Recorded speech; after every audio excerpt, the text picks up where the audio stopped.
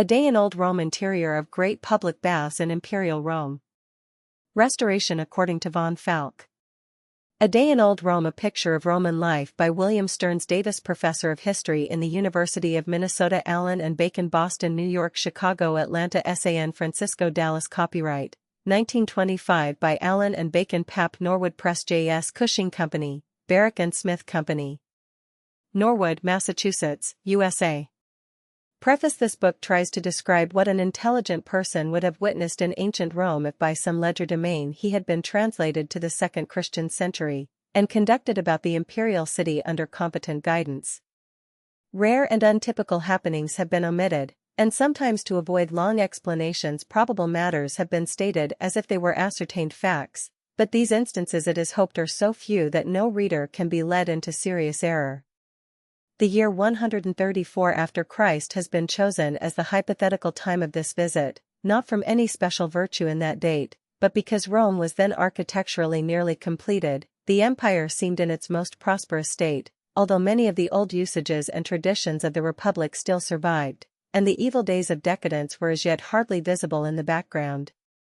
The time of the absence of Hadrian from his capital was selected particularly, in order that interest could be concentrated upon the life and doings of the great city itself, and upon its vast populace of slaves, plebeians, and nobles, not upon the splendid despot and his court, matters too often the center for attention by students of the Roman past. To acknowledge all the modern books upon which the writer has drawn heavily would be to present a list of almost all the important handbooks or discussions of Roman life and antiquities.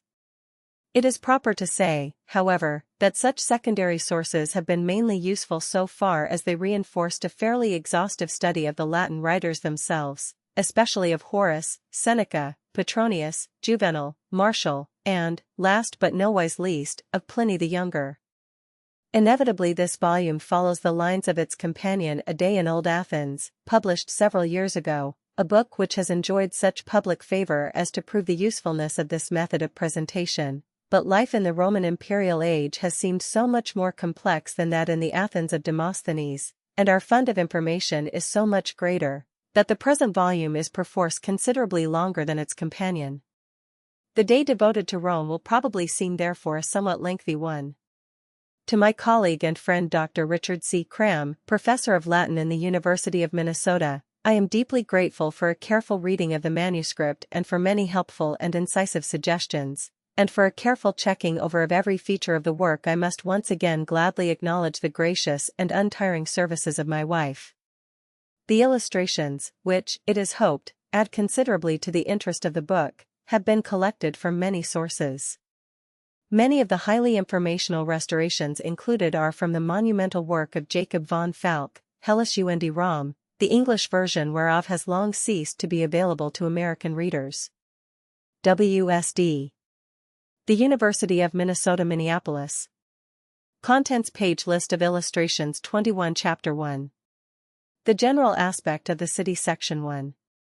The prosperity of Rome in the reign of Hadrian, AD 117 to 138, 1-2. Increasing glory of the imperial city. 2-3. Population and crowded condition of Rome. 3-4. The country around Rome. 5-5. The Tiber and its valley. 6-6. A view over Rome from the Campus Martia. 7-7. The Seven Hills of Rome. 9-8. Building materials used in Rome. 10-9. The great use of concrete. 11-10. Greek architectural forms plus the arch and vault. 12. Chapter 2. Streets and street life. 11. The regions of Rome, fashionable and plebeian quarters. 15-12. A typical short street, Mercury Street. 1613. The house and shop fronts. 1814. Street shrines and fountains. 2015. Typical street crowds. 2116. Frequent use of Greek in Rome. 2217. Clamor and thronging in the streets. 2318. The processions attending great nobles. 2419. A great lady traveling. 2520. Public salutations, the kissing habit. 2621. The swarms of idlers and parasites. 2722. Public placards and notices. 2823. Wall scribblings. 3024. The streets dark and dangerous at night 32:25. Discomforts of life in Rome 33 Chapter 3. The homes of the lowly and of the mighty 26. The Great Insulae, tenement blocks 34:27. A typical insula 35:28. The flats in an insula 36:29. The cheap attic tenements and their poor occupants 37:30. A senatorial mansion, domus, 39:31. The plan of a large residence 40:32. Entrance to the residence 42:33. The atrium and the view across it 42:34. The rooms in the rear and the peristylium 44:35. The dining room, triclinium and the chapel 45:36. The garden and the slaves' quarters 47:37. The floors and windows 49:38. Frescoes, beautiful and innumerable 50:39. The profusion of statues and art objects 51:40. Family portrait busts 52:41. Death masks, imagines, 54:42. Couches, their general use 54:43. Elegant chairs and costly tables 55:44. Chests, cabinets, water clocks, and curios 57:45. Spurious antiques 58:46. Pet animals 58 Chapter 4. Roman women and Roman marriages 47. Honorable status of Roman women 60:48. Men reluctant to marry 61:49. Rights and privileges of married women 61:50. Selection of husbands for young girls 63:51. A marriage treaty among noblefolk 64:52. A betrothal in wealthy circles 65:53. Adjusting the dowry 66:54. Dressing the bride 66:55. The marriage ceremony 67:56. The wedding procession 69:57. At the bridegroom's house 70:58. Honors and liberties of a matron 71:59. Unhappy marriages and frivolous women 72:60. Divorces, easy and frequent 74:61. Celibacy common, old families dying out 75:62. Nobler types of women 75:63.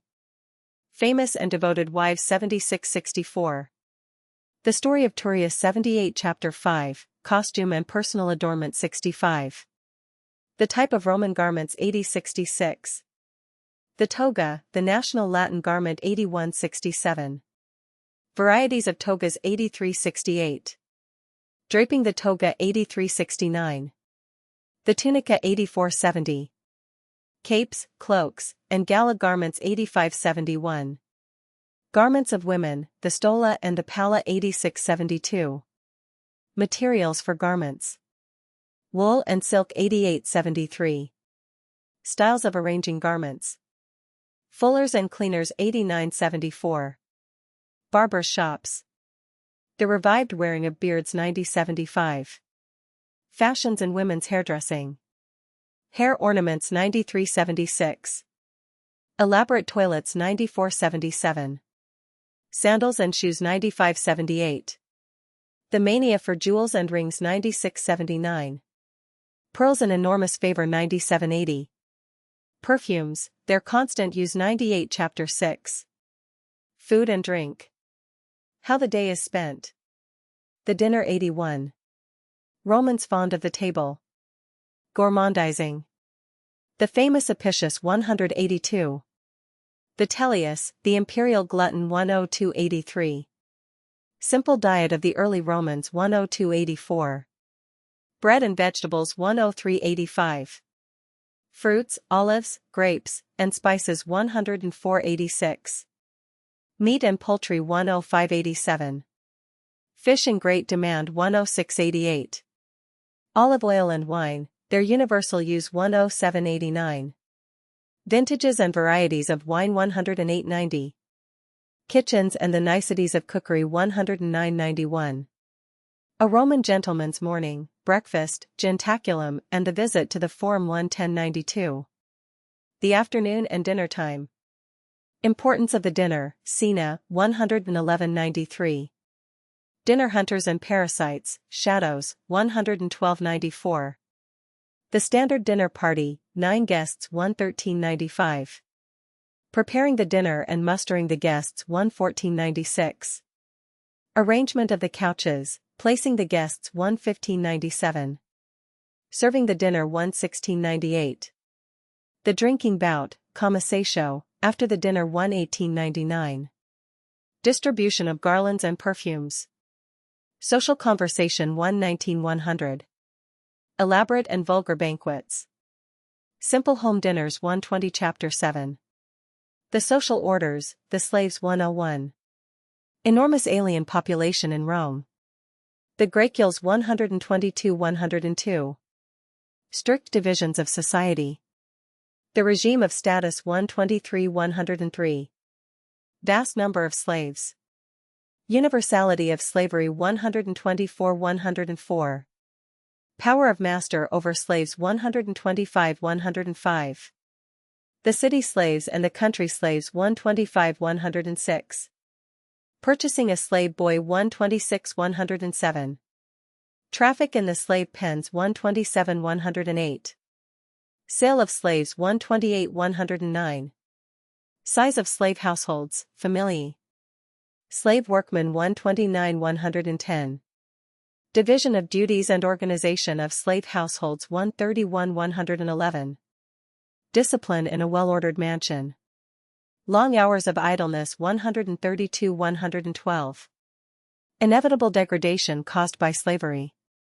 Evil effect upon masters, 133-113. Punishment of slaves, 135-114. Branding of slaves. Ergastula, slave prisons, 136-115. Death penalties for slaves. Pursuit of runaways, 136. Chapter 8. The social orders, freedmen, provincials, plebeians, and nobles, 116. Manumission of slaves, very common, 139-117. The ceremony of manumission, 140-118. The status of freedmen. Their great success in business, 141-19. Humble types of freedmen, 141-120. Wealth and power of successful freedmen, 142-121. Importance of freedmen in a Roman family, 143-122. The status of provincials. The case of Jesus, 143-123. Great alien colonies in Rome, 145-124. The Roman plebeians, the mob, vulgus, 145-125. The desirability of Roman citizenship. The case of St. Paul, 146-126. Clientage, its oldest form, 147-127. The new parasitical clientage, the morning salutation, 148-128. The dole to clients, the sportula, 150-129. Attendance by clients in public. Insults they must undergo, 151-130. The decurions, the notables of the chartered cities, 152-131. The equites, the nobles of the second class, 153-132. Qualifications and honors of the equites, 154-133. Review of the equites. Pretenders to the rank, 156-134. The senatorial order. The first-class nobility, 156-135. Social glories of senators, 157-136. The senatorial aristocracy greater than the Senate, 158-137. Insignia, qualifications, and titles of senators, 158. Chapter 9. Physicians and funerals, 138. Scanty qualifications and training of doctors, 160-139. Superior class of physicians, 161-140. A fashionable doctor, 161-141.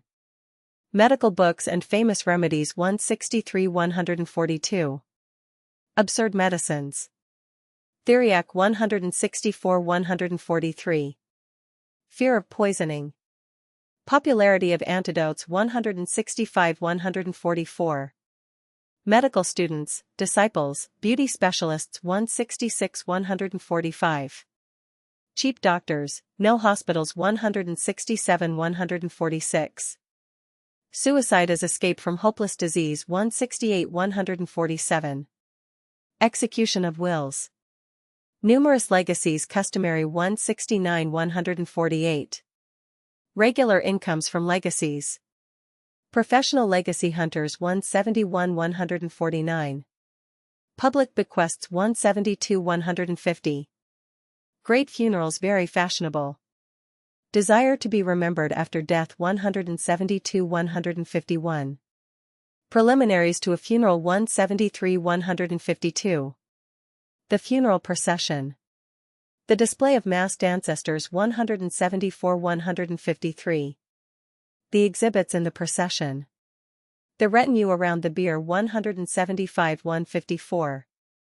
The funeral oration in the forum 176 155. Family tombs. The columbarium and the garden 177 156. The funeral pyre and its ceremonies 180 157. Funeral monuments. Memorial feasts to the dead 182 158. Funerals of the poor. Funeral societies 182 Chapter 10. Children and schooling 159. Theoretical rights of father over children. The Patria Potestas 184 160. Ceremonies after birth of a child. The Bulla 185 161. The Roman name, its intricacy 186 162. Irregular and lengthy names under the empire. Names of slaves 187 163. Names of women. Confusion of Roman names 188 164. Care of parents in educating children 189 165. Toys and pets 190 166. The learning of Greek by Roman children 191 167. Selection of a school 192 168. Extent of literacy in Rome. Education of girls 193 169. Schools for the lower classes 193 170. Scourging, clamors, and other abuses of cheap schools 195 171. A superior type of school 196 172. Methods of teaching 197 173. Training in higher arithmetic 199 174. The grammarians high schools 199 175. Oratory very fashionable 200 176. Professional rhetoricians 201 177. Methods in rhetoric schools, mock trials 201 178. Enormous popularity of rhetoric studies 203 179. Philosophical studies, delight in moralizing 204 180. Children's games. Mora and dice 204 181. Board games of skill, robbers, Latrunculi, 205 182. Outdoor games. Ball games, Trignan 206 Chapter 11. Books and libraries 183. Letters and writing tablets 207 184. Personal correspondence and secretaries 208 185. Books very common, papyrus and the papyrus trade 209 186. Size and format of books 210 187. Mounting and rolling of books 211 188. Copying books, the publishing business. Horace's and Marshall's Publishers 212 189. Passion for literary fame 214 190. Zeal for poetry, multiplication of verses 216 191. Size of libraries 217 192. A private library 218 193. The Great Public Libraries of Rome 219 Chapter 12. Economic life of Rome, banking, shops, and inns 194. Passion for gain in Rome 221-95. Life in Rome expensive. Premiums upon extravagance and pretense 221-196. Rome a city of investors and buyers of luxuries 222-197. Multiplicity of shops.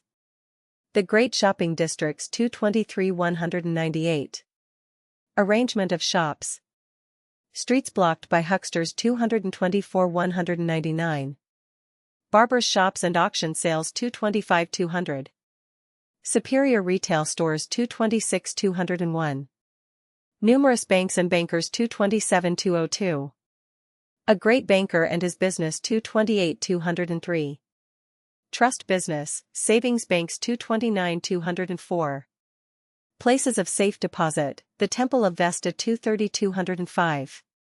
Inns, usually mean and sorted 231-206. Reckonings and guests at a cheap inn 233-207.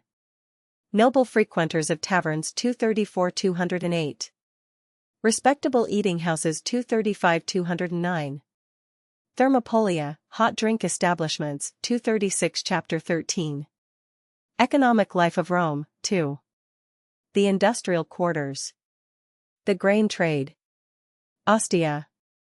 The trade guilds 210. Industrial quarters by the Tiber 238-211.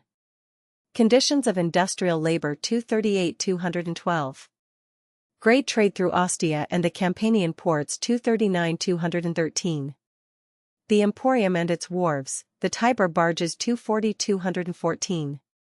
The marble and grain trades 241-215. The public grain doles 242-216. Distribution of free bread, extraordinary bonuses, congiaria and donativa, 244-217. The trade in sculptures and portrait statues 246-218. The Tiber trip to Ostia, the merchant shipping 247-219. Imperial naval vessels 248-220. The harbor town of Ostia 249-221. The Roman guilds, collegia, 249-222. Very ancient guilds. The flute blowers 250-223. Importance of the guilds 251-224. Multitude of beggars 252 Chapter 14. The fora, their life and buildings. The Daily Journal 225. The fora, the centers of Roman life 254-226. Incessant crowds at the forum. The centers of gossip 256-227. Grandiose architecture, vast quantities of ornaments and statues 258-228. Use of color on sculptures and architecture 259-229. Entering the series of fora, the Temple of Venus and Rome 260-230. The Arch of Titus, continuation of the Sacred Way 262-231. House and Temple of Vesta, the Regia, the Temple of the Divine Julius 265-232. The Old Forum, Forum Romanum, 265-233. The Forum Area, the posting of public notices 268-234. Western end of Forum, Rostra, the Golden Milestone, the Tullianum Prison 269-235. The Basilica Emilia, the Temple of Janus, the Senate House, Curia, 271-236. The Basilica Julia, the greatest courthouse in Rome, the Lacus Curtius 272-237. The New Fora of the Emperors, the Temple of Peace 275-238. The Fora of Julius, Augustus, and Nerva 276-239. The Forum, Column, and Libraries of Trajan 278-240. The Park System of the Campus Martius, the Pantheon 282-41. The Daily Gazette, Acta Diurna. How Rome Gets Its News 282-242. Contents of the Acta Diurna 283-243. Miscellaneous entries and gossip in the Gazette 284 Chapter 15. The Palatine and the Palace of the Caesars. The Government Offices, and the Police and City Government of Rome 244. History of the Palatine, its purchase by Augustus 286-245. Extension of the Imperial Buildings, central position of the Palatine 287-246. Commanding view from the Palatine Hill 288-247. Magnificence of the Palatine structures 288-248. The more famous buildings on the Palatine, enormous display of art objects 290-249.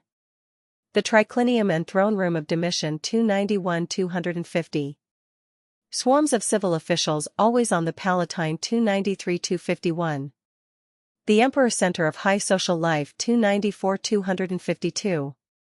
Friends of Caesar, Amici Caesaris, 295-253. The Imperial Audiences 296-254. Social ruin through imperial disfavor 296-255. Enormous value of imperial favor 298-256. City government of Rome, the city prefect, Prefectus Urbi, 299-257. The municipal superintendents and commissioners, curators, 301-258. Excellent water supply of Rome 301-259. The Great Aqueducts 303-260. The police system instituted by Augustus 304-261. The police firemen of the watch, vigiles. The Prefectus Vigilum 304 Chapter 16. The Praetorian Camp. The Imperial War Machine 262. The Army the real master of the Roman Empire 307-263. Army held under stiff discipline and concentrated on frontiers 308-264. The Praetorian Guard of the Emperors 309-265. The Praetorian Prefect and the Praetorian Camp 311-266. Organization and discipline of the Praetorians 312-267. The city cohorts urbani, 313-268. A private in the legions. The legionary organization 314-269. Training of the legionaries, the pilum and the gladius 316-270. Defensive weapons 318-271. Rewards and punishments for soldiers 319-272. Pay and rations in the army, soldiers' savings banks 320-273. The training of soldiers, non-military labors 321-274. Petty officers in the legions 322-275.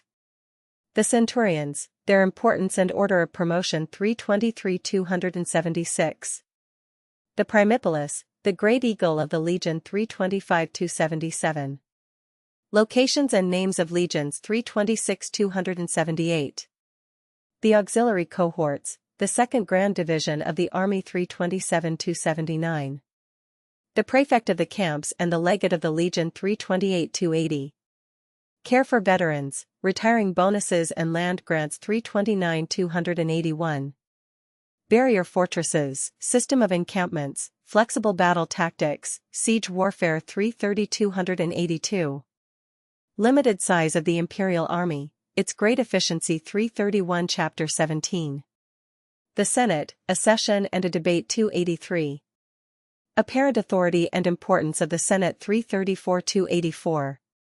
Actual weakness of the Senate 335-285. Amount of power left to the Senate 336-286. Organization and procedure of the Senate 337-287. The Curia, Senate House, and its arrangement of benches 338-288. The gathering of the senators 339-289. Opening the session, taking the auspices 340-290. Presentation of routine business, taking a formal vote 341-291. Presenting an impeachment at a Senate trial 342-292. The water clocks, method of a prosecutor, applause in the Senate 344-293. Speech for the defendant, methods of a professional advocate 345-294. Concluding speeches, interrupting shouts, personal invectives 347-295. Taking the opinion of the Senate 348-296. An uproar in the Senate, an altercation 350-297. Taking a vote of the Senate.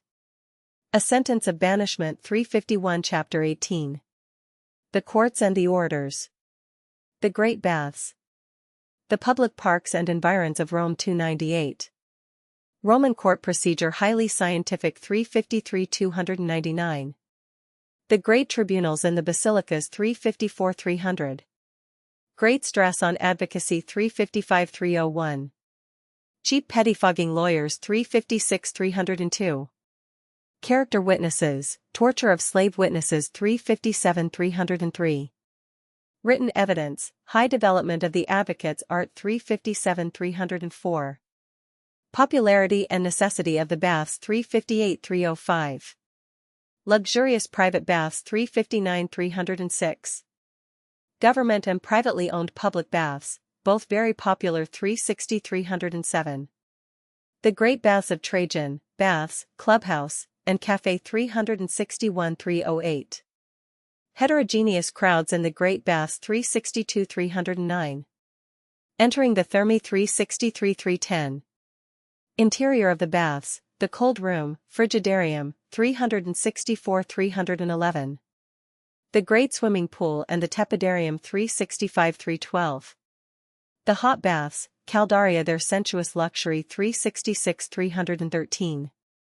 Restaurants, small shops, and sports in or around the baths 367-314. The great porticos along the Campus Martius. The park system towards the Tiber 368-315. Public buildings upon the Campus Martius 369-316. The tombs of Hadrian and Augustus 370 Chapter 19. The public games, the theater, the circus, and the amphitheater 317.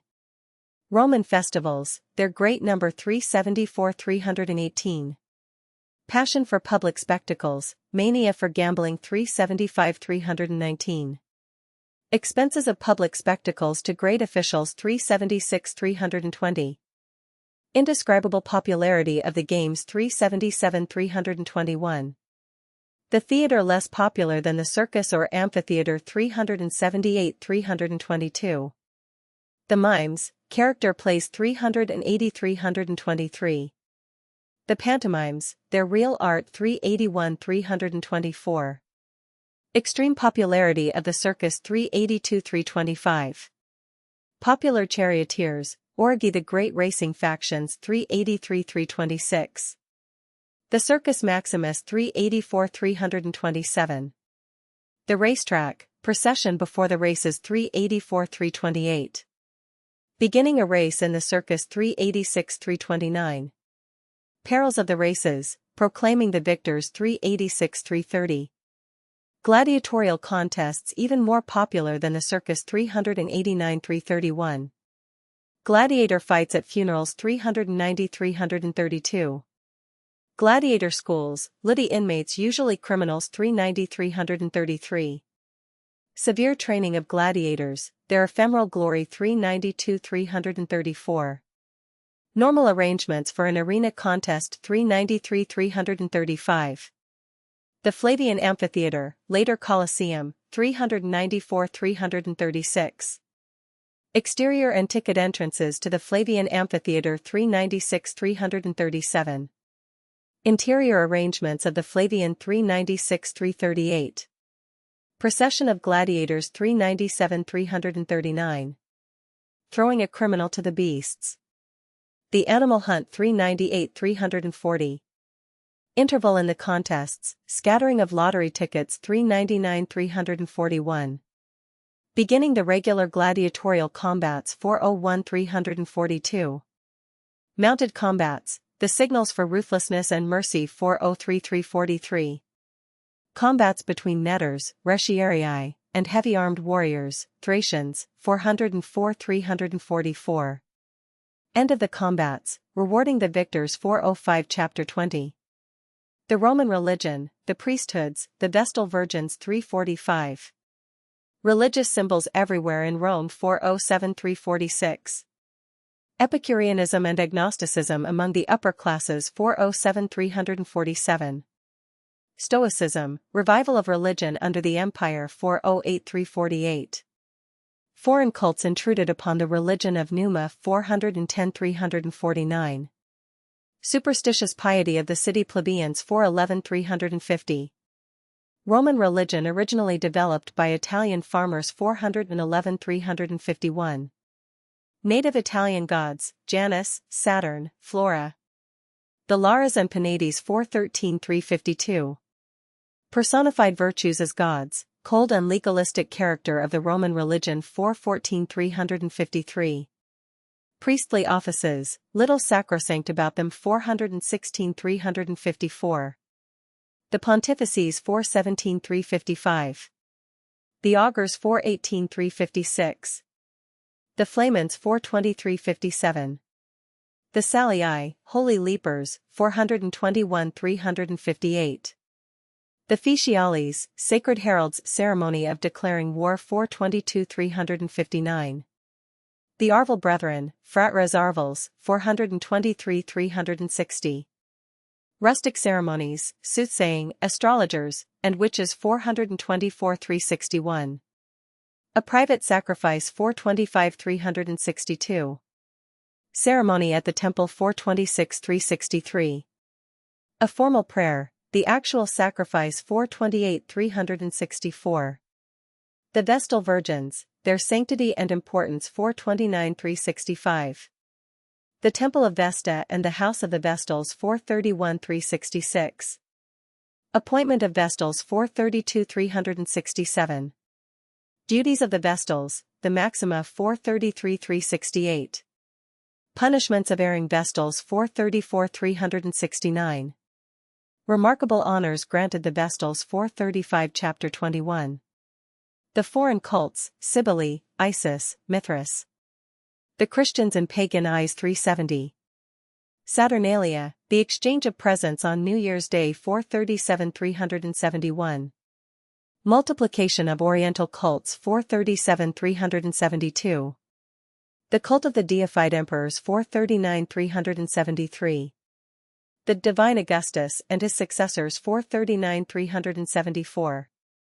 The cult of Cybele, the Great Mother 441-375.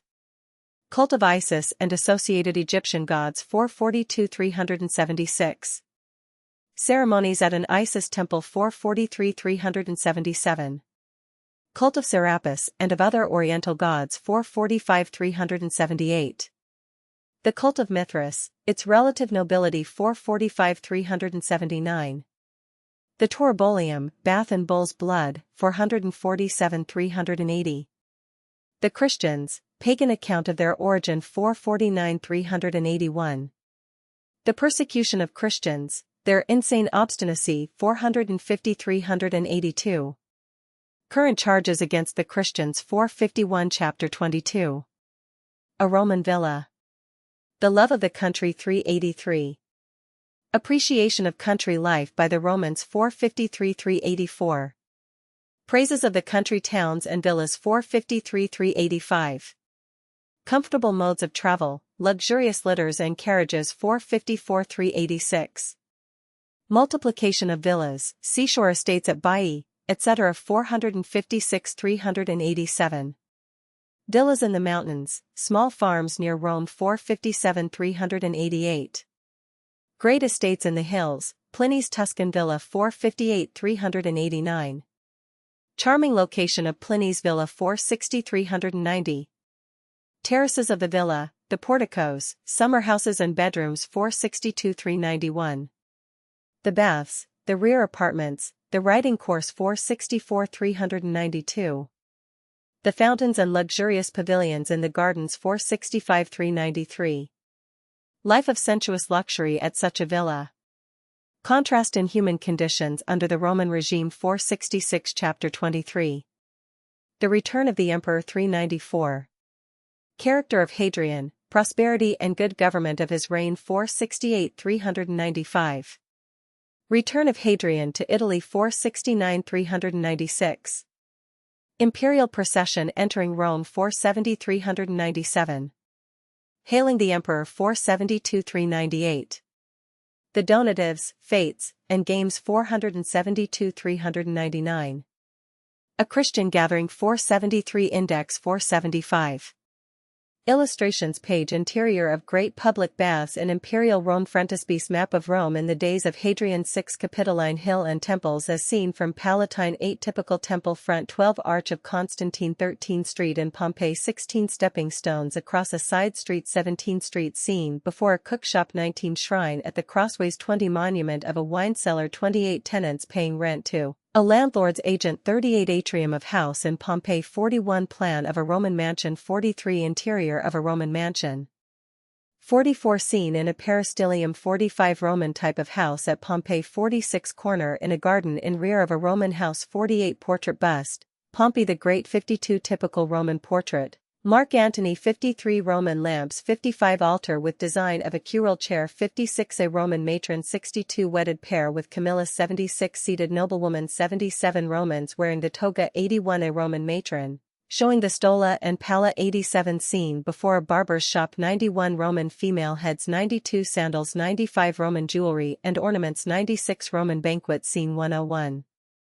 Grist mill turned by horse 103 9 guests in a triclinium 116 Roman serving forks 117 drinking cup 118 slaves working in a bakery 131 clients gathering in the rain, before their patrons door 149 invalid with attendants 162 Scene along the Appian Way 178 Pyramid, Tomb of Gaius Cestius 179 View along the Appian Way showing funeral monuments 180 Street of the Tombs at Pompeii 181 Boy studying 194 School discipline 196 Grammarian instructing 2 upper pupils 200 Wax tablet with stylus attached 207 Writing tablets and stylus 208 Book cupboard 209 Book container 210 Double inkstand 210 Pen and scroll 211 Book scroll 212 Old Forum, looking towards northern side. Restoration 216 Tradesman scales and balances 224 Monument of a hostler 231 Gateway at Pompeii, present state 232 Cheap grocery and cookshop 235 River boat loaded with hogsheads of wine 241 Distributing bread 243 Oven and grist mill in a bakery 245 Environs of Rome 247 General view of Old Forum and Capitol 254 Old Forum,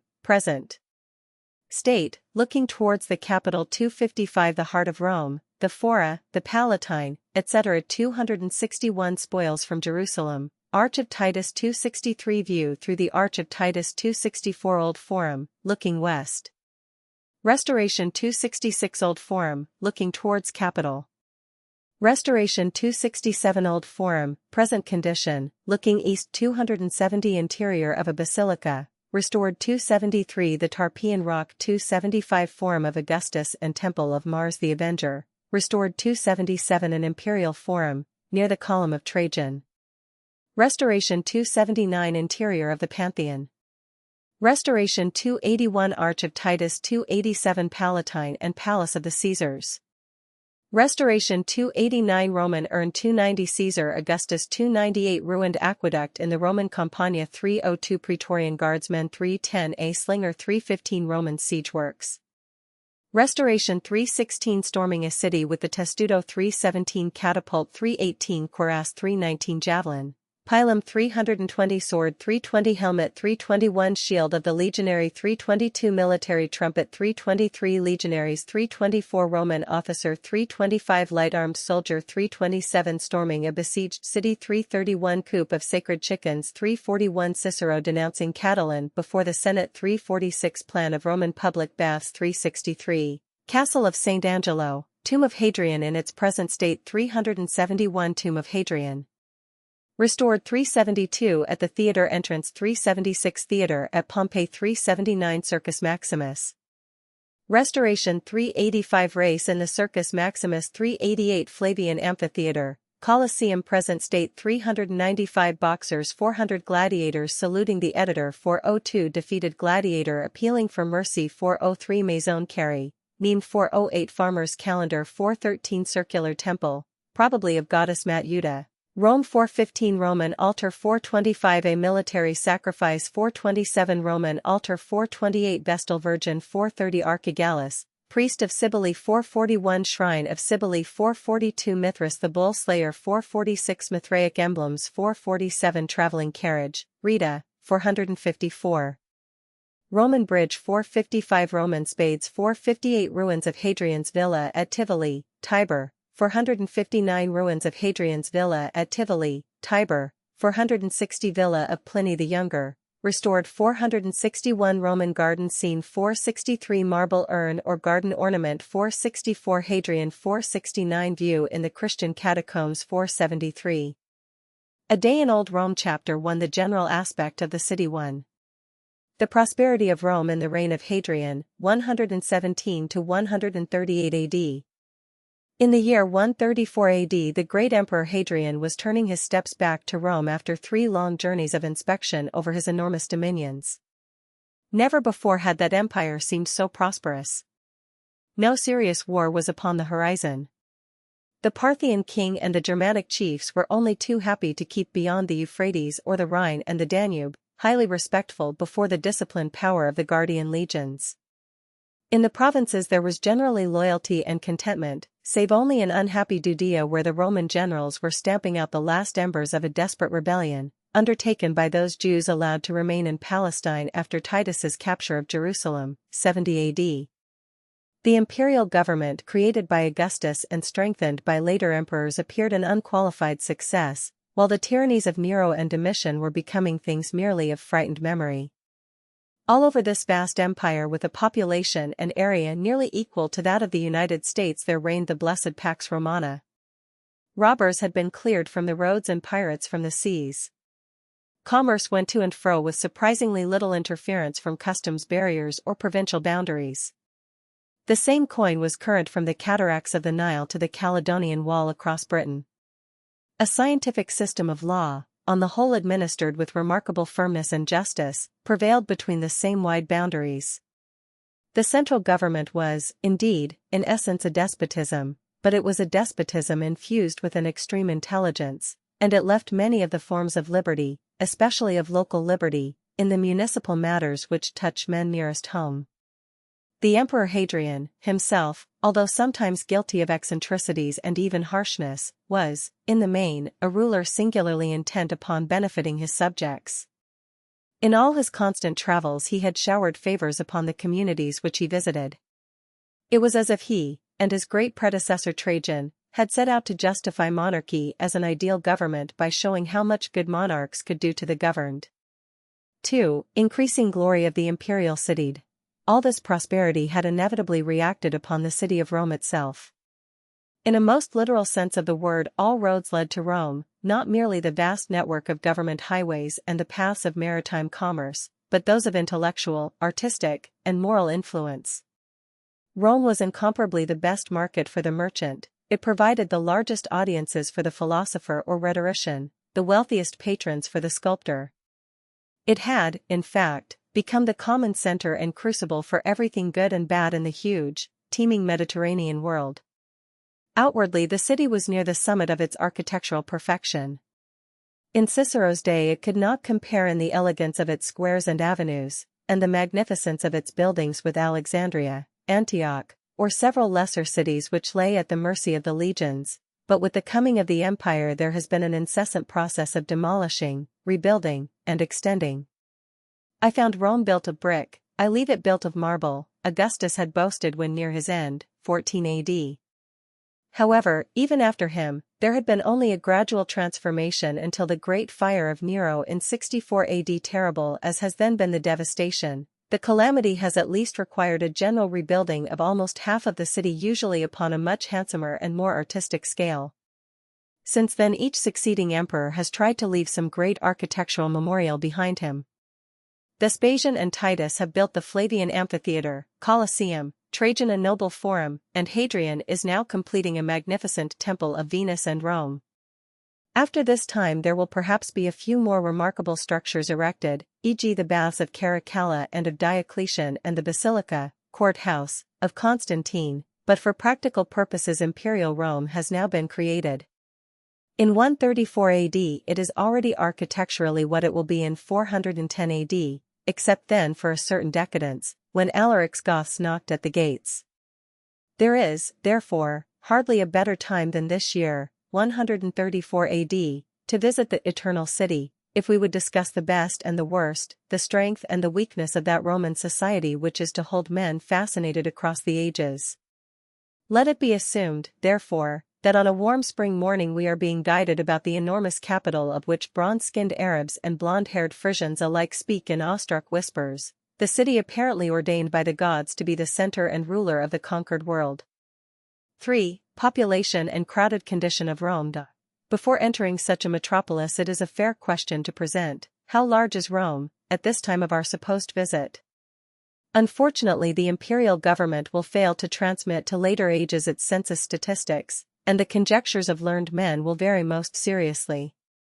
By taking into account some data as to the number of citizens receiving grain doles, by adding to these the known size of the garrison, by establishing the extent of a great colony of resident foreigners and the still greater hordes of slaves, assertions can be made that the population exceeds 2 million, and again that it is barely 800,000. Both reckonings may be quite wrong. It seems reasonable to suppose that in Julius Caesar's day the city lacked considerably of 1 million inhabitants, but these probably increased with the rising prosperity of the empire.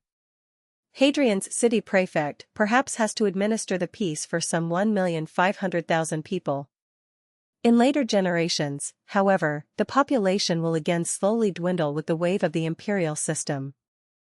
However, this 1.5 million produces a sense of immensity greater perhaps than that in a later New York or London.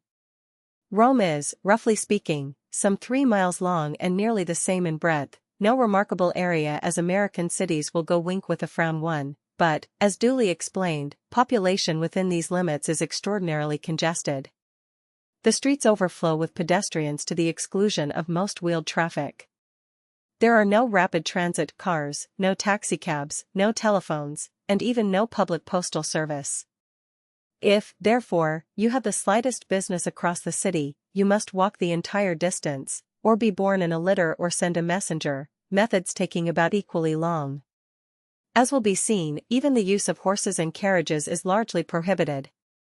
Besides, the mild climate and method of building the houses compel people to spend a great fraction of their day in the streets, or in the public plazas and buildings.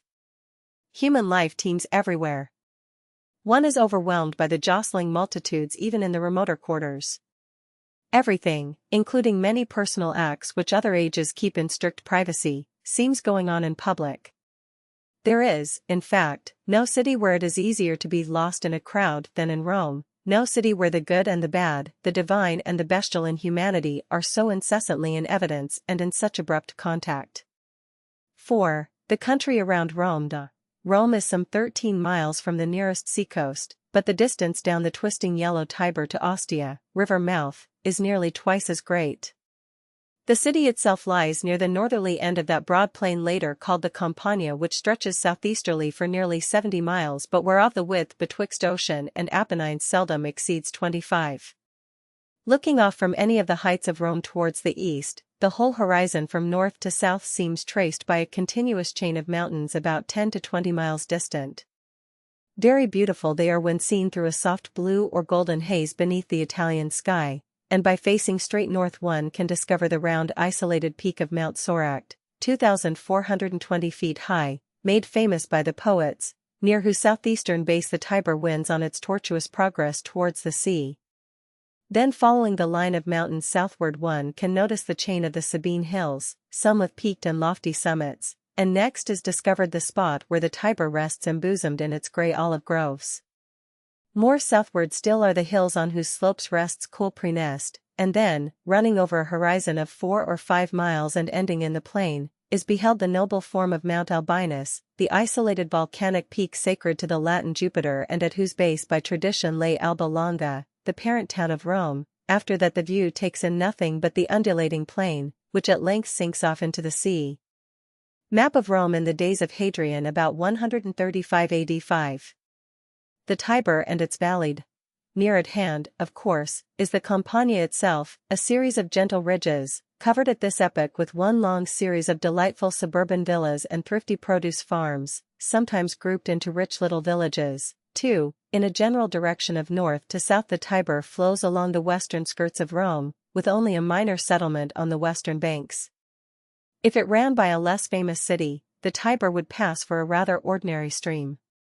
Its yellow, turbid waters come with such force from the Apennines that there can be little navigation for part of the year beyond the point where the Anio flows into it from the east, about 3 miles above Rome. Grain and timber can, however, be floated down on barges, and when the mountain snows are melting the river swells to a truly dangerous size, flooding all the lowlands near the city and sometimes, despite a careful system of dikes, causing freshets which are simply ruinous to large sections of the metropolis inhabited by the very poor. The emperors Augustus and Tiberius set up a regular board of Tiber commissioners to keep the rebellious river in bounds, but their efforts are still often vain. Between Rome and Ostia the Tiber is indeed navigable at most seasons for the smaller kind of vessels, but, as will be seen, Rome is scarcely a first-class seaport. However, special river craft easily bring up heavy freight from Ostia, an enormous economic advantage for the great city. 6. A view over Rome from the Campus Martius. Before descending into the city it is well to ascend some height or lofty building well to the western verge of the Campus Martius, Field of Mars, at the great bend of the Tiber as it sweeps by its levees. Before the onlooker there spreads what seems at first an indescribable confusion of enormous buildings, gilded roofs, stately domes, serried phalanxes of marble columns and far-stretching porticos, some on level ground, others upon the summits or clinging to the slopes of several hills. Mixed with these are an incalculable number of red-tiled roofs obviously covering more humble private structures. Here and there, mostly on the outskirts, are also broad patches of greenery, public parks, and private gardens. After more study, however, the first confusion begins to adjust itself into a kind of order. It is possible, for example, to recognize directly in the foreground a small and comparatively abrupt hill crowned at either end by temples of peculiar magnificence. This is the Capitol, particularly the seat of the fane of Jupiter Optimus Maximus, Jupiter best and greatest, officially the chief temple of Rome.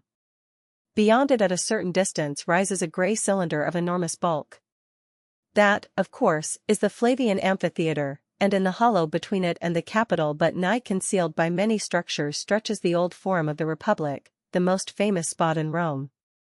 To the south of the Forum, and in no wise concealed, lifts another hill covered with a vast complex of buildings, which, even when seen in the distance, is of extraordinary splendor.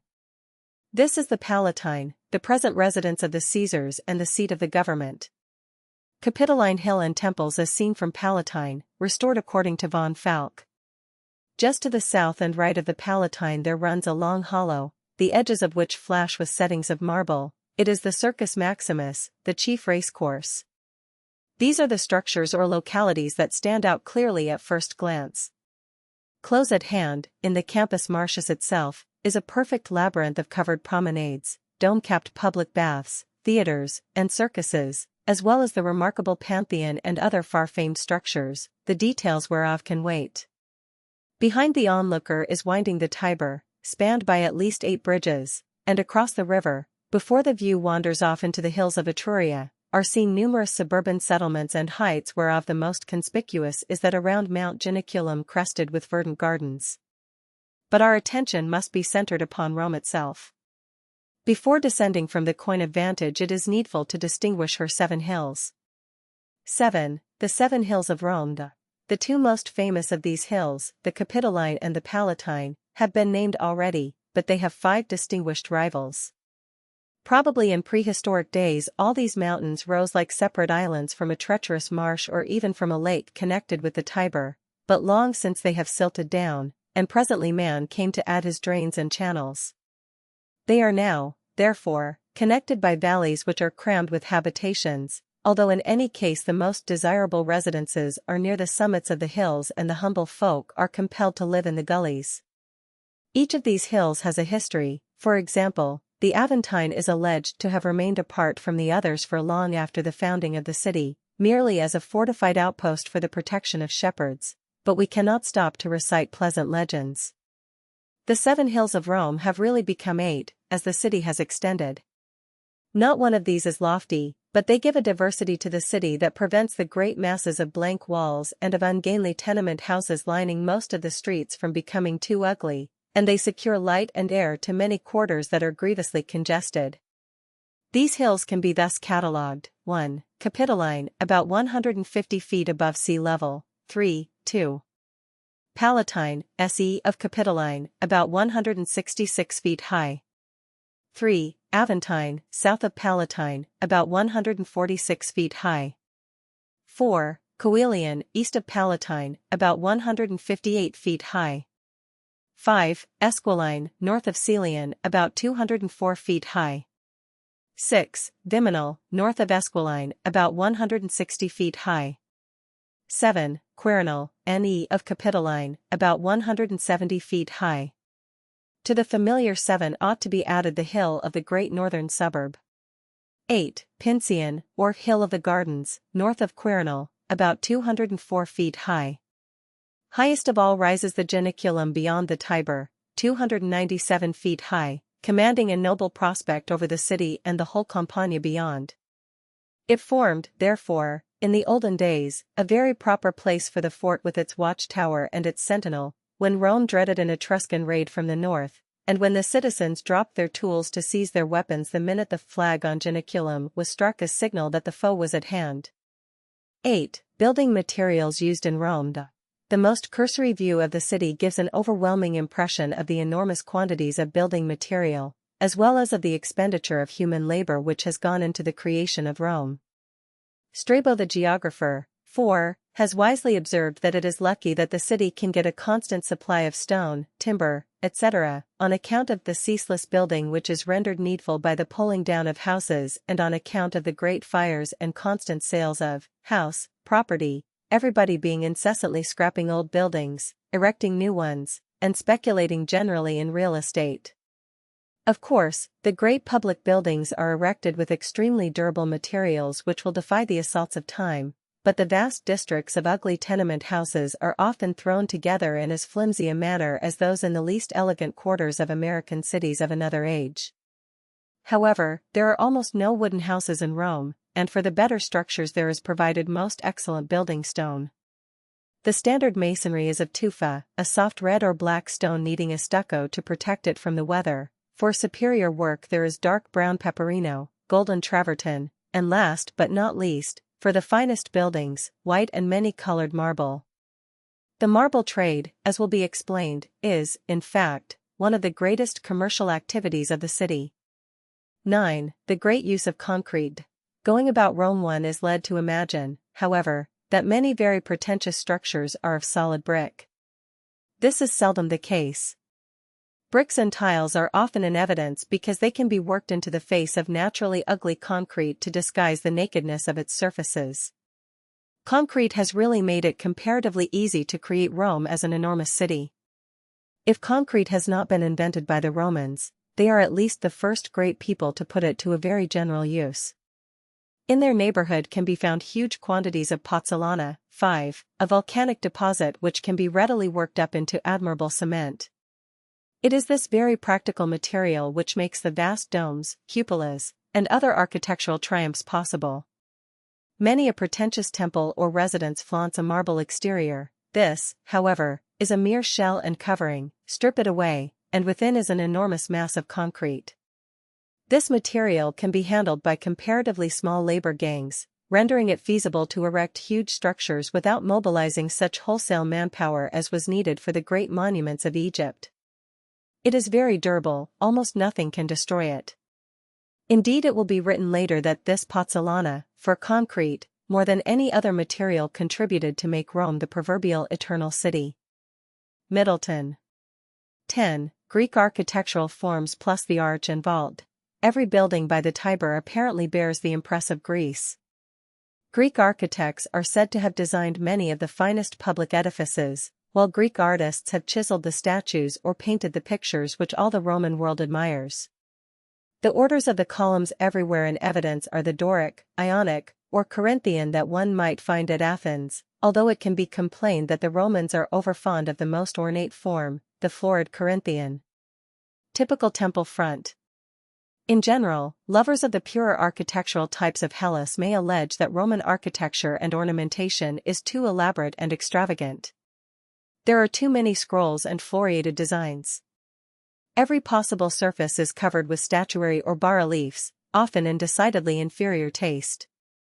There is too garish a display, also, of blue, green, white, and orange-colored marble. The whole effect of most Roman buildings is, therefore, grand rather than beautiful. It is the architecture of a civilization apparently growing a little weary and striving to startle itself by remarkable effects. Arch of Constantine, typical of many triumphal arches, date about 315 AD. Nevertheless, this borrowing from Greece has not been slavish. Romans, if not great artists, are master adapters. Perhaps they have not invented the arch and the vault, 6, but in any case they have utilized them in connection with the Greek system of columns to produce magnificent effects whereof Argos and Ephesus never dreamed. By concrete vaulting can be made those enormous substructures which sustain the great palaces, and again, the lofty domes of such splendid creations as the Pantheon. By the arches can be upheld the tiers of the Flavian amphitheater, the pretentious company of theaters and circuses, and last but not least the long arrays of stately aqueducts which bring the great water supply so many miles to Rome. Underground also the arch system is upbearing the vast network of sewers which has redeemed the city from a quagmire. In the fora and across many avenues are thrown in their turn the imposing triumphal arches, crowned with heroic statues or with prancing chariots which are unmatched by anything in Greece. Having taken in the generalities, it is now proper to go down from our viewpoint and plunge boldly into the vast city. The wise man should not, however, visit at first the Fora, the Palatine, and the other show places which officious guides here as everywhere are always glad to display to visitors. More helpful it is to examine at the outset certain typical streets first in a poor and next in a more aristocratic quarter, to enter the houses, and to penetrate the daily lives of the masses of the people. Then with better understanding can one approach the famous heart of Rome. Chapter 2 Streets and Street Life 11. The regions of Rome, fashionable and plebeian quarters. The great Augustus divided the capital into 14 regions or wards and these in turn into 265 vici or precincts. Obviously some of these districts are more select than others. No citizen of decent tastes will, unless compelled by dire poverty, live in the network of hovels beyond the bridges and under the brow of the Janiculum, where a great colony of Jews and other Orientals exist in what is alleged to be extreme squalor. If you go south also from the Forum and Palatine, you are likely to run into a wide complex of unlovely industrial districts and laborers' quarters, especially along the Tiber, although there are still some very good residential streets upon the Aventine. In general the northern end of the city is the fashionable section, although the Subura, the street running out between the Esquiline and the Viminal, is notorious for containing some of the vilest tenements in all Rome. To live in a Subura garret is about the greatest possible degradation socially. Right above this ill-favored avenue, however, slopes the Esquiline itself, lined with the palaces of many of the most exclusive senators. Pliny the Younger resided there in his lifetime, 7, and a rich ex-consul has his house at present. Rome is, in fact, decidedly like many later cities, walk only a few blocks, and one can pass from the bottom to the top of the social ladder. Further north, in the regions of the parks and public gardens, the fine residences are probably more continuous, but one can never know Rome by merely visiting its ultragenteel quarters. There is, consequently, no better place to begin an investigation than near the Esquiline, let us say where the disreputable Subura runs northeast towards the somewhat more select Patrician Street, Vicus Patricius. Street in Pompeii, present state. Note the pavement, the stepping stones, the wayside fountain, and the numerous subdivisions into small houses or shops. 12. A typical short street, Mercury Street. We may wisely take our stand facing somewhat southward, with our backs to the Viminal and with the domes of the huge baths of Trajan partially in sight upon the heights ahead. It is a little after dawn on a warm spring morning, but all Rome, we shall discover, rises very early, and normally goes to bed correspondingly early. Even the sedate conscript fathers of the Senate are supposed to convene at prima luce, grey morn. What can be seen? To any later judgment this Mercury Street, so named from a local temple, 8, is very narrow, not over 15 feet from house wall to house wall. Although the sun has now risen the way is still uncomfortably dark, because the houses pressing on either side rise to at least 30 or 40 feet. The roadway, one discovers, is skillfully and durably paved with heavy lava blocks, and since it forms a regular thoroughfare it has been swept reasonably clean, although to right and left in the semi-darkness can be descried impossible alleys barely 10 feet wide winding off between the tall buildings, and these side passages are more than dirty. This street, like the great majority in Rome, is comparatively short. You come to an abrupt turn, or perhaps to an ascending flight of stone steps worn slippery by innumerable sandals, and immediately enter into a quite different quarter. Stepping stones across a side street, a gentleman followed by personal slave with umbrella. After Von Falk.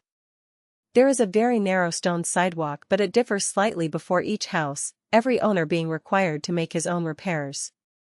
In the pavement broad ruts have been worn by the wagons, despite the restrictions, presently stated, upon wheeled traffic.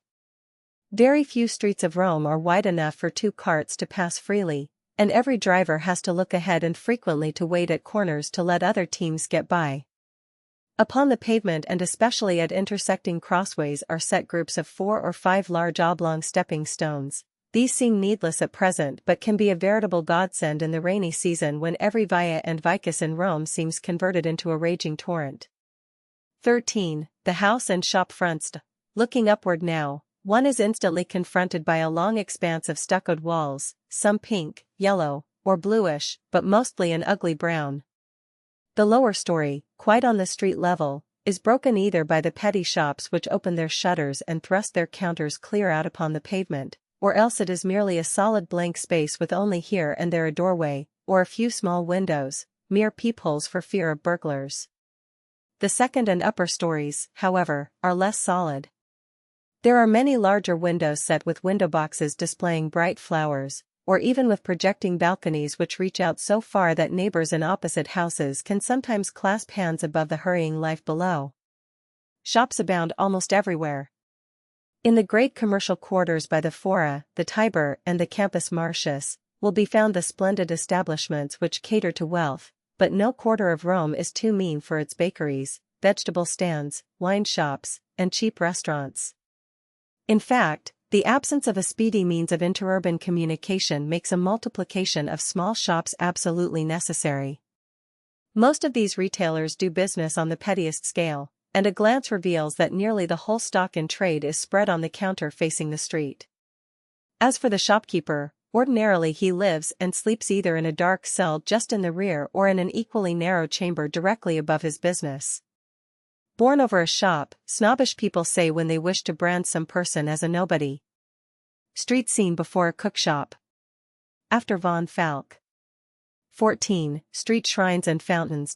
Nevertheless, commonplace and darksome as this street may seem, there are clear tokens both of an active religious, also of an artistic life. On the flat wall, beside a grocer's stand, 2 serpents are crudely painted in yellow, emblems of the guardian genii of the place. Opposite, by a money changer, is painted a fairly presentable Mercury, the god of gain. As one goes about the city, the painted snakes appear almost everywhere, and also pictures of Jupiter, Minerva, and Hercules. Shrine at the crossways. At the nearby crossroads, however, is something more important. Set against the side of a building is a little niche let into the wall in lieu of an altar. Upon this pious neighbors can deposit small articles of food for the gods of the street crossings, Lares Compitales, and above is a low relief of 2 youthful deities, male and female. Early as it now is, an old woman has already stolen up to deposit a small crust, for the little neighborhood Lares are good and trusty friends, they will never be forgotten. Opposite this shrine, however, a group of laughing, chattering girls is mustering around a gushing fountain. Romans are justly proud of their excellent water supply. Every house of any pretensions has its separate faucets, perhaps in great number, but the poor tenement dwellers must depend upon the street fountains. Pure, clear water is shooting from a metal pipe into a broad separate stone basin. The stream is issuing from the sculptured head of a Medusa executed with admirable detail and vigor, although this is only one of thousands of similar fountains all over the city. At the next corner the water is spouting from an eagle's beak, at another from the mouth of a calf, or the head of a Mercury. The surplus water overflowing the basin trickles away in a streamlet down to the middle of the street, and although this adds to the inconvenience of pedestrians, the pitch of the ground makes the flow carry away much of the rubbish, often very filthy, which is thrown out recklessly from the shops and even from the upper windows. It is thanks partly to this admirable water system that Rome is not even more scourged by epidemics than is unhappily the case. 9:15. Typical street crowds. So much for the inanimate objects in Mercury Street, what now of its surging humanity? A wise law of Julius Caesar has indeed forbidden the ordinary use of wheeled vehicles in the city streets between sunrise and the 10th hour, 4 p.m. This is a blessed regulation considering the narrow width of even the finest avenues, but, nevertheless, the wagons that were allowed to enter by night bringing heavy building materials to the Senator Rullianus's new mansion have now to be suffered to depart, and also the wain that had rattled up in the darkness with flour for the nearby public bakery. Also one may possibly see a Vestal Virgin or one of the superior priests exercising their special privileges and driving in a chariot. The street, however, is crowding with life, even if not a horse is in sight. The most conspicuous are literally dozens of men, each with a heavy toga wrapped carelessly around him, hurrying frantically in every direction. In other cities and other ages they might be making a train. Here they are in fact clients, duty-bound to be at the doors of their patrons early every morning to pay their respects and seek their bounty, see page 149, but almost every other type of humanity is represented. Great numbers of boys and girls are trudging reluctantly along to their schools, the poorer bearing their own packages of writing tablets, the better dressed each followed by a sedate male attendant, a pedagogue, bearing the weapons of learning. In and out there also go youths in humble attire, often running at breakneck speed, thrusting and jostling to make their way. They are the slave messengers from the great houses flying on early errands for their masters. One of them elbows aside a tall and venerable man with a prodigiously long beard and wrapped in a trailing but none too spotless mantle. He is a Greek philosopher on his way to some mansion where he will perhaps expound the theories of Epicurus to a pleasure-loving nobleman. A few steps further and there is seen a fair-haired German clad in his outlandish costume of undressed wolf-skins. Hardly behind him is a red-headed Gaul in a short tartan cloak. One can speedily recognize also a hawk-eyed, white-robed Arab from the edge of the deserts, and presently appears a grinning Negro, black as ebony and in a splendid gilt and scarlet livery, the footboy probably of some rich lady. 16. Frequent use of Greek in Rome. The bulk of the crowd, to be sure, is Italian, with keen, olive faces, dark hair, and rather short stature, graceful and incessantly gesturing. But the Latin chattered on every hand is full of uncouth idioms, the sermo plebis calculated to make Cicero turn in his grave, and there is a great commingling of foreign words. Above all, about 1 person out of every 4 seems to be speaking Greek, now abominably corrupt, now in the purest Attic, and upon penetrating the great houses one would discover Greek to be even more truly a familiar language. All educated Romans write and speak Greek as Englishmen and Americans will never learn to use French. Learned books are being written by the Tiber in the incomparable tongue of Hellas, and only the most ignorant Romans fail to understand simple Greek sentences. In short, Rome seems close to becoming a bilingual city. The reigning emperor is so enthusiastic for things Hellenic that his foes brand Hadrian as the Gracchule. Athens and Corinth seem almost to have conquered their conquerors.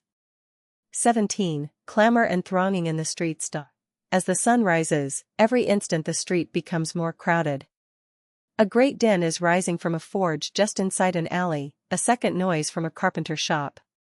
As if determined to be heard above everything else, from a second story comes a voice bawling out some kind of a declamation. It is a rhetoric school getting into action, and an ambitious youth is denouncing the dead tyrant Phalaris at the top of his lungs. By yonder wall, almost completely blocking the sidewalk, a nondescript barber has set down a stool and is clipping a victim with huge scissors. Close by him stands a cook's boy guarding 2 braziers, on one of which are boiled peas, on the other small sausages that are kept smoking hot. Early as the hour may be, workmen and others who have an active day before them are standing around and laying in a hearty breakfast. Almost upsetting this throng comes a countryman flogging a donkey whose huge panniers laden with garden truck project dangerously to either side. The noise increases continually. From another lane there comes more shouting. An auctioneer is knocking down the furniture of a poor bankrupt, and the bidding is growing violent. All the shopkeepers are bawling their wares to each prospective purchaser. Now there is a clang and jangling, pushing the crowd aside march 10 soldiers, 5 abreast, with insolent strides, their optio, sub-centurion, stalking before them. Their gilded armor and helmets and the scarlet kilts peeping under their cuirasses, proclaim them to be praetorians, proud members of the imperial guard. Gilded shields clatter on their backs, they warn the slaves and hucksters away with their spear butts while their officer's red plume nods arrogantly. Hardly are they gone before there comes the crash of some barbaric music. One hears castanets, trumpets, drums, and sistra, a kind of glorified bronze rattle, and unmelodious singing. Tossing their arms, waving blunted swords or pounding them on light shields, along comes a troop of the priests and priestesses of Cybele, the uncouth Asiatic goddess, the women, dark-skinned Syrians, whirling in wild dances with hair flying, the priests puff-cheeked, smooth-faced creatures, busily pounding with their noise-making instruments. They are headed for their temple to spend a day of orgy. 18. The processions attending great nobles. Suddenly there is a partial silence. Youths in livery are moving down the street flourishing white wands. Way for His Excellency, they are shouting. Instantly the word flies around, the praetor fundinus. Hucksters cease shouting. Everybody stands still and all who wear hoods or hats hastily bare their heads. 10. For the praetor represents the majesty of the Roman people. Behind his viator's way clearers, a full score of toga-clad clients swing into sight marching ahead of the great man. He rides in a blue tasseled litter borne by 8 tall Cappadocians of equal height and pace. Just in front of them march 2 haughty lictors, attendants of honor, with bundles of rods, the official fasces, conspicuously resting upon their shoulders. 11. Close beside the litter walks a well-groomed man with a marked Greek profile, the confidential freedman and man of business of the magistrate.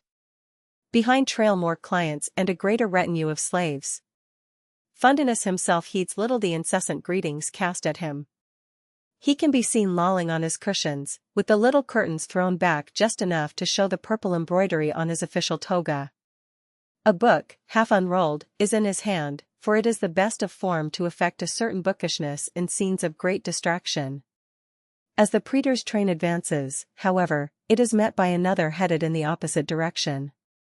A great concourse appears of handsome slaves, all wearing brown coats and each bearing a box or package upon his shoulder. Then follows a group of pretty Levantine slave girls gaudily clad, then a brown Egyptian boy carrying a pet monkey, then a simpering Celtic maid with a large basket from which peers a small and very uneasy lapdog, next a perfect hedge of upper slaves and freedmen, some carrying musical instruments, some small caskets obviously crammed with valuables, and some conveying ostentatiously costly garments. And then borne high by her 8 slaves in light red livery comes a great lady herself, an ex-consul's wife, the multimillionaire Faustina. 19. A great lady traveling. Her magnificence, Clarissima, also leans back on her cushions with a studied attitude of indifference and boredom, letting the whole street take in the silky sheen of her embroidered mantle, the gem-set handle of her ostrich fan, the gold dust that her maids have sprinkled on her tall pile of brown hair, and the great pearls that shed luster from her ears, neck, and every finger. She is merely making one of her incessant pilgrimages between her Viminal palace and some one of her 10 country villas. She would feel disgraced to travel with less than about 200 slaves and freedmen. Very likely her grandfather was a freedman himself. What matter, official rank yields to the conquering flash of gold. Fundinus's lictors lower their fasces, his litter is set down hastily. As the trains meet, the great man hastens to the side of the greater Matrona. Faustina is evidently in a gracious mood. She is seen to flip the praetor's face daintily with her fan. The magistrate climbs back to his own litter smilingly, perhaps he has been bidden to an ultra-select house party at Tusculum. The 2 trains of attendants elbow past each other, and the street resumes its plebeian bustle. 20. Public salutations, the kissing habit. As the crowds thin a little, so that the types and faces are more easily seen, several things become noticeable. First, the salutations. There are surely advantages in being borne high in a litter. No person in good clothes can proceed far without being incessantly beset with greetings. Everybody seems to know everybody else. It is polite to cry Ave, Hail, or Salve, I hope you're well, to persons of the scantiest acquaintance, and then, when they return your salute, if there is nothing more to add, veil. Good luck. More serious, however, is the incessant kissing. A sedate old gentleman with a narrow purple stripe on his tunic, the token of the equestrian rank, appears followed by two spruce slave boys. A nondescript fellow immediately pushes up to him, seizes his hand, then smacks him roundly on the cheek. Doubtless the rascal's lips are foul and his breath charged with garlic, it is nevertheless most discourteous for the older man to resent it. There is no escaping the incessant attacks, unless you can have a litter, and the poet Martial has vainly complained of acquaintances who insisted on kissing him in December when round his nose hangs a veritable icicle. Even the emperor has to submit to the usage, although the privilege is confined to that envied and exalted circle known as Caesar's friends. 21. The swarms of idlers and parasites. Another thing becomes obvious after a short scrutiny, the vast number of idlers. People are incessantly lounging up and down the street manifestly with nothing important to do. Hard work and common trade are, as later explained, see page 146, by no means genteel, and many a Roman who possesses merely a threadbare toga and has his name on the list for corn doles prefers living by his wits in busy idleness, fawning on the great, and hunting dinner invitations to doing a stroke of honest labor. Most of the idlers nevertheless are slaves. In the vast familia of the palaces the tasks are all so subdivided that the average slave has far too much time on his hands. He puts in many hours, therefore, wandering about the sights of the city, gaming, following coarse love affairs, and seeking tips on the circus and amphitheater contests. The amount of worthless chatter is infinite. Even at this early hour from the tables of a wine shop comes the rattle of dice boxes. Another dirty group is actually throwing dice on the pavement under pedestrians' heels. The law nominally forbids open gaming, but the police are very busy men. Rome, one discovers thus promptly, is all too much a city of parasites. By exploiting the world, she is able to maintain a horde of human bipeds, bond or free, who minister nothing to her prosperity. The gamesters on the pavement halt, however, instantly, when a tumult arises from a neighboring vintner's stall. A Spanish boy has tried to steal a jar of fine old Moss-sick, but the vessel has been wisely fastened to a pillar with a chain. While he tugs to break this, the dealer spots him. "Stop, thief," rises the cry. Instantly appear two broad-shouldered men, in half armor with small steel caps. They carry stout poles tipped with strong hooks useful in fires. These are vigiles, police firemen, of the city watch. The thief is seized and hustled off howling and protesting, to tell his troubles at the court of the city prefect. Before the players can resume, they have to stand aside also for a funeral procession, flute players, professional mourners screaming and gesticulating, manumitted slaves of the deceased wearing liberty caps, mourning relatives around the bier, all headed for the cremation pyre outside the gates. Monument of a wine cellar. 22. Public placards and notices. Just as the dice are about to rattle again, a shrewd-looking fellow with a piece of red chalk is seen stepping up to a space of blank wall. "Cellar," the notice writer, whispers everybody. A large crowd elbows and gathers around him, as to general delight, with quick strokes he letters the following announcement of a gladiator fight.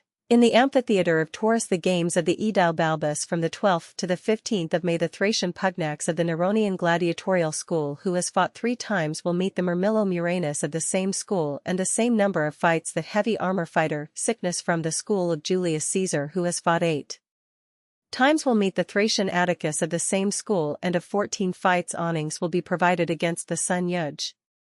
Huge. Bravo, Balbus, cry the expectant idlers as they go back to their game, and Cellar hurries off to repeat his notice on some wall in the next street. The dice contest can be omitted. Not so with the wall inscriptions, which we now discover are scattered over almost every space of available stucco along the thoroughfare. Some are formal notices of games, articles for sale, auctions, tenements to let, etc., written with some skill, although with many puzzling abbreviations, by professional signwriters like Cellar. Thus on one building can be read in tall red letters, "To rent, from the 1st of July, shops with the floors above them and a house in the Arius Pollio block, owned by Nigidius Maius." Prospective lessees may apply to Primus his slave, and another sign advertises the Venus baths, fitted up for the best people, shops, rooms over shops and second-story apartments, in the property owned by Julia Felix. 12:23. Wall scribblings. More interesting really are the wall scribblings of the humble. The walls were the writing paper of the poor, will be declared later by students of Rome. All kinds of sentiments are scratched upon the stucco, sometimes with considerable care with a stylus, sometimes with merely a fingernail, sometimes drawn with charcoal or a red crayon. There are indeed so many writings, especially in frequented places, that we notice a wag has actually added a word of protest. I wonder, O wall, that your stones do not fall all scribbled thus o'er by the nonsense of all. Every kind of opinion is to be found along a limited stretch of wall. Coarse insults abound where your enemy can promptly see them. Vile wretch, bold rascal, old fool, I hope you'll die. May you be crucified. These are merely the mildest. Then other sentiments are more friendly. Luck to you. Good health to you everywhere. A happy new year and a lot of them, and what wouldn't I do for you, dear eyes of Luscus, the names of the enemy or friend involved being often added. Lovers also take up their tale. A girl records her frank opinion, Virgula to her dear Tertius, you are mighty mean. A penitent swain spreads forth this personal to his mistress, do have pity on me and let me come back. A young lady announces tartly, where Verus is there's nothing veracious, a pun on words. A gay philanderer explains, a blonde girl taught me to hate brunettes, and I will hate them if I can, but loving them would come so much easier. And another youth demands passionately, my dear Sava, please do love me. While finally a jealous suitor has broken into verse, if any man shall seek my girl from me to turn, on far-off mountains bleak, may love the scoundrel burn. The prosing moralist must likewise have his say. Somebody has sagely scribbled, a trifling ailment if neglected can grow to be very serious. There are in addition conundrums and children's sketches, pictures of playmates, friends, foes, and especially of popular gladiators, marked with red ochre or charcoal, and sometimes limned with considerable vigor, but usually in the manner of the childish drawings in all ages, with forehead and nose marked by a line and with 2 dots serving for eyes. Schoolboys have scratched down some of the verses in Virgil and Ovid that have just been flogged into them by their masters. The only thing we can miss in Rome are the election notices which would abound on the walls of all chartered provincial or free Italian cities, entreating us to vote for so-and-so for Duumber, he's a good man, or declaring that all the Fullers' Guild are out for, as Edile. 13. Rome, alas, has lost her liberty. The city is paternally governed by the emperor aided by the Senate, and popular elections are a thing of the past. 24. The streets dark and dangerous at night. One is warned, however, not to tax the patience of the adjacent shopkeepers and linger too long in this street. Written above a drug seller's stand appears clearly, no idlers here. Move on you loungers, and a little distance along upon a wall, hear you. What are you loitering for? Indeed the passing throngs are becoming somewhat monotonous. The hurly-burly abates. About noon almost everybody will take first a fairly hearty luncheon, and then a siesta. Nearly every shop will be closed. Then the bustle will be resumed while the more genteel element will be seen headed in great numbers towards the public baths. By 4 o'clock, however, the shops will be closing behind heavy shutters, the clamor from the workrooms will cease, and even the humble will begin to prepare for the crowning event of a Roman's day, dinner, often begun still earlier. After sundown the silence almost of the grave shuts down upon avenues which a few hours earlier were simply swarming with life. There are no street lights. Nobody stirs outdoors if possible, unless accompanied by friends or slaves with lanterns or torches, and it is no harm to carry heavy bludgeons, for despite the watch there are all too many sneak thieves, cut-purses, and even open bandits, dagger men, sicarii, with their your money or your life. Also lawless young nobles sometimes get an evil pleasure, as did Nero and his companions, by ranging the streets and beating up harmless and poorly guarded citizens. 25. Discomforts of life in Rome. People also tell you that at night there is no small peril of being brained by loose tiles which rattle down from the lofty housetops, or less dangerous but most disgusting, of being drenched by buckets of filthy slops flung recklessly from upper windows into the streets. Then toward dawn your sleep is ruined by the incessant rumbling of the wagons with timber, brick, building stone, cement, and all kinds of food supplies which have to be excluded from the city in the day hours. These are all part of the general discomforts of life in Rome, along with the squalid flat buildings, the peril from the collapse of rickety houses, the occasional great floods of the Tiber, the fearful conflagrations, the ubiquitous throngs of people, and the grievous absence of privacy. The complaints are incessant. Schoolmasters in the morning, corn grinders at night, and braziers' hammers day and night are subjects for standard diatribes of poets like Martial and Juvenal. And they, like everybody, first praise the quiet simple life possible in the Italian country towns, and then they remain in Rome. The great city with its multitudes, its ceaseless variety of all things good and bad, its appeal to every kind of human interest holds them with so many other mortals fascinated. They are unhappy while in Rome, but still more unhappy until they can return to her. So much for the merely outward side of a typical street on the slopes of the Esquiline. We can now penetrate the homes of the people, first visiting an insula, a great tenement block of the lowly, and then investigating a more elegant domus, the residence of a magnate. Chapter 3: The Homes of the Lowly and of the Mighty. 26. The great insulae, tenement blocks. Perhaps another age will imagine that most Romans have lived in vast marble palaces, moving through spacious halls amid stately pillars and spraying fountains. Nothing like this is the case for the great majority. A census report declares there are some 44,000 tenement blocks, insulae, in the city and only about 1750 separate mansions, domus. 14. Such figures can merely imply that an overwhelming proportion of the toga-wearing race, the lords of the world, to quote Virgil's threadbare line, are flat dwellers. Considering the extreme congestion of population, no other solution than this is possible if Rome is to remain Rome. There is a great profit in building these huge, ungainly islands, the tenement blocks. Everywhere around the city we meet the gangs of laborers mixing the concrete whereof the structures are mostly constructed, or setting the wooden molds to shape the material as it solidifies, or else tearing down and carting away the wreckage of insulae that have begun to decay. Such property employs a great amount of capital. Nearly every senator has his men of business caring for his housing investments and rentals, and the realtor is a very familiar personage. Rightly is it complained also that many insulae are put up in a cheap and absolutely dangerous manner, and at best are dark, dirty, and unsanitary. The very name implies that they should be built with a free space all around them. The old law of 12 tables, 450 BC, required a passageway, ambitus, of at least 2.5 feet on either side, but this law was recklessly disregarded until the Great Fire of Nero enabled the government to enforce a fairly scientific building code. Even now, however, the tenement houses are often hemmed in on all sides by miserable black alleys hardly accessible to the public scavengers. This struggle to use every scrap of ground is completely matched by the effort to build as high as possible. The immense size of Rome, wrote Vitruvius, about 1 AD, makes it needful to have a vast number of habitations, and as the area is not sufficient to contain them all on the ground floor, the nature of the case compels us to raise them in the air. There are no passenger elevators in Rome. Furthermore, the concrete construction does not permit the safe erection of extremely high buildings without unusual precautions, and with such narrow streets tall structures obstruct both light and air. Nevertheless, the real estate interests grumbled loudly when Augustus limited the height of dwellings to 70 feet.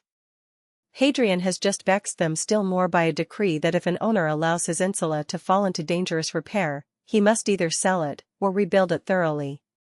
For all that, many insulae seem to be towering rookeries, ready to collapse at any flood or earthquake. 27. A typical insula. Upon Mercury Street, which we have just examined, stands a very average insula, built about 40 years ago, and, therefore, loyally named the Flavia Victoria for the then reigning dynasty. It belongs to the widow of the rich Eques Gaius Macer, and is managed by the Linkside procurator, or bailiff, who superintends her estate. Despite the fact that it is safer than some of its neighbors, the tenants complain on rent days that the upper stories are built so largely of wood as to be in peril of fire, and that one of the outer walls is so cracked that it has to be propped up with heavy timbers. The Flavia Victoria is just under the legal building height, and contains 5 stories. On the street there are several shops of the usual kind, also several separate entrances whereof the doorways, flanked with pillars, give access to certain extra select flats above, but most of the tenants have to go in through the central portal under the eyes of a porter. Upon entering they find themselves in a fairly ample square court, upon which open many windows of the tiers of rooms in the upper stories. There is a fountain in the court, but the pavement below is decidedly slimy and dirty. Quantities of half-naked small children are scampering about in noisy play. The windows, however, like those facing upon the streets, often have balconies on which simple boxes of flowers are blooming. The blue Italian sky above and the bars of intense sunlight upon the flagstones make the filthiness of the court and the dinginess of the yellow stuccoed walls less obnoxious. Dirt and even the numerous fleas lose part of their terrors amid picturesque surroundings in a mild climate.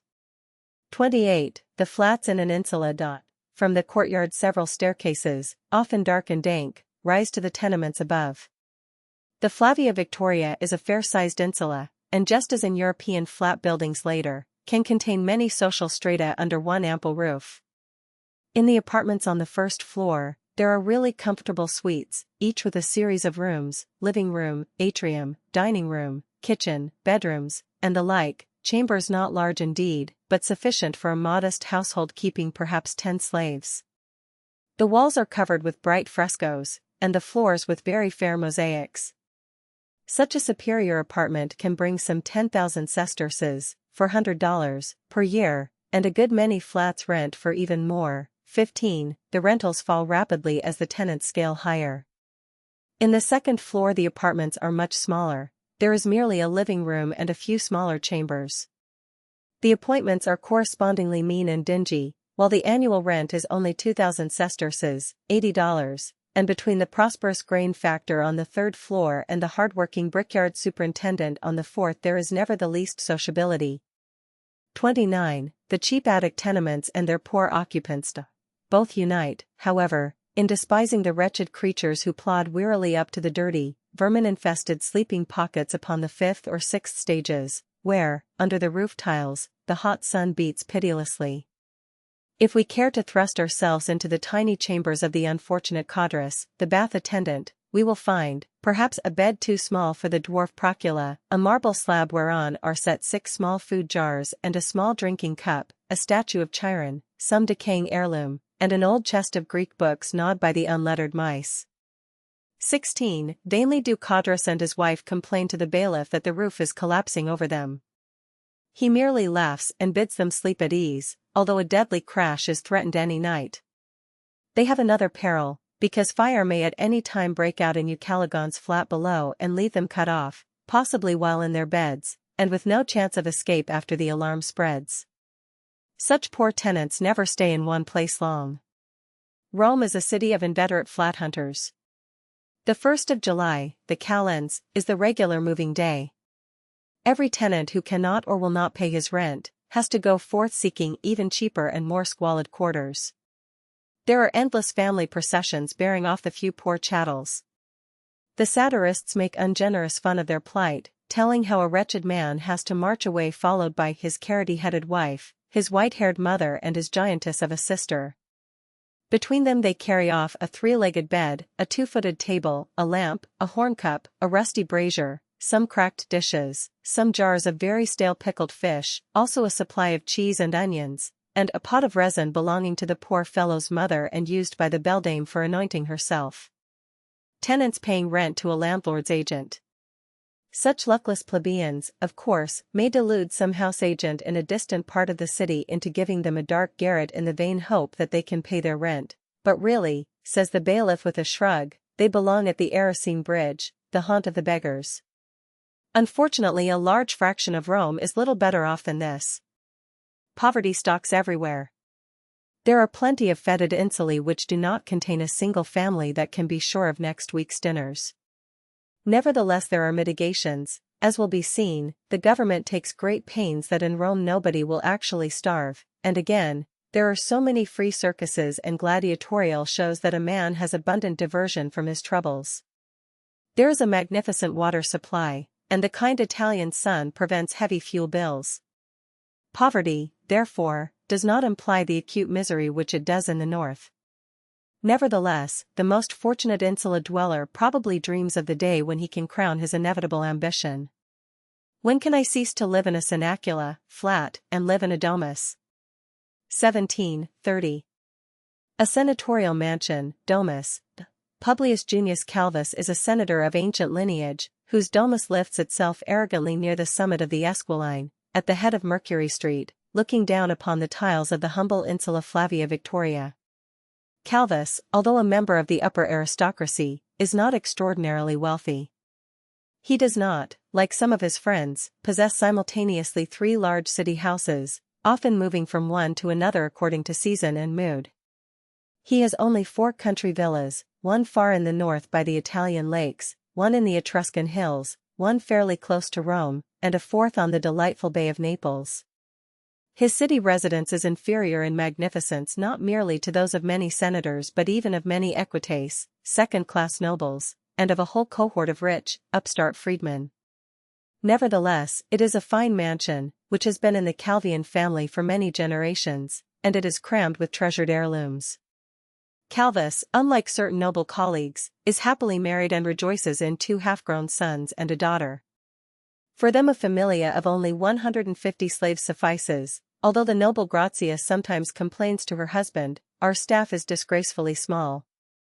The Calvi are really an extremely old family in what is now becoming a city of upstarts.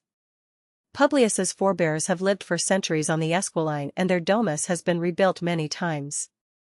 In Punic War days it probably consisted only of a central atrium, with an opening in the ceiling to admit light and emit smoke, and a few dark cell-like chambers radiating from the great living room. This hall rightly received its name of the Black Place, a terror, from the soot from the open hearth which was perpetually caked around the rafters. The walls were of rubble, the floor of simple tiles or even merely of pounded earth, and the roof was of thatch. Such a house could stow away the many children and the relatively few servants of a senator who helped to humiliate Carthage. 31. The plan of a large residence. Very different is the domus now as we approach the lofty Ionic pillars before its portal. Nevertheless, the plan of the old house has not quite vanished in the stately mansion.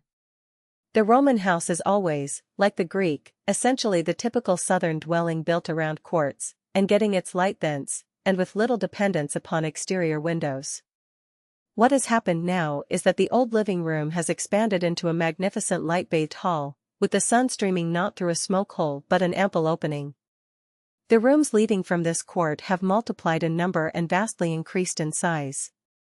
Then through a series of passages one enters a second court even larger and handsomer, and with another array of dependent chambers. In such a house the main apartments are on the first floor, but there is a second story for the lodging of the retinues of slaves. In the rear of all there is usually a garden. Every domus has its own particular plan and pretensions but all conform to the general scheme of 2 main courts, just as almost every house of another civilization will demand its parlor and its dining room. Atrium of house in Pompeii looking towards the peristylium, present condition. Calvus's mansion is priced by the real estate experts at about 3,500,000 sesterces, say $140,000, wink with a frown 18, but there are not a few houses of richer senators worth 4 times as much.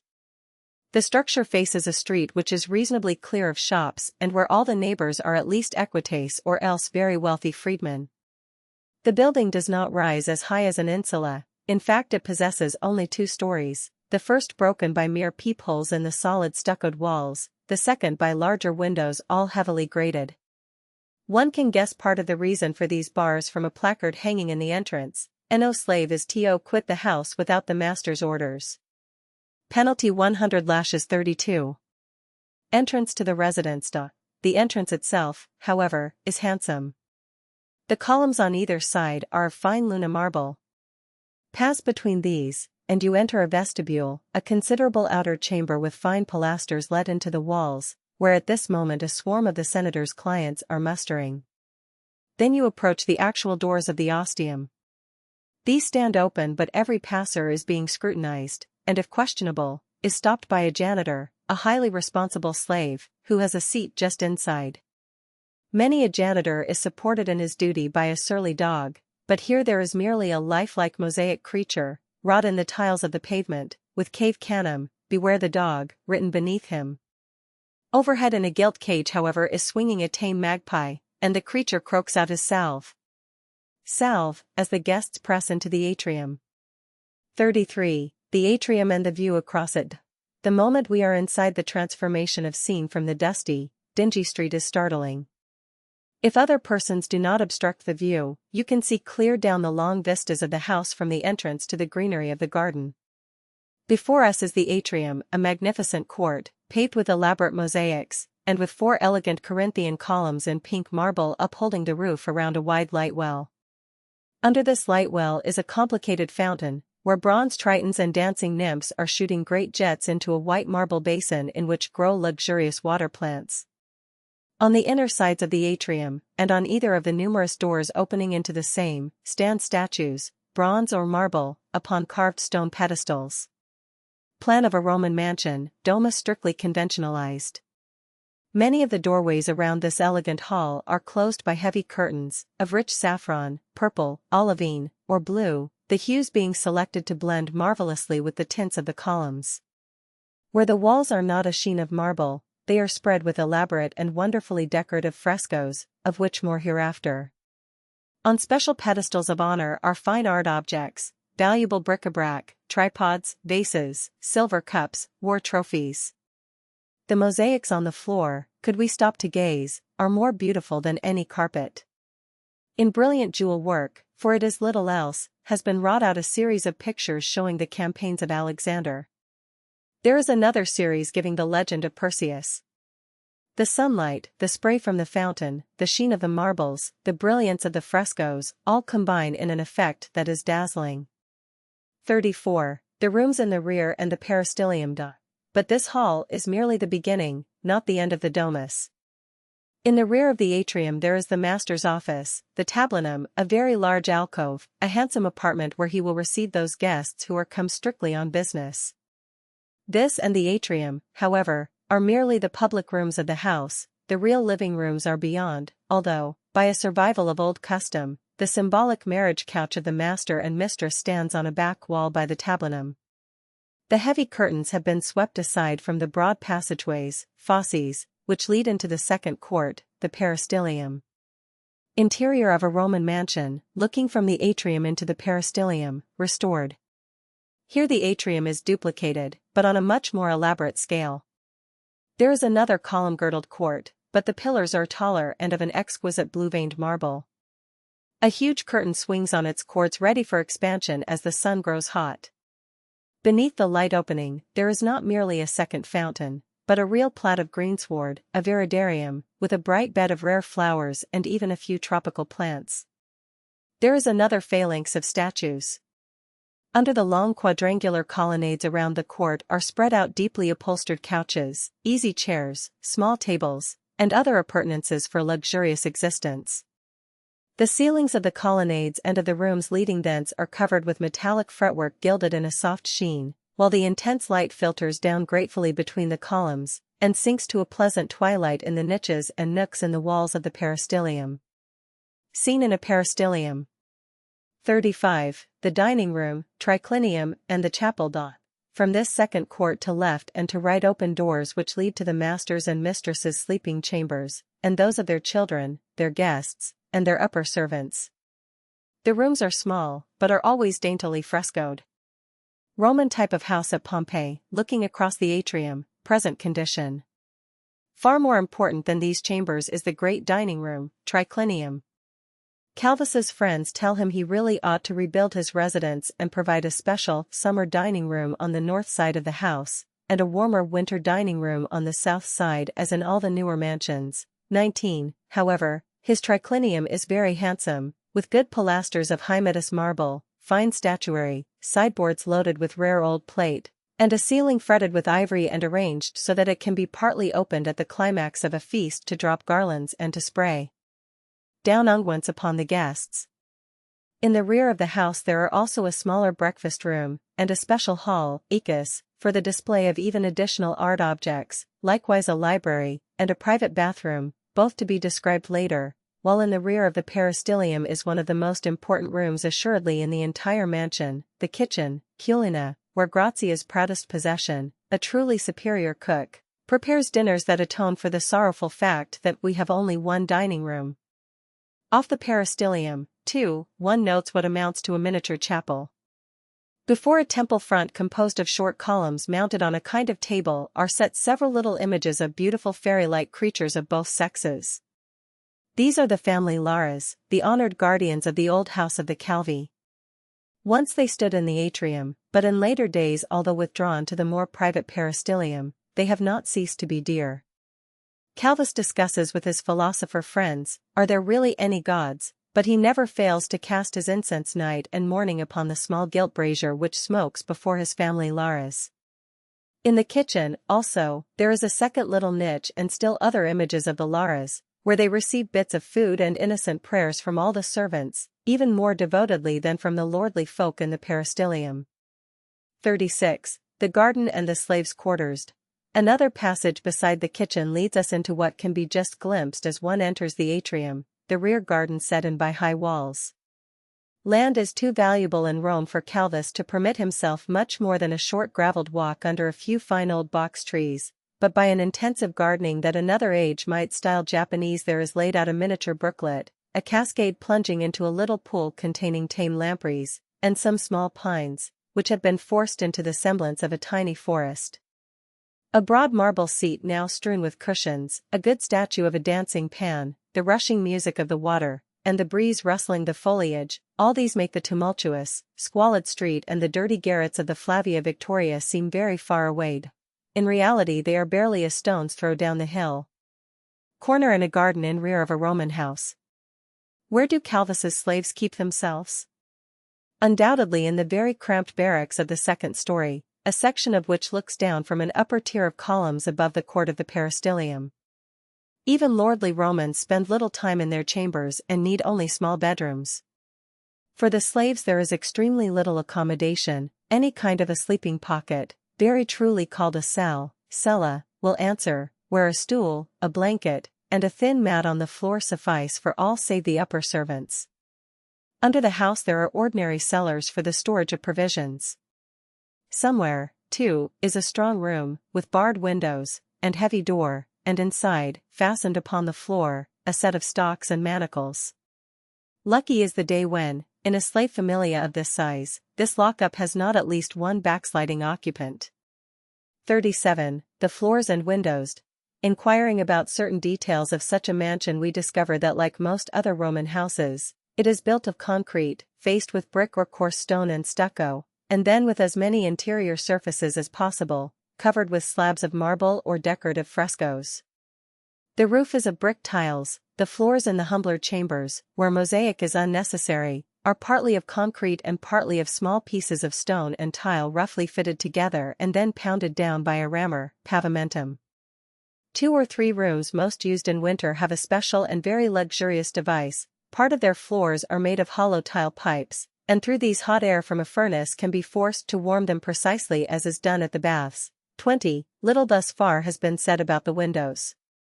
These open mainly upon the courts, and they are so few that very many rooms, especially those used by the slaves, seem disagreeably dark, although in the long, hot season this drawback somewhat vanishes. Most of the windows are closed merely by board shutters swinging in leaves, and rather handsomely paneled, but shutting them results in a state of artificial night. For certain rooms used by the master and mistress there is a much better arrangement. Numbers of small pieces of glass are set in bronze lattices and inserted in the windows. Glass cannot be made that is strictly transparent, but it is highly translucent. Such rooms are delightfully illuminated all day long. Certain other wealthy houses use windows set with translucent talc, soft magnesium silicate, but these openings are hardly as satisfactory. Glass is slowly coming into general use, and the window panes will improve as glassmakers learn how to blow larger sheets and to make their product more transparent. 38. Frescoes, beautiful and innumerable. From the house itself we can turn to its ornamentation and furniture. The use of marble columns and of great slabs of marble veneer has been repeatedly mentioned. Africa, Egypt, and Greece as well as Italy have been ransacked by Roman contractors for their treasures of stone. 21. Even this private mansion of the Calvi boasts its green and black monolithic pillars, as well as its ceiling of gilded fretwork. Where the sheen of polished marble does not meet the eye, almost invariably there are bright frescoes. These are the Roman wallpaper. Even in the poorest insulae we have met them, cheap hackneyed things, garish in color, the work not of artists but of common craftsmen. Yet most of even these are not without a certain decorative beauty, and their number is enormous. 22. In the humble tenements the pictures often consist of pillars painted upon the walls, with gardens and landscapes represented as if seen between the portico, so the lodgers may have the pretense of looking upon the greenery reserved for the mighty. In a fine domus, however, the frescoes, infinite in number, often approximate real works of art. There is no time to discuss their types and history, it is sufficient to say the decorative effect is amazingly effective. Some rooms have their walls covered with a variety of bright conceits and patterns, balconies, perches, tapestries of fruit and flowers, garlanded columns, and flying sprites and maidens. Another room has pictures of all the possible handicrafts and trades, but with cupids working the forges and wine presses, or chaffering as merchants. Grazia's boudoir is full of amorous scenes of brides adorning themselves and of lovers' meetings. In the triclinium there are elegant pictures of still life, fishes, fruit, birds, and in the peristylium and atrium are elaborate landscapes, scenes from Greek mythology, and a series of pictures depicting the voyages and adventures of Aeneas. 23. There are no picture frames, but a skillful use of colored lines and sometimes of a painted setting of columns and architectural pediments makes each scene stand out to great advantage. The colors of all these frescoes are very brilliant, but they are never painfully crude. Where the walls are not covered by painting or marble they are tinted a soft brown or gray, and where the columns are not of naturally shaded marble they also are gently tinted to a neutral tone, although the lower third is usually painted a bright red or yellow. The numerous statues about the house are all in their turn given a kind of flesh color, with some other hue laid upon their drapery.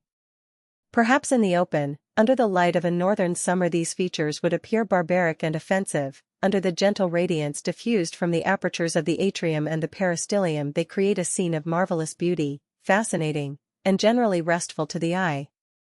39. The profusion of statues and art objects. So much for the wall decorations, and we must turn to the statues. The mansion seems to swarm with slaves, yet they are hardly more numerous than the sculptures in bronze and marble. Many of these are good copies of the best masterpieces of Greece. The splendid athlete in the atrium is from an original by Praxiteles, the Penelope in the peristylium follows precisely the noble work of Scopas. Many others are simply graceful and ornamental but less pretentious works by lesser geniuses, often adapted in detail by the clever copyists. Portrait bust, Pompey the Great. The whole quantity of art objects in such a house is enormous. The legs and arms of the chairs and every knob and handle upon the furniture are chased or carved with an amazing skill. The various knickknacks and articles for everyday life have been transformed into things of beauty. In the triclinium is a long series of statuettes presenting the myths of Bacchus, the god himself, the drunken Silenus, the satyrs, bacchantes, and all the other revelers. It would be easy, indeed, to reconstruct a good part of the standard Greco-Roman mythology from the statues, statuettes, and reliefs, no less than from the frescoes scattered about the mansion and garden. 40. Family portrait busts. However, there is one lengthy array of sculptures in the atrium that does not bear the hand of Greece. These are the portrait busts of the Junii Calvi. There they stand, a full score of them, all the more distinguished members of the great house since sculpture became a facile art in Rome. Typical Roman portrait, Mark Antony. It is an array of cold, hard, yet withal terribly efficient faces. Slightly battered is the broad homely countenance of that tough old Calvus who was Scipio's legate at Zama. Here also is the sharp shrewd face of his great-grandson who was praetor under Sulla. Here the more refined and intellectual lines of the grandson of the last-named worthy who won Octavius's thanks at Actium for gallantry with his Bireme, and afterward was a famous governor of Syria. Here the high forehead of that courageous Stoic, the present master's grandfather, who bade Nero do his worst, and who calmly opened his veins when the centurion arrived with the tyrant's order to commit suicide. There are also displayed the busts of several distinguished women of the family, including that Unia who was the bosom friend of the Empress Livia. In addition to these, there are the portrait busts of the present Publius Calvus, of his wife Grazia, and of his 3 children. They are all executed with remarkable verisimilitude and without the least flattery. Customs with the hair often change, and the headdress of Grazia is made detachable so that if her style of headdress alters, the portrait may be promptly brought up to date. Young Sextus II boy had a birthday yesterday. His statue is still hung with wreaths. Flowers too hang around the likeness of Gnaeus Calvus, Publius's brother, who lately died while propraetor of Beatica, South Spain. 41. Death masks, imagines. The sight of these busts is a constant incentive to both the young Calvi to remember their lordly lineage, but they have a still prouder treasure. The enormously rich freedman Vedius just down the street would give 20 million sesterces for the social preeminence implied by the possession of the great cupboard all bound with gilt and bronze bands which stands in the tablinum. Here, carefully labelled, are kept several scores of waxen death masks, blackened, marred, and ugly enough now, but all taken when the successive heads of the family lay in their last slumber. Many of these date from before the production in Rome of sculptured portrait statues. Here, for example, is the mask of the Calvus who helped win the consulship for the plebeians, and here of him who seconded Appius Claudius in the Senate when he turned away the glozing envoys of Pyrrhus. When alien upstarts complain of noble pride, it is easy for a Calvus to toss his head, have we not something to be proud of? And later, it will be duly explained how these waxen imagines appear very conspicuously at public funerals, page 175. 42. Couches, their general use.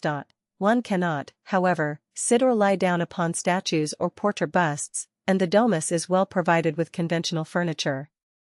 In general, the Romans prefer to recline when men of a later age may prefer to sit. Visitors sprawl down on couches for a little conversation, and the regular method of writing is not at a desk but lying on a couch with the right leg doubled and the tablet held on the knee. Long habit makes this attitude quite comfortable. There are many special kinds of beds for reading, dining, and for sleeping. Of course the latter are the most elaborate, and in Calvus's and Grazia's chamber the wooden bed is so high that it has to be reached by a footstool. The legs are of bronze, elaborately turned and carved, the frame is veneered with tortoise shell and the supports at the sides of the sloping pillow rest are set with plates of silver.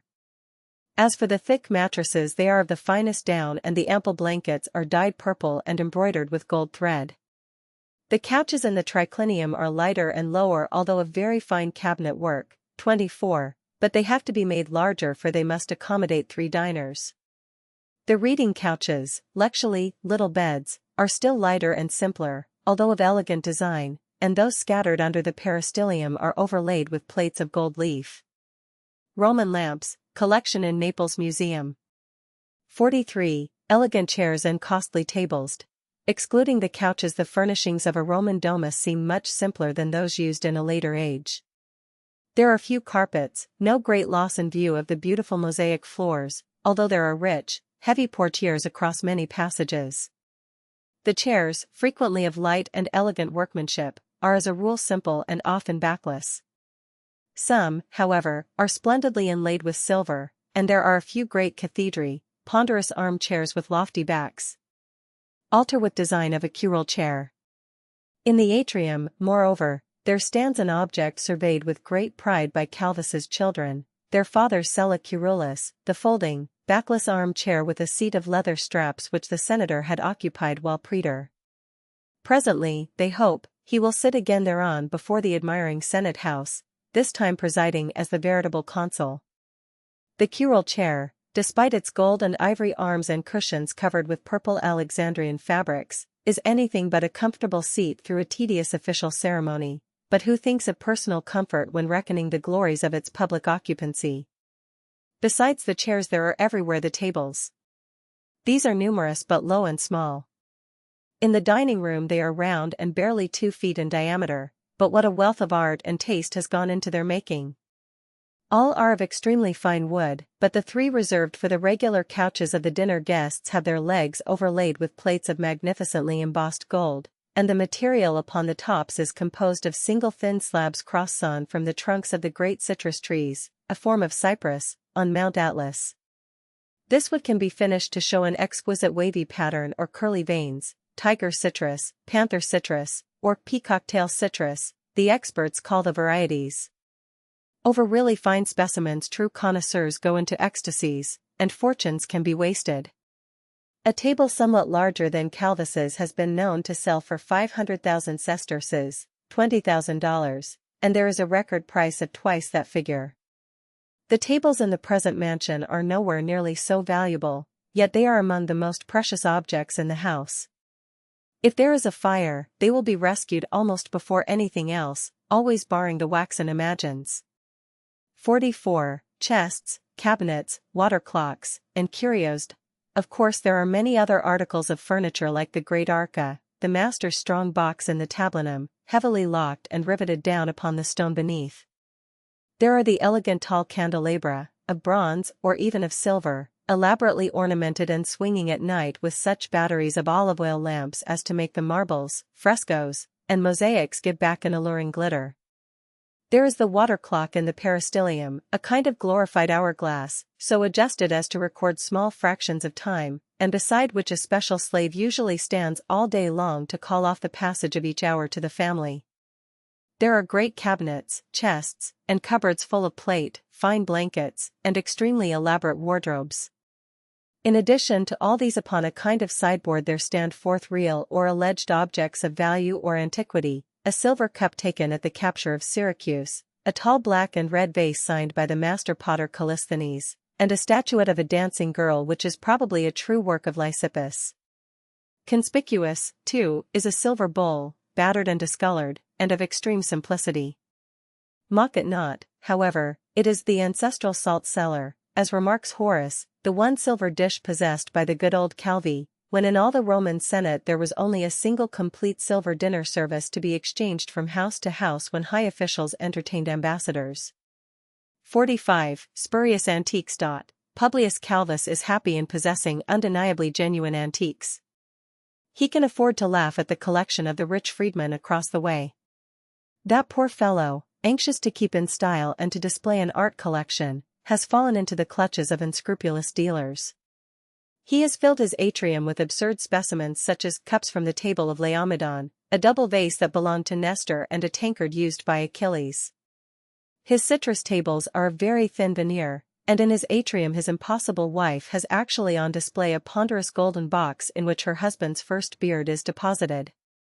It is also gossiped about that this crude fellow actually pretended sickness lately, merely that he might receive condoling friends in bed and display to them the gold chasings on the bedstead, the magnificent scarlet coverlets, and proclaim his riches by having the mattress steeped in expensive perfumes. 46. Pet animals.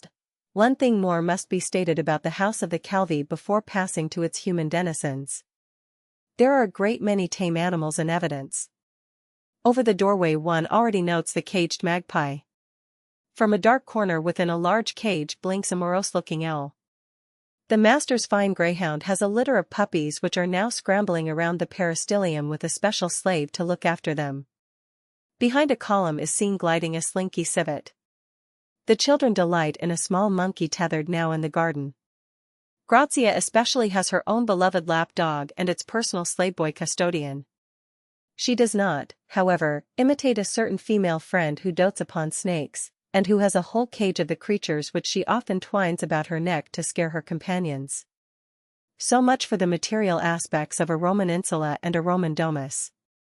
It is time to examine their inhabitants. Chapter 4 Roman Women and Roman Marriages. 47. Honorable status of Roman women. Calvus is the lordly senator when his litter swings him down to the Curia by the Old Forum to participate in what is still the most venerable council in the world, but in his own house his authority is divided. He is not even sure that one half the power is really his. In all private matters his sway is shared by his spouse Grazia. Many are the evils inflicting imperial Rome, but oppression of women is not one of them. By the age of Hadrian it has long since come to pass what Cato the Elder sadly predicted 3 centuries earlier, when Roman women were learning the way to freedom. On the day that women are our equals, they will be our masters. Roman women are, indeed, excluded from seats in the Senate and from the long-defunct right to vote in the public assemblies. 25. They cannot command armies nor receive governorships, although every now and then an angry senator vainly proposes a resolution that governors shall not take their wives along with them to their provinces, lest the latter constitute themselves the real rulers of the district. Women do not act as judges or jurors. Nay more, legally they are under legal disabilities calculated to stir the rage of their equal suffrage sisters of a later day. They have always the status of minors, and are subject to the legal control of either father, guardian, or husband to their dying hour. All this is true, yet, what of it?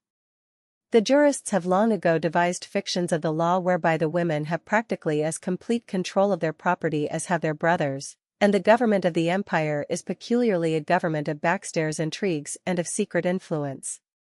What chance have mere men against women in such warfare? Custom also assigns to women an amount of freedom in most social matters which makes imperial Rome a feminine paradise that can only be matched by 20th century America. 48. Men reluctant to marry. Long since leaders of the bolder sex have had to reason with their fellow citizens on the necessity of marriage as a patriotic duty.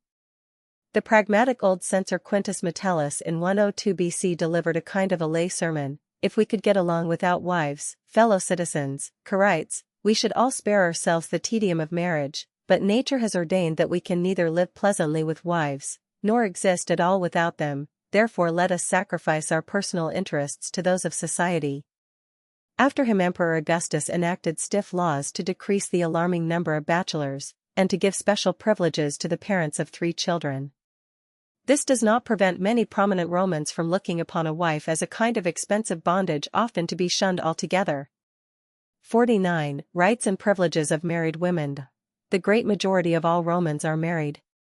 Even the slaves are allowed to join in a kind of unofficial wedlock known as contubernium, which only a very harsh master will dissolve. As for the free married women, they go everywhere and do almost everything.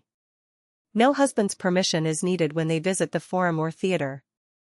They can sue and be sued or give testimony in the courts without his intervention. They manage their own property. Grazia, for example, is well off in her own right. Her estates are in charge of a dapper young freedman Ephorus, who is incessantly visiting her, and who never dreams of taking orders from her husband. So long as Grazia is barely faithful to Calvus, he has no right to complain.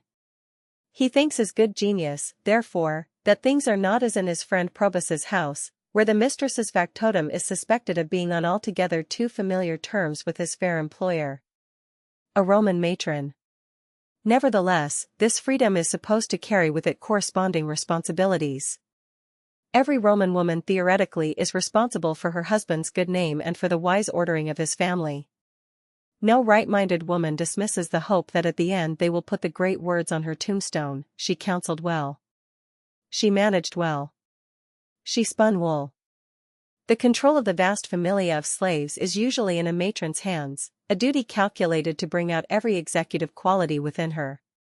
She largely conducts the education of her sons, no less than of her daughters.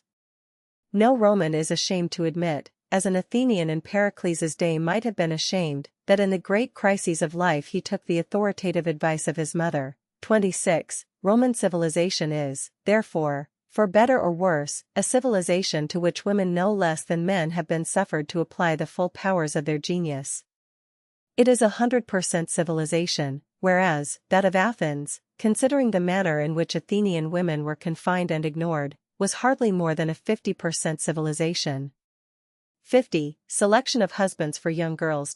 It is a fact, however, that in one great and vital matter Roman women are not free agents.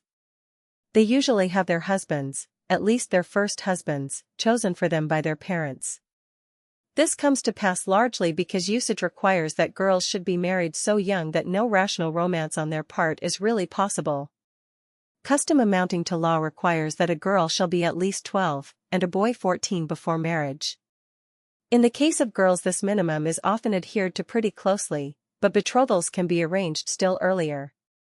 Cicero's daughter Tullia was betrothed at 10 and married at 13, a very common arrangement. Nobody imagined she had the least right to complain. Marriage involves a great shift in family relations, and the control of the family pertains strictly to the paterfamilias and to his matrona. They will ordinarily exercise loving pains in selecting a suitable spouse for a daughter, but the decision must be very largely theirs. Boys as a rule marry much later, often not until well into manhood. They can demand inevitably a certain right of choice, although the parents still exercise a marked authority. As for bachelors, if they indulge in various coarse affairs with dancing girls, only very peevish persons are critical. After marriage, however, they must treat their wives with reasonable outward respect, if by no means always with austere faithfulness. In any case, a girl is likely to be married off too young either to resist her parents' choice or to pick out intelligently any proper husband for herself. 27:51. A marriage treaty among noble folk. When Grazia's parents decided she was old enough to become settled, they applied to a distinguished kinsman, an ex-consul, to help them to find a suitable bridegroom. This noble gentleman looked over a list of his younger friends, selected Calvis, and wrote a careful letter commending him, praising his lineage, and his firm hopes of official distinction, and telling how he had a frank, open countenance, fresh-colored and blooming, and a handsome well-knit figure. In short, he was quite the fellow to deserve so fine a girl. The great man went on to add that the favored candidate had a respectable fortune, for though I dislike to speak of the financial aspects of the matter, still one must consider the tendencies of the day. Not one word was said as to how Grazia herself might want to be consulted. Her consent was taken for granted. 28. Grazia's parents, therefore, approached Calvis's guardian, his uncle. He being satisfied as to dowry and social adjustments, both young people were informed of what had been determined for them. Grazia and Calvis alike had always expected some such arrangement and capitulated with reasonable grace. The ensuing marriage, founded not on any romance, but on a cold-blooded study of what supposedly made for domestic happiness, in this case at least, has been fortunate and fruitful. The wedded pair have come truly to love one another, and they dwell in great harmony. In this general manner marriages are arranged every day in Rome. Of course these are first marriages. Let Grazia become a widow, or let her imitate so many of her friends and divorce her husband, and her second spouse will ordinarily be of quite her own choosing, and Calvis, of course, in selecting again, would be completely his own master. 52. A betrothal in wealthy circles. Grazia's daughter Unia is only 10, yet her parents are already beginning to think about betrothals, but only a block up the street there has just been the excitement of an actual wedding. Aulus Statilius Pomponius is only an Iques, but the gods have blessed him with 100 million sesterces, $4 million. He and his wife have a daughter who will inherit vast possessions, and wealth is a splendid substitute for lineage. They have found a young Gaius Ulpius Pollio, already in the Senate, who claims a distant cousinship to the emperor himself. Pollio is none too wealthy and is already a widower, but Statilia and her mother are infinitely delighted at an alliance with the edges of an imperial house. Nothing has lacked, therefore, for an ultra-fashionable wedding, the talk of the entire capital. First came the betrothal, a great social concourse in Pomponius's atrium, a throng of equites and senators with their wives, jewels flashing, countless tongues gossiping, with Statilia led in by her father to the center of the circle to meet the bridegroom-to-be. Statilia said not a word through the entire proceedings. All Pollio's dealings were with her father, and in clear voice the two men exchanged the legal formulas. "Do you promise to give your daughter, Statilia, to me, to be my wedded wife?" said the younger man. "The gods bring luck. I betroth her." "The gods bring luck." After that technically Statilia became a bride-elect, she was a sponsa. Either side had legally the right still to break the agreement, but it was socially ruinous to do so. Pollio presented Statilia with various valuable toilet articles, and especially with a ring to be worn on the third finger of the left hand, because everybody said that a nerve ran directly from this particular finger to the heart. It was the engagement ring of a later age almost precisely. 53. Adjusting the dowry. Then followed weeks of frantic preparation, the women busy with the things which always have made women busy over weddings long before the days of Romulus and Remus, Pomponius and Pollio with wrestling over the very nice legal adjustments of Statilia's dowry. How much would the old Iques give in all, in cash, land, and bankers' securities? How much for his daughter's special use? How much is dose, the funds which the new son-in-law could touch? How could the property be arranged so that if the marriage ended presently in a divorce, as spiteful wagers were already being laid that it might, the dose could be given back to Statilia without grievous loss of principal? At one time the betrothal almost had to be cancelled, such extreme shrewdness was shown on both sides. But finally the matter was adjusted. 3 noble friends for either side pressed their seal rings in witness to the contracts. The day came for the wedding. 64. Dressing the bride. Family exigencies required a springtime wedding, when there were a great many unlucky days to be avoided, but an expert Etruscan haruspex at length found a day that satisfied Statilia and her parents' scruples. On the night before the great event she laid all her playthings, her childish amulet, bulla, and her childish garments on the altar of the paternal Lares whose protection she was quitting forever. Then she went to bed in a tunica recta, a fine, yellow garment woven in one piece, supposedly an article of extremely good omen. The next day the bride was dressed personally by her mother with unusual care. However expensive her ornaments, she had to wear this same one-piece tunic next to her skin, the gown being held around the waist by a band of wool tied with a complicated knot of Hercules. She wore, of course, all the jewels loaded upon neck, ears, arms, and fingers which by the contract she was to bring Pollio in her trousseau. Her long hair had been parted according to ancient custom by a spear into 6 locks, braided now with ribbons weighted down with pearls. Her shoes were of finest white leather covered with more pearls. Over her head streamed a long, gauzy flame-colored veil of silk, worth very literally more than its weight in gold. 29. Pressing down this bridal veil was a garland of flowers picked, as custom required, by the bride's own hand, and interspersed with sprigs of the sacred verbena herbs. Pollio, when he presented himself, was in the best gala costume of a senator, but there were no special wedding garments for the bridegroom, corresponding to the bridal veil. 55. The marriage ceremonies. The afternoon was at hand, and the insuli in neighboring quarters emptied their plebeian throngs to gaze at the gilded litters which went swinging up to the house of Pomponius, the armies of scarlet-clad running footmen, the pompous freedmen marching beside their patron's sedans, the bravery of purple robes, the flash of gold and of jewels. Of course, the atrium had been hung with garlands. The air inside was heavy with the perfumes of flowers, of costly unguents, and of the finest Arabian incense, while the noble guests elbowed and pushed one another to get near the altar near the tablinum and win the best sight of the happy pair. Roman marriages are pretty strictly civil ceremonies. There is no legal requirement for any religious rites.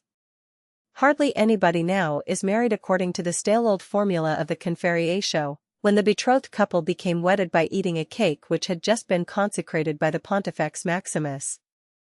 A much simpler form is now used, but before the ceremony there always has to be the sacrifice. Amid a decently pious hush a sheep is led to the side of the water tank, impluvium, in the atrium, the shrewd-eyed old haruspex, trailing his long robe and muttering jargon that passes for Etruscan, is aided by 2 skillful assistants in killing the creature promptly and avoiding disgusting gore, then in ripping open its belly and examining with expert eye the still quivering entrails. See page 429. It is proper now for Statilia to turn pale and clutch the arm of her mother. What if the signs were unfavorable? Whoever heard of bad omens being discovered at a great wedding, cynically whispers a senator. Bene, good, announces the haruspex with a leer. Bene. Bene, echo all the guests. The soothsayer retires. The wedding can proceed. The final ceremony is very simple. First the tablets of the marriage contract and the transfer of the dowry are produced, read, and, if not already witnessed, are signed by the proper attestors. Then a young matron of honor, Statilia's Pranuba, leads the bride up to Pollio. She thrusts out her hand from under her great veil and takes the hand of her husband-elect. Everybody listens while he, and not any priest or official for him, puts the direct question, "Will you be my mater familias?" "Yes," answers Statilia, perhaps a little too readily, and then she asks him openly, "And will you be my pater familias?"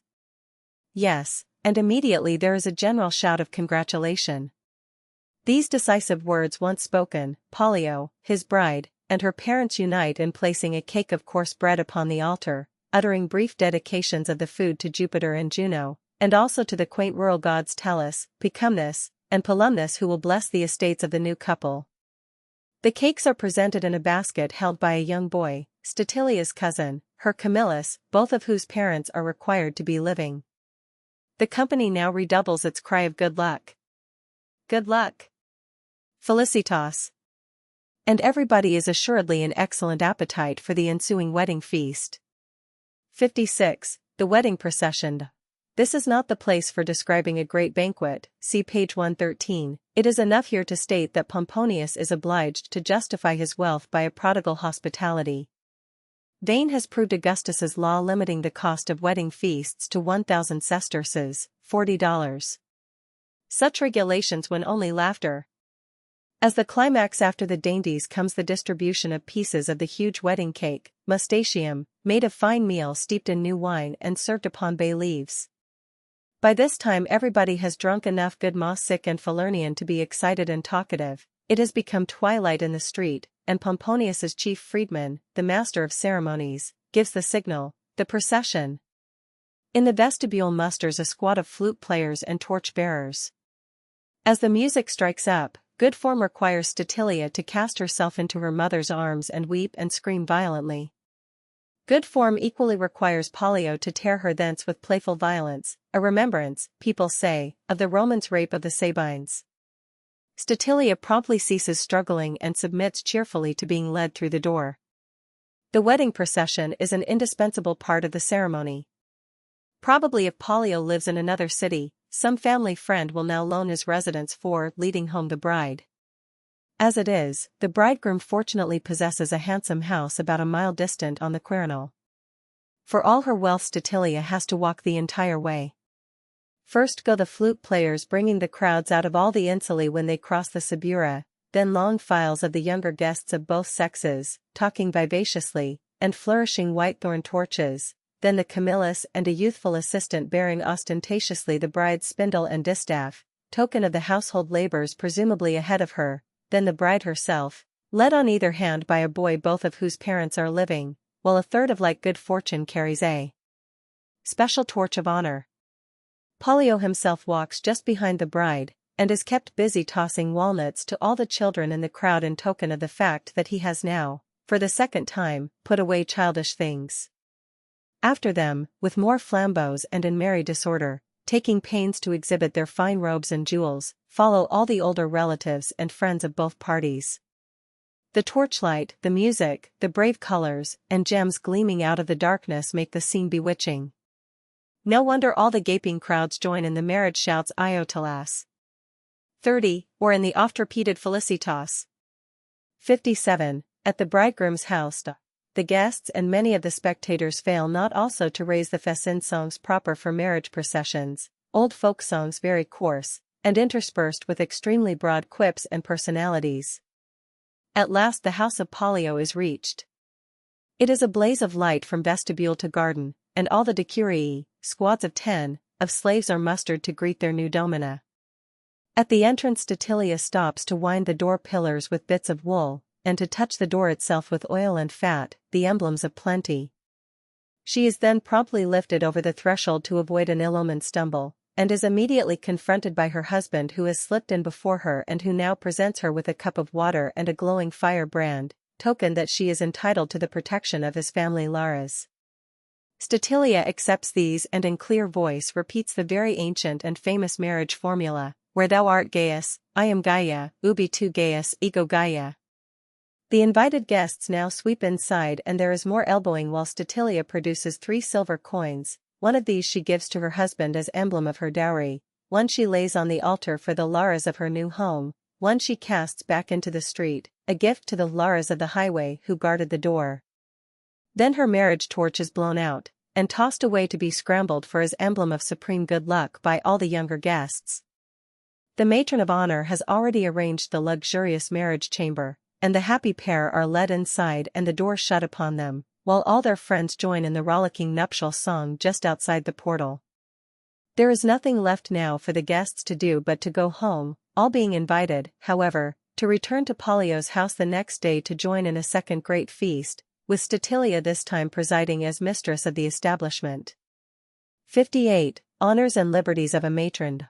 Before her marriage Statilia had been a mere girl, completely controlled by her parents, unable to appear in public save under severe restrictions, and apparently with hardly a will of her own. The day after entering Pollio's house she finds herself become by one act a noble matrona, with the destinies of a huge retinue of slaves and freedmen at her disposal, enjoying a great property, meeting her husband's friends as their equal, going where she pleases, saying what she pleases, almost, within wide limits, doing what she pleases. Abroad in crowds, her dress, the stola matronalis, secures the young married woman extreme respect. Every March, she, with all the other honorable wives in Rome, enjoys the honors of the Matronalia, an official festival, kind of Mother's Day devoted to celebrating the virtues of the gracious heads of each household. On this day no less than on her birthday, she receives presents from her husband, her family, and all her dependents. Finally, being a senator's wife, when she comes to die, she probably will be entitled to a great state funeral, with a formal eulogy in the forum as if she were a public personage. No wonder that Roman girls yearn eagerly for marriage. It is their astonishing emancipation. 59. Unhappy marriages and frivolous women. Will a fashionable alliance like that of Statilia and Pollio turn out happily? There are scoffers even among the friends who bore the torches. Nobody expects Pollio, a gay young aristocrat, to prove an example of austere faithfulness, although he must never do anything to insult his wife publicly. As for Statilia, the cynics about the fair sex are very many. Long ago Ovid has written, "Every woman may be won if only she's rightly tempted." If a young wife is light-minded, she has plenty of opportunities to acquire lovers, and at the great festivals and banquets, at the theaters, gladiator fights, and circuses women have every chance to meet intriguing men without interference by their husbands. The very fact that as unmarried girls Roman matrons were denied all chance for lawful romances, now makes devious love affairs seem all the more racy. Any number of fine ladies have indulged in unwise friendships with dissolute actors, public dancers, or even gladiators. In many a mansion there is a handsome freedman or even a slave who can become extraordinarily familiar with his mistress. There are said to be coarse-grained mothers who actually teach their married daughters how to push intrigues and to smuggle in or out love letters under the very noses of their husbands, and there are plenty of young men, rich, noble, and very idle, who spend their time philandering with married ladies. With every deduction and allowance for scandal the number of such unsteady women is very great. "What snakes are driving you mad," cried Juvenal, "that you think of taking a wife? Why not leap from a high window or from the Aemilian bridge rather than submit to a she-tyrant?" However, even if women lead lives that are outwardly respectable, there are plenty of minor charges against Roman ladies. Some are utterly extravagant, haunting the fine shops along the Via Lata and running up ruinous bills. Some are laughed at for taking up music, poetry, or Greek antiquities as shallow fads and chattering in a mixture of Latin and Greek, and making their tongues go incessantly like a gong. Some are said to take fencing lessons and to waste their days practicing on a dummy antagonist with a foil, and learning to handle a shield as if intending to join the army. Others are never happy unless they know all the latest news, what the Thracians and the Syries, Chinese, are doing, who has just married a notorious widow, whether a comet threatens the king of Parthia. Others are utterly selfish and heartless, they will weep at the loss of a pet sparrow, but treat their slave girls with hideous brutality, and let a husband die to save a lapdog's life.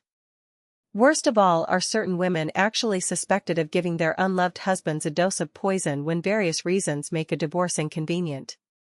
60. Divorces, easy and frequent. However, divorce is the regular outcome of very many unlucky marriages. Every Roman girl, when her parents tell her, "We have chosen for you," knows in the back of her mind, "Marriage will give me freedom. If this wedlock isn't a success, my next husband will probably be my own choosing."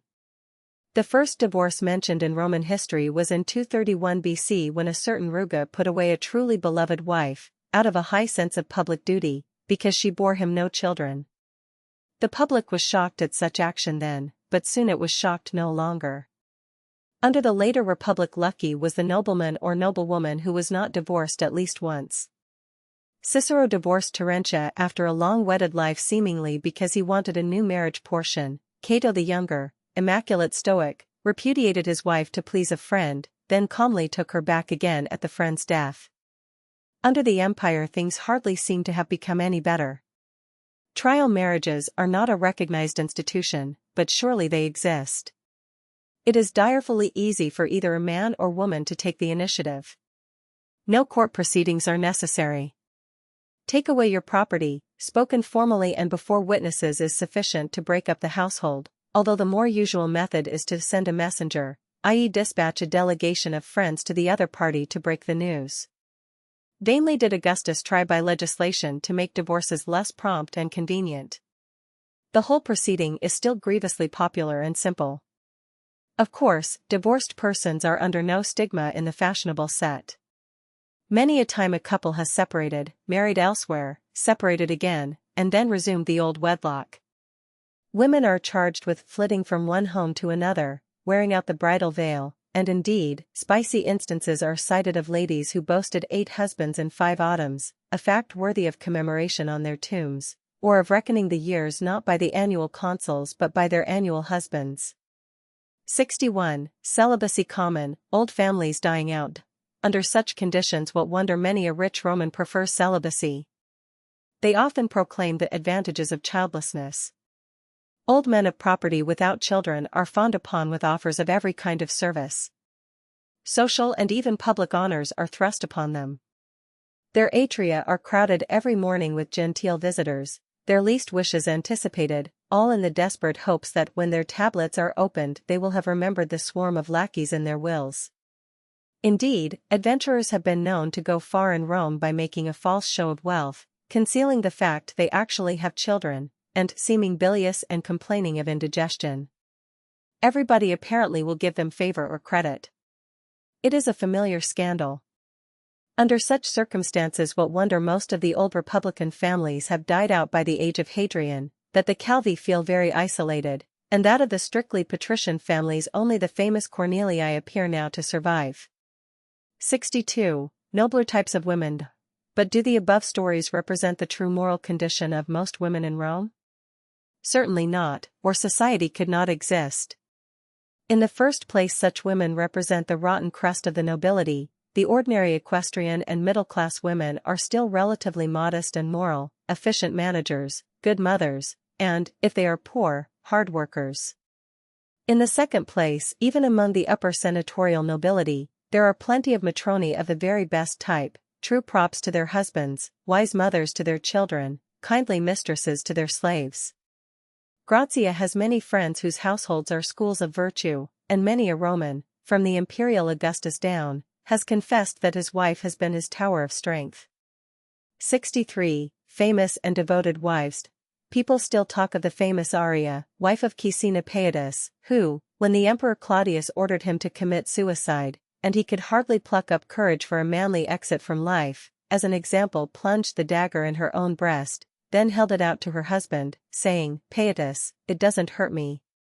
Her own daughter, the younger Arria, and Fannia, the wife of the philosopher Helvidius Priscus, grossly murdered by Nero, won hardly less reputations for fortitude. Pliny the Younger has recorded a more humbly born Italian dame, who, when her husband was suffering from incurable ulcers, but lacking the hardihood to kill himself alone, tied herself to him and with him jumped into the lake at Larium so that both were drowned. Wedded pair with Camillus, boy attendant. Fortunately the days of tyrannous emperors seem long since over. Wives usually can show their virtue by living for their husbands and not by dying with them. Rather lately there passed away an old man, Domitius Tullus. Vast was his wealth but it brought him no pleasure. He was so crippled and racked in every limb that he could only enjoy his great riches by looking at them. He was so helpless that he had to get others to clean and wash his teeth. He had a young and a very pretty wife, but so far from neglecting him or trying to hasten his end, she kept him alive for years by extraordinarily faithful personal care. Lately, too, the venerable Senator Macrinus has lost his wife, who if she had lived in the good old days would have been counted an exemplary woman.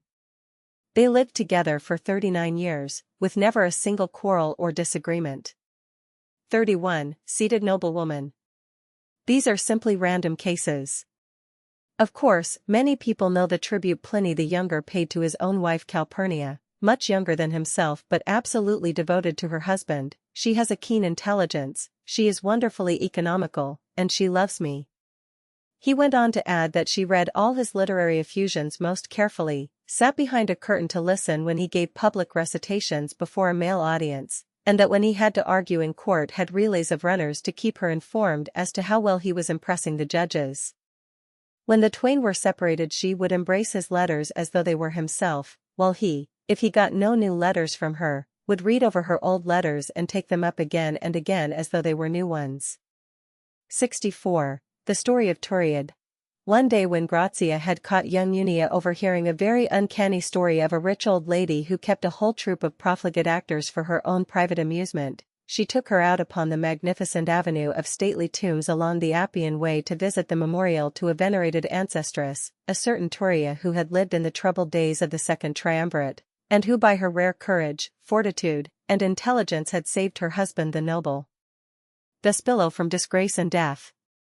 Turia's husband in a long inscription recited how she had saved his life in the civil wars at sore peril to her own, and how she had lived with him afterward in perfect affection and harmony, although, being childless, such was her devotion to him that she actually offered to let Vespillo divorce her that he might have children by a second marriage, promising very literally to be a sister to his new wife. But her husband repudiated the strange idea with anger. That you should have ever thought it possible we could be separated save by death was most horrible to me. The one sorrow that was in store for me was that I was destined to survive you.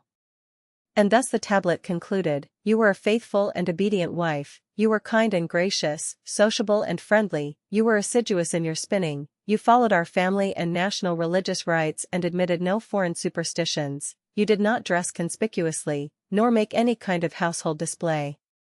Your management of our house was exemplary, you tended my mother as carefully as if she had been your own. You had innumerable other excellencies, common to the best type of matrons, but these I mention are peculiarly your own. 32. Turia has been dead over 100 years, but there are still high-born women in Rome who are her equals. One of them, Calvilla, has a fine young son now about 13, who owes an infinite debt to his mother, and whom the emperor will presently select as the heir presumptive to the throne. History will call him Marcus Aurelius. Chapter 5 Costume and Personal Adornment 65. The type of Roman garments. How is it possible to mention Roman women and Roman weddings without thoughts also of Roman costume and personal adornment? Seldom, indeed, has there been or will there be an age in which fine wearing apparel, and jewelry, and elaborate hairdressing can occupy so great a place in the thoughts of both sexes as it does in this era of the Roman Empire. Good clothes and fine rings are in fact so important that if you do not possess them, on many social occasions you must hire them. There were several guests at Statilia's wedding who appeared in gala robes with handsome jewels to match. With them went attendants who passed for confidential freedmen, yet it was whispered they were actually the agents of costume purveyors charged to see that every hired banqueting gown and topaz-set ring was promptly returned. Roman garments are like the Greek, they are usually wrapped on, they are not like those of a later age which must be put on. Pins, buckles, and brooches usually take the place of buttons. Sometimes, however, costumes of a different type can be met with in the cosmopolitan crowds in the fora. Occasionally are seen Persians and Parthians wearing tight-fitting leathern casings around their lower limbs, like the articles that another day will style trousers, and more frequently are met blonde or red-headed Gauls wearing caracali, close-fitting garments with long sleeves, slit down in front and reaching to the knee. 33. Such dresses are, however, exceptional. Loose shawl-like apparel prevails in Rome just as with nearly all the classical Mediterranean peoples. Romans wearing the toga. 66. The toga, the national Latin garment. But Roman tailors have never been servile imitators of Sparta or Athens. Long before Greek costumers became familiar visitors by the Tiber, the Latin folk had found their own national garment, the toga. Every true Roman is proud of the right to wear this distinctive garment, and its use is prohibited to non-Romans, however princely or wealthy. A group of ex-slaves has just come from the praetor, where their master has emancipated them, thereby making them Roman citizens. In a body they are flocking to the clothiers' stalls whence they can emerge as arrogant togati, lawful members of the imperial race. An unfortunate senator has lately been condemned for malfeasance in office and sentenced to banishment. It is not the least of his penalty that he must also divest himself of his toga. It can never be worn by a degraded exile. Clients have to wear this gown de rigueur when they visit their patrons in the morning. He would feel insulted if they omitted it. Anybody also having the least official business at the palace must wear the toga, and the reigning Hadrian has just issued an edict commanding all senators and equites to wear the garment on the city streets at all times except when returning from dinner parties, while the distinguished rhetorician Titus Castricius has lately delivered a public lecture, probably by imperial request, on the proper costume for senators walking about Rome, urging obedience to the law. The toga in short occupies a place in Roman manners hardly equaled by any other garment in any other nation. Nevertheless, many a client or nobleman, as he dons this mantle, inwardly curses the folly of the men of the good old times in selecting the toga as the national garment. It is very hot, very clumsy, very hard to drape around one's self without expert assistance. Everybody knows the story of old Cincinnatus, how when he was out plowing and the committee of senators suddenly appeared to say, "You are named dictator, make haste to save the imperiled army," would not receive them until his wife had run and fetched his toga and he was suitably clad. In his day, however, the toga was almost the only garment worn and was hardly more than a small-sized woolen shawl. Now one always wears a tunica as a house and undergarment, and the toga has been growing ever larger and more elaborate. Dandies still wear togas so huge as to justify Cicero's sneer, they wrap themselves in sails not in togas. But even for decent citizens the garment is disagreeably complicated. The use thereof is one of the penalties for the splendid right to boast, civis Romanus sum. 67. Varieties of togas. The normal toga is always of wool and is usually of a dull white, the natural color of the wool, but in the Republican days seekers for election to public office would have their togas bleached to a conspicuous snowy whiteness, and hence their name, candidati, extra white men. Boys wear the toga praetexta, a toga with an elaborately embroidered purple hem. When they put this off on reaching manhood, 14 to 16, they proudly assume the pure white toga, inwardly hoping, however, that they can someday reappear in the praetexta, for it is also the official robe of the high curule magistrates. More glorious still is the toga picta entirely of purple and with gold embroidery, which can be worn by great officials while they are presiding over public games, and which is used by the emperors on all state occasions. Quite different, of course, is the gloomy toga pulla, dyed to some dark color, and worn as mourning or to excite sympathy in some threatened calamity, e.g. if one is the defendant in a dangerous lawsuit. 68. Draping the toga. The plain white toga, however, suffices in most cases for most Romans. Of course, there is a vast difference between the dirty shawls not without moth holes, which some of Calvus's clients have thrown around them the morning we visit his mansion, and the garment which his special valet, Parmenio, drapes about him when presently the senator announces, "I must visit the forum." Parmenio has to be assisted by no less than 3 other slaves while he literally winds the soft white mass of fine Milesian wool around his master. When skillfully draped, the toga appears to be an easy and elegant garment, leaving the right arm at liberty, and flowing around the person in noble lines implying dignity and deliberation.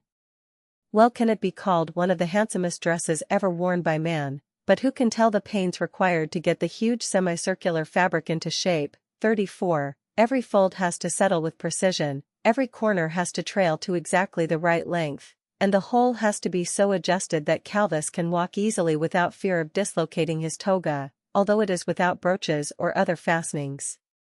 When at last, however, all is ready, the results justify the effort. Its wearer appears every inch a senator, one of the leaders of the arrogant imperial race. 69. The tunica. The toga has to be worn everywhere in public, but the instant he is back from the hot forum, Calvus is more than glad to fling it off. Indoors he, with all other Romans, wears the tunica. The tunic is a comparatively new garment in Italy. In early Rome probably the toga was the only clothing worn at all except a simple undershirt or loincloth. The tunic in fact resembles closely the Greek chiton, 35, and is made much the same for men and for women. It is a kind of long shirt fashioned by sewing two pieces of cloth together, with holes for the arms or with short sleeves, and secured around the waist by a girdle. Long sleeves, Gallic style, are not unknown, but they are accounted very effeminate. Without the belt the tunic falls well down to the ankles, but it is easily shortened by drawing the cloth up through the girdle and letting it tumble around the waist in a loose fold. In warm weather the tunic is often the only garment that a Roman wears indoors.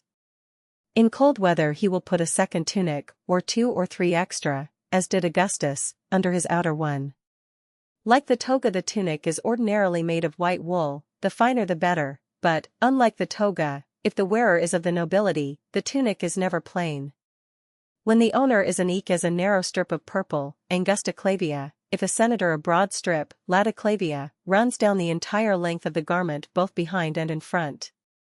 This is the official token of his rank, that all men may reverence his nobility, and one of the chief tasks of a great man's valets is to hang the toga so that the purple strips on the tunic will always peep out conspicuously from the undergarment. 70. Capes, cloaks, and gala garments. The toga and the tunic are the two standard male garments in peace times, but they do not meet every requirement. On festival days, unless the imperial edict is very strictly enforced, most of the younger citizens will be seen streaming to the theater or circus in the Lucerna. This, at first, was merely a short sleeveless mantle of light stuff thrown over the toga to protect against dust or rain. Presently it was made into a more festive garment, usually of brilliantly dyed wool, and was substituted for the toga outright. There is a hood usually attached, and it is convenient, therefore, to wear the Lucerna if one is not anxious to be recognized on the streets. It is so very easy to conceal one's face. In bad weather, and with poor country people in general, however, the paennula is more useful. This is much like the Lucerna, a sleeveless, shaker, cloak or cape, also provided with a hood, but always made of coarse heavy material. Most travelers wear the paennula, and it is a common garment for the slaves. Like the paennula in turn is a third type of swinging cloak, but usually cut shorter, the sagum issued to soldiers. Sometimes it is of rough material for the severest purposes, sometimes it is a truly elegant garment for officers, floating in bright colors over flashing armor. The generals wear a special sagum of conspicuous red, the paludamentum. The sagum is, in fact, so decidedly the military cloak that the phrase changing the toga for the sagum has become a regular way of saying being suddenly called to arms. One can see many Oriental and Greek-style garments in Rome, but native gentlemen have only one other article of apparel that must be mentioned. Everybody ought to keep a gauzy and brilliantly dyed synthesis for indoor wear at formal dinner parties, to wear over the tunic. It can never be worn outdoors except during the jolly riot of the Saturnalia, but indoors it is light, comfortable, and a fine contrast to the heavy togas. Saffron, amethystine, and azure are the favorite colors, and at ultra-fashionable parties it is good form for a male guest to rise between courses and put on a new synthesis of a different hue, held ready by his slaves. 71. Garments of women, the stola and the pallid. Calvus, of course, keeps many specimens of all these garments in his wardrobe. The average poor citizen gets along with a toga, a tunic or two, and probably a paennula. Grazia's closed chests and presses are inevitably more ample than her husband's, but the garments of a Roman lady resemble those of a Greek. They are far more like the masculine garments than are those of women of a later age. Grazia really seldom wears any save 3 kinds of garments, her tunics, her stoli, and her palli. Roman ladies anxious about their figures cannot squeeze themselves with corsets, but sometimes they do wear bands of soft leather pressed tightly around their bodies. Then comes the tunic, extremely like the inner tunic worn by the men, but it fits the body rather more closely. Sometimes it has no sleeves, and it falls only to the knee, and it needs no belt. Over this single garment is the essential dress of the Roman matrona, her stola. It is decidedly more elaborate than the outer tunic of the men. In the main it is not sewn, but is held together by a whole series of clasps and pins, giving an admirable opportunity for the display of gem-set buckles. There is a girdle, passing high, above the waist, the many folds tumble to the feet, but at the very bottom there is an embroidered flounce or hem, and with noble women at least this flounce is always of purple as is the border around the neck. A Roman matron, showing the stola and palla. Like the toga, the stola is an extremely ample garment, giving its owner a chance to display innumerable graceful folds, and like the toga, good taste requires that it should usually be of clear white. To wear the stola is the proud privilege of Roman matrons, and in it no woman of light character is permitted to flaunt herself. 36. Girls put on the stola immediately after their marriage, and even more than the toga it is a garment of grace, permitting beautiful poses of statuesque dignity. Outdoors a Roman lady will wrap herself in her palla. This is merely a large shawl, although often with elaborate arrangement. Grazia's maids usually throw 1/3 of its length over her left shoulder, letting the end trail almost to her feet, while the remainder is carried behind the back and wound skillfully around the wearer, although if a head covering is needed, one can draw up some of the cloth and form a loose and convenient hood. Every woman in Rome possesses a palla, and the wealthy, of course, own whole arsenals of them in every possible size, weight, material, color, and embroidery, suitable for all purposes from winter travel to snaring susceptible youths beside one in the theater. 72. Materials for garments. Wool and silk. So much for the types of garments. Needless to say that their fabrics and details are infinite. Wool is still the standard material. Even now, in these degenerate days, the best Roman matrons keep the spindles and distaffs working with their maids in the peristylia, and make up a large part of all the coarser garments needed by the household. Calvus takes pride in wearing and exhibiting a really handsome toga and in telling his friends, "My Grazia made that," but various other senators can utter like boasts, their wives merely imitating such empresses as Livia, who wove all Augustus's everyday garments. On the great villa estates the slaves are kept from busy idleness in winter by weaving cloth, not merely for themselves, but for their masters' families in the city. But such fabrics, ordinarily, are decidedly coarse. There are really fine woolens made in southern Italy, but the very best comes from the east. Milesian wool is a trade name in every market, though very likely much of it actually is from Tyre, Sidon, or Alexandria. A good deal of linen is woven up into comfortable house dresses. Enough cotton comes in from the Orient to make it no rarity for superior garments, but it is too scarce for any common use. What every Roman of fashion dotes upon, however, is silk. Far away in the east is a half-mythical land, Serica or Ceres. Hardly any European has ever penetrated there. 37. But caravan traders pass along small parcels of a wonderful material alleged to grow on trees. Garments made thereof are incomparably lovely, but the material is worth its full weight in gold or even more. As a result, the stuff is spun up into the flimsiest and gauziest gala dresses imaginable, and these are often partly made of cotton.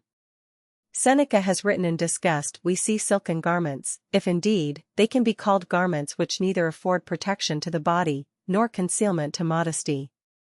For all that women like Statilia and her mother will be miserable if they have not plenty of Cirician tissues wherewith to float into the amphitheatre or circus and dazzle their rivals in a city where, as complains Juvenal, everybody always dresses above his means." 73. Styles of arranging garments. Fullers and cleaners. With garments so simple in their sewing as togas and stolas, there is little call in Rome for exclusive tailoring establishments or for fashionable makers of gowns.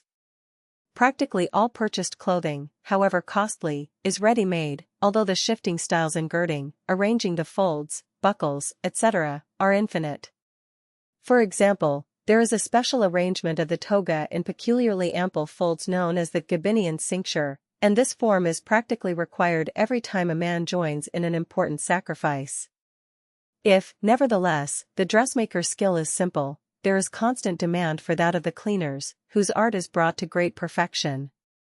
The huge squares of fine woolen seen continually going to or coming from the fullers' establishments. The fullers pass for peculiarly jovial, friendly people, and the jolly fuller is a stock character in comedy. Soap is a Gallic invention and it is just coming into fairly common use. Garments are still cleansed, however, with fuller's meal, a kind of alkaline earth. Wherever you go around the humbler parts of Rome you hear a monotonous song being trolled over and over, and coming usually from a pungently smelling establishment. It is the fuller's tripudium, 3-step, sung as they tread out the clothes in the great vats all day long. After the direct cleaning, a fine garment has to be recarded to bring up the soft nap, then it is carefully smoothed in a large wooden press with powerful screws. 38. Every household can do its own laundry work, but in no later age will the cleaner reign with the supremacy which he enjoys in Rome. His justification comes when, at great public assemblies, thousands of togas and stolas veritably shine under the Italian sun like newly fallen snow. 74. Barber shops. The revived wearing of beards. Rome, too, is a city of barbers. Their shops abound everywhere and are great places for lounging and gossip. Most men have their hair clipped quite short, although a good many dandies delight in wearing fringes or rows of short crisped curls, as did Nero, often reeking with pomatum. People who dislike appearing old sometimes use black hair dye, and not a few elderly senators are said to wear wigs. Seen before a barber shop. The barber shops, however, have recently received a terrific blow, and loud is the lament of the entire profession shared in by all those private house barbers who care for the wealthy. Since not long after 300 BC Romans have been smooth-shaven, beards ordinarily being counted the sign of rusticity or of poverty, although teachers of philosophy wore long whiskers as a kind of professional badge. The day when a youth shaved off his first beard was celebrated almost as elaborately as the day he assumed the pure white manly toga. But to general consternation the reigning Emperor Hadrian, in his passionate admiration for Periclean Athens, has astonished all Rome by appearing with a full beard. Of course, every courtier and government official has loyally imitated him. Of course, every senator and eques has with equal loyalty done likewise. Feminine protests have been utterly vain. Beards, sometimes closely trimmed, sometimes long and venerable, have blossomed on almost every manly chin across the entire empire. Imperial Rome will henceforth continue bearded until the era of Constantine, nearly 200 years, when the razor will suddenly resume its sway. Such is the power of Caesarean example. Roman female heads, showing elaborate arrangement of the hair. 75. Fashions in women's hairdressing. Hair ornaments. If the barbers are unhappy, their gentler rivals, the ornatrices, who dress the hair of ladies, still reign in full glory. No Roman girl dreams of cutting off her hair, but the modes of arranging it are, as says Ovid, more numerous than the leaves on the oak or the bees on Mount Hybla. Fashions come and go with astonishing rapidity, and we have seen how Grazia's statue was devised so that a new coiffure could be substituted for the old, see page 53. As a rule young girls bind back their hair in simple coils or clusters of curls, but some of the styles permitted to them from the moment they become matrons defy easy description. The prevailing mode rather favors building up the hair in an elaborate semicircular mound in front with ringlets and plaits behind, but many a lady appears with a perfect tower-like structure that would collapse instantly were it not an affair compacted with extreme art.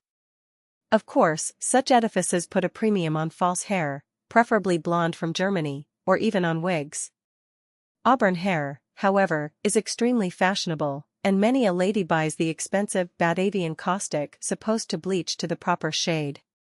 Even very modest women can rejoice in great treasure chests of hair ornaments, elaborate hair pins, and combs made of precious metal or fine boxwood, ivory, and tortoise shell, besides all kinds of snoods and wimples usually of scarlet, amethystine, or ivory. Noble dames will keep at least one diadem, a long band of golden chains set with as many pearls and jewels as possible. On simple social occasions they will wear their hair in a net of gold thread.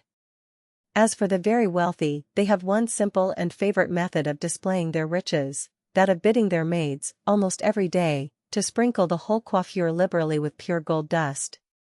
76. Elaborate toilets. Needless to say, the toilet is, to ladies of fashion, a slow and serious business, consuming most of the morning. 39. Statilia's mother, for example, who is now old enough to have to guard her complexion, has as her first duty that of suffering her maidens to peel off the thick layer of cosmetic paste smeared upon her face ere retiring. She complains that her husband is stingy because he will not let her imitate Poppaea, Nero's empress, who took a bath in ass's milk every morning to improve her looks. Such a lady, of course, requires two maids to dress her and to pile the masses of hair upon her head, the pair being supported and directed by an old freedwoman who assists at the council, skillfully improves and flatters, and who perhaps can do something to assuage the domina's fury if the latter's silver mirror reveals a misplaced curl, and she stabs the clumsy maid's arm with a sharp hairpin, or even shrieks out in wrath, "Bring in the whipper." Blessed with such tears and stories upon their heads, Roman women seldom need anything else out of doors except a veil or hood in extreme heat or bad weather. There are no milliners' shops along the Via Lata or Vicus Tuscus. The men likewise seldom bother about hats, and everybody on normal days goes about town bareheaded, although travelers have the hoods upon their paennulas. Workingmen, however, who are continually exposed to the weather, wear small conical felt hats, the pile, and travelers who find hoods irksome can keep off the sun by a comfortable broad-brimmed hat, the petasus. 77. Sandals and shoes. Shoes, however, are more necessary, and nobody but a slave goes barefooted around the streets. In the house nevertheless it is sufficient to wear very light and simple sandals, mere leather soles fastened to the foot with thongs, and even these are laid aside when you stretch out on the couch for meals. To call for your sandals is the same thing as leaving the table. Sandals. Outdoors one often puts on the calceus, which is practically like the shoe of other ages, although fastened not so much by lacings as by a complicated system of straps. Women's shoes are much like men's, although inevitably lighter and more often made of brightly colored leathers. High magistrates are proud to wear red patrician shoes with an extra elaborate scheme of bands and an ivory ornament conspicuous upon the outside of the ankle. 40. Ordinary senators wear red shoes without the C, and equites, a kind of tall boot recalling the days when to be an eques really implied being a horseman. Soldiers naturally clatter about in hobnailed caligy, ponderous sandals with such heavy straps and thongs that they become practically marching boots. As for stockings, they are all but unknown in Rome. 78. The mania for jewels and rings. But what dandy and what fashionable woman is content to appear merely with the standard quantity of clothing? The mania for jewelry is inordinate. Teachers of oratory have to warn their pupils, as did the great Quintilian, that the hand of a good public speaker should not be covered with rings, and especially these should not be set below the middle joint. Exquisites of both sexes, in fact, often wear half a dozen rings at once, all with as fine jewels as possible, and with a separate light set of rings for summer, and a heavy set for winter. Roman jewelry and ornaments. The jewelry work is, of course, exquisite. In the best shops by the Campus Martius can be seen rings of magnificent chasing and carving, set with onyx, sard, banded agate, amethyst, ruby, and sapphire. 41, some plain, some engraved, and all of a beauty which any later age can envy. Inevitably there are pendants, coronets, and innumerable brooches, and buckles every whit as fine. In addition, every Roman of equestrian or senatorial rank will wear with pride one perfectly plain gold ring, like a later wedding ring, as the token of his own nobility, and as the memorial of a time when a simple gold ring was the sign of real wealth. Every person of consequence also will wear a special signet ring, often an intaglio cut with some mythological character. The impression of this frequently takes the place of a personal signature, and the illicit use of such a ring constitutes the gravest kind of forgery. 79. Pearls an enormous favored. Time fails to speak of the beautiful cameos, intaglios, engraved medals, and huge engraved gems which are the triumphs of the lapidaries, and which many rich connoisseurs put in their collections, but one must not omit certain precious objects which Romans seem to prize above all others, pearls. The more pearls apparently that the fashionable can spangle upon shoes, dress, fingers, and, for women, upon the hair, the better. The great jewelers will say that they sell more pearls than all the ordinary gems put together. The imperial councillors protest in vain at the ceaseless export of gold to India to pay for the unprofitable imports of pearls from Taprobane, Ceylon, but the mania for such gems continues. People still tell how Julius Caesar gave to Servilia, the mother of Marcus Brutus, a single-weight pearl worth 6,000,000 sesterces, $240,000, or how the inordinately rich Lollia Paulina, one of Caligula's overnumerous wives, appeared at a dinner party, with great pearls spangled over her unlovely person worth altogether every whit of 40,000,000 sesterces, $1,600,000. 42. There are no such tantalizing collections as hers now in Rome, but many a lady of modest means has in her coffers a few pearls large and beautiful, and the cynics declare that in a crowd the sight of a big pearl in a woman's ear is better than a lictor to clear the way for her. 80. Perfumes, their constant use.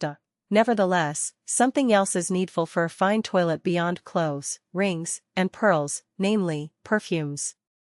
The old-line Italians were a coarse and hardy folk, and later the Orientals, whom slavery or self-interest has brought into Italy, have a truly barbaric love for powerful odors.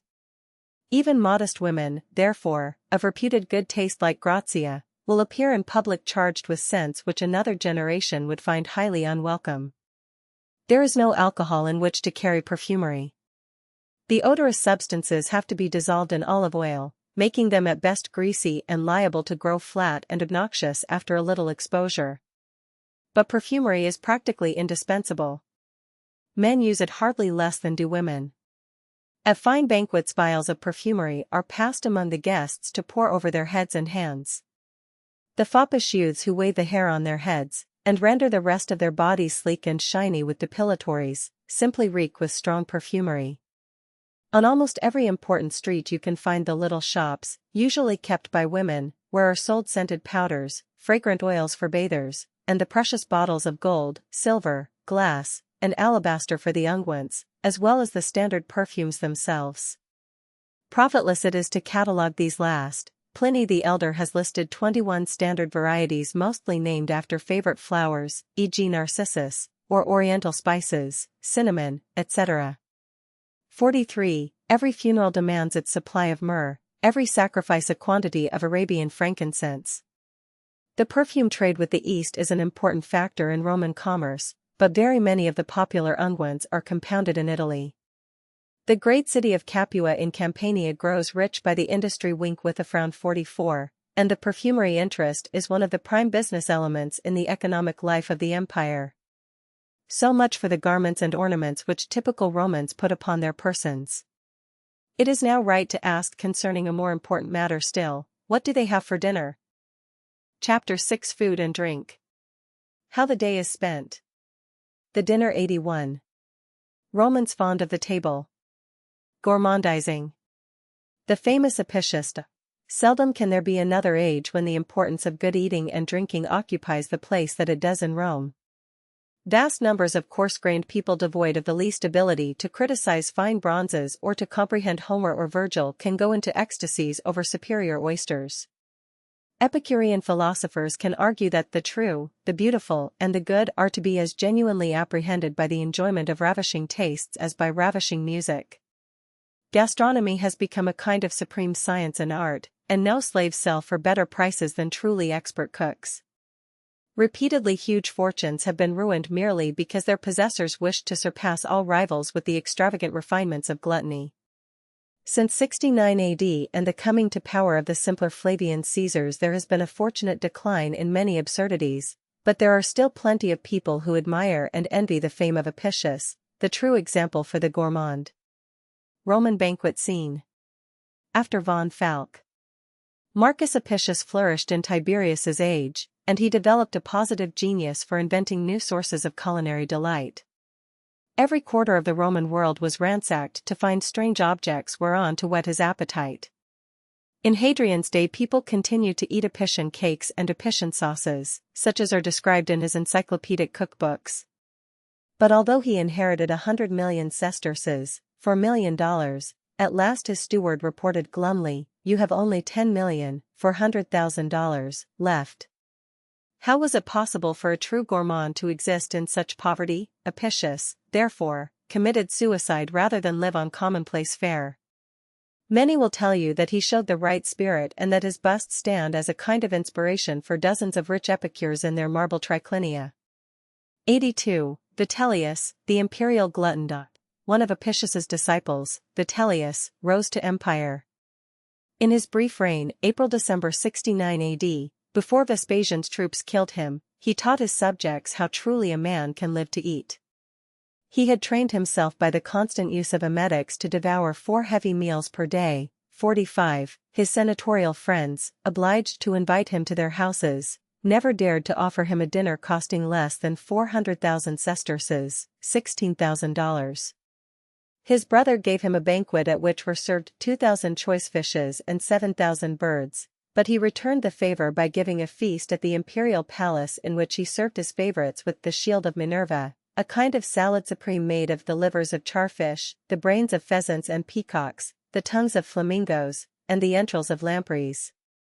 Warships had been sent as far as the Aegean or Spain to round up some of these viands. It was lucky for the treasury that his reign was a very short one. 83. Simple diet of the early Romans. And yet these worthies gorged and guzzled in a city whose founders had been famous for their abstemiousness. For many a generation even prosperous Romans had lived very largely on coarse bread or even on a coarser wheat porridge, pulse. Wheat porridge was what supplied the brawn and courage to the legionaries who brought to ruin Pyrrhus, Hannibal, Philip of Macedon, and Antiochus. They were fortunate if their meal was not made of barley, later counted as being barely fit for inferior slaves. Even senators, we are told, were glad to pick a few green vegetables in their gardens to help out the porridge. On feast days there would be a little pork or bacon from the hanging rack, and if there was a public sacrifice the worshippers might each take home a lump of beef. Such was the dietary of the men who originally made possible the fortunes of an Apicius, and as late as 174 BC there were no professional cooks in Rome. Now, however, there are plenty of purple-fringed exquisites who can tell at first bite whether an oyster comes from Circei, or the Lucerne rocks are clear from Britain, or at one glance discover the native shore of a sea urchin. Grist mill turned by horse and filled and emptied by a slave. 84. Bread and vegetables.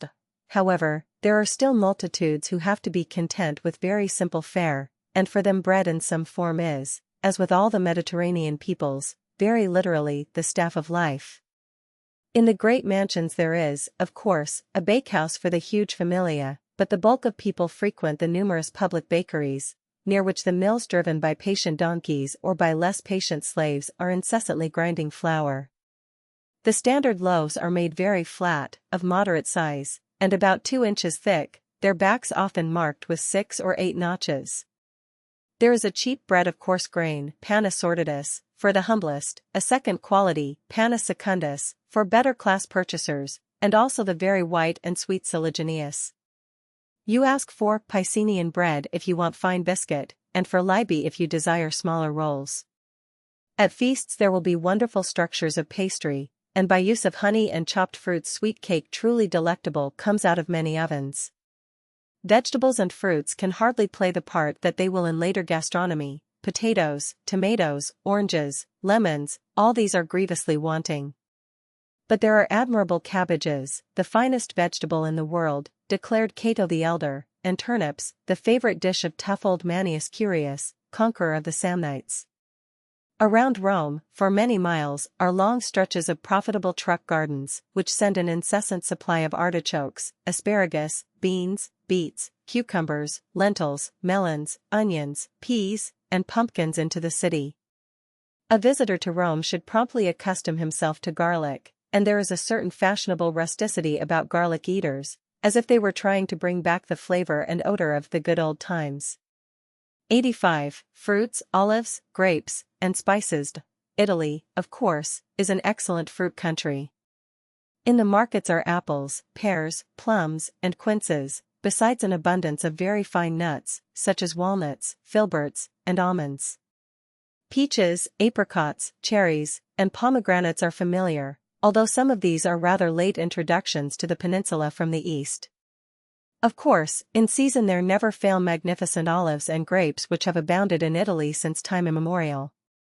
A great demand exists, too, for all kinds of salad greens, cresses and fine lettuce, also edible mallows.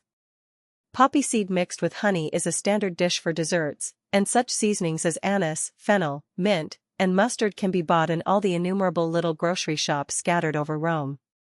In the larger food shops can be had likewise those oriental spices in heavy demand by the epicures, and also very costly imported fruits, often preserved with great ingenuity in an age that knows not the use of canning processes, refrigerating plants, or sugar. 86. Meat and poultry. The demand for meat has been steadily increasing with the growth of luxury and economic prosperity. Butcher shops abound. Poor people buy goat's flesh, which, however, is completely disdained by the finical. Many citizens nevertheless never taste beef or mutton except when it is distributed in the form of a sacrifice at some of the great public festivals, and even for the rich beef is not an extraordinary favor. Pork, however, is always popular. The despised Jews never seem to the Romans to show their national folly more clearly than in refusing to eat thereof. Pork in all forms, especially bacon and pork sausages, figure in every important banquet, and up in the Apennines in the vast acorn forests, uncounted herds of swine are always fattening to satisfy the incessant demands of the great capital. Poultry is on the whole in greater demand than meat. 46. Squawking coops of common fowl, ducks, and geese are on sale at almost every street corner. There is also good money in raising upon country preserves quantities of partridges, thrushes, and grouse, and even of cranes. In Cicero's day peacocks made a very fashionable dish, and they are still in request, although losing their old popularity. Hares, rabbits, venison are comparatively cheap, and everybody with a price can buy wild boar at the better purveyors' shops. 87. Fish in great demand. Rome, however, somewhat resembles Athens in one particular: the butcher shops are less important than the fish dealers' stalls. 47. Poor people eat salt fish or pickled fish, from little sardines to slices of the big cibium, as forming frequently the only break in an otherwise vegetarian diet. They also make up salt fish with various vegetables and cheese into a kind of fish balls. A man of income, however, is unhappy without his fresh fish daily. This creates a serious and expensive problem for Rome. There are a few eels and pike of good flavor caught right in the Tiber between the bridges, but the great fish supply must be brought from a distance, often in warm weather without aid of refrigerating plants. Frequently along the road from Ostia, and very often down the Via Appia clear from Puteoli, can be seen large wagons tearing in hot haste. They bring not government dispatches but fresh fish that will frequently command absurd prices in the city. Often all kinds of seafood are transported still alive in small tanks, and sometimes the distance whence they can be imported is astonishing. The best turbots, large flat fish, come from Ravenna on the Adriatic. Eels can be brought in good flavor from Sicily and even from Spain. Gourmands go into ecstasies over oysters from Circei or Baiae, but of late people wishing to astonish their fashionable friends have actually claimed to import such shellfish from Britain. The real fish for the epicure, notwithstanding, is by common confession the noble mullet. The flavor of the best specimens is ravishing, and, for a truly large and perfect mullet, the prices paid are astonishing. It is a common story that a certain Crispinus, a satellite of Domitian's, once gave 6,000 sesterces, $240, for a single 6-pound mullet, more than the cost of the slave fisherman, indignantly exclaimed the outraged Juvenal. Many great nobles, however, disdain having to depend on the public markets. At their seaside villas they have huge saltwater tanks and artificial fish ponds. Therein mullet, turbot, carp, and eels can be bred, fattened, and brought to perfection, and on the day of a feast a slave will hurry them up to Rome still gasping. 88. Olive oil and wine, their universal use. Supplementing the salt fish and bread, the poor of the capital, like all genuine Mediterranean folk, seldom fail to get their oil and wine. Olives are gladly eaten green, ripened, or preserved in great quantities with salt or pickle, but their greatest value comes from their oil. To Rome as to Athens, olive oil is not merely food, it largely takes the place of toilet soap, and it supplies also the most common illuminant. See A Day in Old Athens, page 177. It is a complete substitute for butter in the average dietary, often making dry or moldy bread palatable, and as earlier stated, page 98, it is the basis for most of the ointments and perfumery wherein the average citizen delights. As for drink, practically every Roman has his wine. There are, indeed, beverages made from wheat and barley, and also from fermented quince juice, but for daily purposes beer and distilled liquors never appear at Italian banquets. Cider is sometimes drunk, and a little so-called wine made from mulberries, but the enormous vineyards existing in every part of the country testify to the importance of ordinary grape wine. Vintners' stalls are almost as common along the streets as bakeries. The drink they sell in jars, skins, or small flagons is sometimes decidedly resinous after the Greek fashion, and in any case is extremely sour, so that a large admixture of honey is often required to make the favorite sweet mulsum. In any case only sheer barbarians will drink their wine undiluted, and really good wine can stand as much as 8 parts of water to 1 of itself without losing too much flavor. 89. Vintages and varieties of wine. There are as many varieties of wine as there are regions around the Mediterranean. Each produces a vintage that is tolerable, and some are highly select. Your average poor plebeian can get a large jug of palatable stuff for a sesterce, for cents. The wealthy will think nothing of paying heavily for amphorae, tall jars, of choice old Satinian, the best wine in Italy, or for Falernian, Albanian, or Mossic, which count next among the native vintages. If, however, you are giving a formal dinner party, etiquette dictates that at least one imported drink should be served. It makes an excellent impression to bring in Chian, Thasian, or Lesbian from the Aegean, or even Mariotian from Egypt and the splendid Calibonium from Damascus, the delight of Oriental kings. In summer-time wines, of course, are drunk cold, and at luxurious banquets they are even chilled with snow water. In winter, however, you will often see a kind of bronze samovar, heated by charcoal, used for preparing calda, warm water and wine, heavily charged with spices, and at the cheap eating houses the calda counter is often thronged, especially on chilly afternoons. Common soldiers, slaves, and plebeians of the lowest class have a special beverage all their own, namely posca, which is simply vinegar mixed with enough water to make it palatable. It probably forms a really refreshing drink, if one can acquire the taste for it. 48. Time fails to tell of various rare vintages which are treasured by the epicures as if worth their weight in gold. In 121 BC there was a wonderful yield of wine called Vina Opimia from the then consul Opimius. By Hadrian's day the last drops of this precious liquor have long since disappeared, but men still discuss the traditions of its nectarous flavor. In every great house the wine cellar retains a number of web-covered and dirty glass jars carefully sealed with gypsum, and with labels showing that they were laid away perhaps 100 years ago.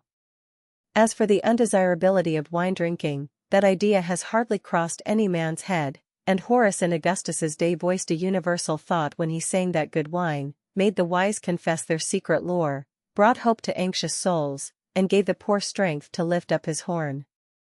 90. Kitchens and the niceties of cookery. With such attention to good eating and drinking, a Roman kitchen necessarily requires an elaborate equipment. Cook stoves there are none, but there are extensive masonry or brick hearths. The charcoal fire heats the stones until a broad surface is glowing and ready for remarkable culinary achievements.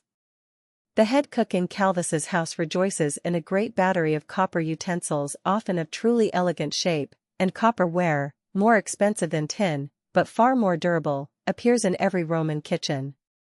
There are pastry molds, dippers, ladles, great spoons, little spoons, baking pans for small cakes, in short, everything to delight the heart of the housewife of another age. Nobody expects us to investigate rudely the peculiar dishes evolved in the kitchen of a genuine gourmand. Cookery, the disciples of Apicius aver, is not a common handicraft, but the noblest of sciences. Only a thrice-initiated epicure, a man who has carefully trained his tongue to discriminate the least shades of taste, and his fingers to endure hot viands so that he may pluck out the morsels at precisely the proper temperature, can appreciate many of the refinements. Calvis laughs, indeed, at a friend of his who lately insisted on serving a wild boar from Lucania caught when the south wind was blowing, with honey apples picked under a waning moon, and lampreys caught just before spawning. Such people will also explain dogmatically that eggs of oblong shape have better flavor than round ones, and that after drinking wine the appetite is better stimulated by dried ham than by boiled sausage, or that it spoils the flavor of moss-sick wine to strain it through linen, but you can clear it by mixing with the lees of Falernian and then adding the yolk of a pigeon's egg. 49. A new dish coming loyally into favor is that to which Hadrian is personally so partial, a huge meat pie wherein pheasant, peacock, sow's udder, and wild boar flesh are all baked up together. Needless to say, many coarse fellows who boast themselves epicures really are merely gluttons. Their appetites have become simply animal. Rome has plenty of twin brothers to that centre derided by Martial, who at a banquet asked 3 times for boar's neck, 4 times for the loin, then for hare, thrushes, and oysters. After that he bolted sweet cakes, and finally devoid of all decency hid some fruit and a cooked dove in the folds of his gown and sneaked home with a small jar of wine. 91. A Roman gentleman's morning, breakfast, jentaculum, and the visit to the forum. However, even gluttons like Santra spend all the earlier part of the day under conditions of relative abstemiousness. Romans never eat 3 hearty meals a day, they merely stay their stomachs until dinner, the event they ordinarily look forward to from early morning. In Calvus's house everybody is supposed to rise at grey dawn. Just as the first bars of light are making darkness visible, a decuria, squad of 10, of slaves under a chamberlain, atriensis, brushes down the atrium and peristylium before the master and mistress rise and are dressed by their body servants. As promptly as possible these noble folk are served, often in their chambers, with their breakfast, the jentaculum, merely a few pieces of fine bread, sprinkled with salt or dipped in wine, and with a few raisins and olives, and a little cheese added. If Calvus is now expecting to go on a journey or to put in a hard day debating in the Senate, he may however call for some eggs and a cup of heartening mulsum. After that, the clients are led into the atrium, greet their patron with their aves, receive his counter greetings, and get their money doles for service, see page 150. Next, upon an ordinary day, Calvus calls for one of his second-best togas, and issues forth. If the Senate is convening, he, of course, seeks the curia. If not, he will often visit his banker upon the Via Sacra to talk over investments, will call at the mansion of a sick friend, will go to witness a will for another friend, a very familiar ceremony, or will go to one of the basilicas, where still another friend is arguing a case, and expects all his best acquaintance, the more distinguished the better, to sit near him and applaud as he makes his points. During all these rounds Calvus is, of course, followed by some 24 clients and freedmen as well as by at least as many slaves. 92. The afternoon and dinner time. Importance of the dinner, cena. After that it is near the 6th hour, 12 m. All over Rome work ceases almost automatically, the poorer classes make for the cook shops or itinerant food vendors, while people of rank either go home or accept the hospitality of friends for the midday lunch, the prandium. This is a real meal, although taken as informally as possible. The food is mostly cold, bread, salads, olives, cheeses, and meats remaining from last night's dinner, although sometimes there are hot dishes, such as hams and pigs' heads, and a good deal of common wine is drunk. During the next hour everybody who can possibly spare the time takes a short siesta. Rome, in fact, in summer seems to have gone to sleep under the glaring sun. Then for the humbler folk toil resumes, while the fortunate classes make for the great baths where, indeed, under the guise of sociability a great deal of real business can be transacted.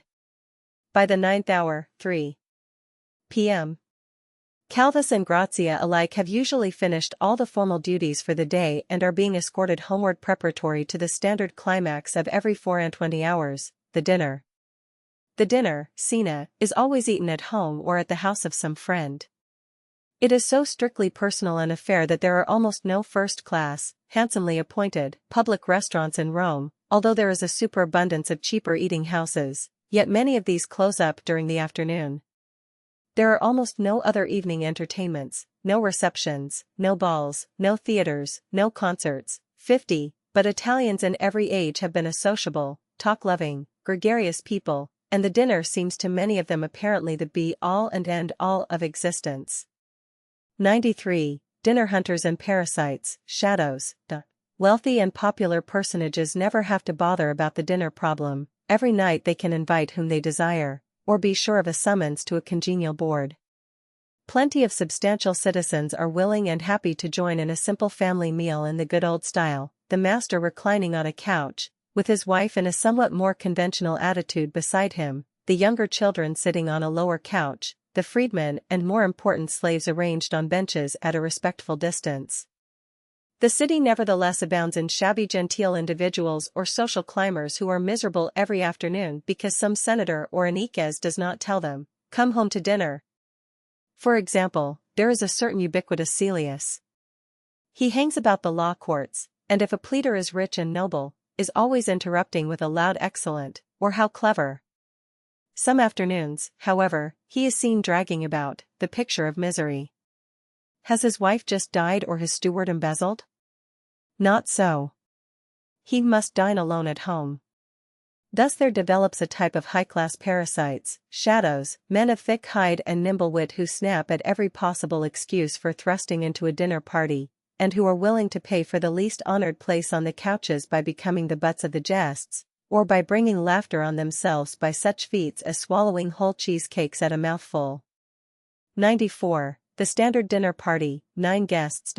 In Athens and other days a delightful informality prevailed at banquets. The number of guests was seldom fixed, and it was quite proper to intrude 2 or 3 more at the last minute.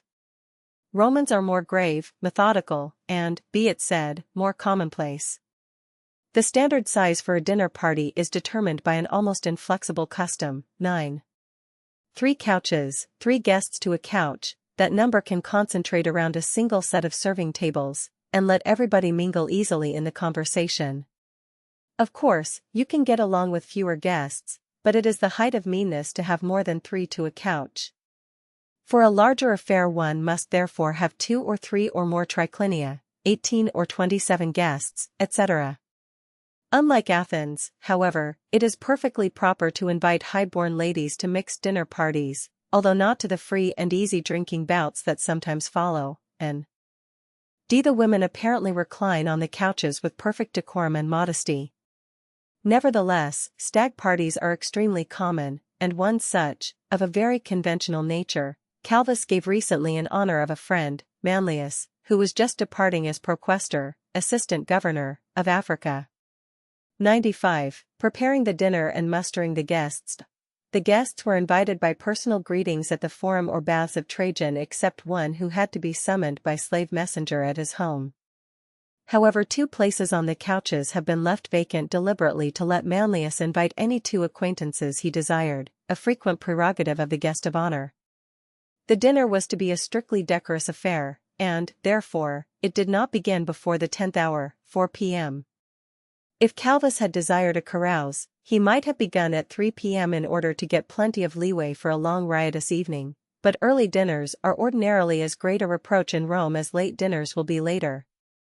During the morning while the master cook was tyrannizing over his scullions in the kitchen, and evolving various triumphs in pastry, the chamberlain, an upper slave, was standing whip in hand over a whole platoon of lower slaves, giving orders like a centurion, sweep and scrub the pavement.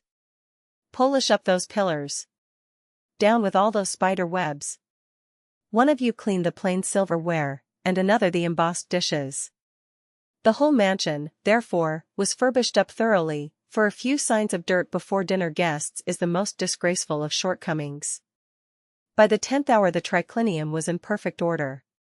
The 3 elegant sofas with purple cushions embroidered with gold thread were arranged around the finest citruswood table. Small pillows were laid upon the cushions to mark the positions of the feasters and for them to thrust under their elbows as they lay and ate. Presently the street before the vestibule became jammed with the retinues of the 8 guests as each swung up in his litter. Calvus greeted each of the invited friends in the atrium, while the bulk of their escorts turned back home to return again with torches when the party should be over, but each guest was followed into the house by his own special valet, who took off his shoes as soon as he stretched himself out upon the couch, and then stood by to help Calvus's servants serve his own master. The triclinium was thus a decidedly crowded place, with 8 strange slaves present, besides a mobilization of all the handsomest and most efficient of the house servants. 96. Arrangement of the couches, placing the guests. The guests were each in the gay synthesis or other gala costume, and quite in the mood to obey the grave nomenclator, a handsome and experienced slave of the host who pointed out to each his place on the couches. This location of feasters, however, was an extremely solemn business. How many social feuds have been created by blunders concerning it?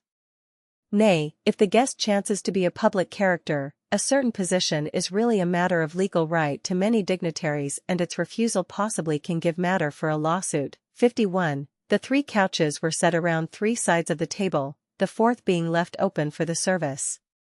Approaching from the open side that couch to the right was reckoned the first, summus, then the middle one opposite, medius, then the one on the left, imus. The best place of all was reckoned to be the third position on the middle couch, the consul's post, 52, and here, of course, Manlius was consigned. Calvus by custom took the host's place, on the third couch, but nearest the guest of honor. The distribution of the other places was a matter for great discrimination, but peace was kept by placing the 2 African gentlemen whom Manlius brought, upon the middle couch beside him, and setting the young Icas Nepos, the junior of the company, at the outer end of the third couch.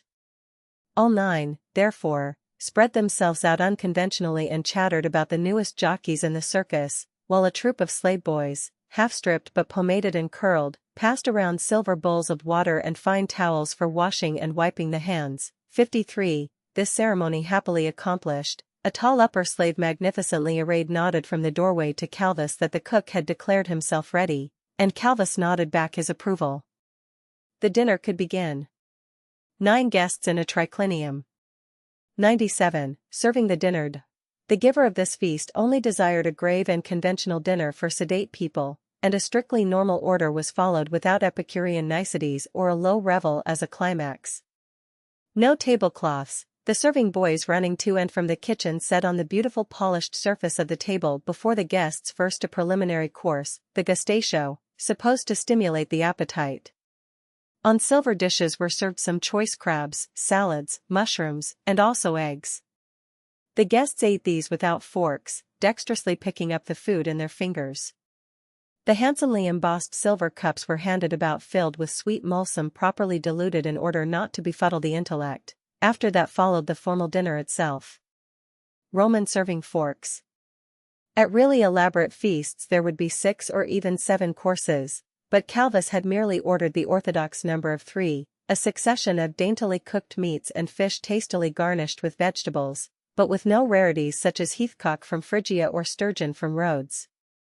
The honor of the house, however, required that every viand should be arranged carefully on its dish, and every dish upon its tray by a special slave, the structor, a true artist, who also acted as master carver, cutting up a roast of boar with his knife keeping time to a flute player. The mere fact, however, that one man was allowed both to arrange the dishes and then to do the carving was a sign that Calvus was among the less ostentatious senators. Between each course water and towels were again passed about, and the guests washed their hands. Finally for dessert there was brought on a great quantity of curious pastry, artificial oysters and thrushes filled with dried grapes and almonds, and a great dish whereon stood an image, made of baked dough, of the orchard god Vertumnus, holding a pastry apron full of fruits, while heaped around his feet were sweet quinces stuck full of almonds, and melons cut into fantastic shapes. 54. Drinking cup. 98. The drinking bout, commissatio, after the dinner. This concluded the regular dinner, but Calvus had invited his friends, since Manlius had much to talk about, to stay to a commissatio, a social drinking spell afterwards. The 9 guests rose and adjourned to the host's private baths, whence, after they had refreshed themselves and taken a turn around the colonnades in the peristylium, they returned to the triclinium to find that the slaves had changed all the couch covers and pillows, had swept the floor, and had actually brought in new tables. It was now quite dark, beautiful silver lamps gleamed on high against the fretwork of the ceiling, and on the tall inlaid sideboard stood 2 great silver tankards. One was filled with snow wink with a frown 55, the other had a charcoal brazier beneath it and steamed with hot water. If Calvus's party had now been composed of younger merrymakers, someone would have called out, "Let's drink in the Greek style and elect a king," and everybody would have joined in throwing dice to select the rex, or lord of the revels. That potentate would have been obligated to decide how much water was to be mixed with the wine, and how many cups must be drunk to the health of each feaster's lady love, and to arrange the forfeits, riddles, and practical jokes inseparable from a jolly evening. If the party had been still more uproarious, Spanish dancing girls might have been provided by the host, or a corps of pantomimes, acrobats, or farce players, and the whole scene could have ended in a very coarse orgy. In the present case Calvus had decided to let his friends merely drink enough to loosen their tongues and to exchange their best wit and wisdom. The slaves, therefore, brought in with decent solemnity the little images of the family Lares, and a small smoking brazier, and Calvus cast a trifle of meal and salt and a few drops of wine upon the fire. "The gods are propitious," announced a slave in loud voice, after which the guests preserved a reverent silence for an instant, to be followed by vigorous conversation the moment the divine images were carried out. 99. Distribution of garlands and perfumes. Social conversation. While one corps of slaves was passing about the wine, asking each guest whether hot or cold, others were distributing wreaths of fragrant flowers, to put on the forehead and even around the neck, by their odor supposedly preventing drunkenness, and also little alabaster vials of choice perfumes which the guests immediately broke and poured upon their hands and hair. Then followed long conversations, grave or gay according to the mood. Calvis had not provided any professional entertainers, but all through the drinking a good flute player and a good harpist hid behind a curtain kept up a soft pleasing melody. While Manlius and the older guests discussed the control of the Moorish tribes of Numidia, young Nepos and one or two others found much to say about a new Thracian who had just fought at the Flavian amphitheater, and presently all the others pressed the host, knowing him to be a little vain on the subject, to show some new moves in robbers, Latrunculi, a board game with men extremely like checkers, which he had evolved with peculiar pride. It would have been good form also to have played at making impromptu verses, or at matching riddles, but for a Roman gentleman to indulge in anything like singing a song, even before a group of friends, would have been undignified. Nero possibly shocked public opinion even more by appearing openly as a common theater performer than he did by killing his mother. At last the evening ended. It was only 8 o'clock by later reckoning, but everybody had to be up again by grey dawn. The streets were already dark and deserted save by prowlers and the police watch. "My shoes, boy," called Manlius to his valet. All the other guests imitated him, and already their retinues with slaves and torches were crowding in the vestibule. The 8 diners departed after thanking Calvis. The slaves cleared out the triclinium and quenched the lights. Soon the whole domus was asleep. 100. Elaborate and vulgar banquets. Simple home dinners. Such was a very decorous and ordinary dinner. It could easily have run off to greater follies and vastly greater magnificence, useless to describe. Space lacks, also, to describe the magnificent imperial banquets at the palace when all the gold, glitter, and luxury of the capital is on display. Calvis is no great philosopher, or he might have followed the mode and insisted upon his guests conversing solely about the Stoic conception of duty, or the immortality of the soul. A host of another type might have imitated certain very mean patrons who would invite poor clients to fill up the triclinium and then deliberately serve them with cheap wine and coarse scrappy food, while the best was being set before himself and the guests of honor. Such great men were also equal to pettiness of stationing special slaves behind each less favored guest to watch lest the latter should with his finger-nails pick out the gems set in the drinking cups. Pliny the Younger has already recorded his emphatic opinion of noblemen who will not serve dependents with as good fare as they get themselves, declaring that if the host must economize, he should eat and drink nothing better that night than what he gives his clients and freedmen. Of course, many an evening meal is far simpler than the one just described.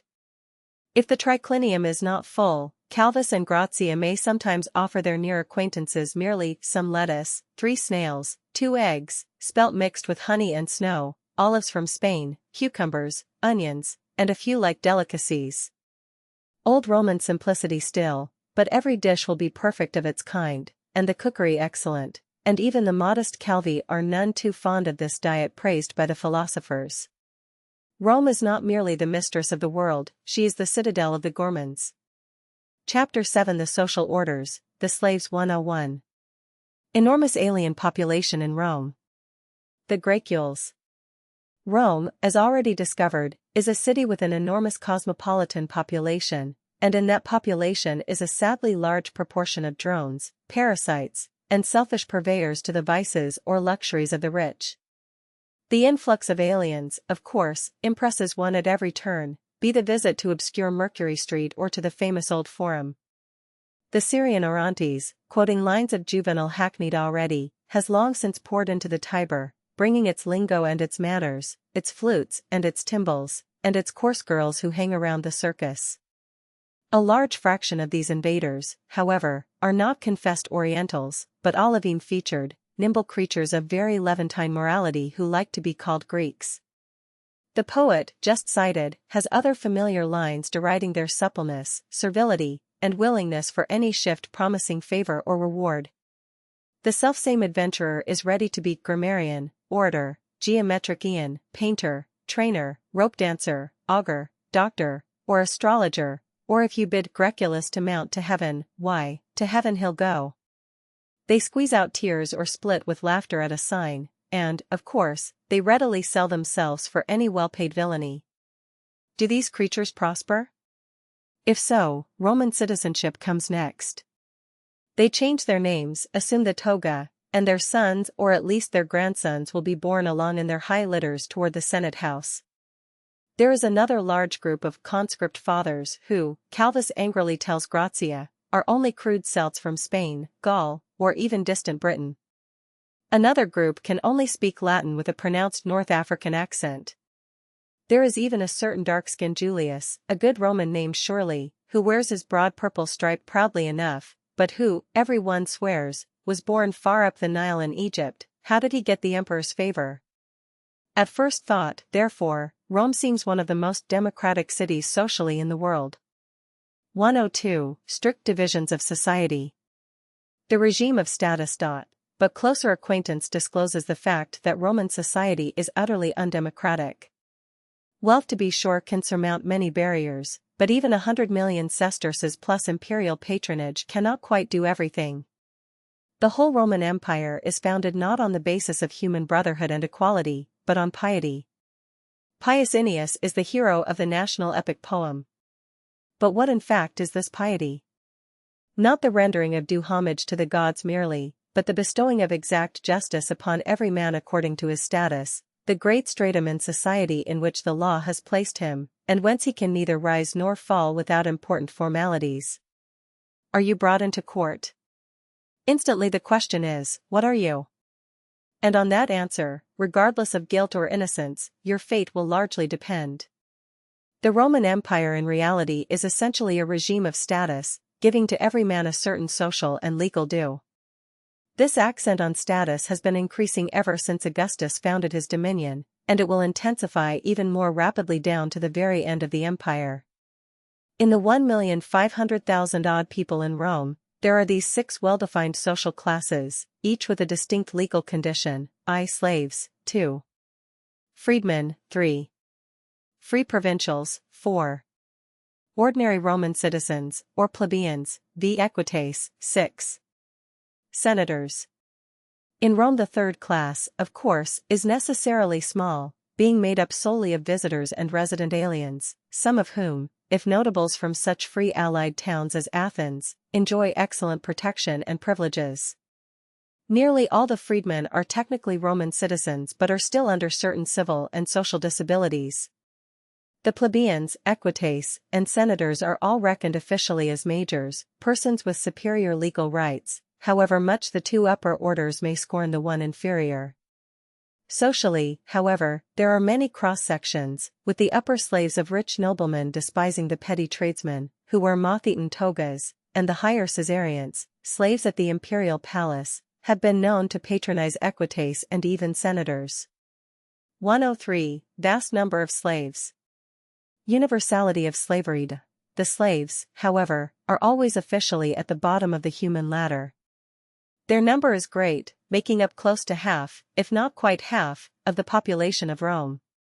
They are not required to wear a special dress. 56. Some years ago it was proposed to order this in the Senate, but the motion was voted down. It would be dangerous to show the wretches how numerous they really were. Ordinarily they go about in sad-colored tunics and long cloaks like most of the common citizens, or else they wear some bright livery devised by their masters. Only a few of these unfortunates have Italian countenances and can speak Latin without some foreign accent. Plenty of alien adventurers, it is true, drift to Rome as willingly, but probably the great bulk of the cosmopolitan multitudes everywhere observable, even if free at present, come to Latium involuntarily, as slaves imported to wait on the masters of the world. Almost no one has questioned the rightfulness and necessity of slavery. Seneca, indeed, has written that no man can be enslaved beyond a certain point. His body is his master's, but his mind is his own. Horace has written grandiloquently who is truly free. The wise man alone, who is stern master of himself.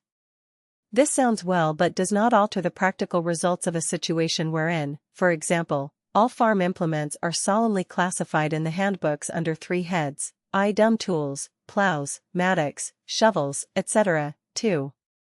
Semi-speaking tools, oxen, asses, etc., that can bellow or bray, 3. Speaking tools, slaves useful as farm hands. 104. Power of master over slaves. Until very lately, before Hadrian's time, these speaking tools have had rather less legal protection than may be granted to horses by the humane legislation of later civilization. The reigning emperor, however, a remarkable innovator, and tinctured with the Stoic philosophy, has lately issued an edict that a slave cannot be killed outright by his master without some kind of consent by a magistrate. Every owner of human bipeds has probably grumbled that discipline is now made impossible, but the new law is of little practical help to the slave. His master can still order a punishment so brutal that death is certain, and if he should murder a servant, slave witnesses can give no valid testimony, and almost no citizen will turn traitor to his class and prosecute. Half of Rome, therefore, continues in the absolute power and possession of the other half. 105. The city slaves and the country slaves. Calvis and Grazia have a familia of about 150 slaves in their city house. Scattered upon their villas there are always at least as many more, but between the city slaves and the rustic slaves there is a great gulf fixed. The first class utterly despises the latter. The city slaves are mostly soft-handed ministers to their owners' luxuries. The country slaves are toiling farm hands often under extremely severe discipline. When the master, attended by a great retinue from his townhouse, sojourns at a villa, squabbling and even fights between the two contingents are extremely probable. Let a serving boy become too insolent, or a tiring maid fail in her duty, the master or mistress can simply order, "Send him or her to the villa." The wretch will then beg instead to be flogged in sheer mercy. Banishment to the rustic slave colony seems a mere death in life. 106. Purchasing a slave boy. In any large city familia, the purchase of new slaves to replace vacancies caused by death or otherwise is an everyday occurrence. Very lately a new errand boy was wanted by Calvis, who could not condescend to purchase such a menial in person, and he left the task to a competent freedman, Cleander. The latter conscientiously went through the great slave bazaars near the Fora and especially along the Septa Julia, the great porticos lining the Via Lata. Here any quantity of human bipeds were on sale as an irregular cattle market. There were numbers of little stalls or pens with crowds of buyers or mere spectators constantly elbowing in and out, and from many of them rose a gross fleshly odor as from closely confined animals. At the entrance to these pens notices, written on white boards with red chalk, recited the nature of the slaves inside, and sometimes the hour when they would be sold at auction. Every nationality was represented among these vendible commodities: Egyptians, Moors, Arabs, Cilicians, Cappadocians, Thracians, Greeks and alleged Greeks, Celts from Gaul, Spain, and Britain, and a good many Teutons, fair-haired creatures from beyond the Rhine. They were of both sexes and of all ages, but with youths and grown-up girls predominating. As Cleander went about he heard a crier announcing that a new coffle of Jews was just being put on sale, the results of the latest success of the emperor's generals in capturing one of the last rebellious strongholds in Palestine. 107. Traffic in the slave pens. It avails not to dwell on the hideous brutality and degrading character of many of the scenes. The slave dealers were men counted the scum of the earth socially, but the vast gains from lucky speculation in human flesh drove many shrewd scoundrels into the trade. At last Cleander found the stall he desired.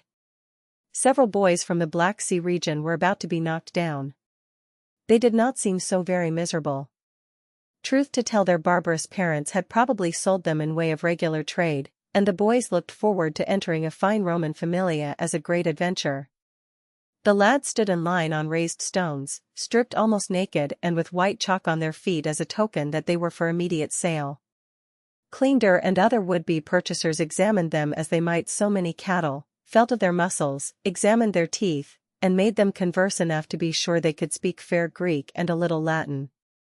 Another buying agent was accompanied by a physician to give the proffered merchandise a regular physical examination, and Cleander in his turn interrogated the selling clerks very specifically. Did they warrant the health of a certain boy, especially his freedom from fits?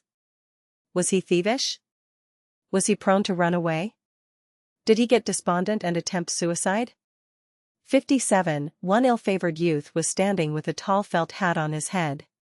That implied he was being sold as is, without the least warranty. An incorrigible thief, went the whisper, and the great welts on his back betrayed repeated whippings. If the sellers failed, however, to cap their chattels, they had to answer all queries truthfully, and take back the slave if he developed various defects within 6 months.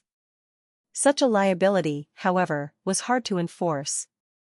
A slave trade involved all the points of shrewdness, hard bargaining, and smooth prevarication of the proverbial horse trade. 108. Sale of slaves. At last a bell rang. A boy whom Cleander had inspected approvingly was stood on a higher block. The glib auctioneer began his patter to the little group before him, the lad's clear-skinned and well-favored from head to foot, a well-bred fellow carefully trained for good service. Has a smattering of Greek learning, you can educate him for a secretary if you want to. He can also sing a bit at dinners, not professionally, but enough to make you jolly over your wine. All this is sheer and simple truth. You'll wait long for another such bargain. Just one point, with a deprecatory smirk, I am obliged to warn about. Once he did have a lazy fit, and hid himself for fear of a lashing. Well, he's yours for a mere 8,000 sesterces. $3.20. 58. Take 2,000, stolidly retorted Cleander, naming the standard price for male slaves of no extra qualities. Counterbidding and much chaffering followed. All ended when Croesus, slaves were often given fancy oriental names, was knocked down to Cleander for 4,000 sesterces, $160, a very fair bargain if the youth had not been praised too extravagantly. On the same errand the freedman also purchased for his master a stout Gaul, needed as an expert muleteer on one of the farm villas. Such a fellow, if at all capable, was well worth the 6,000 sesterces asked for him. The next day, however, it was announced by Grazia that she required a first-class lady's maid, a girl not merely versed in all toilet mysteries, but comely to look upon should she have to appear with her mistress in public. Such damsels commanded a high price, and Grazia and Calvus together condescended to do the shopping. Along the Septa Julia they visited special booths, from which vulgar idlers were carefully excluded, and where human chattels of the superior grades were shown to bona fide purchasers. The dealer whom they visited had handsome slave boys to act as statuesque cup-bearers and worth up to 100,000 sesterces, $4,000, apiece. He also had a truly competent physician at the same price, a good private schoolmaster, 2 very expert dancers, and a remarkably fine cook just thrown on the market by a bankrupt ex-consul. Girls fit for kitchen service could be had in the common stalls as cheap as 1,000 sesterces, $40, but Grazia and her husband had to pay around $25,000, $1,000, for a truly pretty little Greek, who was a dexterous hairdresser and who could read aloud to her mistress with a good Attic accent. 109. Size of slave households, familiae. Slave workmen. Thus the familia of the Calvi has been made up. People complain that owing to the surcease of great wars the supply of cheap slaves fit for farm service is running down. Great landowners are actually being driven to fall back on free hired labor or a system of tenantry, but kidnapping, the sale of children by their barbarian parents, the ceaseless petty wars in Africa, Asia, and along the Rhine, as well as the sale of slaves born and bred on the Roman farms or mansions themselves, 59, keep up a sufficient supply for domestic service. The very poor plebeians are, of course, slaveless and servantless, and plenty of small tradesmen or minor officials get along with only 2 or 3 slaves of all work. But it is impossible to be a somebody and to exist in Rome without at least 10 slaves. The social ladder and the size of the familia ascend together until we find senators and very rich equites who boast many more than 200 in their city houses alone. How many slaves has he got, is the regular formula for asking what's his fortune? In Augustus's day there was a very wealthy freedman who owned 4,116 slaves, although the majority of these were scattered on his numerous farms. But well known is the story of Pedanius Secundus, city prefect under Nero, one of his slaves murdered him, and by the harsh old law making the entire familia liable for the killing of its master by one member, all of the slaves in his Roman mansion, almost 400 in number, were actually put to death, although his farm slaves were spared. There are many slaves, however, in Rome that are not strictly servants. They act as craftsmen and tradesmen of every kind, sometimes hired out by their masters to contractors, sometimes working on their own account. Custom, though not law, entitles them to a part of their earnings. This is their peculium, special property, and only a very harsh owner will deprive them of it. Indeed, it is clearly understood that an intelligent slave cannot be expected to do his best without a personal incentive. You can even find savings banks and really large commercial enterprises run by slaves, often put in positions of great trust, but such persons undoubtedly have an understanding about being manumitted if they are faithful and successful. Slaves working in a bakery. 110. Division of duties and organization of slave households. In Calvus' house, as in every other great mansion, one is impressed with the multitude of attendants. The master, mistress, and their friends are dependent on every kind of menial service. Before Calvus rises from bed, he is massaged every morning by an expert masseur, and some of his more effeminate friends insist on having not walking sticks but handsome slave boys of convenient height always at hand, on which to lean as they move about. In a well-ordered mansion, indeed, it seems needless really for the master to do much more than feed himself and draw his own breath. The servants can do all the rest for him. A familia of 150 slaves, such as Calvus's, requires a semi-military organization. Everything should run smoothly. At the head of all are the upper slaves, proud, arrogant beings with their own body servants, the commissioned officers of the army. The procurator, sometimes a freedman, who does the purchasing and outside business, the dispensator, who manages the storerooms, the atriensis, who acts as general chamberlain, and especially the silentarius, who enforces silence and general discipline, form the heads of this category. They are often petty tyrants, and the newcomer Croesus will have far more to fear from their harshness than from Calvus, who will hardly know him by sight. The staff at large is carefully split up into decurii, squads of 10, each under its special chief. There are the house cleaners, the table retinue, the kitchen force, the chamber boys and maids, the keepers of the wardrobes, the master's valets, the mistress's maids, the special attendants of Calvus's children, the litter bearers, the corps of messengers, each forming a separate contingent. The master, too, has several secretaries, expert copyists and readers, and a librarian. There are several slave physicians, although their duties are largely confined to the familia. The masters will call in fashionable free professionals for their own serious ills. The two sexes are about equally divided, and a great many slaves are respectably if informally married, 60, although a familia is anything but a school of social virtue. 111. Discipline in a well-ordered mansion. Long hours of idleness. In such a mansion the master and mistress have little acquaintance with the lower run of the human beings over whom they possess absolute power. Calvus, however, knows his upper servants, his favorite valets, and his first secretary, and being a genuinely kindly man has come to esteem them and trust them familiarly, and it is the same between Grazia and her confidential maids. The other slaves they treat fairly humanely, all things considered, but absolutely impersonally. Their presence is to be taken for granted like articles of furniture, and their personal problems are ignored. In the peristylium there is always posted a bulletin board informing the slaves of the nights when their master is going out to dinner, and although Calvus does not imitate certain very haughty individuals by trying to give all his orders through signs and never addressing a menial, it is good breeding to speak to ordinary slaves as seldom and then as curtly as possible, just as one should not waste words addressing a yoke of oxen. Roman house slaves have their sorrows, but they need not ordinarily fear two mortal evils, hunger, or overwork. They have, of course, their own dining quarters and are kept on sufficient, if simple rations of meal cakes, salt, oil, common wine, and a little fruit. Butcher's meat they seldom touch, except as the kitchen staff get the leavings from the banquets, although the upper servants naturally fare more sumptuously. As for slaves' working hours, they are absurdly short. Every servant has some limited appointed task. When that is finished, nothing else is expected of him, and to require other duties would not merely make the master unpopular with his servants, it would stamp him before his equals as an extremely mean and sordid man. Thus, on very many days, Calvus's 6 litter-bearers have absolutely nothing to do.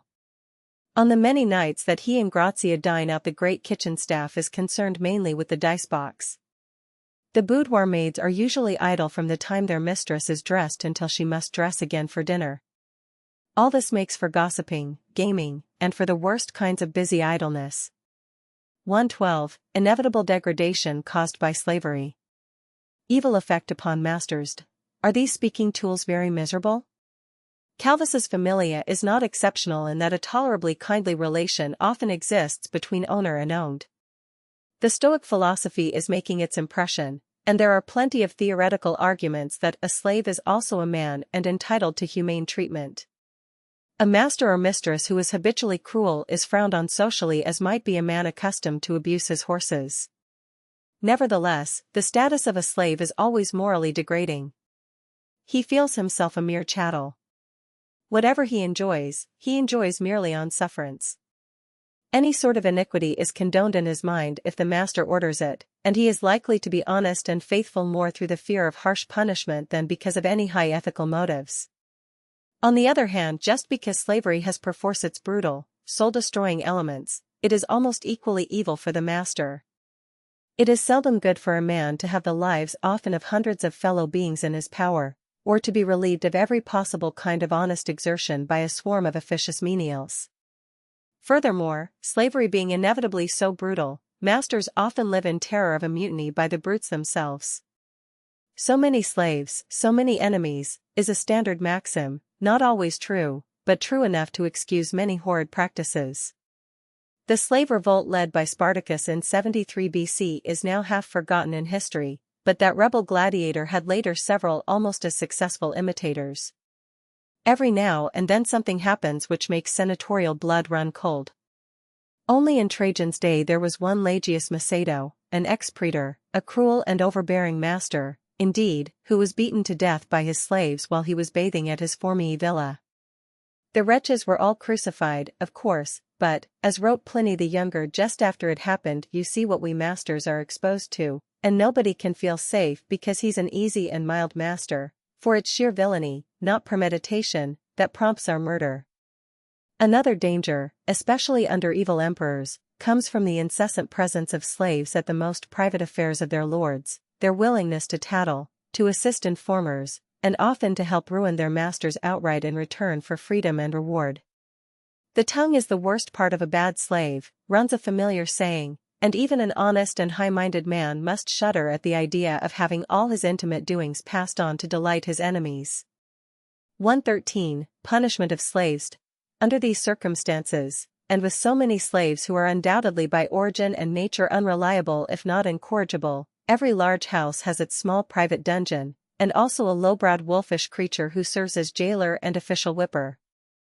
Even in Calvus's house he finds occupation, for in so large a familia some luckless boy or maid is often caught loitering or pilfering, and gets a dose of the many-lashed scourge, at the orders of the upper slave managers. 61. Under slaves, indeed, think nothing of a lashing beyond its mere pain, there is no disgrace, it is all part of one's lot in life.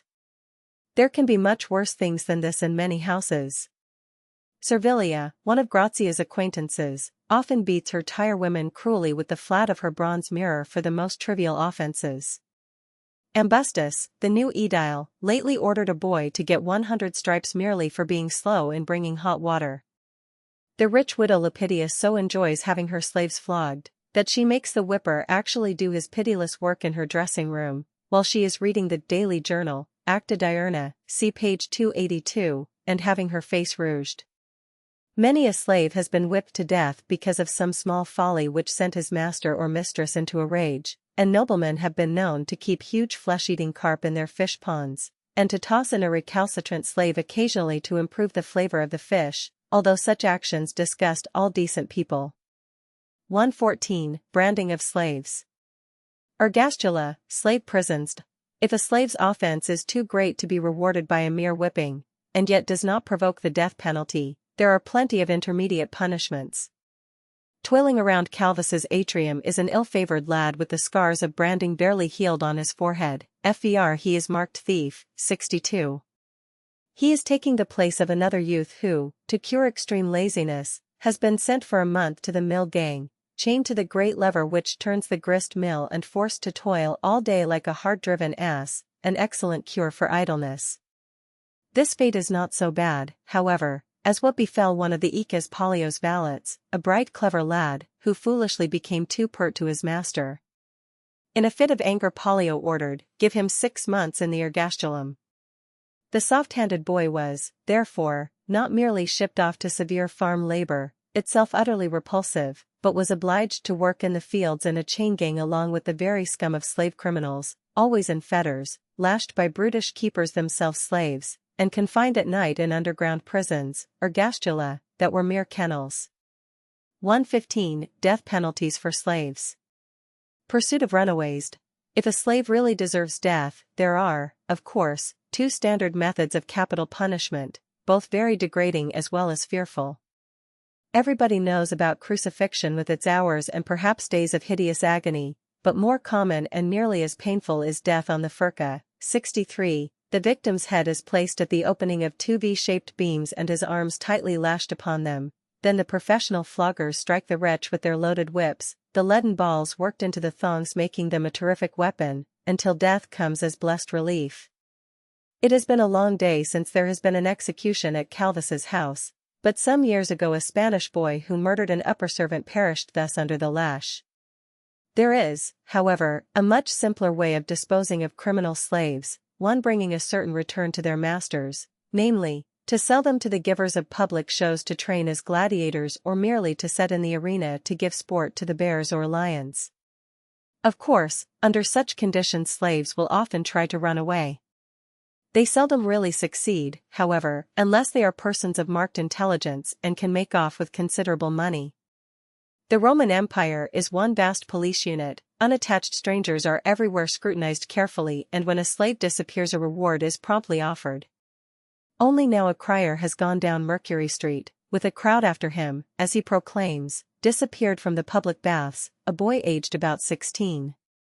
Free and easy habits. Curly hair. Good looking. Answers to name of Giton. 1,000 sesterces to anybody hailing him back to Aulus Sulpicius near the Temple of Ops, or to anyone who will betray his whereabouts. 64. If Giton is retaken, he can thank the gods if he is merely flogged almost to death, and is not also given a year in the ergastulum. Naturally slaves can only testify in court by their master's consent and under torture, although the reigning humane emperor has just issued a decree limiting its use to the last resort. Hadrian, also, contrary to the usage in Nero's day, has ordained that if a man is murdered by his slaves, only the slaves near the actual scene of crime are to be tormented, and he has actually banished a certain matron, Umbricia, for abusing her slave girls most atrociously for trivial reasons. All this perhaps dimly foreshadows a new day, but what human chattel can wait to see the abuses of slavery whittled down by the law across the centuries? Have the slaves along Mercury Street any nearer hope? Possibly. The other day many of them saw in the front benches of honor at the circus a man of dignity. His hands glittered with sardonyx rings, his lacerna was of Tyrian purple, his shoes were scarlet, his hair reeking with costly essences. A great train bowed and cringed to him. But his forehead was covered with numerous white patches like stars, sticking plaster, everybody whispered, to cover up the FVR once branded on his countenance. He was an ex-slave, an exalted freedman, who, a couple of decades before, had stood on the auction block, but now was a mighty power in Roman high finance. Chapter 8 The Social Orders, Freedmen, Provincials, Plebeians, and Nobles 116. Manumission of slaves very common. A Roman slave's legal position may be miserable, but usually he is not under that fearful stigma of race and color weighing upon the slaves of another era. His complexion and his brain power do not differ essentially from his master's. 65. If he is a Greek or Levantine, often his mental acuteness may be greater than that of his lord. An intelligent slave under not too harsh a master will devote himself to the latter in every possible way, expecting pretty certainly the great reward for faithfulness and zealous service, freedom.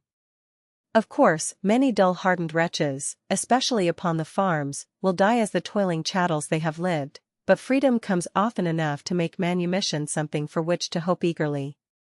Often the death of a master is the signal for a grand enfranchisement of all the older members of his familia.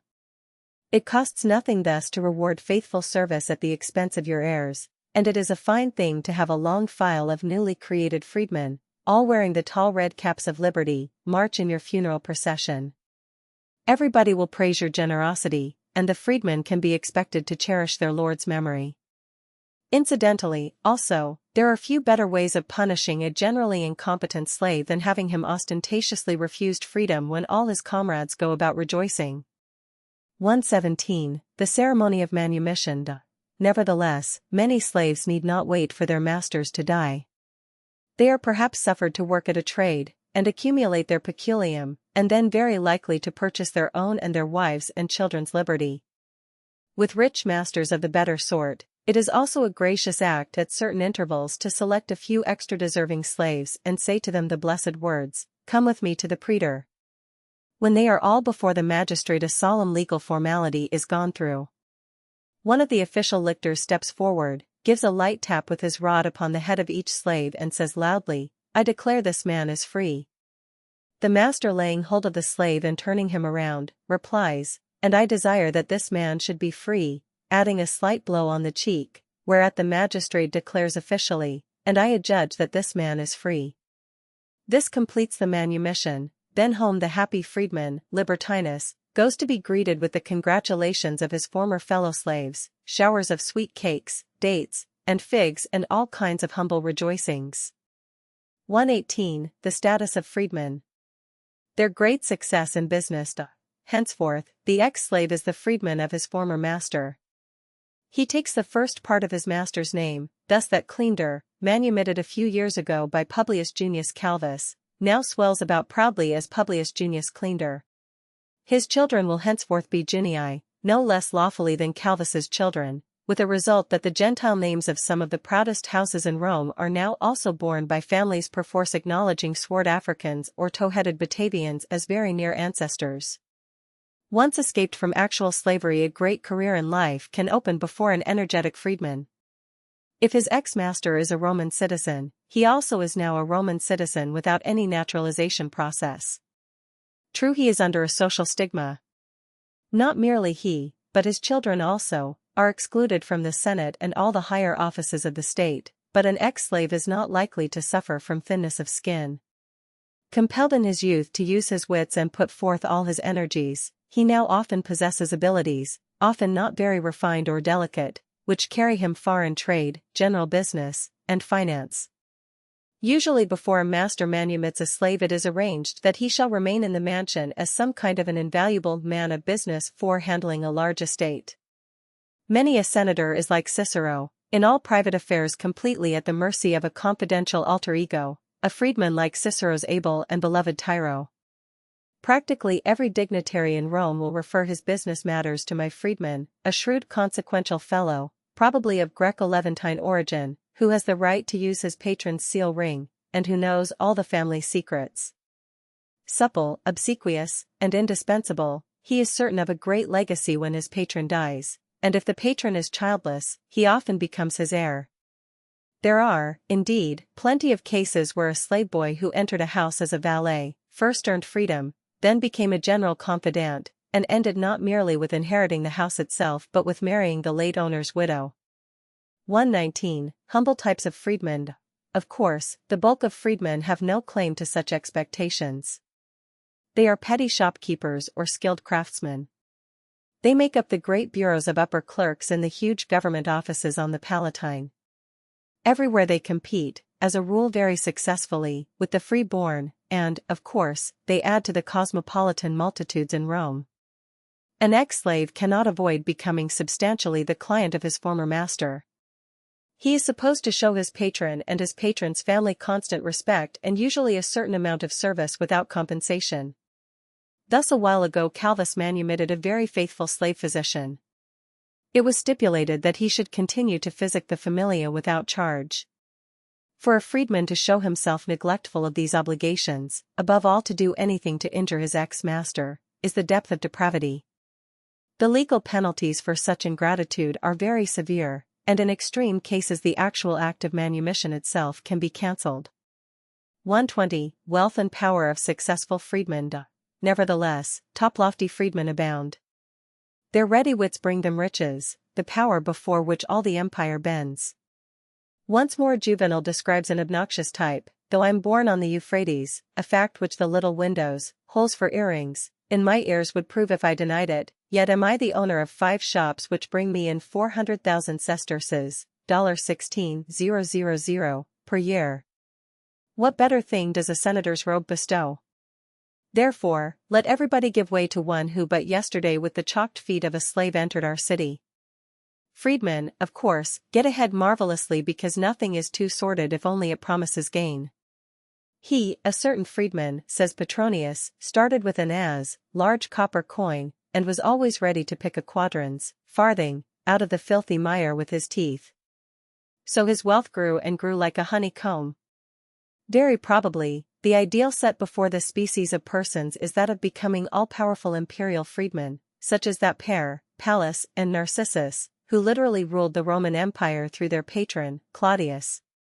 Trajan and Hadrian have, indeed, greatly reduced the power of freedmen around the palace, turning the great secretarial offices over to Equites, but there are still ex-slaves in the service of Caesar, who have only a little less influence than that mighty Claudius Etruscus who died of old age under Domitian after having served 6 emperors. He began life in Rome as a slave boy from Smyrna. Tiberius manumitted him. He rose to become practically the head of the treasury. His wealth was great, but his integrity matched his vast power, and few senators had such commanding influence in the government as he possessed. 121. Importance of freedmen in a Roman family. In such a house as that of Calvus there are neither imperial ministers nor miserly speculators. The freedmen are honored and trusted members not of the slave familia but of the actual family. When they are sick Calvus and Grazia are greatly concerned, as was Pliny the Younger over the illness of his beloved reader, Zosimus.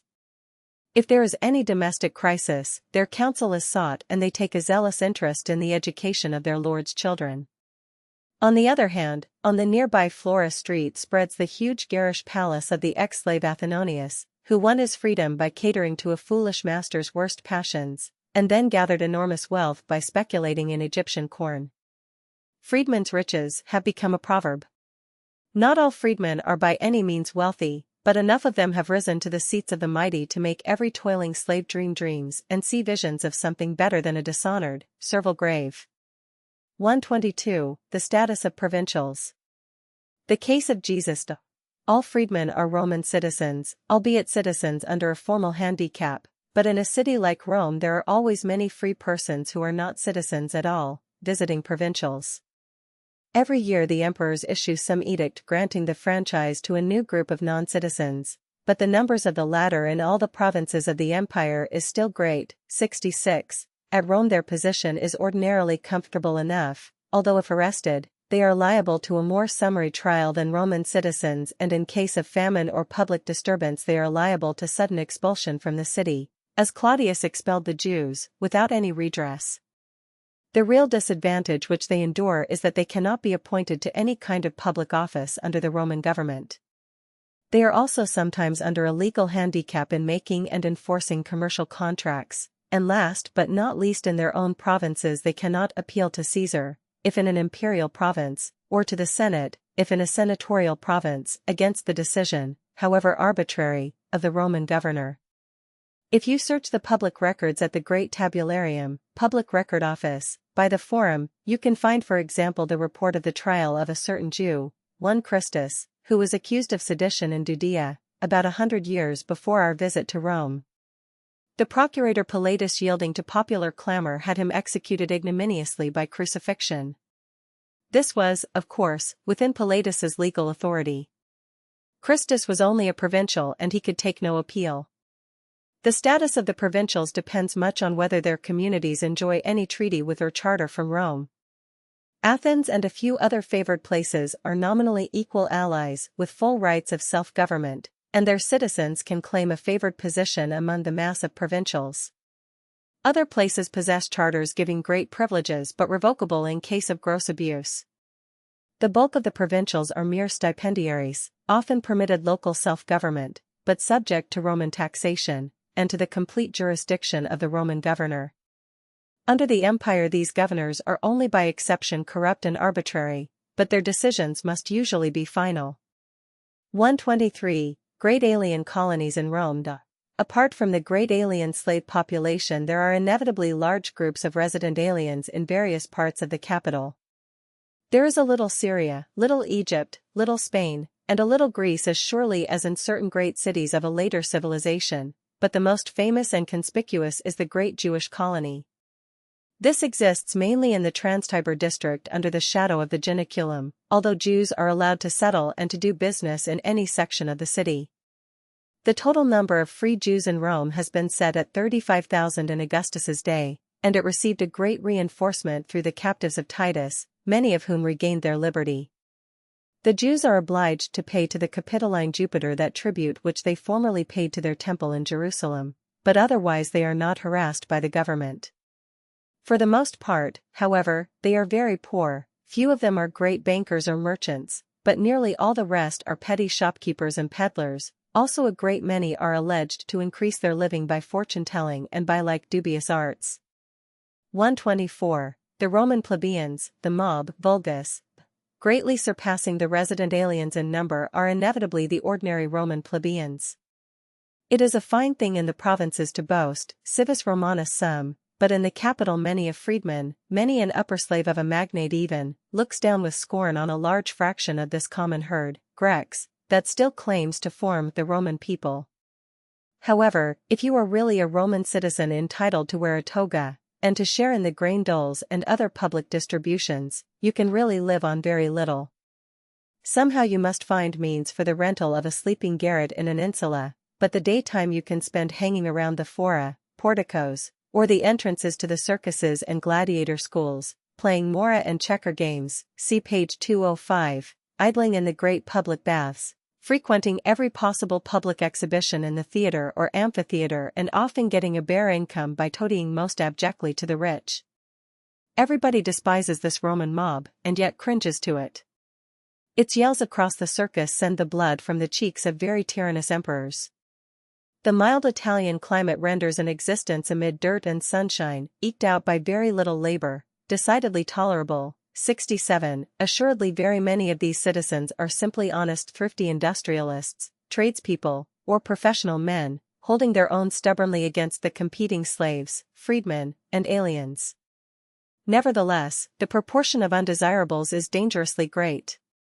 Many of the idle plebeians are the sons of freedmen, who have inherited their parents' non-Italian vices but who have not been under their necessity of hard work and faithfulness. And when one examines the moral and social qualities of the alleged heirs of the virtuous old-time plebeians, the idea of restoring the republic, still sighed after by a few aristocratic philosophers, appears absolutely laughable. 68. 125. The desirability of Roman citizenship. The case of St. Paul. It is as contrasted with the status of provincials that Roman citizenship still preserves its remarkable value. A citizen can, indeed, no longer go to the republican assemblies to elect magistrates and vote on proposed statutes, but he has his personal and property rights protected by the best kind of coercion law. The government is never, indeed, iniquitous enough to enact that, as between Roman and provincial, the judge must always decide for the former. Nevertheless, the advantages of the citizen are great. A Roman can command all sorts of protection not open to provincials. The judge will almost inevitably be a little prejudiced in his favor. If arrested, a citizen can ordinarily demand the right to give bail. It is a gross outrage to examine him by scourging. He cannot be put to torture. If he is finally sentenced to die, he cannot be crucified, but ordinarily must be beheaded, a very merciful end. Particularly, unless the case is extremely clear, in matters touching his life and status as a citizen, he can appeal from the decision of a provincial governor to Caesar or to the Senate, if in a province governed by that body. If we visit the Record Office again, this matter is clearly illustrated. About 25 years after the crucifixion of Christus, one of his followers, a certain Paulus, was also arrested in Jerusalem on much the same charges of attempted sedition and inciting disturbance. But Paulus, when arrested, promptly pleaded his Roman citizenship. Vainly the local mob clamored for his life even as they had demanded that of Christus. When the local procurator Festus hesitated to set him at liberty, the prisoner demanded to be sent to Rome, and thither at great trouble and expense he had to be shipped, to be tried ultimately before the praetorian prefect sitting as Nero's deputy, and the charges were dismissed and he was set at liberty. 69. If he had not been a Roman, assuredly the weak-kneed governor of Palestine would have sacrificed him to please the Jews just as Pilatus sacrificed Christus. 126. Clientage, its oldest formed between the poorest classes of plebeians, sleeping within porticos and despised by the superior slaves, and those dignified well-to-do gentlemen who have almost the means to pass as equites. There are, of course, an infinite number of social strata. The most important section of the better plebeians is undoubtedly to be numbered among the clients. Clientage is a very old Roman institution. The kings and nobles of Rome in the very twilight of history had their clients. Those were the days when poor plebeians had little or no legal protection unless they enlisted the patronage of a magnate. They entered his gens, inner clan, followed him in war, voted, when they obtained the vote, in his interest, assisted him in certain money matters, in short, became members of his household although very much better off than the slaves. In return the patron was bound to defend their legal rights in the courts and to protect them from all forms of outrage. Men were proud to confess themselves as clients of a Fabius or an Aemilius. But by the end of the Republic the institution had practically disappeared in its original form. There was little legal discrimination then against poor citizens, and about all the real clients who now remained were freedmen, who, as just seen, were bound to be loyal and helpful to their patroni. 127. The new parasitical clientage, the morning salutation. Now, however, a new and wholly parasitical clientage has come into being. Early every morning the clients can be seen hurrying down Mercury Street in their hastily donned togas. Sometimes a patron lives a great distance across the city, sometimes a fawning myrmidon hopes to visit two patrons in the same morning and get a double reward. Calvus does not rejoice in a great horde of clients, but being a senator his dignity requires that he should maintain perhaps a score of them. These clients are an assorted lot. Some are merely cheap hangers-on, some are adventurers visiting Rome and expecting to prosper by earning the favor of the great. There is also a mediocre poet who hopes for a tidy gift some day because of laudatory verses about his Rex and the latter's family. There are several distant relatives of the Calvi, poor relations to whom the doles are a form of pension. And finally there are 2 or 3 men of good family and tolerable incomes who actually dance attendance on Calvus just to get a little extra pocket money. Clients gathering in the rain before their patron's door. After von Falk. The clients gather in the vestibule at dawn, rubbing their eyes, rearranging their hastily donned togas, and each trying to induce the not very civil porter to permit him to enter first. At last the word is passed to the door that the patron is ready. The valves open, the clients swarm inside together. Publius Calvus, dressed for the morning, is standing in the rear of his atrium, just behind the pool of the impluvium. At his elbow is his nomenclator, the slave whom knows everybody, to whisper a name in case he should not connect it promptly with a face. Ave, patroni, ave, cries each client coming up in turn. Ave, Mars, or Sext, or Lucy, answers Calvus with a more or less formal smile. If his mood is very gracious, each client is allowed to seize his hand, and 2 or 3 in extra favor are suffered to kiss his cheek. The nomenclator meantime prompts him in undertone, ask about his wife, congratulate him on his niece's marriage, etc. And if that evening there are not more important guests in view, the senator will delight the souls of several by saying affably, "Come tonight to dinner." The clients in any case congratulate themselves that their patron is not like some of those very haughty parvenus, who simply hold out their hands to be kissed and never speak a word, and who like to be called dominus, as if their clients were merely slaves. 128. The dolta clients, the sportula. After the clients will appear more pretentious visitors, equites and fellow senators, who call to see Calvus on business. Their own clients are probably waiting listlessly in the street, while Calvis's dependents have to stand respectfully near their lord until an upper slave beckons them toward the office, the tablinum.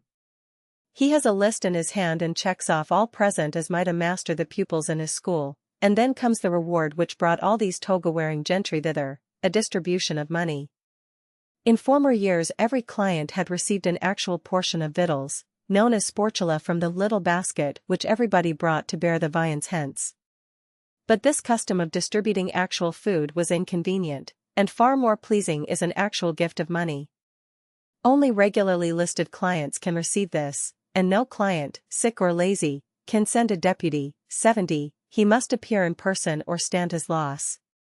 At length, to every lawful retainer present is carefully counted out 100 quadrants, small coppers, rather under 25 cents, and besides the clients entertain a few hopes of a fairly liberal present at New Year's Day, and at some other festivals, and as seen, in a kind of rotation they are invited at broad intervals to dinner.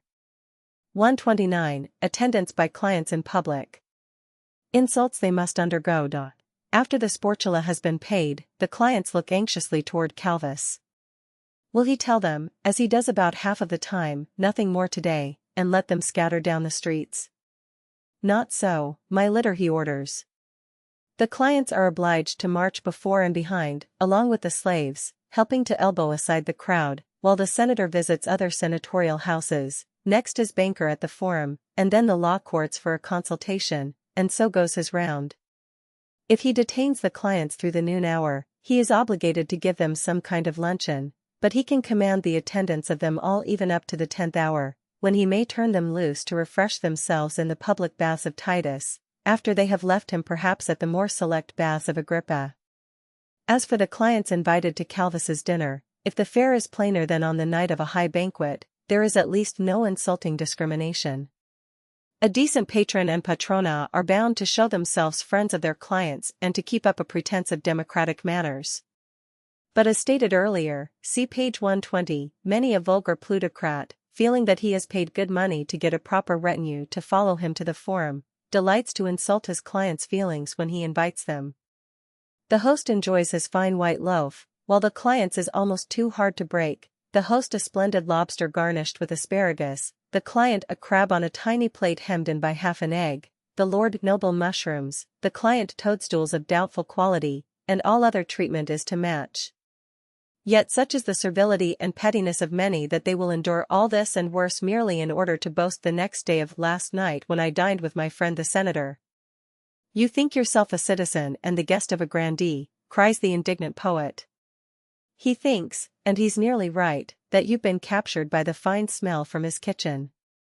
Clientage then is a typical institution of imperial Rome, a means for letting rich men flatter their desire for a huge company of obsequious attendants by trading on the wretched ambition of so many to appear to be on familiar terms with the great. It multiplies the horde of shabby genteel persons around the city, and the vast number of those who flee from their greatest aversion, honest work. 130. The decurions, the notables of the chartered cities, above the run of clients or even of the better plebeians is the actual nobility. Strictly speaking, only the senators and equites are reckoned in this group, but always in Rome are sojourning a certain number of other men who hold themselves decidedly better than any plebeians, the decurions from the enfranchised towns covering all Italy and dotted over the entire empire. 71. The decurions are the notables of the smaller chartered cities. In their own communities they are local senators and enjoy in a small way the position of an actual senator in Rome. 72. Nobody can be elected decurion without a reasonable property qualification, in many cities 100,000 sesterces, $4,000, and from their body of wealthy dignitaries the local public assemblies still elect, even under the empire, city magistrates, duumvirs, aediles, etc., who take the place in each community of the old consuls and censors of republican Rome. Since the loyalty of the population and the popularity of the imperial regime often depends on this very influential class of decurions, the government makes much of them, allows them high-sounding titles and tinsel honors, and any who visit Rome are given social precedence directly behind the actual equites. Furthermore, many high Roman nobles themselves are proud to be enrolled as patrons and honorary decurions of the Italian towns, looking after the interest of their client communities in the capital, and, if they visit the smaller cities, being received as particular guests of honor. The number of decurions, however, in Rome itself is always small, although their importance everywhere else in the empire is vast, and they virtually form a third order of nobility. 131. The equites, the nobles of the second class. Everywhere around the metropolis you meet the second-class nobles, the equites. 73. This splendid order dates, of course, from the oldest days when to keep a cavalry horse implied having considerable property. The equites sank to unimportance in the prosperous era of the Republic, but were revived to great power by Gaius Gracchus. They were later reorganized and made an effective part of the new imperial regime by Augustus. The dividing line between senators and equites is not always sharp. Young men of senatorial family who renounce a political career have to make narrow their purple stripe, as did Ovid, and without disgrace appear henceforth as second-class nobles. Supposedly no persons but the sons of freeborn men are eligible for enrollment as equites, but the members of the old-line families fume vainly at the way the emperors, who have complete dispensing power, will grant the right of the gold ring, not merely to the sons of freedmen, but sometimes even to downright ex-slaves.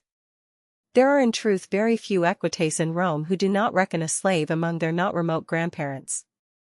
The equites are all carefully enrolled in a public bureau under imperial control, and one of the surest holds which the emperor possesses upon the government lies in the fact that he can refuse enrollment arbitrarily to any young man and thereby practically exclude him from any kind of high public office except in the municipal towns, or from any military rank above that of centurion. The senators, all the more important officials, and all the commissioned officers of the army are equites, although their greater honors cause them to ignore the lesser, while if the emperor has an eligible son or heir, he is often proclaimed the Princeps Juventudis, chief of the Roman youth, and is nominally the first member of the equestrian order. 132. Qualifications and honors of the equites. To be enrolled as an eques one must possess besides unstained birth, with exceptions above noted, a good public reputation, and taxable property worth at least 400,000 sesterces, $16,000, sufficient therefore to pass for a tolerably rich man. The honor comes for life, subject to demotion, however, for disgraceful conduct, or lapse into poverty. A son normally inherits his father's status, if his own share of the patrimony comes to over 400,000 sesterces, and of course, to make up that magic figure many plebeians pinch and slave. The honors of an eques are great in any age laying such stress on outward praise and glory. Besides the right to the plain gold ring, the narrow purple stripe running down the front of the tunic proudly proclaims the fact, I am of the nobility. The equites also enjoy 14 rows of seats in the public games and theater directly behind the 4 front ones reserved for the senators. They provide a large fraction of all the jurors in the great civil tribunals which handle most of the litigation. 74. Very many of the great imperial ministries and superintendencies are reserved for them, for the emperor does not like to trust the senators too implicitly, and some of the smaller provinces have equestrian procurators as their governors, as also does the enormously wealthy province of Egypt. The majority of the equites, however, are in private life. Senators ought not, except through convenient middlemen, to engage in commerce and trade. Not so the equites, the powerful bankers with whom the imperial treasurer may confer, the owners of the peaceful armadas that enter Puteoli or Ostia, the proprietors of the finer retail establishments along the Septa Julia as well as of the huge wholesale houses, the directors of the vast brickyards, and other highly developed industries, the owners of so many of the squalid but profitable insulae, nearly all will show their angusticlave, their narrow purple stripe. Equites appear at banquets with senators without the least awkwardness, and they like to be addressed by fine booming titles, insignias, primors, illusters, or, if holding high office, eminentissimi, but in most cases as splendidi, and splendid they appear to the envious slaves and plebeians. 133. Review of the equites. Pretenders to the rank. The equites are still in theory a military body. Every 15th of July, unless the review is deliberately omitted, all members who are physically able are supposed to procure horses and take part in a grand parade before the emperor. Sometimes there are at least 5,000 equites in the procession. The emperor still has the right of the ancient censors to brand a man as a bad citizen by the public command, "Sell your horse," as he rides by the reviewing stand. Wink with a frown. 75. But the parade has now become merely an unpleasant formality for portly men unaccustomed to horseback, and old gentlemen are usually excused.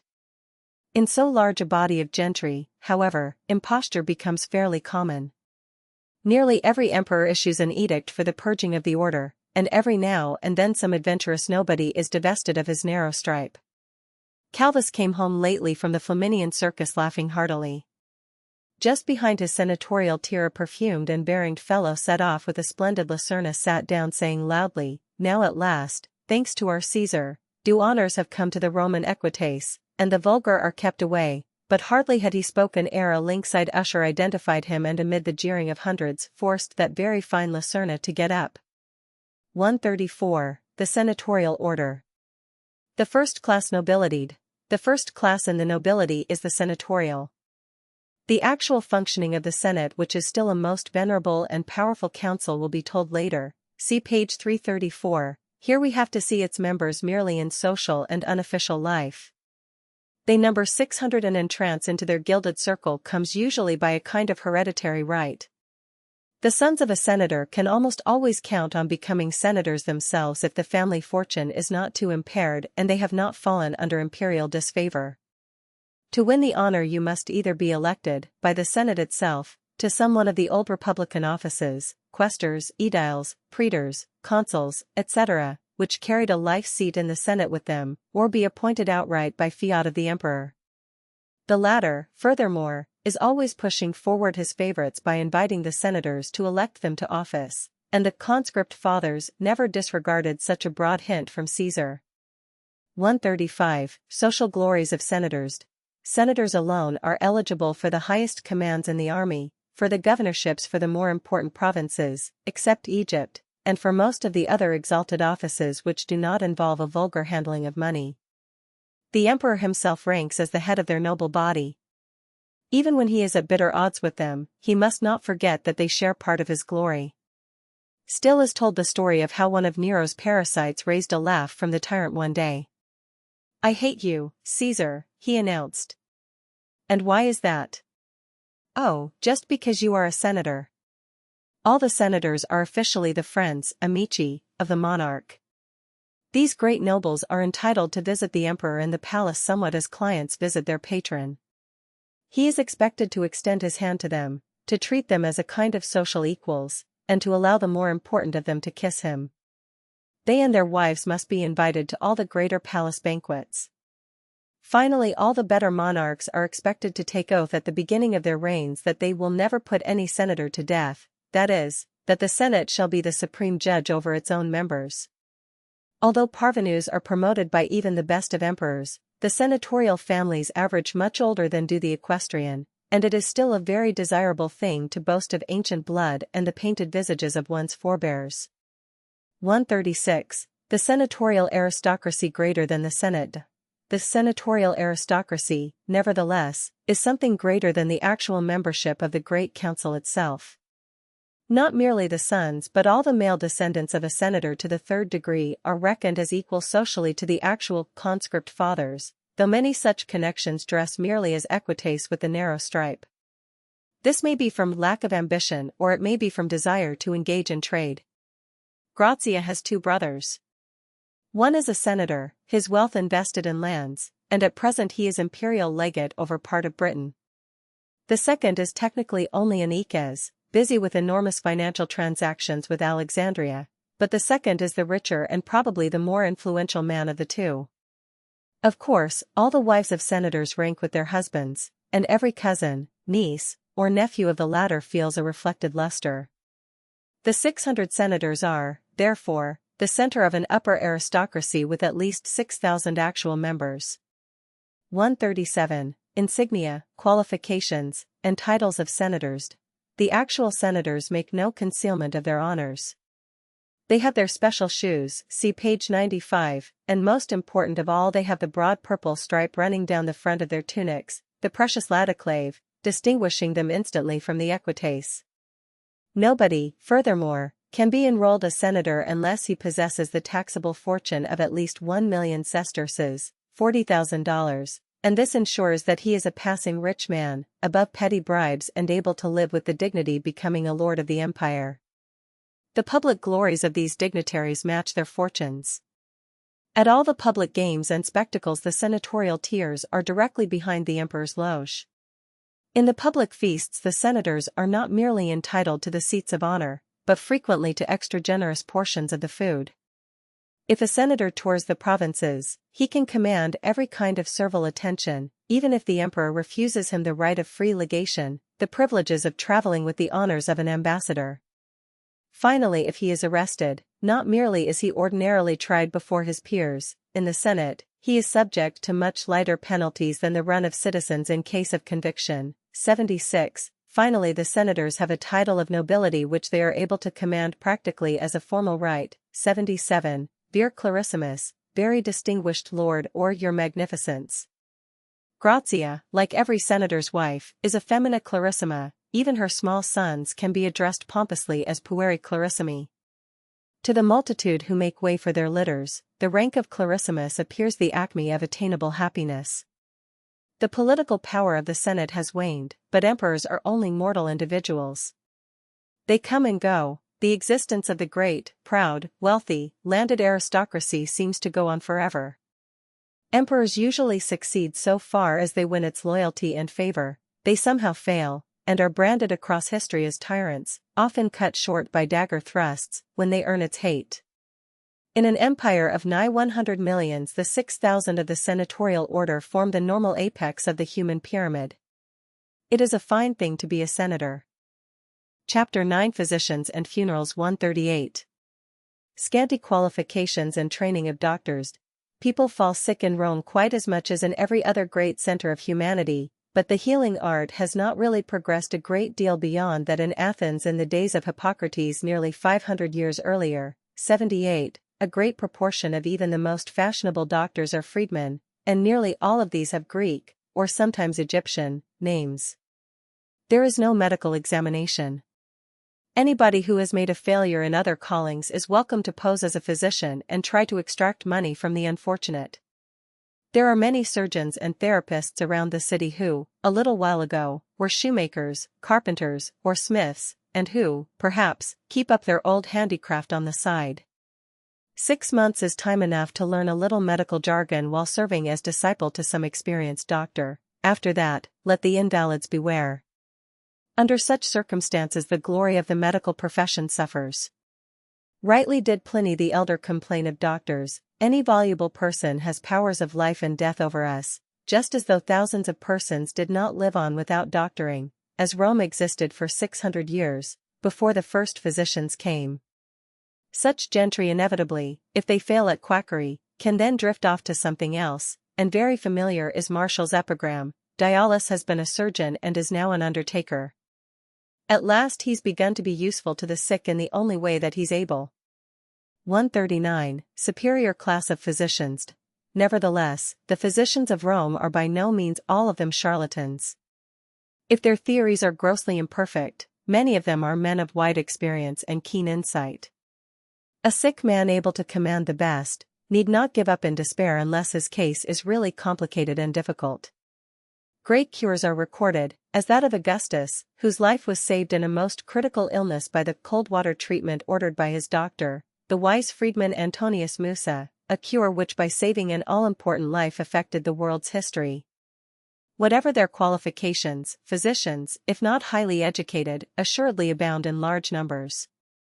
Every chartered city maintains a corps of them for the free treatment of the citizens, and keeps up public hyatria, well-lighted, spacious halls for offices and dispensaries. 79. Every cohort of the army has 4 physicians attached, with superior medical officers over the larger divisions, and camp sanitation has been worked out excellently by the Roman military experts. In the imperial court, the archiator, head physician, is a well-paid and very important dignitary. Between him and the miserable slave doctors who bleed and physic their fellows in the private familia there are any number of gradations. Most of the doctors, of course, practice for fees, although in Rome, too, a system of free clinics and dispensaries is coming in, with a special public physician for each of the 14 regions of the city. 140. A fashionable doctor. A doctor of the superior kind is Symmachus, whom Calvus summons whenever any of his own family are seriously ill. He is one of the most fashionable practices in Rome, and his annual income is not much under that of Quintus Stertinus, whose fees in Claudius's day brought him 600,000 sesterces, $24,000, per year. A high-grade physician does not render a monthly bill. He expects to be paid once annually, on the 1st of January. Besides, he counts on receiving a substantial legacy whenever a regular patient at length escapes him and dies. Lower-grade doctors, however, are less delicate. They are charged with being greedy for unreasonable fees and with prolonging illnesses easily curable, demanding outrageous sums for common medicines, and taking every sordid advantage of the needs of the sick. Invalid with attendance. Symmachus is apparently above all such gaucheries. He has been trained to bear himself as a polished gentleman. His visits are long or short according to the desires of his patients. He never blurts out unpleasant truths, and he always repeats the Hippocratic maxim, a cure depends on 3 things, the sick man, his sickness, and the physician, and that the physician's business is to help the sick man to cure himself. The result is that while his anatomical theories would distress a later age, and some of his medicines are very crude, he often effects excellent results, especially in those cases where mental therapeutics can avail a little. Such a doctor possesses a set of surgical instruments quite as good as any available in a later age until at least the time of the French Revolution, and assuredly he knows how to use them very skillfully. He can dull pain for operations or induce sleep by juice of mandragora or atropine, and he can operate for cataract by distending the eye pupil by anagallis. Delicate surgical operations, however, he will probably turn over to specialists. There are such surgeons who operate, no doubt with reasonable success, for hernia and fistula, who take out gallstones, and deal with very dangerous fractures. There are also lesser specialists who can remove or fill aching teeth and can banish superfluous hair, and there is one shrewd old fellow who commands a princely income. He can really erase the degrading marks of branding upon slaves, after they become lordly freedmen. 141. Medical books and famous remedies. Symmachus affects to be a man of professional learning.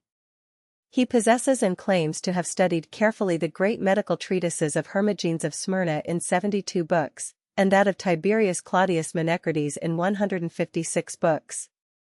To impress his patients he will talk learnedly of the jangling theories of the dogmatics, and methodics, pneumaticists, etc., although professing himself to be an eclectic. However, his own shrewd common sense is usually of greater avail than all his books. A large part of a popular physician's gains come not from regular fees, but from supplying his patients with medicine.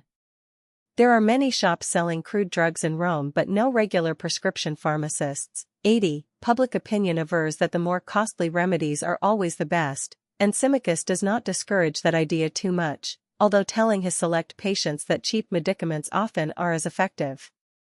It is often hard, however, to get pure drugs and genuine ingredients. 81. Even the best doctors will be deceived by Oriental drug dealers palming off false balsams and similar commodities. Many physicians consider it professional to keep their remedies secret and boast of private formulas, which they will not share with their rivals. In Tiberius's day there was Apicius Antiochus who prepared a marvelous powder, a kind of panacea for many ills.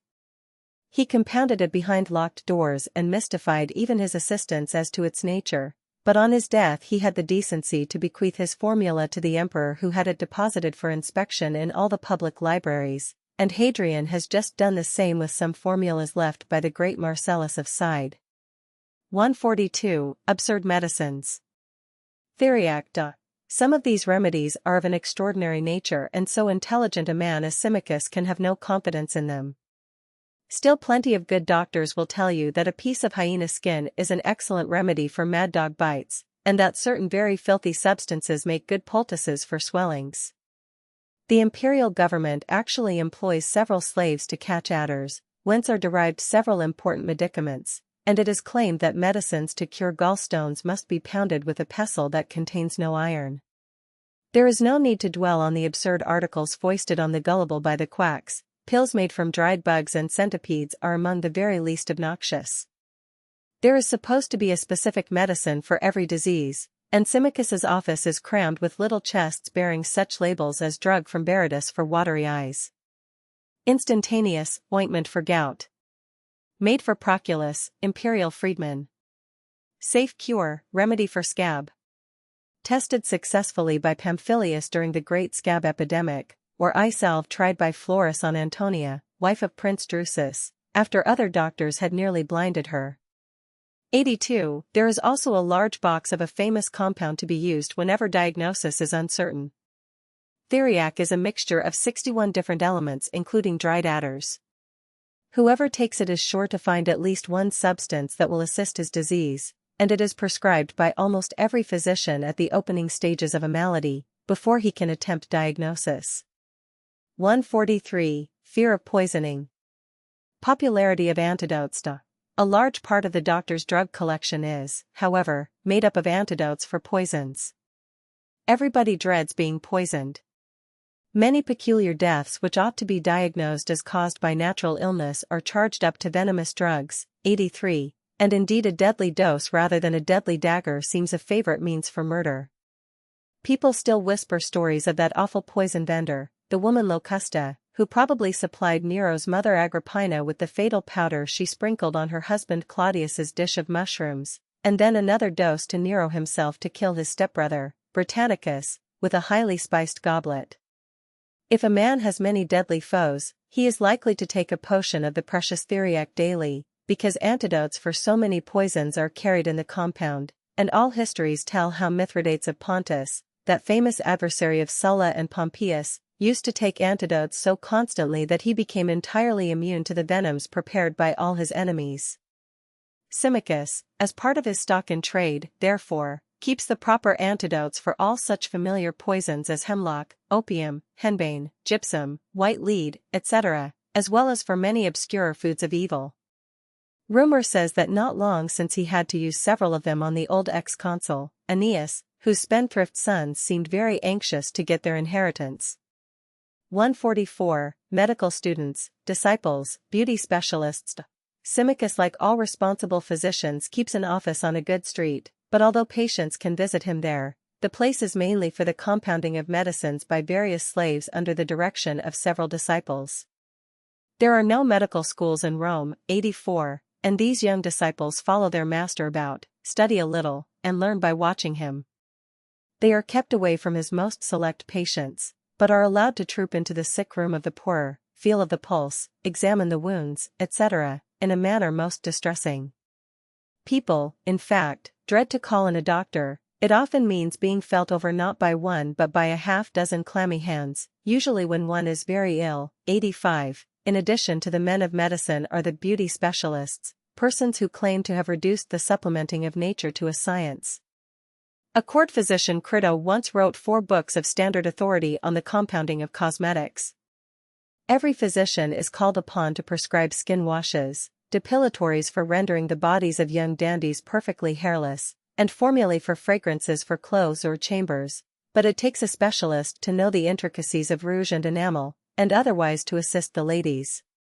The dividing line also between the physician and the hairdresser is not always easy to mark. Petronius tells about the dames who not merely have abundant false hair, but take their eyebrows out of a little box and put their teeth away at night just as they do their silks. 145. Cheap doctors, no hospitals. The inferior grades of doctors do a great deal of office work. In mere booths or small shops opening upon the street they receive patients, sometimes even standing by the door and bidding the hesitant step in. Their surgeries are decked out with a display of ivory boxes, silver cupping glasses, and golden-handled lancets, the more incompetent the leech the greater often being the display. To advertise their skill, practitioners of this class will often set bones and perform minor operations before a gaping crowd just outside in the streets, actions denounced by men of Symmachus's caliber, and all their patients are examined with great publicity. Lower still are the itinerant quacks who will diagnose diseases on a street corner and vend alleged theriac and other medicines from a peddler's pack. There are other unlovely members of the profession who grow rich by performing criminal operations, and to whom unfaithful wives or legacy seekers can appeal, begging them to put the patient out of his misery. With results deliberately murderous.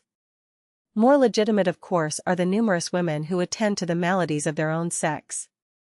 Some of these women are said to be physicians of high capacity and able to command generous compensation. A serious handicap to medicine exists because there are no public hospitals in Rome, although sick strangers are probably allowed to lie around the temples of Asclepius or of other healing deities. 86. The control of epidemics is very imperfect. Rome has been visited severely by the plague, and in the reign of Marcus Aurelius it will be ravaged yet again. The age is a brutal one.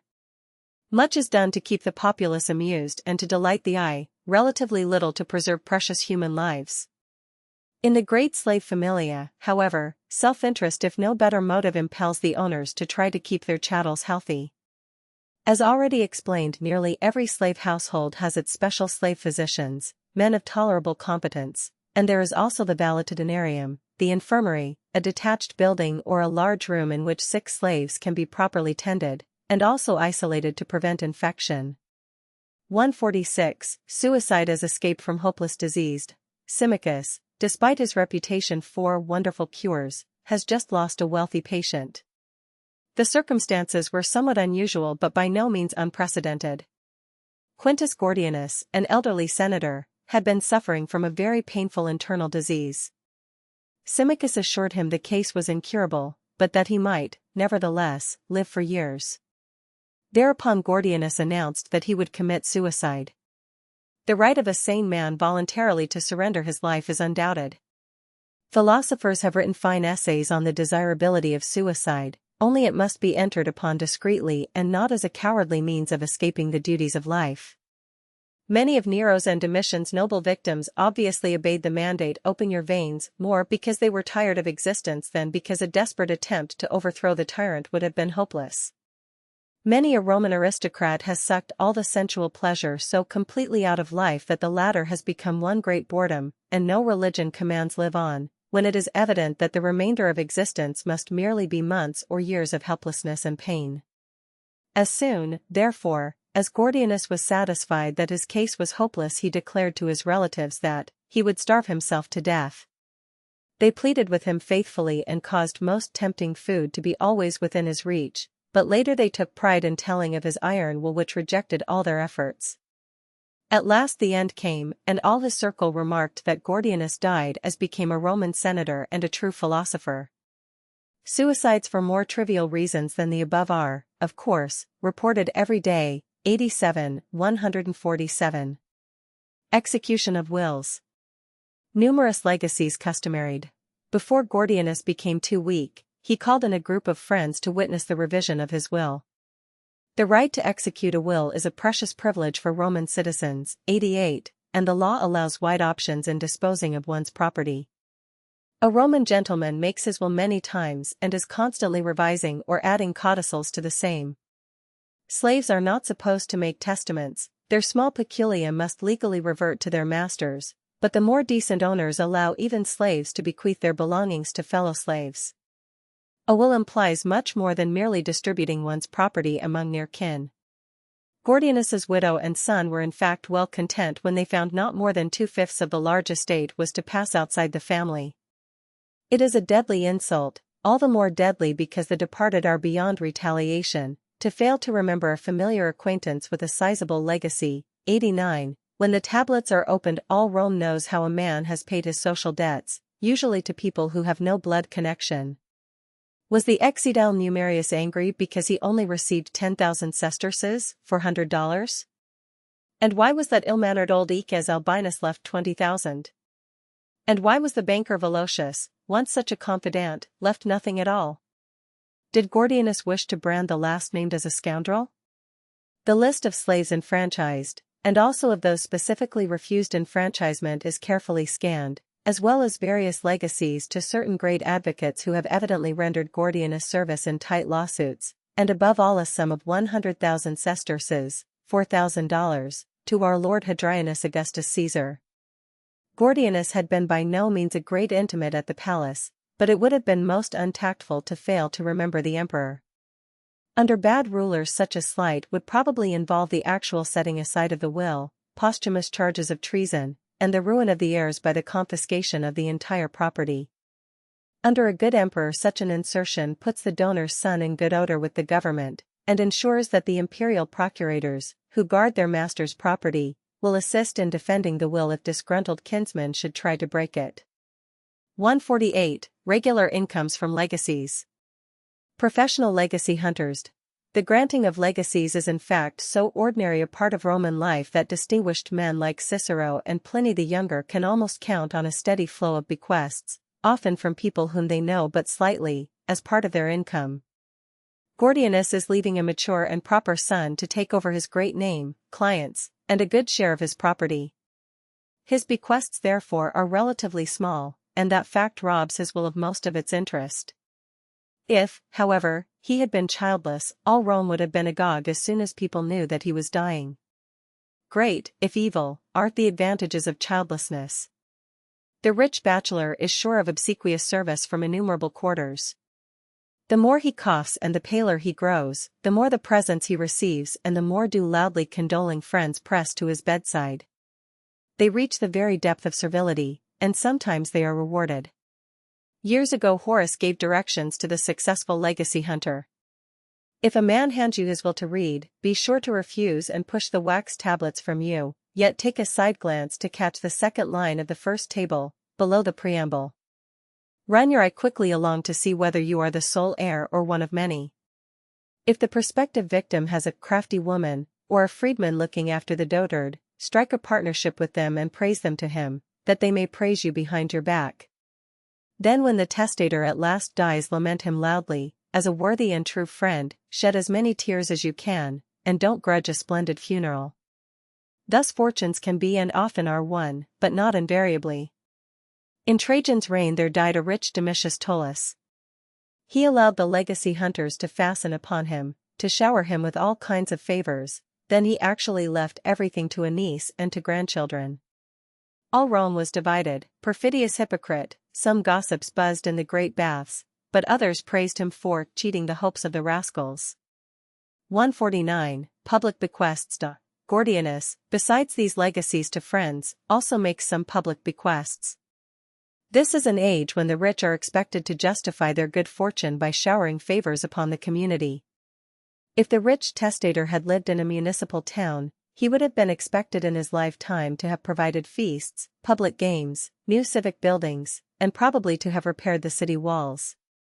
As it is, he leaves the cost of a good gladiator fight to an Italian town that once elected him patron, increases the endowment for a public library which he had earlier founded at another such town near one of his villas, and institutes a trust fund to provide an annual feast in honor of his manes to be shared in by all the freedmen of his family and by their own descendants.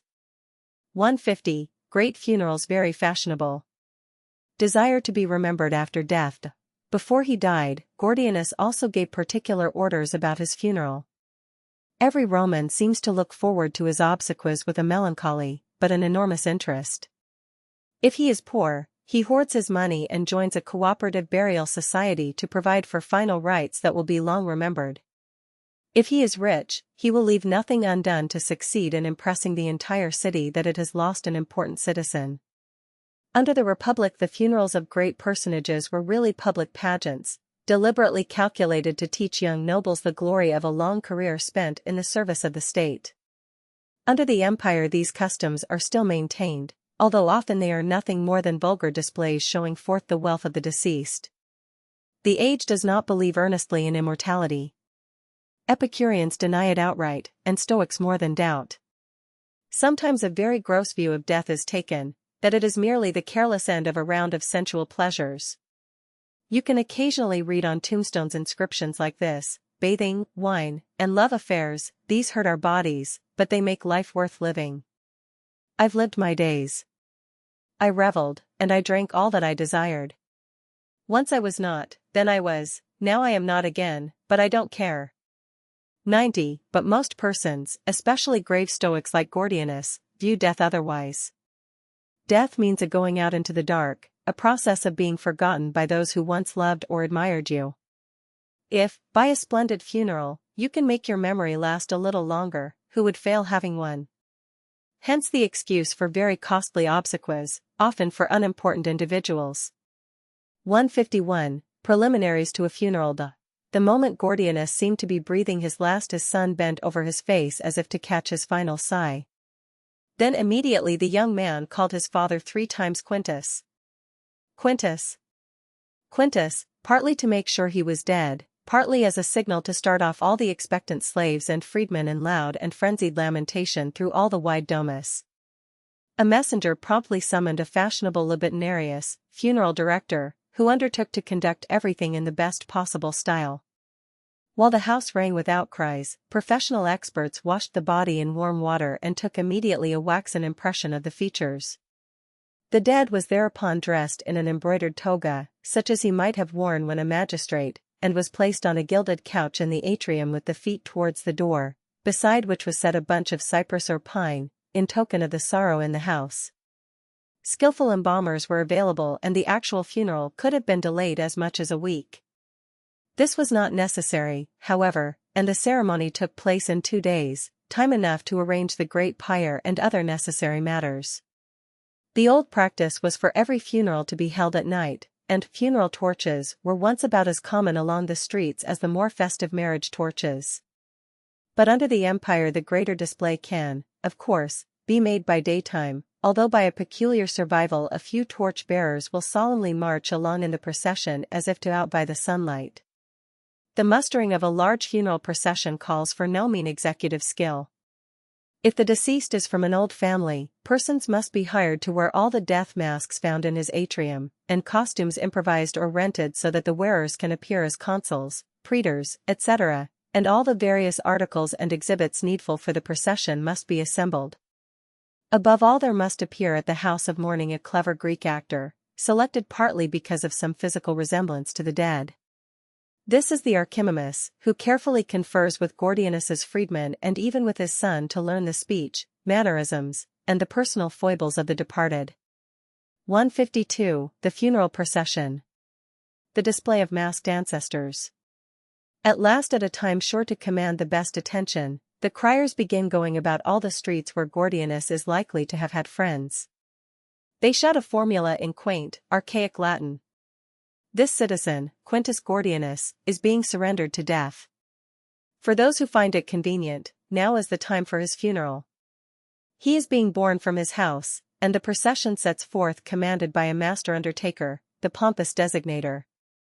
At the head marches a band of players, their flutes, lyres, and dulcimers keeping up a most melancholy music. Then unavoidably follows a whole platoon of professional clowns and buffoons singing ribald songs and shouting very coarse jokes to the thronging spectators. Next, apparently, there walks Gordianus himself. It is the Archimamus dressed like the ex-consul, imitating his gait, gestures, and voice, and even making broad personal jests at the expense of the deceased. Then follows the really imposing part of the display, and the bereaved widow and her son thrill with aristocratic pride at the thought of it. Theirs is a very old house, and 100 actors are needed to wear all the wax imagines, often battered and blackened, from the great cupboards in the atrium. All his puerile ancestors, going back to the Gallic invasion, seem to be accompanying Gordianus to the grave. The spectators are checking off the consuls and aediles on their fingers, and at last some cry a censor, and presently even more admiringly a dictator. 91. One can almost feel that it is no misfortune to die, if only one can look forward properly to this moment of posthumous glory. 153. The exhibits in the procession. The retinue around the bier. Behind the procession of death masks come slaves bearing on poles large crudely sketched pictures upon boards, showing incidents in the Dacian wars where their master commanded as one of Trajan's legates. Gordianus also had dabbled in literature, and copies of his essays and poems are now tied on tall rods and carried along conspicuously by the marchers. Next comes the corpse itself, exposed to view, upon a couch decked with purple, fretted with gold, and carried aloft upon the shoulders of 8 picked bearers. All can see that Gordianus wears the triumphal ornaments, the laurel wreath as well as the toga praetexta awarded the favorite generals in the army. 92. After that follows the family procession. Young Gordianus is robed in black, and leads by the hand his mother, a venerable matron, who wears the mourning color for women, white, and who lets her gray locks stream in disorder over her shoulders. If he had possessed sisters, they would now tear their hair, dig their nails in their cheeks, and utter piercing cries of grief. This clamor is produced sufficiently by a group of slave women led by 2 or 3 professional female wailers who, at intervals, set up a shrill chant of lamentation for the dead. Next follow a great company of Gordianus's more distinguished friends, all walking with downcast looks and clad in black or sad-colored togas. After them is the large retinue from the familia, first the older freedmen, then groups of ex-slaves wearing tall caps, token of manumission by will, and trying not to appear too exultant in their new freedom, then bringing up the rear the whole group of actual slaves, supposed to be torn with grief at the loss of so good a master. 154. The funeral oration in the Forum. The procession heads at first not toward the place of the final pyre but toward the old Forum. The honor of a public funeral oration is granted to practically every distinguished citizen, including many noble women. Indeed, this use of the Forum is an extremely common occurrence. The space around the orator's stand, the rostra, has been cleared of idlers, and an array of suitable curule chairs has been set out for all the wearers of the death masks, as if they were again sitting like the magistrates of old. After a suitable delay, a kinsman of the deceased, a senator somewhat vain of his reputation as an orator, mounts the rostra and delivers a fulsome eulogy. It is notorious that such laudations never stick closely to the truth. The audience is made to understand that Gordianus was a very Cato the Elder in personal virtue and a Scipio Africanus in his success as a general. When that ceremony is completed, the whole company sets forth again, this time toward one of the gates beyond which is the funeral pyre. 93, 155. Family tombs. The columbarium and the garden. Burials are not unknown in Rome, but most bodies are disposed of by cremation. Even persons of very modest means will try to provide money for a good pyre. This is partly because the very poor, the worthless slaves, and the lowest of the plebeians, are not burned, but their bodies simply are dumped in hideous open pits not far from the Esquiline itself. Nothing is done to the bodies thus exposed except to leave them to the dogs and ravens, and only the favor of Jupiter averts from the city an incessant pestilence in consequence. Long since, however, Gordianus's family has erected along the Appian Way, though another frequented highroad could have been selected, a stately tomb, calculated to attract attention from all passers.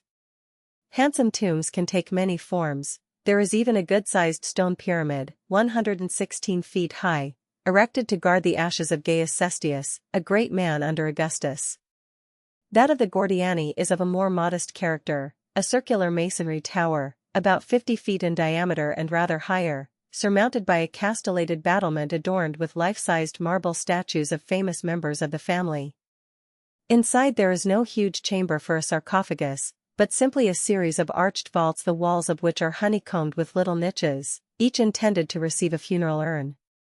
This kind of interior, therefore, is not unhappily called a columbarium, a pigeon cote, and here will be placed not merely the urns of all the regular scions of the family, but, in inferior niches of course, those of all the freedmen and even of all the better-loved slaves.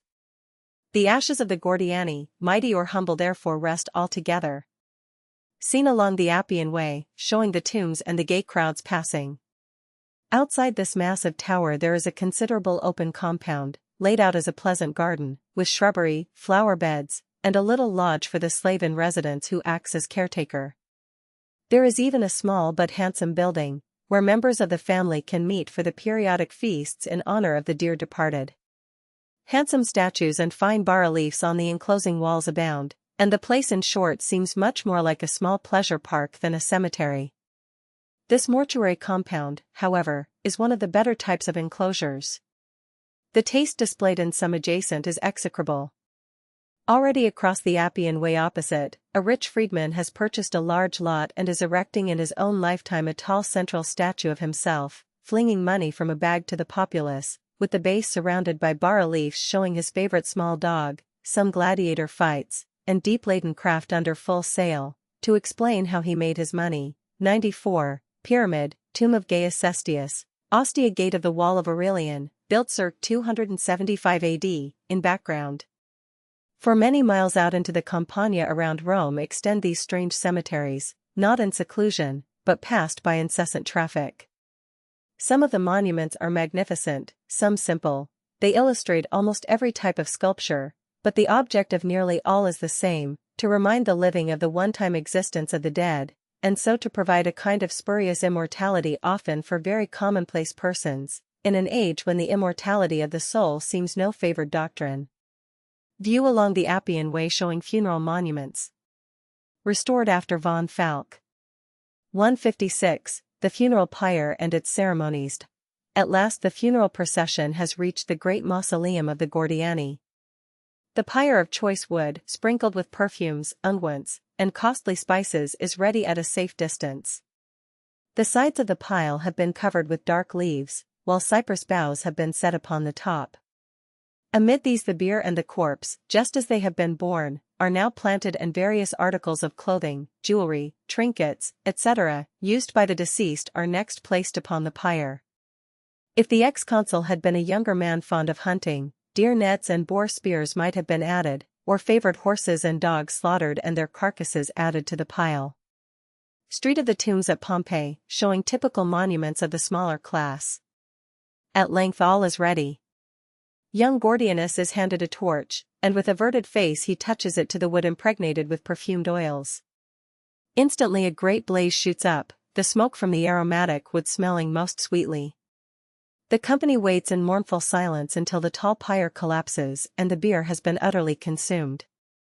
Then as the fire glows away, several loyal freedmen dash forward and quench it with great jars of chilled wine. Certain calcined bones and ashes are collected, wrapped in fine linen cloths and placed in a superb funeral urn, blue and white glass cut into exquisite designs, showing boys piping and treading the grapes in a festival of Bacchus. The last mortal remains of the departed senator are, therefore, at rest amid scenes eminently cheerful. 157. Funeral monuments. Memorial feasts to the dead. The ceremony is over. Veil. And again veil, cries all the company ere departing. The urn will now be placed in one of the niches in the columbarium, but in Gordianus's honor they will erect a special statue, at its base chiseled a peaceful ship gliding steadily toward a distant shore, the son and widow evidently recalling the peaceful thoughts of Cicero in his essay on old age. I find the nearer I come to the time of death the more I feel like one who begins to see land, and knows that sometime he will enter the harbor after the long voyage. On Gordianus's birthday, on the anniversary of his death, and also for 8 days in February sacred to the honored dead, his heirs and loyal freedmen will visit the spot, deck his statue with wreaths of roses, violets, and other flowers, sacrifice a black sheep or pig to the Manes, and indulge in a feast in his honor. This will be kept up, perhaps, until his own son is placed on the pyre and the fame of the great Gordianus has sunk to the barest memory. 158. Funerals of the poor. Funeral societies. We have witnessed obsequies of a rich senator. Less favored persons, of course, are buried with ever-increasing degrees of simplicity. There is almost no religious element in Roman funerals. The bodies of unfortunates can be disposed of with brutal abruptness and lack of decorum, but the great host of plebeians and of those freedmen who cannot hope for an urn in the columbarium of a noble family have a recourse. They often club together in a funeral society. Everybody pays a fixed assessment into a common chest. Out of these funds space is hired in one of the great public columbaria which are often erected as legitimate speculations. When a member dies he is assured of a respectable procession of buffoons and weepers, imagines being out of the question, a private harangue in his honor, and a thoroughly adequate funeral pyre. Funds not needed for this purpose are spent on feasts once or more a year in which the names of dead members are solemnly commemorated. Some of these funeral colleges are really elaborate affairs, with considerable ritual, a permanent hall, and a corps of elective officers, praetors, curators, etc., whose tinsel pomp makes the wearers forget that most of the time they are humble plebeians or even slaves. The collegia, in other words, appeal to those who in another age may find a certain inferior type of lodge very congenial. They are grandiloquently named for some patron god, calling themselves the worshippers, cultors, of Apollo, or perhaps for an oriental deity, the servants of Serapis, but their fundamental purpose is the same, To ensure against the horrid thought of having one's body flung into the open pits of the potter's field and then perhaps having one's ghost wander in misery over sea and land instead of finding a calm oblivion in Hades. Chapter 10 Children and Schooling 159.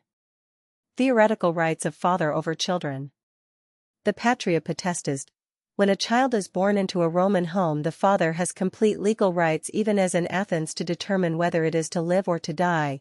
95. If theoretically he has the terrific power as paterfamilias to kill his children in later life if they merely displease him, how much more can he claim the right to decide that this boy will be one too many, or we can afford no more girls, or this child will be sickly and deformed.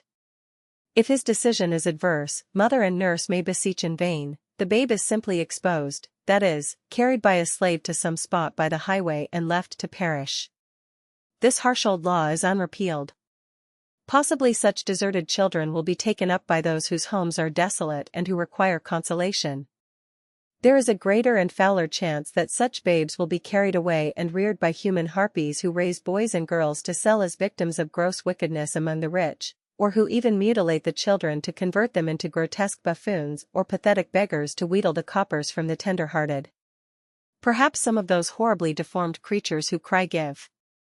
Give!" behind the litters of the senators are blood relations to the gilded lords themselves. This is physically possible, if we can believe many ugly stories.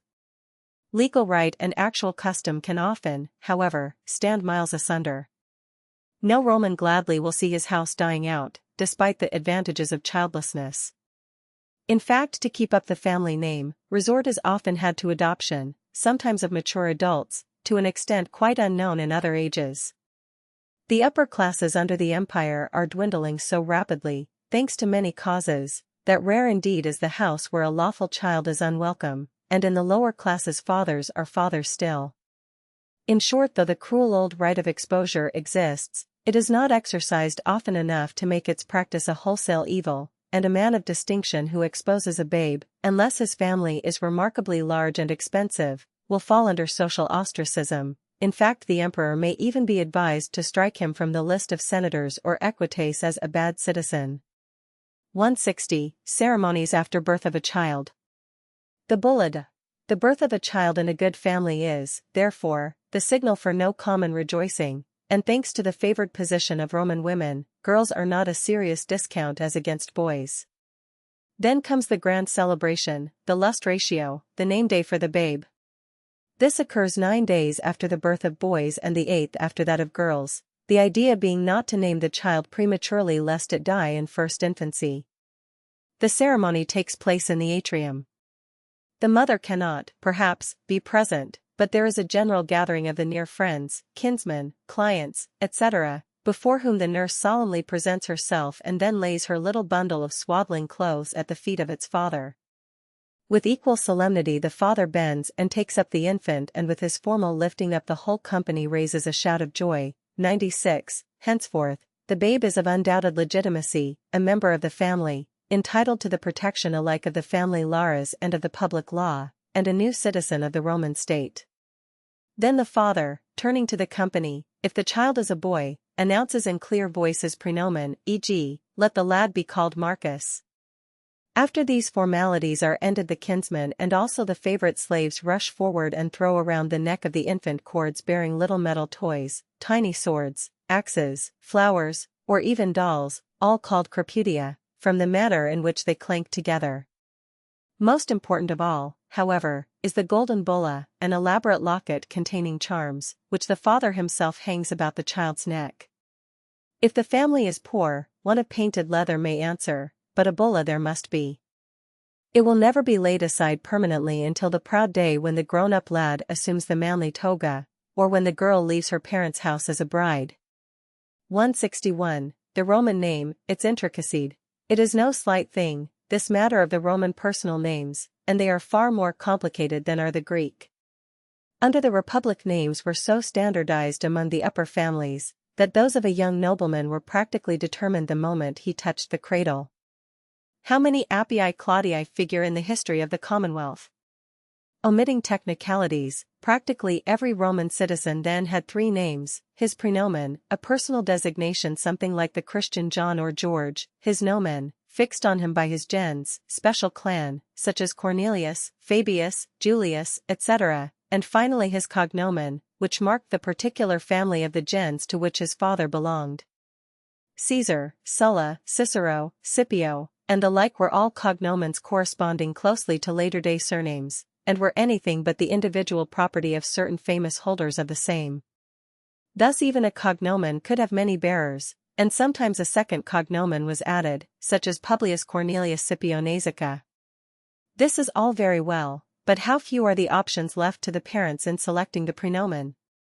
There are only 18 regular Roman praenomens, of which Marcus, Gaius, and Lucius are perhaps the most common. Certain families confine themselves to a very few praenomens. Thus no Cornelian ever names his sons anything but Gnaeus, Lucius, and Publius unless the gods bless him with a fourth boy. The Domitii were nearly all either Gnaeus or Lucius. Rare was the Claudian eldest son who escaped being called Appius. 97. These cases simply register what is true in most of the old families. The rule is to name your first son always after your own father. Thus Publius Calvus's young Titus is the grandson of a Titus and the great-grandson of a Publius. His younger brother, however, was not thus named by rigid precedent. He could be named Decimus. 98, 162. Irregular and lengthy names under the empire. Names of slaves. Things are far more irregular, however, since the empire has brought the Roman name along with the Roman citizenship to hordes of freedmen and foreigners. They Latinize their alien names, or they take an altered form of their ex-masters' names, for example, Claudianus Licinianus, or often, being complete upstarts, swell around with absurdly long names often meaning nothing at all. This is true even of some high officers, and there is now ruling as proconsul of Africa a senator calling himself pompously Titus Caesarinus Statius Quintius Statianus Memmius Macrinus, while that of the governor of North Britain, a certain Pollio, has 9 names if you give him his full title. 99. As for slaves, they were ordinarily called in simpler days of the Republic merely Marcipor, or Lucifer, etc., Marcus's boy, or Lucius's boy, but such descriptions in the days of the great familiae become impossible. Most house slaves are either named for Greek deities or heroes, or else for some oriental potentate, precisely as Caesar and Pompey will figure on slave plantations of another day. Mithridates, Pharnaces, Cyrus, and the like appear in every atrium. There are also plenty of handsome boys answering to such fine names as Eros, Polydorus, Xenophon, or who are named for their native country as Syrax for a Syrian, and Cappadox for a Cappadocian. 163. Names of women. Confusion of Roman names. When a girl is born in an old family, her chance of a distinctive name seems even less than that of her brothers. There are really no recognized praenomens for girls, and until lately there have been hardly any regular cognomens. Calvus's daughter should have been merely called Junia for her gens, the Junian woman. If it is needful, however, to separate her from her cousins, she can be called Junia Calvi, Calvus's Junia. If she had a younger sister, she would be simply Junia Prima as against Junia Secunda, Junia No. 1 and Junia No. 2.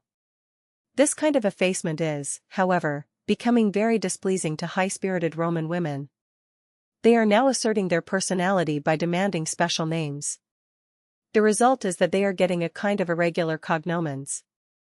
Calvus's daughter is, therefore, known as Junia Grazia, from her mother, and should the house be favored with another young mistress, she will probably be Junia Calva in complement to her father's cognomen.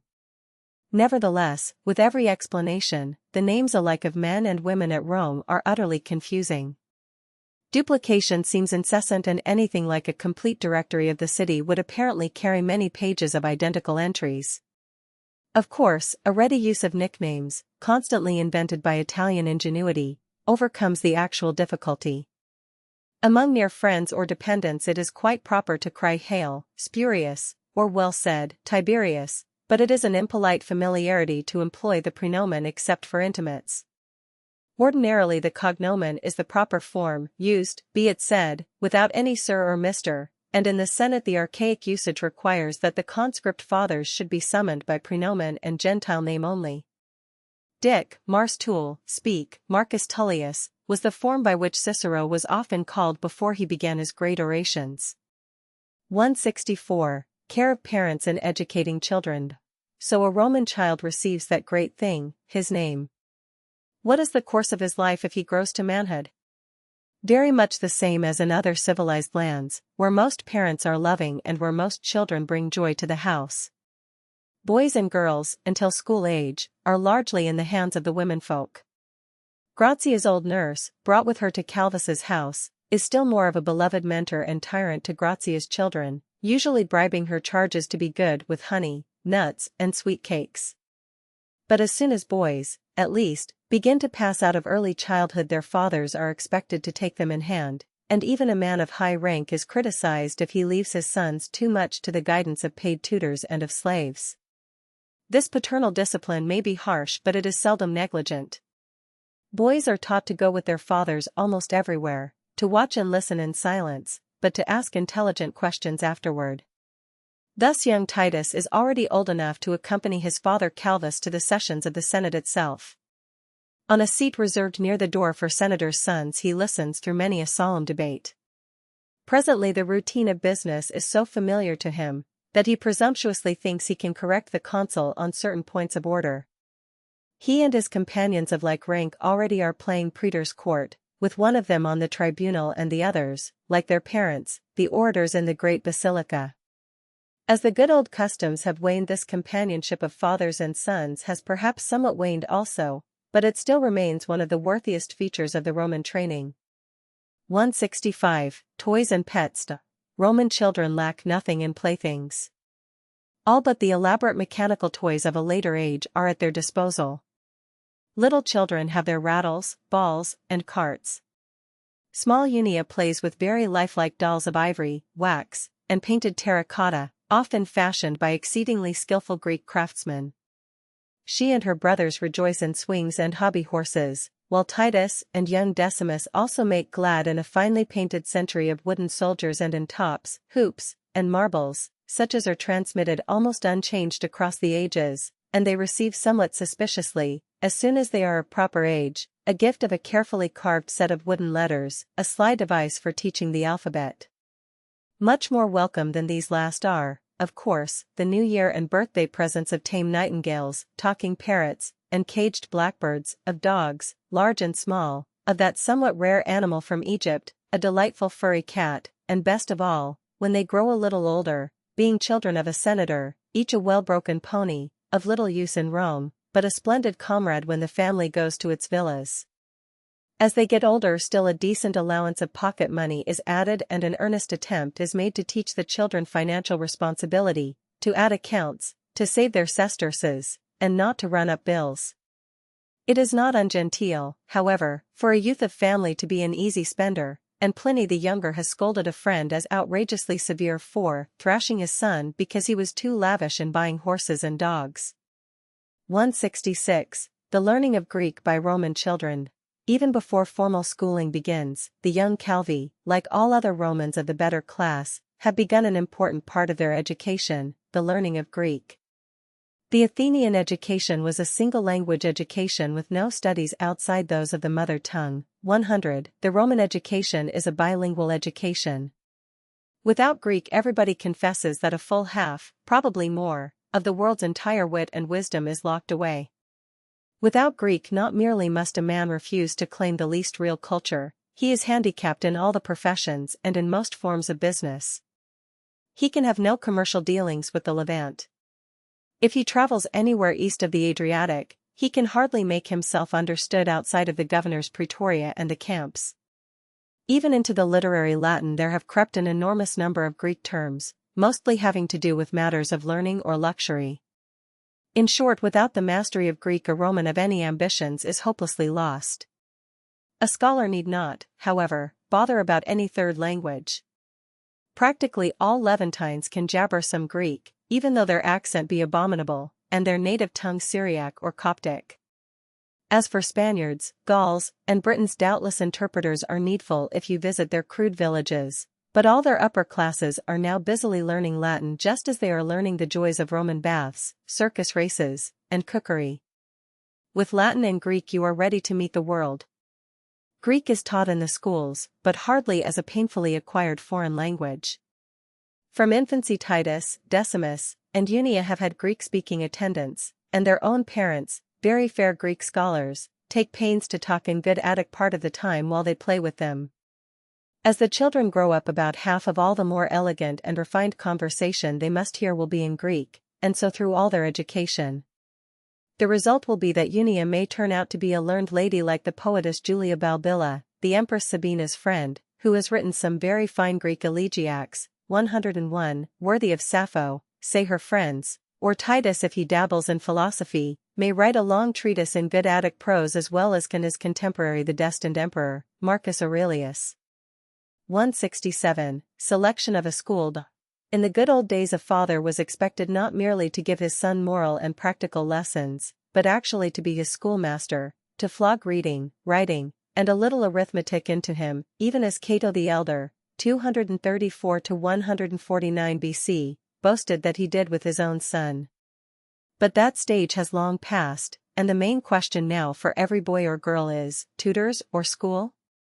No doubt families of the highest rank find private tutors fashionable and convenient, thus such a personage as Augustus employed the skillful freedman, Varius Flaccus, to teach his grandsons, but the advantages of contact with other children of about the same social class are clearly understood. The young Calvi, therefore, have been sent to a carefully selected school. This arrangement is exceptionally good because their father's colleague, the ex-praetor Aponius, owns a remarkably gifted slave, one Eugenor, who is allowed not merely to teach his master's children but, by a recognized custom, to take in others, their fees going toward his peculium saved up to buy his freedom. 168. Extent of literacy in Rome. Education of girls.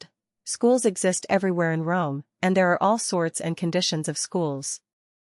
There is no system of public education, and probably a good many poor plebeians and slaves are barely literate enough to spell out the gladiator notices and to jot down a few accounts or memoranda, but public opinion condemns parents who deny their children at least a little schooling, and absolutely illiterate persons are rare. 102. Girls in poor families are rather less sure of instruction than boys, and in superior families they seldom pass on to the upper and the rhetoric schools, but apparently in the ordinary schools they frequently go with their brothers on terms of perfect equality.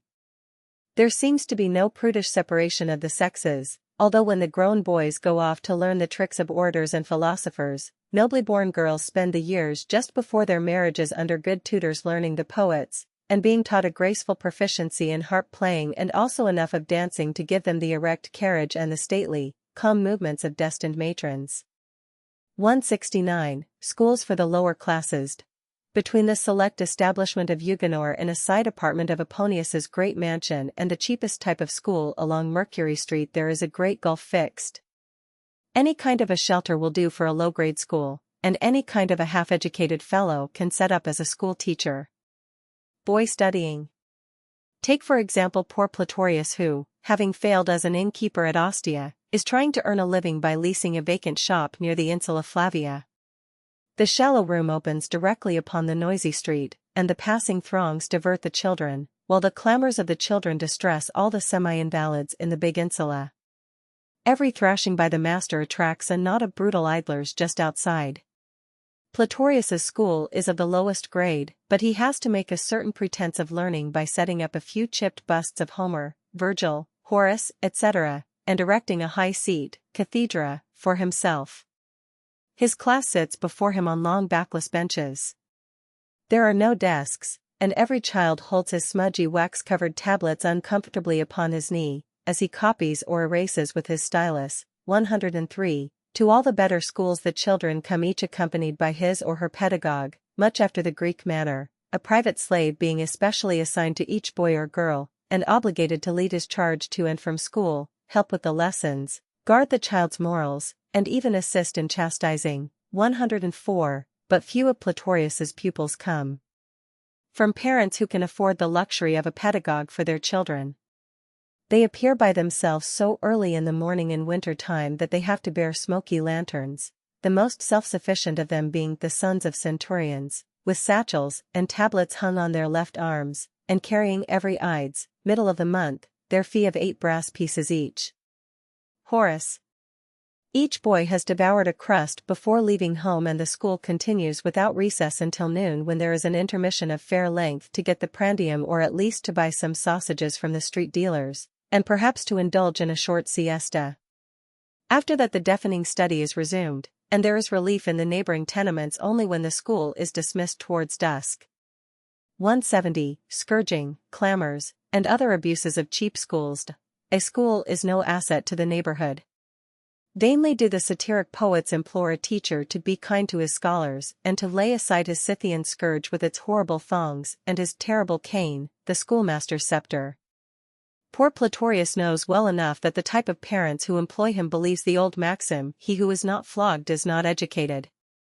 The Romans are a military people, and the ideal of a school is always somewhat the stern discipline of the centurion with his vinestock. See page 323. Precepts in many a classroom are enforced with curses and blows, and Seneca has declared in disgust that it is a common thing to find a man in a violent passion teaching you that to be in a passion is wrong. The children, too, are often permitted to study their lessons aloud, even as in the schools of the Orient. All this adds to the buzzing confusion, so that it is claimed that a school causes more noise than a blacksmith at his anvil or the amphitheater applauding a favorite gladiator. The teaching and the flogging keep up through a long season. The school year begins on March 24, when Platorius painfully counts the entrance fees brought by each scholar, reckoning himself lucky if he does not have to split his gains with the pedagogues who attend a favored few of the children. There is a considerable holiday in summer when it is too hot to study, and children of good family are likely to be attending their parents in the country. There is another interval of about a week at the Saturnalia and over New Year's Day, another just before the new school year begins in March. Otherwise, except for the more important religious festivals, and the nones, 5th or 7th days of each month, the studying and the beating go on, with rather fewer holidays than in the 20th century. School discipline. Platorius is near the bottom of the educational ladder. His fees are only about 4 sesterces, 16 cents, per month per pupil, and he is none too sure of prompt payment. The miserable room costs something for rental. If his pupils fail to progress, their parents storm at him and promptly shift to another master. In short, he leads a dog's life. The greengrocer and the copperpot monger who have stalls opposite the school despise him as entirely beneath them. 171. A superior type of school. Quite different is the atmosphere of Huguenot's schoolroom. He is technically a slave, but a slave of very superior class. The children come to him accompanied not merely by extremely genteel pedagogues but by subordinate slaves, capsarii, who carry their books and tablets, and the establishment has a convenient anteroom, where all these gentry can foregather and match gossip, my master says, while their charges are being instructed.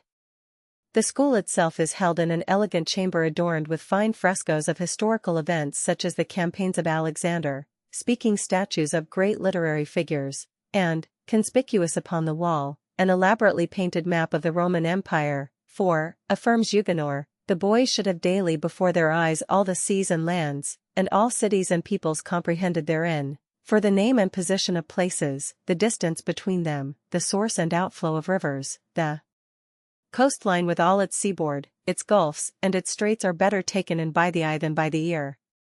105. Huguenot, too, has his rod and does not bear it in vain, but he never allows his discipline to degenerate into stupid cruelty.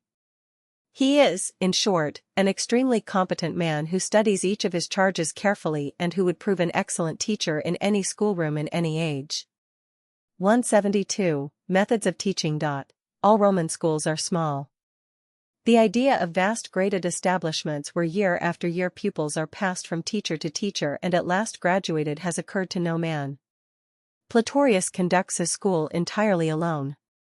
Huguenot has a couple of efficient monitors, but neither he nor Platorius tries to handle more than say 30 pupils. Many of Huguenot's pupils came to him while little more than babies and will only leave him when actually ready for the rhetoric schools. He is largely responsible for their entire elementary education, although many of the higher-class children know the Latin and Greek alphabet and can spell a little before being put under his charge. This is no place for a real discussion of the actual forms of education.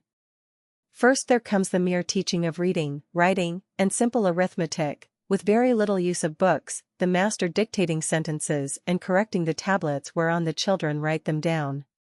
Such a teacher as Platorius may have a few musty rolls of papyrus which his charges are allowed to handle gingerly, but first readers as understood in later schools are unknown. Eugenor is better off, and a considerable library is at his disposal, although barring a few books of fables it contains little that is directly appealing to children. In the poorer schools the average master congratulates himself if his charges stay long enough to become fairly literate, but the better establishments, of course, accomplish far more. When a child can once read with tolerable fluency, and can write the characters on his wax tablets without wandering from the traced lines or needing too many corrections, he begins to have the great poets, especially Virgil and Horace in Latin and Homer in Greek, pounded into him. He is compelled to learn very long passages of such authors by heart, 106, and as an especially desirable exercise he is forced to translate both from Greek into Latin and also from Latin into Greek. Since many of Eugenor's pupils will presumably become orators, they are furthermore aided to improve their diction also in every possible manner, to acquire a good stock of metaphors, and to have on hand a great supply of apt, pungent quotations. All the possible meanings in the literary texts are explained, likewise the mythological, historical, and geographical allusions, etc. The study of literature thus becomes what is really a form of a general information course. 173. Training in higher arithmetic. Before the children leave Eugenor they are also taught the higher forms of arithmetic. Prior to the coming of Arabic numerals this is pretty serious business, yet every Roman of property must be able to keep elaborate accounts, and not be too dependent upon his stewards. Indeed, in some superior schools a special arithmetic teacher is called in, a calculator, who is entitled to demand extra large fees, although one suspects that most of his pupils are Equites sons who will probably engage in commerce. One thing, however, Eugenor does not have to bother about: physical culture. The Greeks can send their sons to the Palaestra and to the harpist to learn gymnastics and music. The Romans try merely to see that their boys get exercise enough to keep them in good health, but they cannot grasp the practical value of a training that neither makes the lads better soldiers nor better men of business. Many Romans, of course, learn also about the fine arts, but never in the regular classroom. 174. The grammarians' high schools. By their early teens, however, even Eugenor's pupils begin to forsake him. They are passed on to a higher teacher, a regular grammarian, Grammaticus, who assumes that his charges are well grounded in the fundamentals, and who endeavors to instruct them in the real niceties of Greek and Latin literature. Sometimes also there is a specialist in each of the languages. In these high schools great stress is laid on proper pronunciation and elocution. Euclid's theorems in geometry are studied, and a good deal of history is fluently if not very critically taught. Much of the learning is superficial, for it is a fine thing in many circles to affect to be erudite, 107, and more stress is sometimes laid on absurd problems of mythology than upon learning sober facts. Grammarians who teach the sons of the parvenu rich are liable, indeed, to be scolded if they cannot themselves explain instantly who was Anchises' nurse. But the better grammarian schools turn out pupils who are not perhaps men of deep learning but who have a great fund of information, who can write a clear accurate Latin, and often a Greek, style, and generally carry themselves as cultivated young gentlemen. Those, however, who aspire to pass as highly educated will inevitably go on to the still higher school of the reader. Grammarian instructing two upper pupils, an attendant, Capsarius, standing at one side. 175. Oratory very fashionable. Oratory seems the keystone to success. True, the fall of the Republic makes it impossible to harangue the assembled comitia in behalf of favorite candidates or proposed laws. Even in the Senate there are now grave limitations upon free eloquence. Nevertheless, the desirability of fame as an orator seems incalculable. To win your cause in the courts, to make a crowded hall resound with applause at your set oration seems the height of peaceful triumph. Never will another age set more store on high-soaring formal talk than this age of the Roman Empire. The actual performances of professional orators and readers we can glance at later, and, of course, space lacks for any presentation of the science of eloquence, but mention must be made of the rhetoric schools in which by ardent anticipation young Titus and Decimus Calvus are already winning laurels. 176. Professional rhetoricians. No slave or ordinary grammarian can hope to conduct a rhetoric school. The masters are either Romans of such rank that they can mingle with senators, or are distinguished Greeks fresh from the schools of Rhodes or Athens. 108. Not many years ago in Trajan's reign, a certain Lysias came to Rome from Greece. He dazzled the noblest circles by his proficiency, his diction was the purest Attic, his sentences sparkled with epigrams. He called on his audience to name any mooted subjects it liked for discussion and to state on which side it wanted him to argue. Instantly he would rise, wrap his gown around him and, without losing a moment, begin, with everything at his fingertips no matter what subject was selected. Presumably his thoughts and the information behind them were very superficial, no matter, the flow of his logic, learning, and language set his audience into ecstasies. Calvus only hopes he can find an equally distinguished master for his own sons. 177. Methods in rhetoric schools, mock trials. Rhetoric schools are arranged rather as halls of audience than as ordinary classrooms. The students are expected to sit in a proper manner, to look steadily at the speaker, not let their minds wander or to whisper to their neighbors, yawn sleepily, smile, scowl, cross their legs, or let their heads drop. The training in its earlier stages, however, seems decidedly academic. Great models in Greek and Latin oratory are examined and discussed.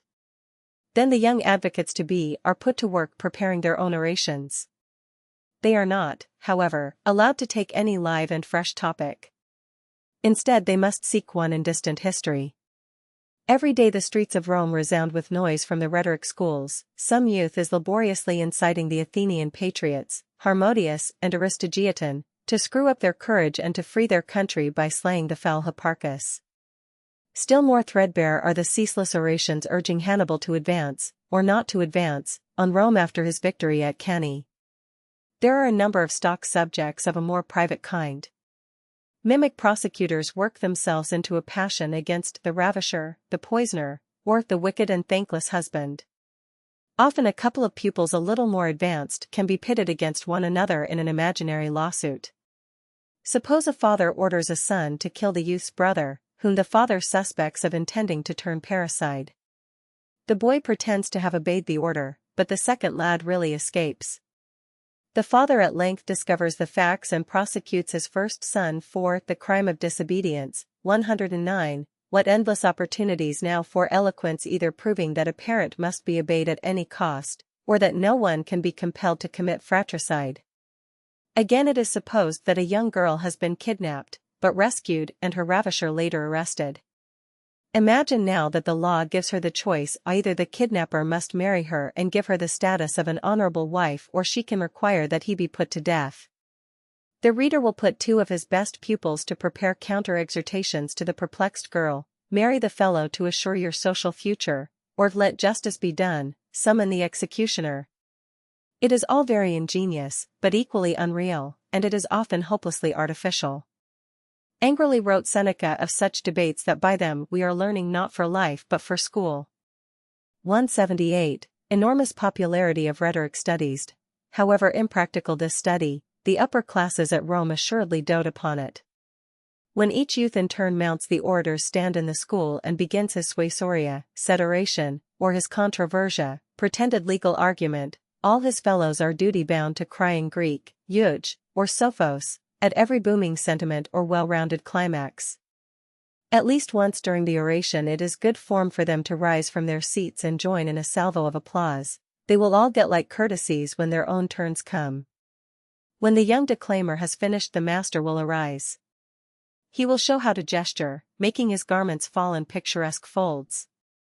He will take the subject just handled and repeat the argument, showing how each point can be better developed, how new matter can be brought in, how allusions to the gods, the worthies of old, and perhaps to the reigning emperor will improve the effect, how to use one's voice at each particular turn, etc., etc.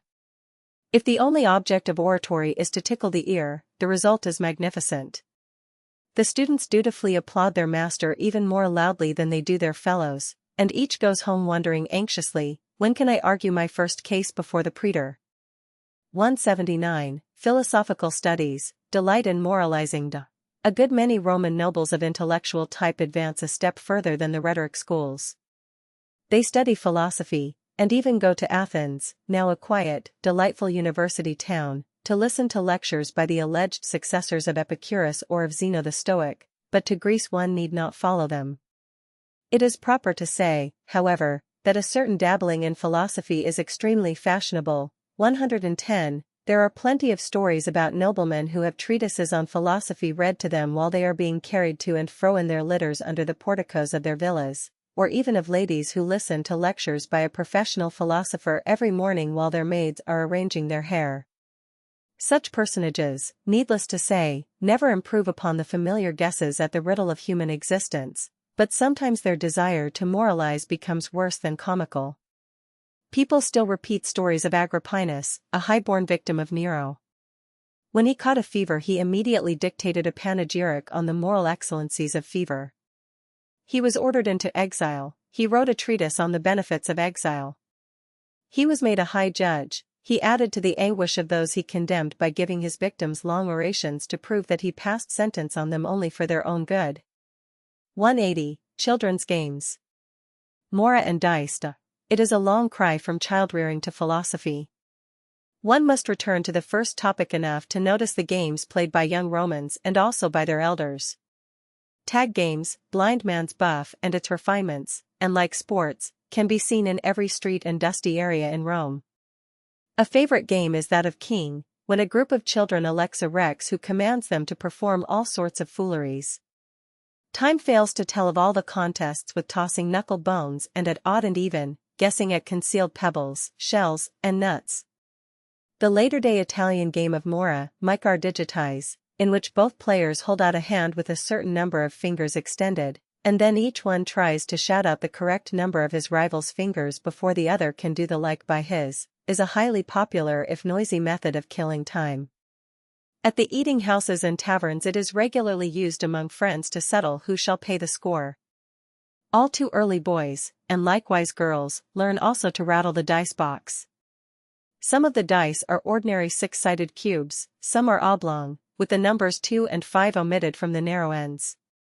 Almost always 3 dice of bone or fine wood are used, and the familiar expression 3 sixes or 3 aces is the same as saying all or nothing. 181. Board games of skill, robbers, latrunculi. Altogether too much time and money are wasted at dice even by fairly grave people, while professional gamblers abound, but the Romans have 2 games in which men are moved on a gaming board according to rules involving very high degrees of skill.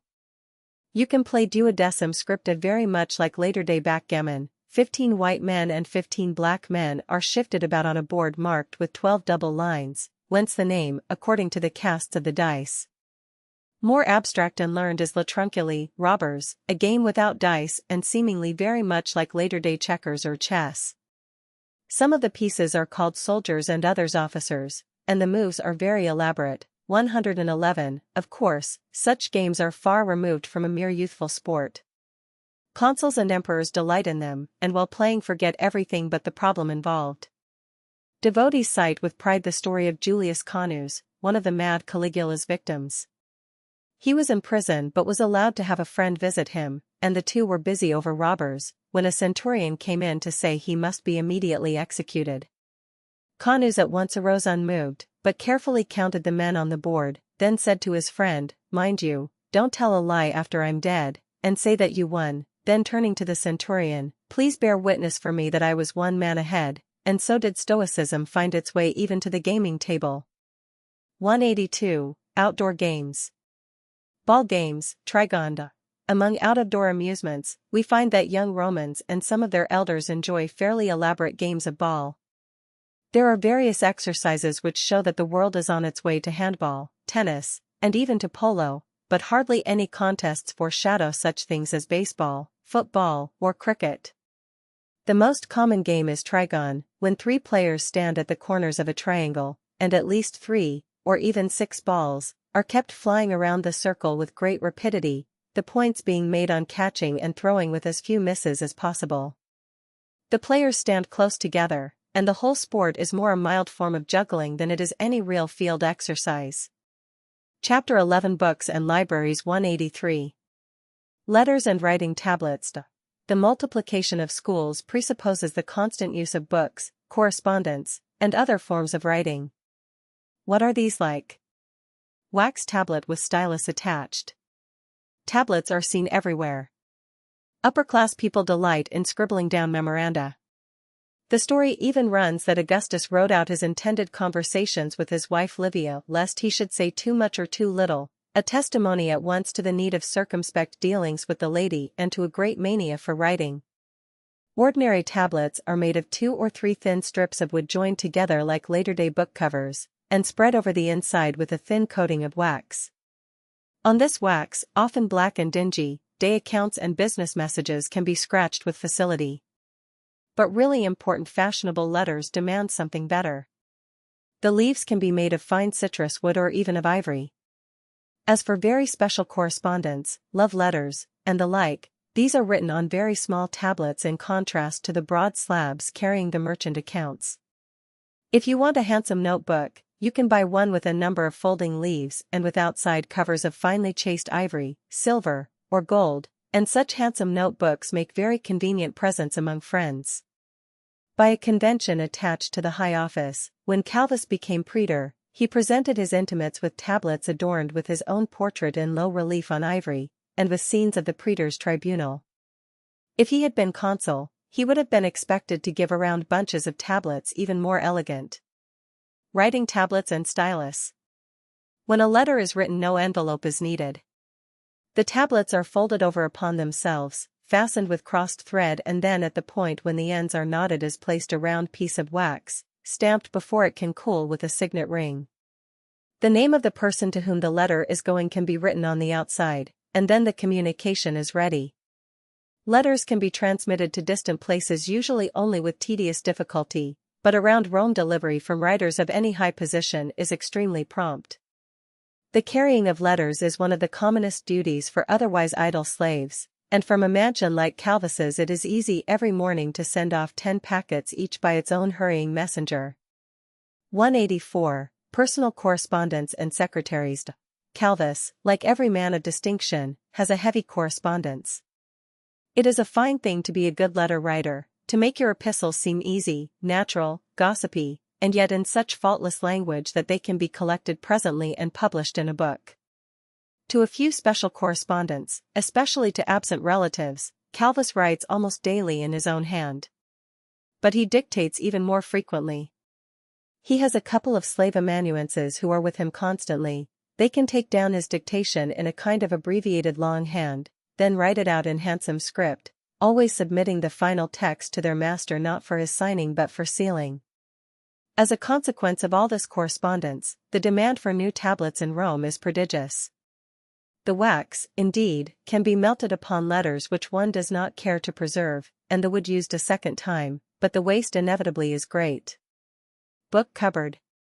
185. Books very common, papyrus and the papyrus trade. Nevertheless, the activity of such secretaries is vastly less important than that of another set of scribes, the makers of books. Poor is the tenement suite that does not contain a few musty papyrus scrolls, while a parvenu freedman will inevitably acquire a large library, which he may never read, just to show himself a man of fashion.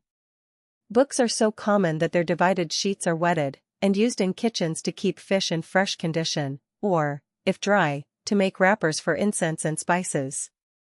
Paper is unknown, and parchment, although not unknown, is used mainly for very important correspondence, public documents, and the like, which require extremely durable material. Practically all books are written on papyrus arranged in rolls. 112. The papyrus is strictly an Egyptian monopoly, and if the importation of this precious article should cease, apparently all Greece and Italy would be doomed to partial illiteracy. The papyrus plant grows in the swamps by the Nile to a height of about 10 feet. The pith of its tall stalks is first cut into strips, next the latter are placed one by another upon a wetted board and smeared over with a paste. On these there is next laid a second layer forming a cross pattern or kind of network. Then the whole combination is pressed and beaten down into a solid sheet and smoothed with an ivory knife or a shell. After that it is ready for export from Egypt and to be put to proper use. Book container. The papyrus trade is well standardized. There are 8 well-recognized grades of the commodity. The best is hieratica, so called because it is fine and firm enough to be used by the Egyptian priests for their sacred books. The cheapest is emperetica, not fit for writing but only for wrapping parcels. The intermediate qualities answer for the run of books. When the papyrus sheets are ready separately, either they can be pasted together at once into a long scroll making a complete volume, or first the book can be written off and the sheets pasted later. 186. Size and format of books. Books can, therefore, be of all sizes, but everybody usually agrees with the Greek saying, big book, big evil. It is an indescribable nuisance to fumble over a roll of more than a certain length hunting for a desired passage. Not many volumes run over 100 pages, 113, and many are much smaller. Each sheet constitutes a separate page, varying between 6 to 12 inches high, with the writing usually in a single column, 4 to 6 inches broad, on each page, and a blank space crossed by a red line before the next page begins. Double inkstand. It is impossible to read with any convenience writing on more than one side of the papyrus prepared in this manner. The result is that discarded books are often used for schoolboys' exercises or for mere scribbling paper, although, if the papyrus is very firm, often the writing can be sponged out and a whole new work can be written over the vanished sentences. Books being of this character, it is impossible really to prepare the ponderous tomes of a later day. Volumes are very short. The Iliad of Homer is ordinarily in 24 separate rolls, one for each of its books, and the same arrangement obtains for other standard works.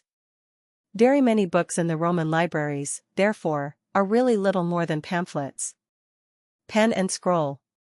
For writing on parchment, of course, one cannot use the stylus.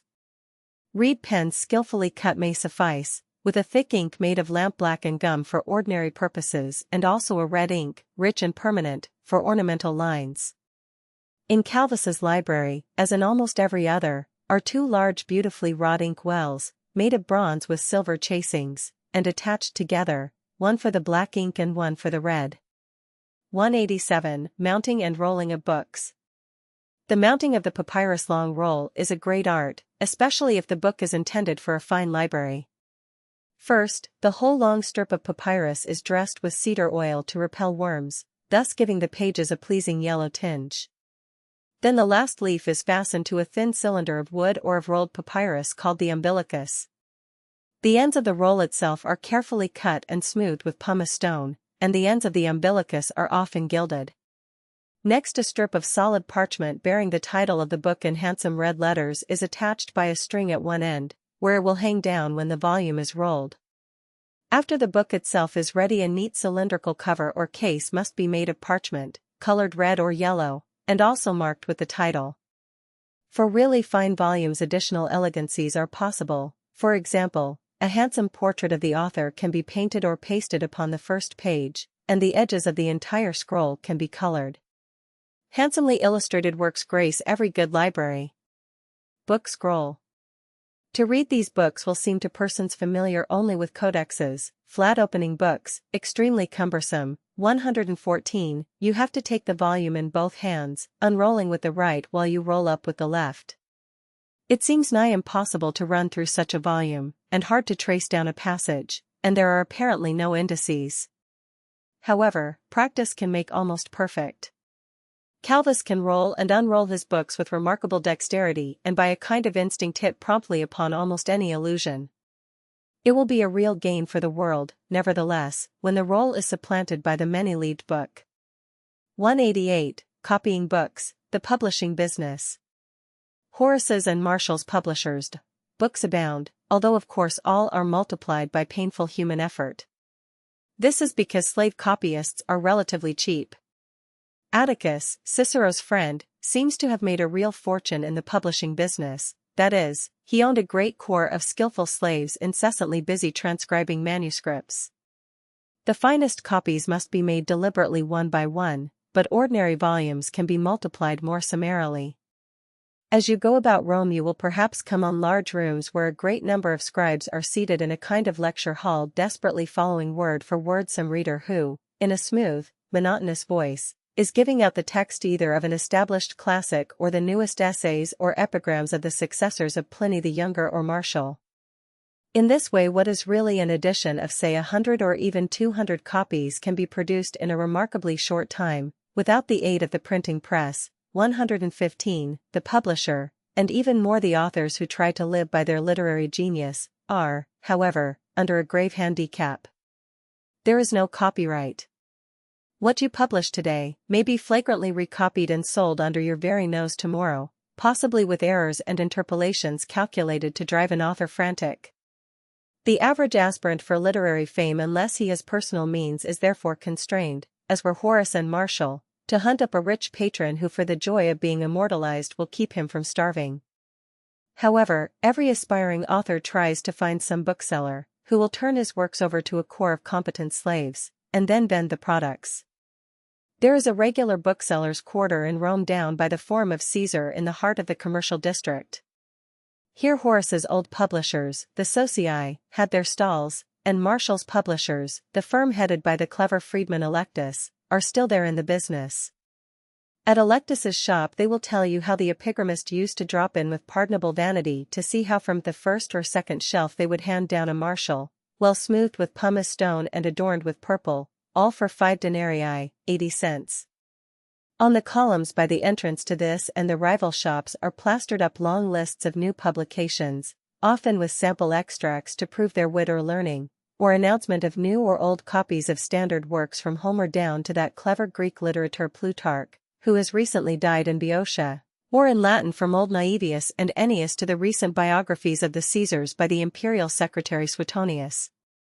Considering the labor of copying, the price of books is moderate. A small volume of poems by a popular writer can be had for as little as 2 denarii, 32 cents, although such a scroll would probably be only equivalent to a thin pamphlet of later-day printing, and the works of a really voluminous author like Pliny the Elder might appear ruinously expensive. 189. Passion for literary fame. Expensive or cheap, by men of education a certain number of books must be had.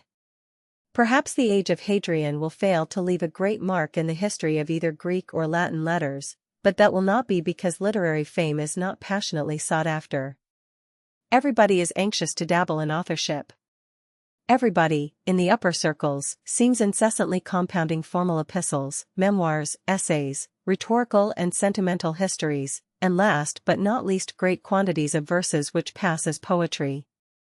Pliny the Younger, not long dead, was incessantly urging his correspondents to write, to mold something, hammer out something, that shall be known as yours for all time. The same pathetic desire for immortality which leads to ostentatious funeral monuments and to endowed funeral feasts, perhaps puts a premium upon this mania. The fine gentlemen and ladies who share these tastes boast that nothing can interrupt their furious pursuit of letters.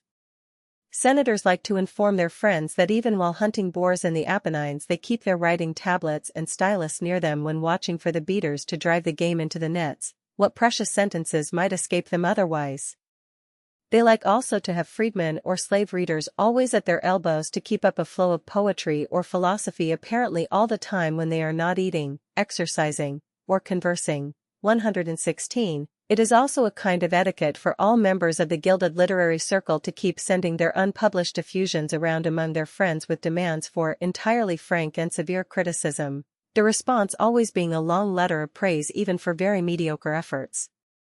Terse, lucid, brilliant, stately, or even keen, impassioned, graceful, these are grievously overworked adjectives, although perhaps at the end of the answers there are a few polite hints suggesting a slight improvement. The Latin-speaking provinces are said to follow Roman literary celebrities intently. Nothing delights the latter more than to learn that their fame has spread to distant parts. Tacitus was certainly a great historian, but he was a man of his time and also a very warm friend of Pliny the Younger. Oft repeated is the story of a conversation he had in the circus, where on the front benches for notables he met a certain learned provincial. The twain, without introduction, fell into a delightful literary conversation, until the stranger who manifestly was very up-to-date asked, "Are you from Italy or the provinces?" "Ah," said Tacitus, "you know me very well from my books that you've read." "Then," cried the other, "you are either Tacitus or Pliny." Old Forum, looking towards northern side, with the Curious shown behind the high columns in foreground, restoration by Spandoni. 190, zeal for poetry, multiplication of verses. Prose compositions in smooth and fastidious Latin, or in very passable Greek are common enough, but even the authors of genuinely superior histories or literary essays, often desire to become something more magnificent, they wish to be poets. Very famous Romans have put forth their energies over iambics, elegiacs, or hexameters. Sulla, Cicero, Hortensius the orator, Julius Caesar, Brutus, Augustus, Tiberius, Seneca, Nerva. The list of such celebrities could be made much longer. Of course, every loyal subject knows that the reigning Hadrian is the author of clever epigrams, which would really deserve a certain fame even if their author had lived in the Subura and not upon the Palatine. 117, probably if there could be physical measuring rods wherewith to determine it, the sheer quantity of Latin, and also of Greek verses, being thrust upon the world every year would seem prodigious.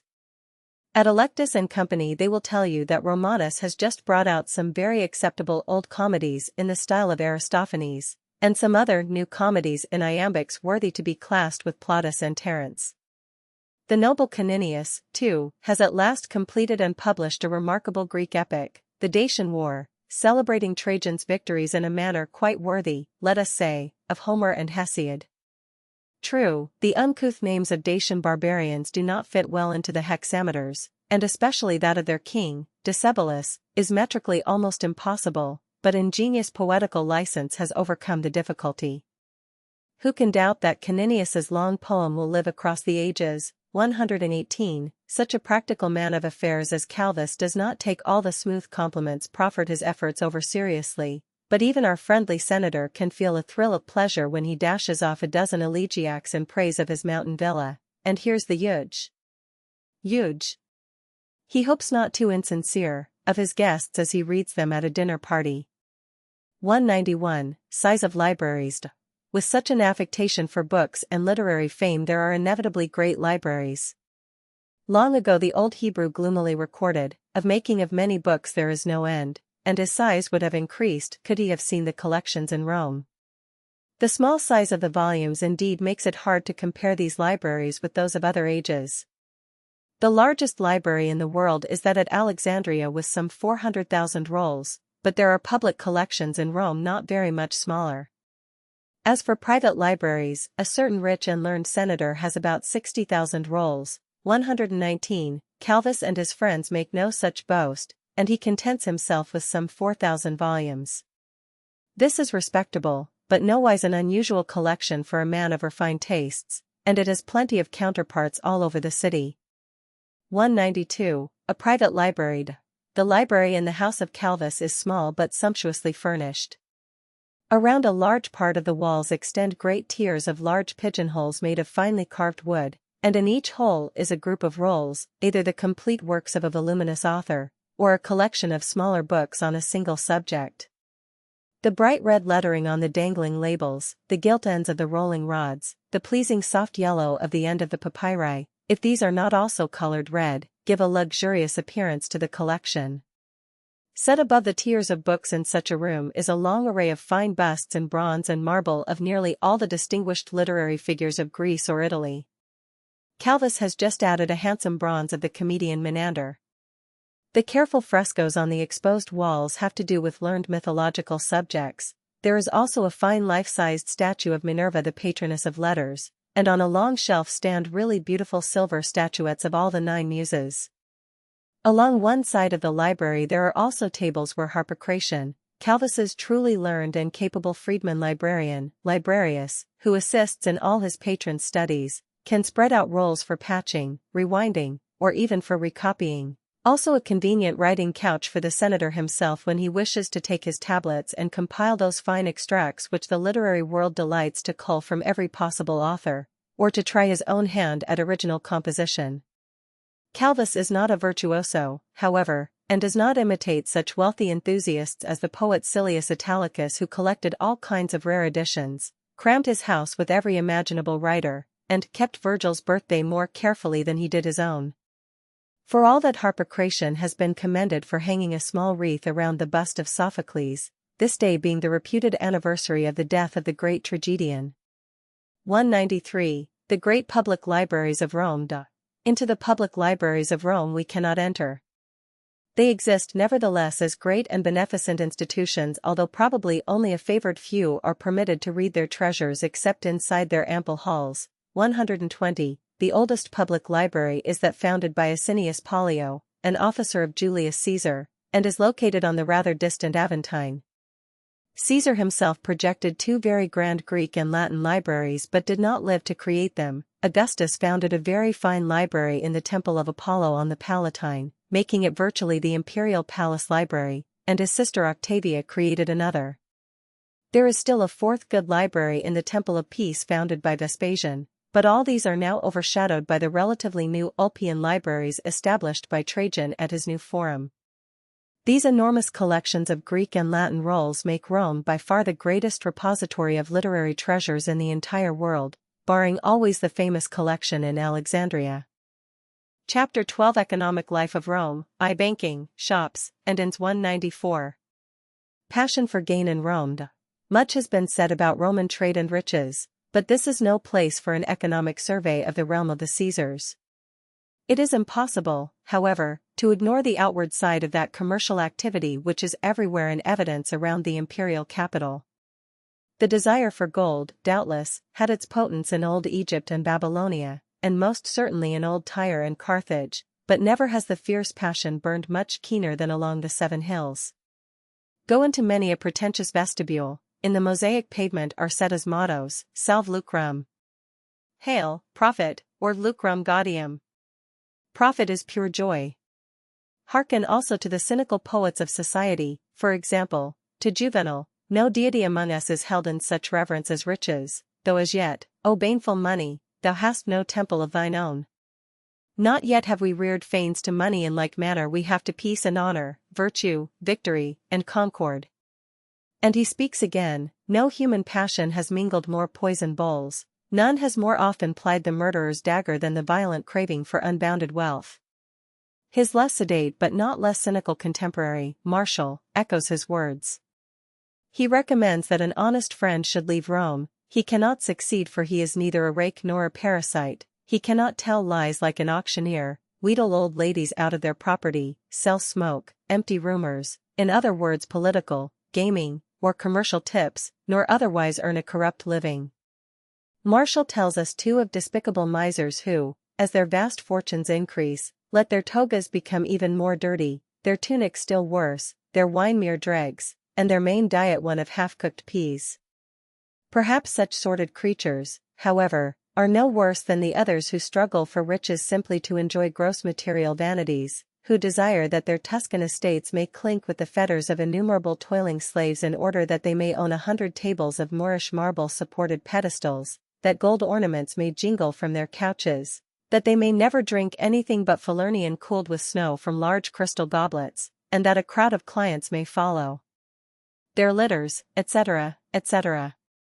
And long before Martial, Horace has asserted, all the arches of Janus, the typical Latin deity, from end to end teach one lesson to young and old. Oh, fellow citizens, money is the first thing to seek, virtue after money. 195. Life in Rome expensive. Premiums upon extravagance and pretense. With every deduction from such charges, Rome is undoubtedly an extremely expensive city to dwell in, probably the most expensive in the whole empire, and in all but very limited circles the pressure for wealth is inconceivable. A typical man of affairs is represented as boasting to his cronies, Caranus owes me 100,000 sesterces, $4,000, Mancinus 200,000, Titius 300,000, Albinus 600,000, Silinus 1,000,000, Serenus another 1,000,000, from the rent of my insulae I get $3,120,000, from the flocks on my pasture lands 600,000.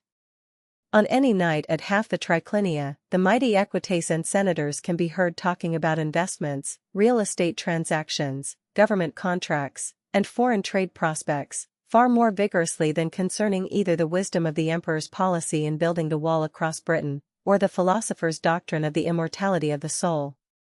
The very life of the city puts a premium in fact on getting and spending. A youth inheriting a modest fortune in the provinces comes to Rome. In a few months his patrimony has drifted away on fishmongers, bakers, luxurious baths, ointments, and garlands, not to mention fine clothes, gamesters, and dancing girls. In many circles an outlay of 40,000 sesterces, $1,600, is a mere pinch of poppy seed for an ant-hill.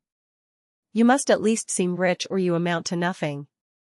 Half the young men of fashion are therefore, good authorities aver, up to their ears in debt, but anybody with a little ready money can put on a bold countenance to make an impression. Many is the apparent aristocrat who is swung along in a fine litter, his violet robes trailing, and with a long train apparently of clients and slaves following him, who has actually hired litter and attendants, nay, the gown which he wears from a ready contractor, in order perhaps to carry his part in some business conference at the Forum. And if you are to plead a case as advocate but are unluckily a poor man, nevertheless be sure to hire a fine toga and a couple of handsome rings to wear through the morning, or the jurors will assume you are a nobody and promptly vote against you. 196. Rome, a city of investors and buyers of luxuries. Everybody declaims against this scramble for wealth and yet joins in it. Even Martial and Juvenal, it is peevishly averred, would have held back their jibes if their financial hopes had prospered. Be it said also that this struggle in Rome is probably not much more sordid than it can become in other capitals in other ages. The standards of business honesty are relatively high. Most bargains are faithfully kept.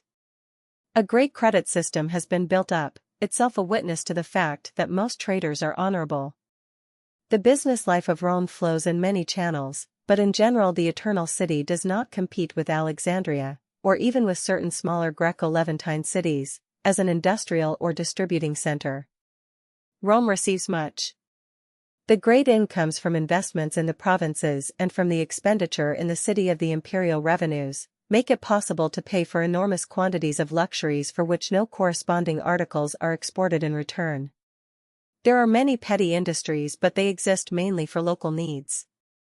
Rome exports legions and lawgivers, so her inhabitants assert proudly, is it not right, therefore, that she should wax fat upon the tributes of the world, when she can repay them with the blessed Pax Romana, 121, 197. Multiplicity of shops. The great shopping districts. But if the industrial life of the city is relatively weak, never before has there been such a wilderness of shops as spreads itself along the streets of Rome. A certain type of shops can be found everywhere, hardly a street but has grocer stalls, the terracotta plaque with a goat, the sign of a milk dealer, the stone relief of two men tugging a great jar slung up on a pole, the sign of a wine shop, and the like. There are nevertheless certain great retail quarters to visit if you are seeking for articles of virtue and price. The fashionable fishmongers have their odoriferous stalls under the great porticos and basilicas by the Fora, the fruit sellers are along the ascent from the old Forum to the top of the Velia, a spur of the Palatine flung out toward the Esquiline, while the jewelers, goldsmiths, and makers of musical instruments as well as the great bankers have their headquarters directly along the Sacred Way itself. The perfumers' shops in turn are well concentrated under the southeast brow of the Capitoline. In addition to these, however, there exist two grand shopping districts for Rome outside the Fora themselves. For the cheap trade, where elbowing plebeians struggle for bargains, we find that the little shops are wedged all along the swarming Tuscan street, Vicus Tuscus, going south from the old Forum toward the Circus Maximus and the adjacent cross streets. But for the more select purchases high-born ladies and gentlemen order their litters to take them northward along Broadway, via Lotta, where by the Septa Julia and the vast series of porticos adjoining or opposite are the finest retail shops in the entire world. Tradesmen's scales and balances. 198. Arrangement of shops. Streets blocked by hucksters. What the inferior shops were like has been already seen in the local survey of Mercury Street. They are almost countless in number but are very small, the bulk of their wares being on sale upon the open counters facing the street, and often you can make all your purchases without going inside. The proprietor and his wife with a slave or two manage the entire business, unless, indeed, they manufacture, let us say, the shoes which they retail, in which case a workroom directly in the rear keeps busy a few more slaves or free wage workers. The shop fronts are protected at night and on holidays by heavy wooden shutters which, when raised, project into the street serving as a kind of awnings. They are the more necessary to guard against thieves and also against a riot. Shopkeepers are proverbially timid folk, and to say all the shutters are being closed down is practically to say that a brawl or a tumult seems possible. The small size of these shops makes their owners encroach upon the streets whenever they can. The counters thrust out over the scanty sidewalk, while pedestrians trip over the boards with placards set in front of the shops advertising the wares inside. In such narrow streets a little knot of bargain hunters can readily halt all traffic. Every now and then, indeed, the city prefect orders his deputies, enforce the shop edicts. A few offending hucksters are haled into court and the rest draw back their counters. Now the city is Rome again and not one vast bazaar, rejoice the poets of the hour. Then, after a little, official zeal abates, and the streets are as badly cumbered as before. A great deal of the trading, however, goes on without any permanent shops at all. In almost any cross street or little square one can get a license to locate a table and to set thereon a small stock of such articles as copper or iron pots, the cheaper grades of women's and men's shoes, or pieces of cloth, probably woven by the huckster himself, not to mention all kinds of edibles, also the stands of menders of old pots, and others of public letter writers for the illiterate. Through the midst of all these, beggars glide whining for alms, and children dash about playing hide-and-go-seek. 122, 199. Barber shops and auction sales. An institution almost as familiar in Rome as in Athens, 123, is the barber shop. Not that a shop is really needful. Many a dirty tonsure will put down a low stool in the middle of the crowd in the very street and ply his shears or razor upon any poor wight who can find a quadrans, small copper. The finer barber shops, however, are really elegant establishments, fitted to please the fastidious. Here men of parts and fashion can meet to hear the latest gossip, and perhaps to read a copy of the Daily Gazette, see page 282. A complete manicure service is afforded, superfluous hairs are removed with tweezers or depilatories, and nails polished and faces massaged very skillfully, although some inferior barbers are railed at bitterly, and it is charged that their patrons may count the scars on their chins like those on an aged boxer, or those marks produced by the nails of enraged wives. Another institution much frequented is the auctioneer's room. Auction seems at Rome an ideal method for realizing quickly upon property, and bidding is often keen. The auctioneers are past masters in stimulating the bidders, and in praising up worthless articles. An auction sale is the normal end for the career of a spendthrift when his creditors seize his plate and furniture. A dozen times around the city one can see placards like the following, tactfully worded to save the pride of the unfortunate debtor. Frowny face 124, Gaius Julius Proculus will offer for sale certain articles hereunder named for which he has no further requirement. 200. Superior retail stores. However, besides the petty shops and street traders there are the really magnificent stores, especially toward the Campus Martius where articles of virtu attract the wealthy. If you have wealth, you can delight yourself in splendid establishments offering citruswood tables, veneered with ivory and gold, with other articles of furniture to match, or candelabra that are massy works of art, or vases and mirrors of every possible style and elegance, and where all kinds of fine pottery, plate, and bric-a-brac, as well as gorgeous upholsteries, tapestries, and carpets, can be had for a price. To thrust into these places that welcome only the most aristocratic clientele is the delight of those professional shoppers, which abound in Rome as in many another city. Martial's Mamurra will have many survivors in the next generation. This worthy fellow put in his days at the richest bazaars along the Septa Julia. He would force his way to inner rooms where the handsomest and most expensive slaves were on private exhibition. He made obsequious clerks uncover fine tables square and round, and next asked to see some rich ivory ornaments displayed on the upper shelves.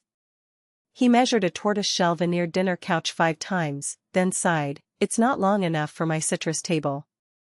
He smelled of rare bronzes, to see if they were real Corinthian, criticized a statue by Polyclitus, had 10 porcelain cups set aside to be taken by him later, examined some splendid antique goblets, made a jeweler let him inspect some emeralds in a splendid gold setting, also some valuable pearl ear pendants, and complained aloud that he was seeking real sardonyxes. At last, just as the shops closed for the day, utterly wearied, he bought 2 earthen cups for 1 small coin and bore them home himself. 201. Numerous banks and bankers. All this trade implies the handling of great sums of money, and for its care banks and bankers are everywhere in evidence. The Romans naturally run to finance. It appeals to their keen sense of the practical. Even before Caesar's conquest it was boasted that rarely a large sum changed hands in Gaul without its being entered in an Italian account book, while in Nero's day a serious revolt in Britain was said to have been precipitated by the act of the millionaire philosopher, Seneca, in calling in his British loans, thereby reducing certain tribes to beggary. Stocks, bonds, and long-time government securities do not indeed exist, and there is no regular stock exchange, but in many respects about all the other financial conveniences of a later age can be found by the Tiber. There are 2 kinds of money handlers, mere coin changers, dealing in foreign mintages and often no doubt accepting sums merely for safe keeping in their strong boxes, and above them are the real bankers acting under a kind of state license and doing business on the largest scale. 202. A great banker and his business. The highest classes of these argentarii are men whom the emperor will gladly consult if the Parthians break loose in an expensive war, or great public works have to be undertaken in Africa. They are strictly under government supervision, their business honor is high and bankruptcy is a great disgrace. On this day in question Calvus must needs visit his own personal banker, Sextus Herennius Probus, head of the firm of the Probi, one of the oldest houses on the Via Sacra. Probus is an Eques, though his wealth surpasses that of most senators. His father helped such personages as the philosopher Seneca to make and to manage their huge fortunes, but the real origin of the firm went back to Augustus's settlement of Egypt, when the successful liquidation of the royal estates of Cleopatra provided enormous and lawful commissions. Probus now is practically the custodian of many of the noblest patrimonies in Rome. He is all the time consulted concerning investments, and Calvus has particularly desired today to ask whether his own freedmen are wise in urging their patron, acting, of course, through themselves as middlemen, to put 300,000 sesterces into a transaction in Arabian frankincense. Probus, of course, runs a regular banking business. Besides several junior partners he has a great corps of clerks, some freedmen, and some slaves. His office has all the signs of a well-ordered commercial establishment. Every item of his business is entered in an elaborate system of ledgers, which are regularly brought into court as the most reliable kind of evidence. Such a banker issues bills of exchange on correspondence in such places as Athens, Alexandria, Antioch, Lugdunum, Gades, and even on distant Londinium in Britain. Money is deposited with him, then withdrawn by personal checks, per scriptio, in a manner very familiar to another age. On long-time deposits he pays interest, and, of course, he is always loaning money for long or short terms on what seems good security. On the day that Calvus comes to him Probus has just loaned 200,000 sesterces on a mortgage on a well-rented insula, at the standard rate of 12%, and also a sum to a merchant planning a trading voyage to Spain at the heavier rate of 24% until the ships are safe in harbor. 125. Probus, 2, exchanges foreign monies at a fair commission, although by the reign of Hadrian the coinage of all the Mediterranean world has become decidedly Romanized, one seldom now has to change drachmas and shekels into sesterces and aurei, gold pieces, although the old Greco-Oriental coins have not quite disappeared. 203. Trust business, savings banks. Besides its strictly banking business Probus's firm also does much that could at another time be referred to a trust company. It makes sales or purchases for its clients, undertakes to close up estates, attends to legal business, collects debts, and above all conducts auctions of large quantities of goods in the most responsible manner possible. Somewhat on the side the firm also maintains several small savings banks to attract the sesterces of the humble. These modest savings institutions, paying the depositors a fair interest, are numerous all over the city, and such concerns also make loans for small sums on chattel mortgages. In short, doing a business that is sometimes highly legitimate, sometimes griping and usurious. Probus's savings banks, like many others, are entrusted to slave managers, institutors, who are expected to invest their own peculium in the business to ensure their watchfulness and honesty.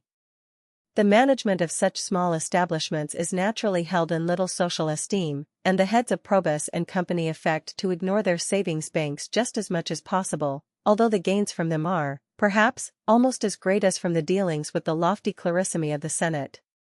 204. Places of safe deposit, the Temple of Vested. At all the banks there are very strong brass-bound treasure boxes carefully guarded and protected by elaborate locks. These boxes, if not actually safe deposit vaults, can defy any ordinary burglars. However, objects of great value, caskets of jewels, large sums of bullion, and the like, can be deposited in the Temple of Castor at the Old Forum, where, under the double sanctions of law and religion, the government undertakes their storage for a moderate fee. There is also a second government deposit vault at the Temple of Mars Ultor on the Augustan Forum, but this unfortunately lost its helmet, i.e. its reputation for inviolability, when it was successfully entered by burglars some years ago. There exists, however, a still safer place than the Temple of Castor, although obviously it can only give room to protect very small packets and highly precious documents. The Vestal Virgins in their house of Vesta, sacrosanct and absolutely guarded, have now in their keeping the wills of half of the senators and of many other distinguished men. There they are safe from tampering not merely by common criminals, but by designing heirs and even by greedy emperors, but this service, of course, is only at the disposal of the aristocracy. Monument of a hostler. 205. Inns, usually mean and sordid. The very nature of a city like Rome presupposes an enormous floating population. The metropolis is always full of strangers. The more distinguished of these almost inevitably find hospitality at least as paying guests in some private quarters, so that large hotels for the gentry are almost non-existent, and as stated, page 112, the universal custom of either dining at home or being a dinner guest of friends largely obviates the need of luxurious restaurants. But all visitors cannot command noble hospitality, and many a plebeian, freedman, or slave cannot go home from his work either to the noontime prandium or to the regular evening dinner. Besides, there are plenty of loose fellows who desire congenial places for tippling and carousing. The result is that Rome is provided with inns and with eating houses, although nearly all of both types are sordid and held in little aristocratic favor. The inns, taberni, usually combine the reception of travelers with the providing of meals for chance visitors. Since driving in the city is seldom permitted, nearly all wagons have to unload near the gates, and around these there is a perfect sprinkling of inns primarily for the accommodation of teamsters. Gateway at Pompeii, present state. Note the small entrance for foot passengers, available after the main gate for beasts and wagons has been closed. A few of these establishments are very large, but the most are decidedly small. Take for example the Inn of Hercules, just outside the Porta Capena, where the Appian Way commences.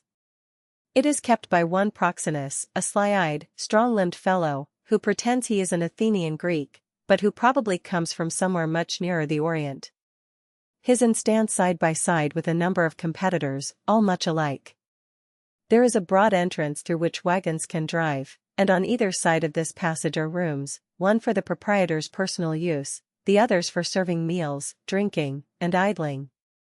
On the walls are coarse frescoes, showing besides the Lares, the serpent genius of the place, and the god Hercules, views of the wine trade, perhaps of a man pouring wine from a large jar into a still larger earthen hogshead.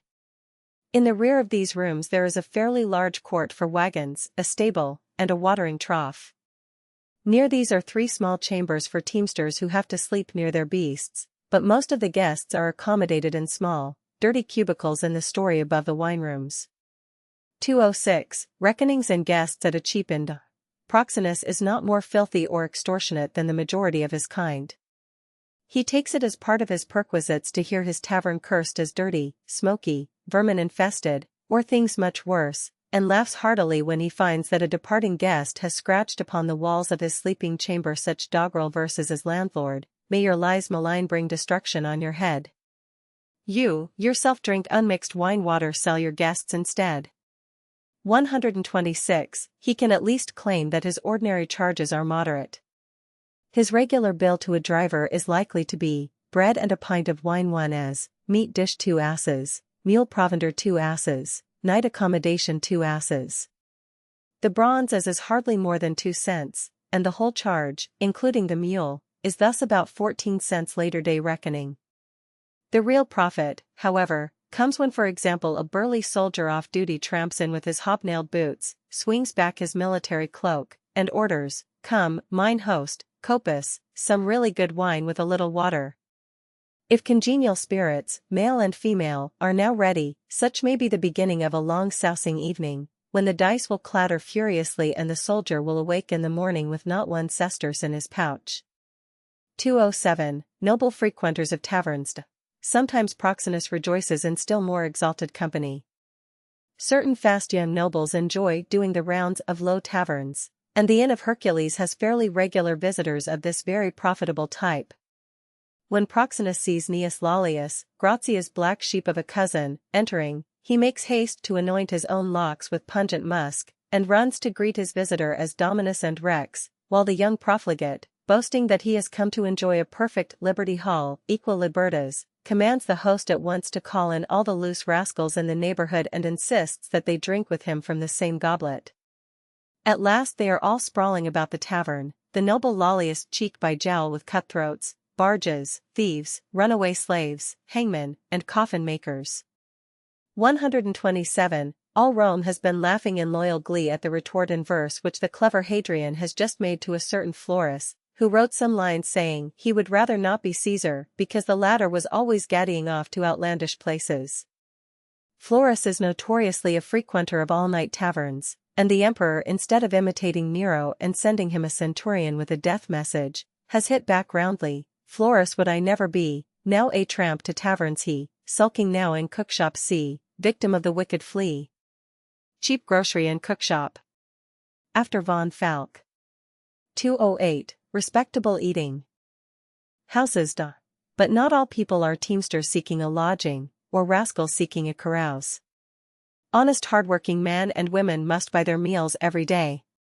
The simplest method, if you care nothing for appearances, is to halt before one of the cooks who station themselves in the open street with cauldrons over small charcoal fires. At the end of copper sticks they attach little cups with which they bring up boiled peas, or some form of stew to be eaten on the spot. Of better grade are the capponi, eating houses. These are ordinarily arranged with a long counter open to the street whereon is arrayed a tempting display of dainties, and above this are marble shelves set with cups and glasses. We see also a place for heating liquids over a charcoal fire. On going inside a typical restaurant, one comes to a long room filled with small tables and backless stools for the use of the guests. The walls are covered with tolerable frescoes showing scenes of eating and drinking, while from the ceiling dangle strings of sausages, hams, and other eatables. Really good meals can be ordered here, also good wine at reasonable prices. Most of the guests are honest, quiet tradesmen who go about their business, and every sign of a brawl is promptly repressed. When two youths in servile dress begin to exchange blows over a cast of dice, the strong-armed proprietor promptly gives them a push toward the door with the firm injunction, "Please fight outside." 128, 209. Thermopolia, hot drink establishments. Such places are genuine restaurants where more attention is given to the food than to the beverages. Hardly any eating house, however, can really be popular unless it does business also as a thermopolium, a hot drink establishment. Coffee and tea are unknown, but hard-working folk around the city find calda very refreshing, especially after the toil of the morning. Calda is a kind of diluted wine mixed with spices and aromatic herbs, and heated up into a sort of negus. It is in constant demand. In fact, a cup of calda and a little bread and peas make up the average poor laborer's luncheon, therefore the samovar, athepsa, is continually steaming in all the Roman eating houses. Needless to say, most inns and even the better restaurants enjoy such an evil reputation among the high and mighty that the latter never frequent them save, as does Lollius, for the naughty experience. Even when traveling through Italy, so general is the custom of extending hospitality, that only rarely will a great man like Calvus have to lodge with his retinue at an inn. The result is that country inns are hardly more select than those in the city, with sometimes the additional reputation of being the holds of unabashed robbers. Ladies and gentlemen, and even their more fastidious slaves, groan when they have to put up at country taverns, and what Cicero, Horace, Propertius, and other writers have thought of inns and innkeepers has passed into literary history. Chapter 13 Economic Life of Rome, 2. The Industrial Quarters. The Grain Trade. Ostia. The Trade Guilds 210. Industrial Quarters by the Tiber. We have said that Rome was not primarily an industrial or commercial city. 1.5 million people cannot, however, exist without a great deal of local manufacturing and an elaborate organization for importing staples and luxuries. If we go down the Vicus Tuscus or some other streets leading near the Tiber and toward the southern part of the city, the fine mansions grow fewer, the insulae become more squalid, and even these last are interspersed with dingy structures of concrete which by the noise and smells proceeding thence are obviously factories. These industrial plants are for the most part small according to the standards of another age. There is also a marked absence of complicated machinery and a conspicuous dependence simply on patient manpower, but some establishments are really on a great scale. The noble house of Afer, for example, has a practical monopoly of the brick industry. 129. Its products are used all over the city, as may be proved by the names stamped on almost every brick, and in the Afer yards and kilns are employed several thousands of slaves and free workers. 211. Conditions of industrial labor. Slave labor has crowded free labor hard but has not actually destroyed it. You can never get quite the same efficiency from a speaking tool as from a man to whom life affords honest prospects. Furthermore, the supply of slaves is unsteady. While the legions were overrunning helpless kingdoms, it was easy enough to buy 100 more hands for your pottery works or metal factory, but now the campaigns of Trajan, the last period, it will prove, of the great conquests, are over. There are barely enough prisoners in the slave market at present to provide a fair supply of servants. There are other drawbacks to servile labor. Though a slave worker cannot strike against terms of employment, his employer cannot cease to feed and clothe him during slack times, when he will gladly lay off free labor. As a result, the average industry employs slaves and free men side by side. The latter are a little more self-sufficient, but seemingly they do not object to having slaves as fellow workmen. In any case, the hours of labor are long and the conditions hard. A denarius, 16 cents, is apparently wages enough to provide an artisan with a few rooms in a dingy insula and to keep his wife and children from starvation, especially if they can get the government grain doles. Greater reward he dares seldom to demand. 212. Great trade through Ostia and the Campanian ports. But Rome, as stated, imports more articles than she manufactures. The commerce from the interior of Italy, down the Tiber and along the main roads from the north, the Via Cassia and the Via Flaminia, is not of first importance, mostly garden produce, stone, and timber. Not so that from Ostia, the harbor town, or that coming by the famous southern highways, the Via Appia and the Via Latina. Navigation along the Italian coast to Ostia has its dangerous features, and a great many merchants try to unlade at such South Latin ports as Antium or preferably at the busy harbor of Puteoli in Campania. The result is that the southern roads are often black with great trains of heavy wagons bumping over the hard pavement all the 150-odd miles from Puteoli to Rome. However, a very large fraction of the entire commerce of Rome passes up the Tiber from Ostia, and is set down on those long arrays of wharves southwest of the Aventine, known as the Emporium. 213. The Emporium and its wharves, the Tiber barges. The Emporium is not the most beautiful section of Rome, but it is one of the most important. From its murk and bustle many a lordly Eques is swung away every night in his litter for the quiet, aristocratic Quirinal or Esquiline, but it is the Emporium trade which makes possible his great mansion with its hierarchy of soft-footed slaves. To reach the Emporium we go down the Vicus Tuscus past the upper end of the tall grey masses of the far-stretching Circus Maximus, then turn down narrow lanes where the Aventine crowds closely toward the Tiber. Immediately the river opens before us with a scene of teeming life. We are now below all the regular bridges and at the head of deep-sea navigation. In truth, the Tiber is too shallow and uncertain a river to be very practical for large ships, even of the Greco-Roman type. Only small vessels, mostly of the coasting variety, come up to Rome on direct voyages. But the regular procedure is to unload the deep-sea craft at Ostia and then bring up their lading along the 20-odd miles of the crooked river, in light-draft barges. These barges, some worked by long oars, some towed by their crews walking along the shore, are constantly coming and going. Today as every day the river is alive with them, and many others are moored closely, prow following stern, all along the magnificent stone embankments which serve as quays. Approaching one of these ungainly flat-bottomed craft, we see it has a little cabin on the poop, and its name, the Isis of Geminus, 130, is marked in large red letters upon the black hull. The captain is now standing by the mooring cable passed through a sculptured lion's mouth, directing a great gang of porters carrying sacks of grain down a bank to the wharf, where Geminus, the owner himself, assisted by a government clerk carefully checks off every sack upon their bills of lading. A little scrutiny reveals that while all kinds of commodities abound on the emporium too take wide precedence over all others, grain, from Egypt and provincial Africa, and marble, from Numidia, Greece, and Asia Minor. River boat loaded with hogsheads of wine. 214. The marble and grain trades. The marble trade, indeed, demands a special section of the wharves. For the government buildings, the imperial procurators in the marble-producing provinces are constantly sending in valuable cargoes, and for monolithic columns and extra-large blocks specially constructed barges are used to bring them from Ostia. Even now a great labor gang is painfully disembarking a splendid column of Egyptian porphyry for the new temple of Venus and Rome.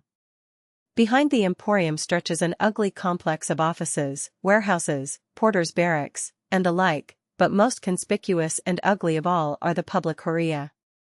These are tall gaunt storehouses for the keeping of grain, enormous fabrics of dull grey concrete, elevators in fact, carefully maintained by the government for the victualling of the capital. There are said to be more than 300 horrea, and the largest are named for the emperors who built them, the Horium of Augustus, of Domitian, and the like.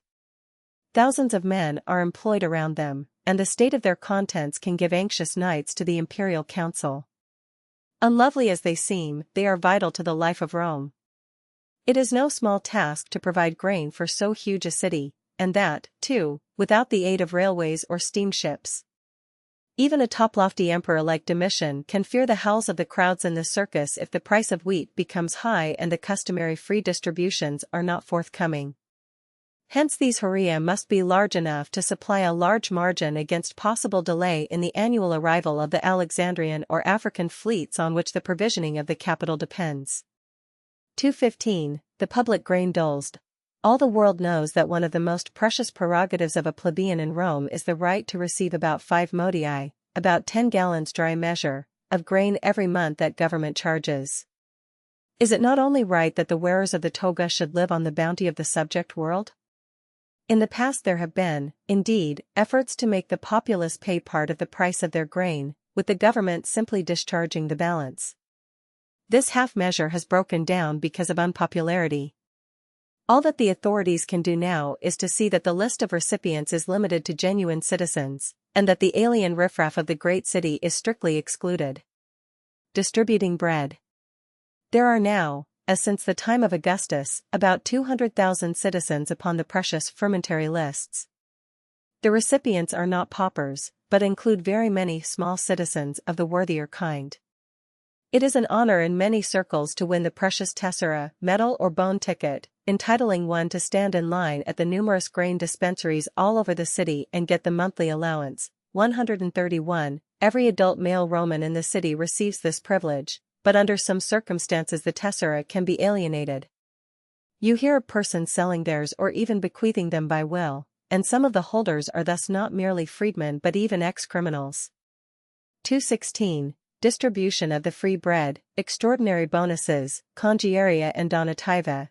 For a long time this food has simply been portioned out unbaked at the numerous grain stations all over the city, after which it has to be made into bread at home, or to be handed over to private bakers who will return so many loaves per measure, deducting a commission in kind. There is a growing tendency, however, towards government bakeshops as a new means of pampering the sovereign people and towards passing out the food in the form of handsomely baked bread. The custom nevertheless is not yet universal, 132, the private bakeries continue to flourish, and since each baker must grind his own flour, no sound is more common all over the city than the rasping of the millstones worked either by long-suffering donkeys, blindfolded to keep them from eating, or by the most recalcitrant and sodden class of slaves. These distributions of free grain are part of the normal life of Rome. Inevitably they multiply the number of parasites, busybodies, and sheer beggars. Ever since Gaius Gracchus started the evil system, thoughtful men have groaned over its consequences, but all have been helpless, and the demoralization increases when an emperor, to ensure popularity at the beginning of his reign, or to confirm it later, orders a special congiarium to all the citizens. Oven and grist mill and a bakery. After von Falk. This gift can take the form of special distributions of oil, wine, and meat to all the lucky holders of the tesserae, but presents even more lavish are possible. When Trajan died in 118 AD and Hadrian was proclaimed, the latter, not quite certain of public favor, put all the insuli to roaring in his praise by proclaiming a gift of 3 aurei, gold pieces of $4 each, to every fermentary citizen in Rome. What wonder that later donativa, bonuses, become necessary at dangerously frequent intervals to prevent even the most loyal plebeians from praying for a new reign. 133, 217. The trade in sculptures and portrait statues. But it is time to return to the region about the Emporium. Near the marble wharves are naturally the huge establishments where all the day long the chip of many mallets and chisels indicates that great masses of sculptured stone are being turned out, magnificent capitals, pediment groups, bas-reliefs that are splendid works of art, for all the needs of the government buildings and the mansions of the wealthy. Many large concerns devote themselves to manufacturing single statues, life-size or miniature. Standing around in their courtyards are rows of sculptured deities, mostly copies of good Greek masterpieces, representing the whole host of Olympus from Jupiter down to the inferior demigods. There are also numerous statues displaying orators posing in their togas, magistrates in their official robes, and generals in their armor, but with the features left in the rough, to be finished up on order at short notice to adorn some atrium or small town forum. A great array of statues of the emperor are also kept in stock. These are needed in every government building, and the demand is constant, but it must be admitted that Hadrian's handsome bearded features are often outrageously distorted by the careless journeyman, so that loyal folk protest even as does the governor of Pontus, Arrianus, who has just written his master, "Your statue at Trapezus, on the Euxine, is beautifully placed, but it is not the least like you. Please send on another at once from Rome." Special markets and warehouses also exist for almost every other major commodity. Near the Circus Maximus there is the noisy, fetid cattle market where horses, kine, and asses change hands amid coarse chaffering very much as in the trade for slaves. There are likewise great repositories for oil, flax, lumber, wool, spices, etc., some private, some under government supervision. The clang from all kinds of smithies and metal workshops is incessant, and the factories for manufacturing bronze statues are almost as large as those for the stone sculptures. Environs of Rome 218. The Tiber trip to Ostia, the merchant shipping. If, however, one would learn the real sum of Roman industry and commerce, it is needful to charter a slim swiftly pulling wherry and to glide down the yellow Tiber to Ostia. All the way the craft has to dodge the enormous barges, but the shores are covered with delightful villas, small villages, or with prosperous farms raising poultry, flowers, vegetables, and the like for the city trade. In the distance across the level Campagna can be seen the impressive array of the solemn arches of the great aqueducts, reaching back into the hills and bringing their supply of pure water to Rome. Ostia itself, however, is strictly a harbor town, with an elaborate series of breakwaters, dredged basins, naval docks, mercantile docks, and a perfect jumble of shipping. The vessels have come from all parts of the Mediterranean, and there is even a battered trader that has coasted all the way from Britain with a cargo of tin ore. The smaller craft can trust sometimes to their oars in a calm, but all the larger must depend on their unwieldy lateen sails which swing from 2 or 3 long yards crossing as many masts. By far the largest merchantmen are the Egyptian corn ships, and one of these, that is just being moved to the quay by a gang of shouting half-naked stevedores, is of somewhat unusual size. We are informed she is fully 180 feet long and 45 feet in beam, 134. She is provided with elaborate and decidedly comfortable cabins for many passengers, so that it is easy to believe the story that when the Jew Paulus, previously mentioned, on his compulsory trip to Rome was wrecked off Malta, 276 persons were rescued from the Alexandrian merchantman whereon he and his guards had embarked. 219. Imperial naval vessels. At Ostia, too, can be seen a few triremes of the Imperial Navy.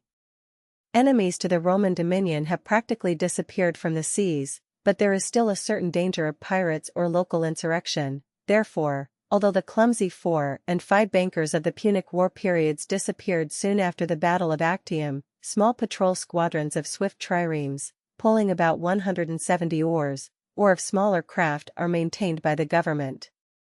These ships are extremely like the Athenian triremes of the Golden Age of Greece and call for no special description here. 135. The Romans are not naturally a seafaring people.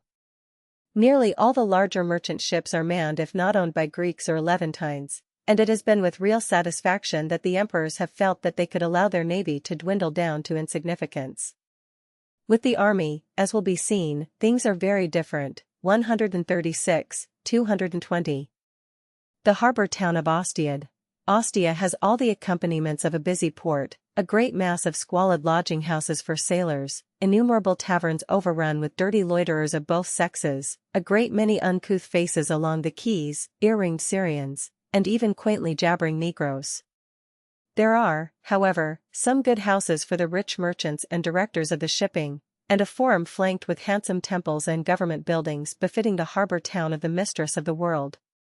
In the outskirts of Ostia one can quickly get out into delightful country stretching all along the seashore.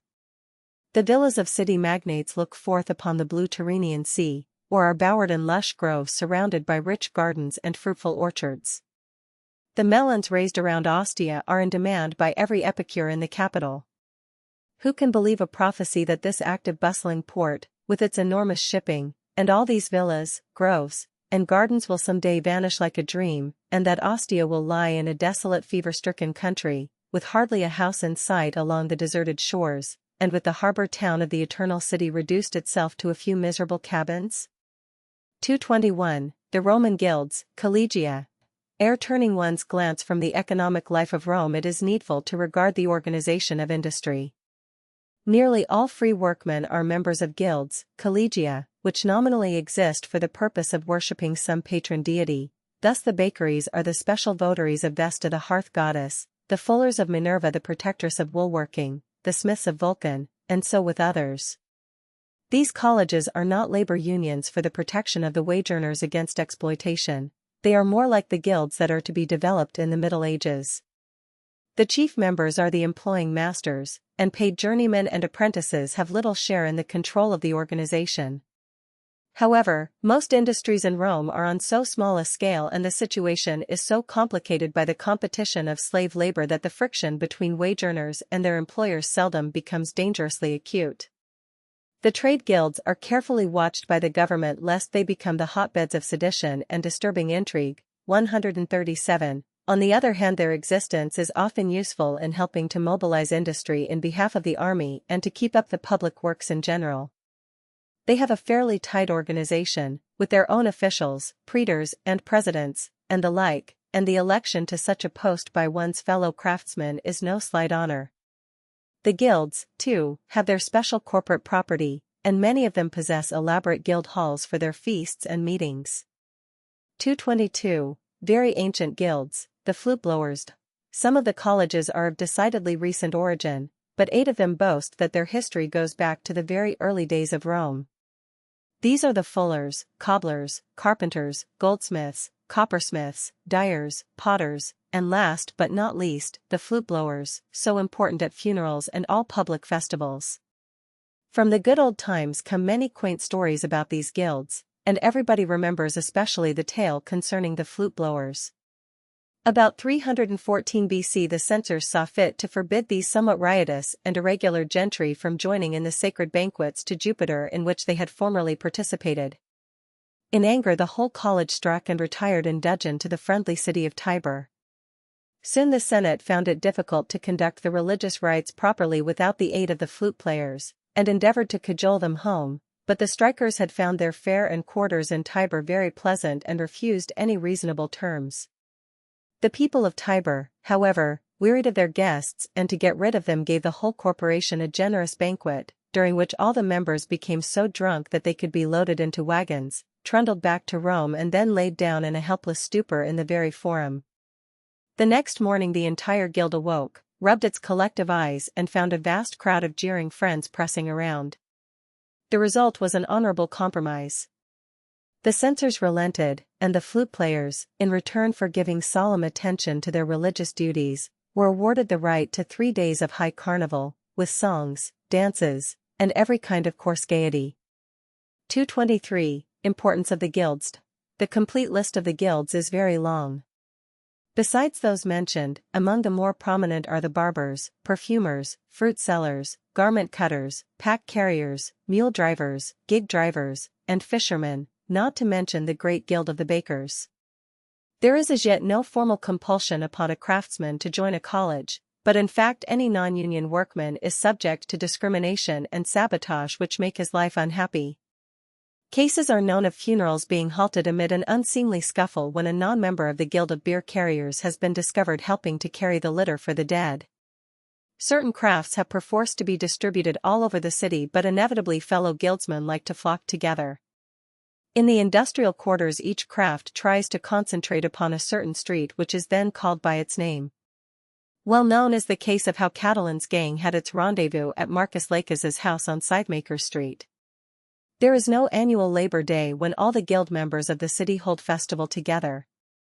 On the contrary, each college has its own separate festival, when the united craft is entitled to parade through Rome with horns, pipes, cymbals, and gaudy banners, its officers appearing in the guise of magistrates.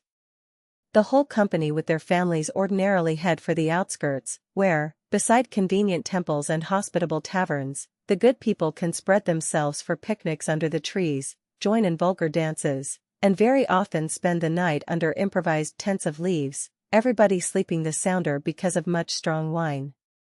224. Multitude of beggars. To these honest plebeians must be added another less noble multitude. Rome literally swarms with beggars. The parasitical habits taught by slavery and by the grain doles go far to make begging somewhat respectable. At every turn you can run on whining wretches often repulsively mutilated in order to excite sympathy. They have their regular stand, however, upon the bridges, where they crouch on dirty mats shouting their da. Give. And at the gates where travelers take or leave their carriages they are thicker than the flies. Near Ostia and along the Emporium may also be seen real or pretended sailors escaped from shipwreck, identifiable by their heads, which are shaven because of vows made in peril, and who hold out their caps for coppers while delighting in garrulous ease to tell the story of their perils. Downright thieves, professional robbers, and petty pilferers are held in reasonable restraint by the active police, but the absence of street lights makes it risky business to go about after dark without torches and a good escort. Serious burglaries are often reported, and every now and then the body is found of some wayfarer who was stabbed while resisting a hold-up. As for certain districts going down the river toward Ostia, or along the Via Appia toward the Pomptine marshes, their reputation is so bad that even in daylight a company of armed slaves is desirable. Chapter 14. The Fora, Their Life and Buildings. The Daily Journal. 225. The Fora, the centers of Roman life. Hitherto in our prolonged day in Rome we have carefully avoided visiting those famous quarters or buildings which are the glory of the imperial city. These can only take on true significance when we have first seen the ordinary life of rich and poor. It is now time, however, to visit the heart of Rome, the splendid system of fora in that great hollow where 5 of the 7 hills almost come together just north of the Palatine, and then to visit the Palatine itself with its abodes of official majesty. General view of Old Forum and Capitol, a simplified restoration. The renowned and original Forum is known technically as the Forum Romanum, or the Old Forum, and down to Julius Caesar's time it was the only great plaza inside the official limits of the city. Under the emperors it is still revered and famous, but the needs of an enormous metropolis have caused first Caesar, then Augustus, Vespasian, Nerva, and finally Trajan, to add other wide public squares surrounded by buildings far more magnificent than most of those around the ancient rallying spot of the men of the Republic. Old Forum, present state, looking towards the Capitol. All these fora are closely connected together, sometimes by no very sharp lines of demarcation. You can start in near the Flavian Amphitheatre and follow down the Sacred Way across the Old Forum, with one soaring edifice, triumphal arch, or memorial column succeeding another until at the Temple of Trajan you find yourself on Broadway, Via Lata, upon the great avenue leading through the select shopping districts, and then past the Campus Martius, and onward to the northern suburbs. Going to the Forum means visiting any place in this crowded, swarming district, where every public and private interest seems to have its stronghold, and where the litters of senators go past so frequently that nobody stops to count them. 226. Incessant crowds at the Forum. The centers of gossip. If driving is impossible in the ordinary Roman streets by day, it is doubly impossible in this congested region where only those who delight in crowds should endeavor to force their way from one building to another. Nevertheless, with that informality so characteristic of Mediterranean countries, all the fora are allowed to be overrun with idlers.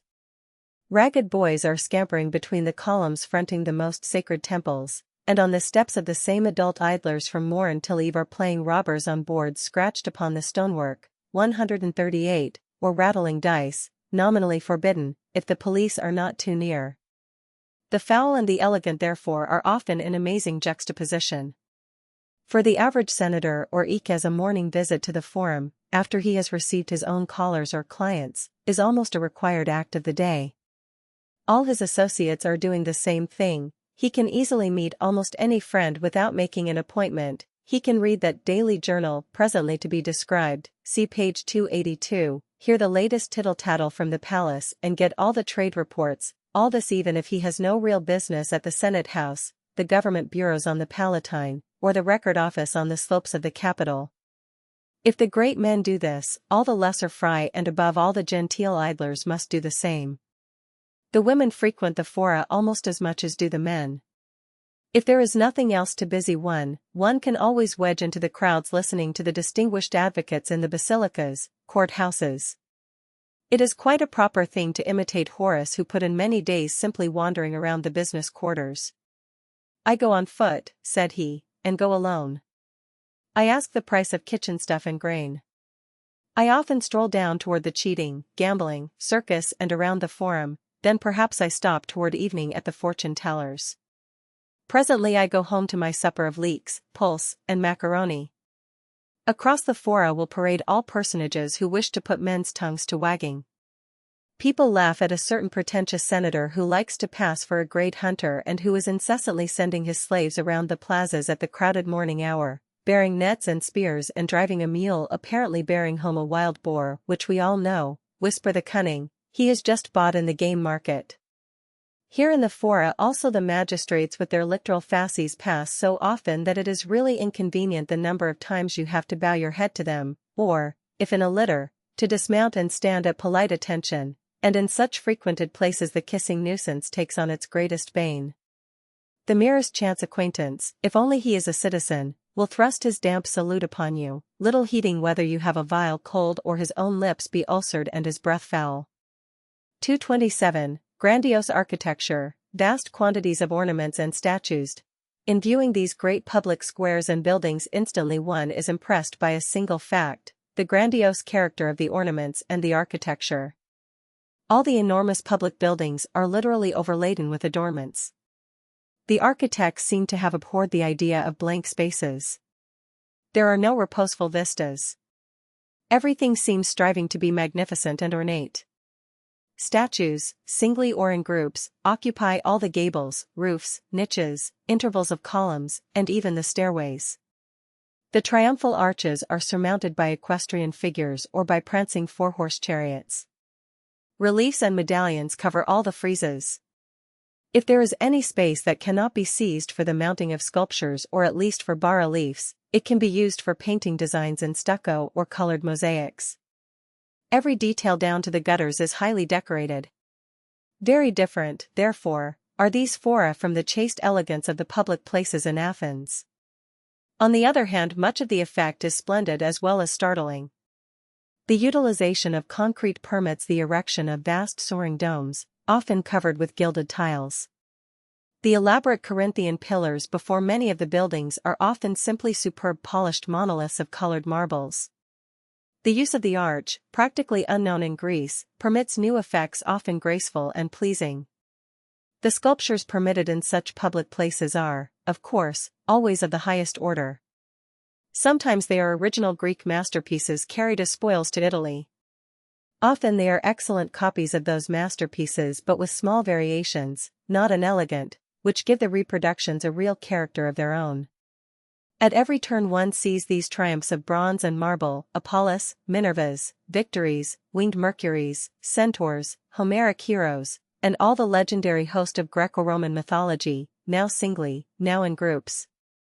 Interspersed with these gods mounted on pedestals or on the entablatures of the buildings are the honorary statues of the worthies of Rome. Hardly a great leader is absent from Romulus to the reigning Hadrian. A mere walk about the fora with an explanation of their portrait statues becomes therefore a detailed lesson in Roman history.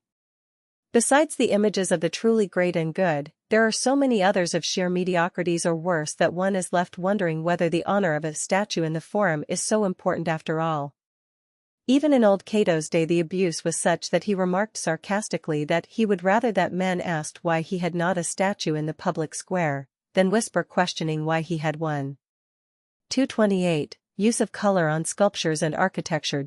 Needless to say, in Rome as in Athens very many of these buildings are brilliantly painted. 139. The great columns of colored or of snow-white Carrara or Grecian marbles are usually left in their natural aspect, but nearly all the backgrounds, architectural members, and details are colored in brilliant greens, reds, and blues. The nude statues are nearly all tinted in flesh color, and the hair darkened, and there is perhaps an overplus of gilding. Under a bright Italian sky these color combinations make the vast succession of enormous buildings stand out with indescribable grandeur, and to this spectacle must be added the huge crowds incessantly moving about the fora, great masses of soft white togas giving to the wide areas all the exuberance of teeming life. There can be many other great plazas in the future capitals of the world. There will never be any more clearly marked out as the veritable center of an enormous empire than the succession of fora in Rome. We are not concerned with archaeological descriptions.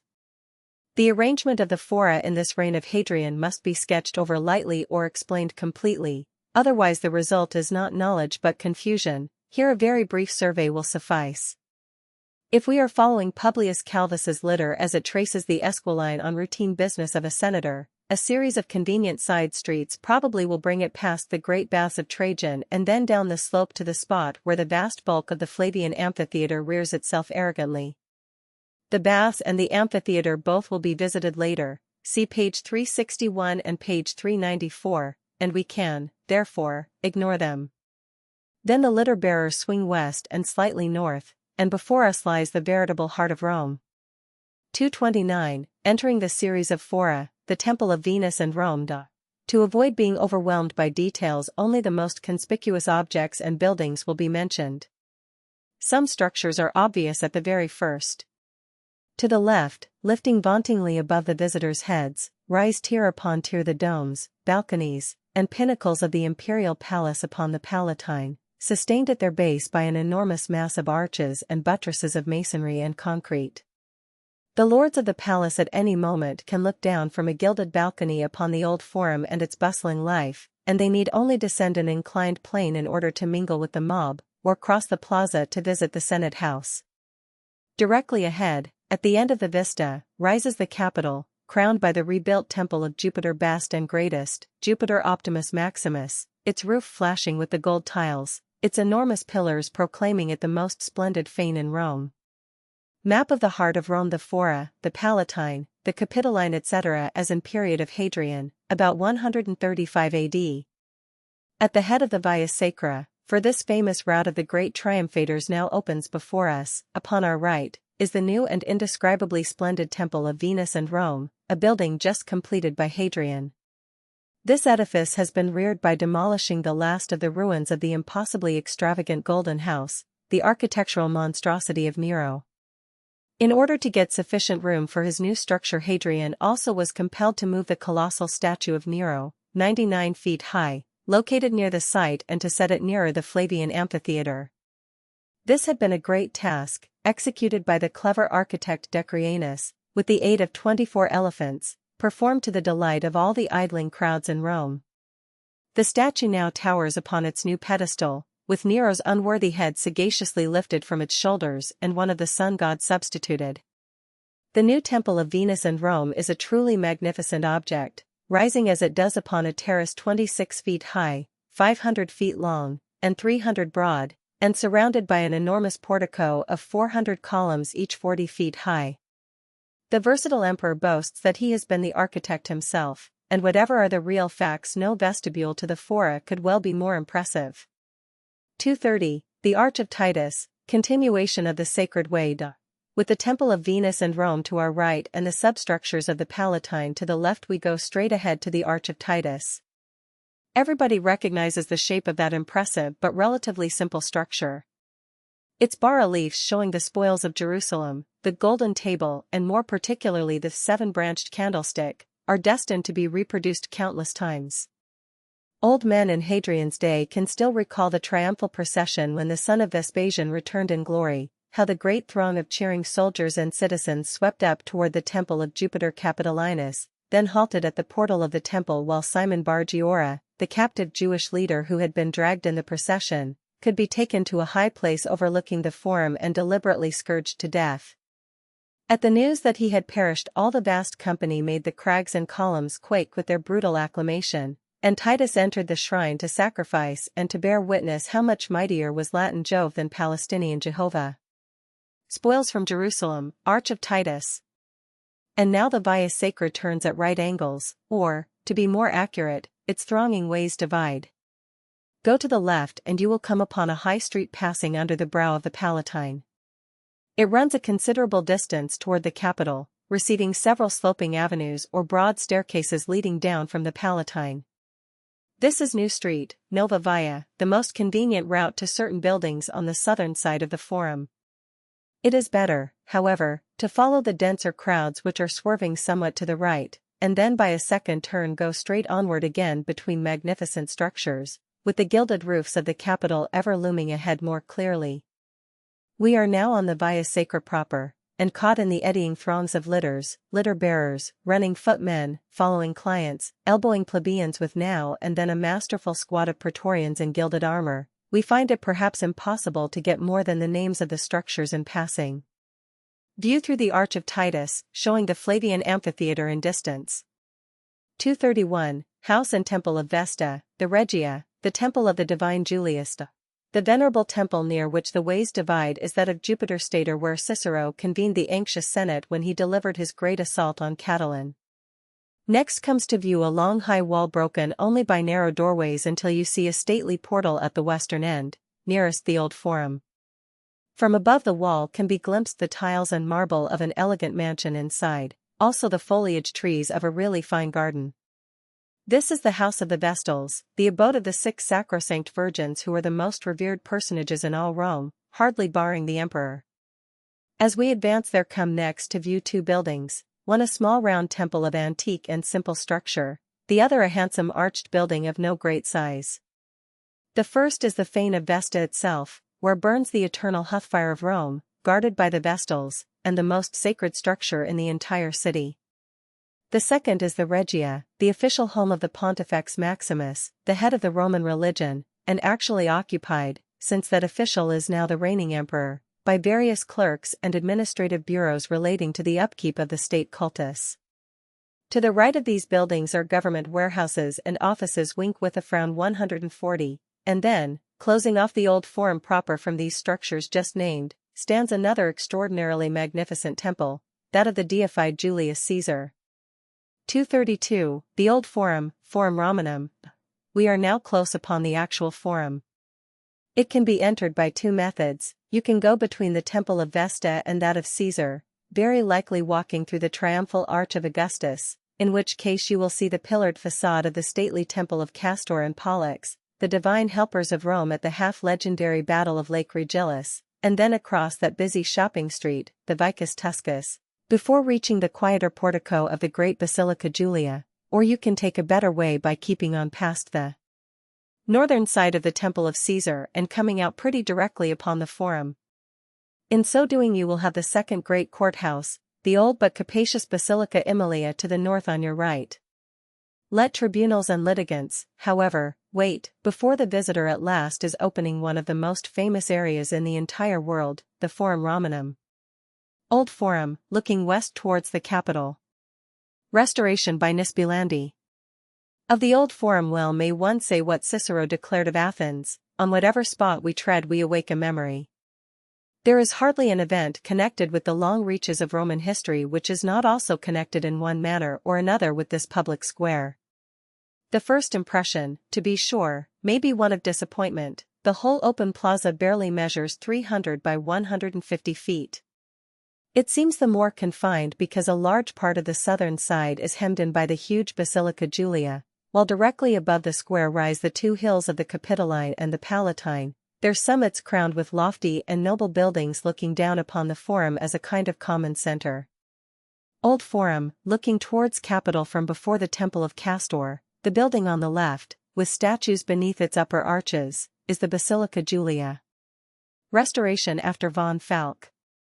As one advances, however, the impression deepens as to how earnestly the Romans have tried to concentrate their whole life around this beloved square. If statues abound elsewhere in the city, they seem here more numerous than even the surging throngs around their pedestals. Every kind of human activity is apparently going on simultaneously.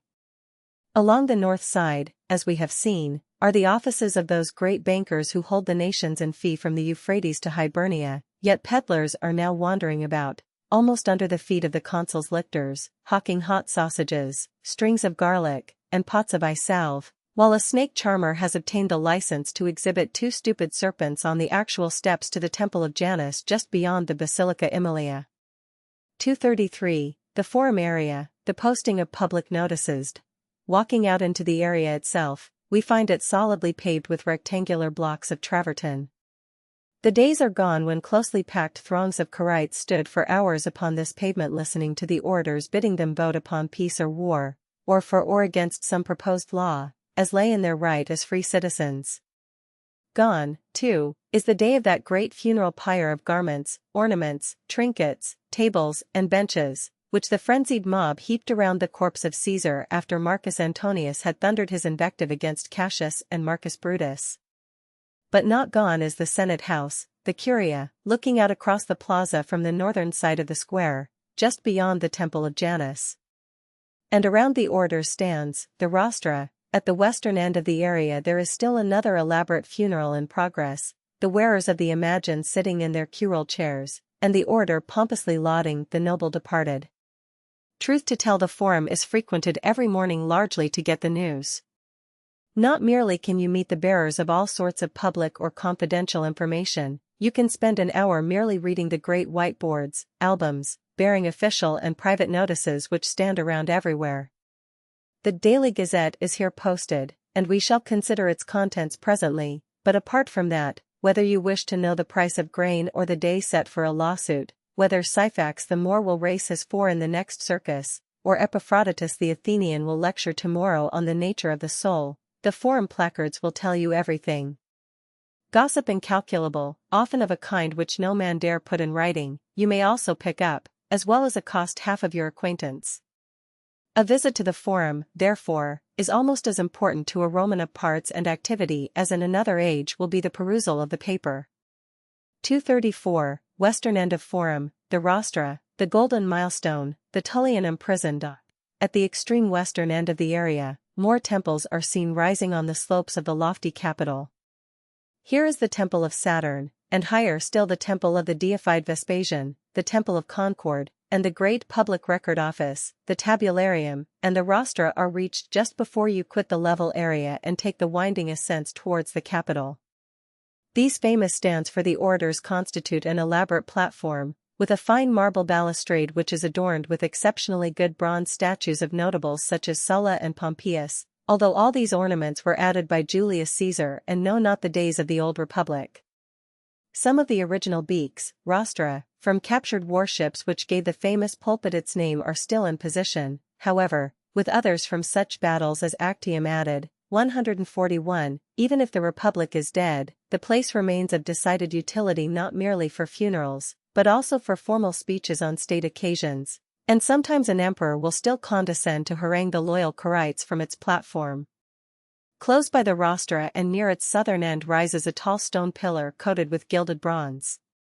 This is the golden milestone whereon Augustus inscribed the names of the great roads leading out of Rome, and the distances to the chief towns along their course. All roads lead to Rome, and leading to Rome find their convergence in the golden milestone. It comes close, therefore, to being the hub of the entire Roman Empire. Old Forum, present condition, western end looking east. In foreground pillars of Temple of Saturn. Near the other, the northern end of the rostra, when one goes a little of the way up to the Capitol, there is quite a different landmark, far more venerable, the old prison of the city, the Tullianum, prepared, according to the story, by King Ancus Martius. It was originally nothing but a kind of well let into the damp rock, with an upper and a lower compartment. This second chamber is only accessible by means of a hole in its vaulted roof through which prisoners were lowered by a rope. The Tullianum has long since been discarded as the public jail, but state prisoners are sometimes confined or executed there. Familiar is the story of how Jugurtha, the luckless Numidian, was starved to death in the lower dungeon, and how Lentulus and the other Castellinian conspirators were strangled in the upper. Since then, if one accepts the story told by those very despised creatures, the Christians, their great leader, Peter, one of the associates of Christus, was kept there in chains before he was taken out to be executed by Nero's orders. It is assuredly a gloomy and fearsome enough place to strike terror even into such haters of all mankind, as official documents assure us these Christians must be. 235, the Basilica Aemilia, the Temple of Janus, the Senate House, Curia. But to return to the great buildings lining the Forum. The Basilica Aemilia on the north side was erected as early as 179 BC, and, though often repaired, it is a substantial monument of the great days of the Republic.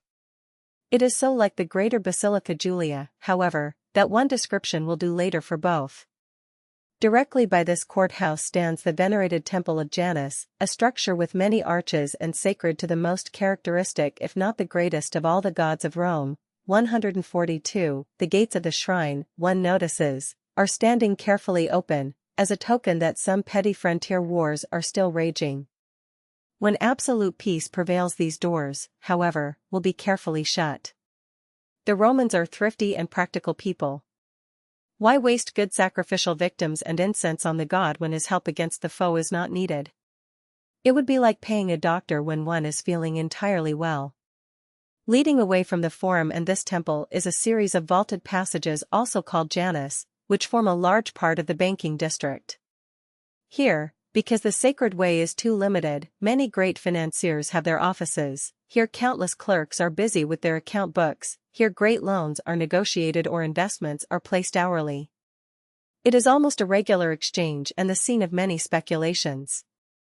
Regularly one hears of fortunes made or lost between the Janus, i.e. by the workings of high finance.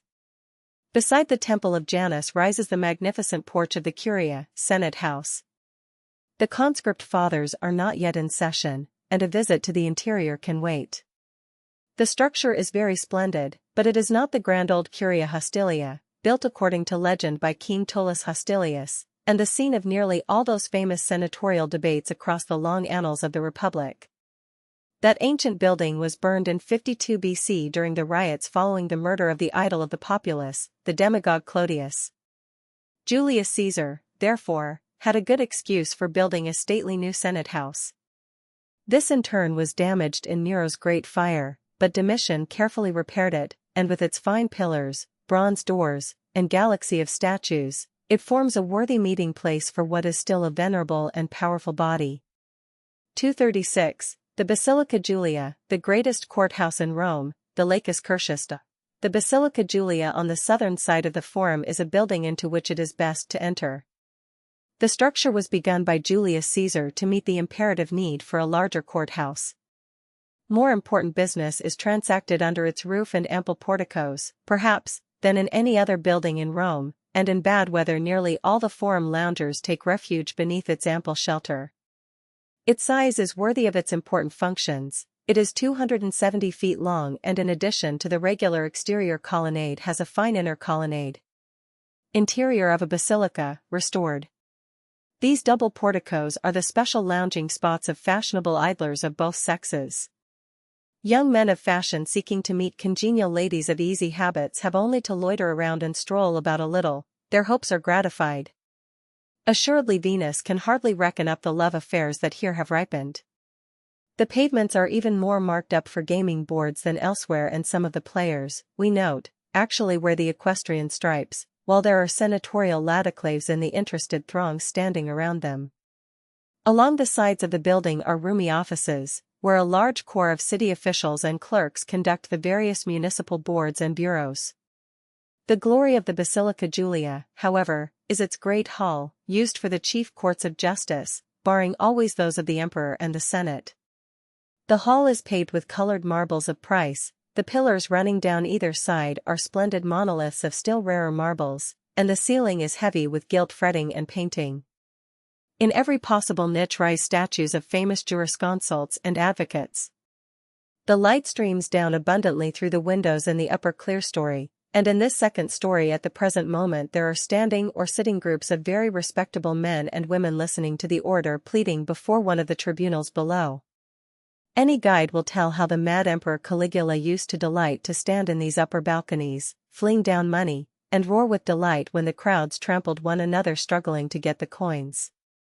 So large is this hall that not one but 4 tribunals have been set up in different quarters of the building, and litigation often proceeds before all 4 of them simultaneously, although in the absence of partitions strong-lunged advocates sometimes interfere with their neighbors. They tell of a certain stentorian Traculus who once while speaking before one tribunal not merely was heard by but drew applause from the audiences in the other 3. Here Quintilian, Pliny the Younger, Tacitus, and other orators of the generation just departed, won their fame, and at present every windy amateur in the rhetoric schools dreams of the day when he can wave out his toga in the Basilica Julia before a crowded and cheering balcony. These are some of the more famous monuments in and around the Forum Romanum. Were one to descend to particulars the task were endless. Perhaps there should be mentioned a certain modest altar in the very center of the open plaza. This marks the so-called Lacus Curtius. Antiquarians give one several stories concerning it, but the accepted version is this. Once in the good old days a yawning gulf opened at this very spot, the portent, perhaps, of the devouring of the entire city, when lo! The brave youth, Marcus Curtius devoted himself for his country and plunged unflinchingly into the abyss. The earth closed over him, he was seen no more, but Rome held his name in eternal remembrance. Doubtless he had thus taken upon himself the anger of the infernal gods and had saved the state. 143, the Tarpeian Rock, on slopes of the Capitol. From this traitors were hurled in the time of the Republic. 237, the new Fora of the Emperors, the Temple of Peace. After surveying the Forum Romanum we are told that 5 other fora, the creations of high-minded emperors, still await inspection. Truth to tell, however, these great plazas, not marking the growth and events of centuries, but the mandates of wealthy despots, give one a sense of anticlimax. Of them it will be properly written, the fora of the empire were as much superior in magnificence to the Forum Romanum as they were inferior in historical interest and association. They are the work of master architects mobilizing armies of laboring slaves, stone cutters, and artists. The eye becomes weary with the incessant sheen of costly marble, the equestrian statues, the forests of ornate Corinthian pillars, the great reaches of tessellated pavements, the quantities of colored paint, enamel, and heavy gilding. At first these imperial fora appear to the visitor as a hopeless complex of pretentious splendor, but after a little, a clever method appears in their arrangement by which one great plaza or system of public buildings joins itself to another. 4 of these public squares join closely together, but the 5th stands a little apart. This last is located near the northeast end of the Old Forum, verging toward the Subura and the Esquiline, and is the Forum of Peace, constructed by Vespasian about 75 AD. The open area, however, is relatively small, for its center is occupied by the imposing Temple of Peace. This temple is adorned with a perfect gallery of sculptures and paintings, nearly all of them masterpieces by the Greeks. These works of art had formerly occupied Nero's Golden House until that grandiose structure was destroyed by the thrifty Vespasian. In this Temple of Peace likewise are kept those precious Jewish spoils shown on the Arch of Titus, and there is not merely a fine library but a hall for the savants and scientists when they meet for their learned conventicles. 238. The Fora of Julius, Augustus, and Nerva. In dealing with the four connected fora it profits little to multiply detailed descriptions. One glittering marble edifice succeeds another around each square. Nearest to the Old Forum lies the Forum Julium.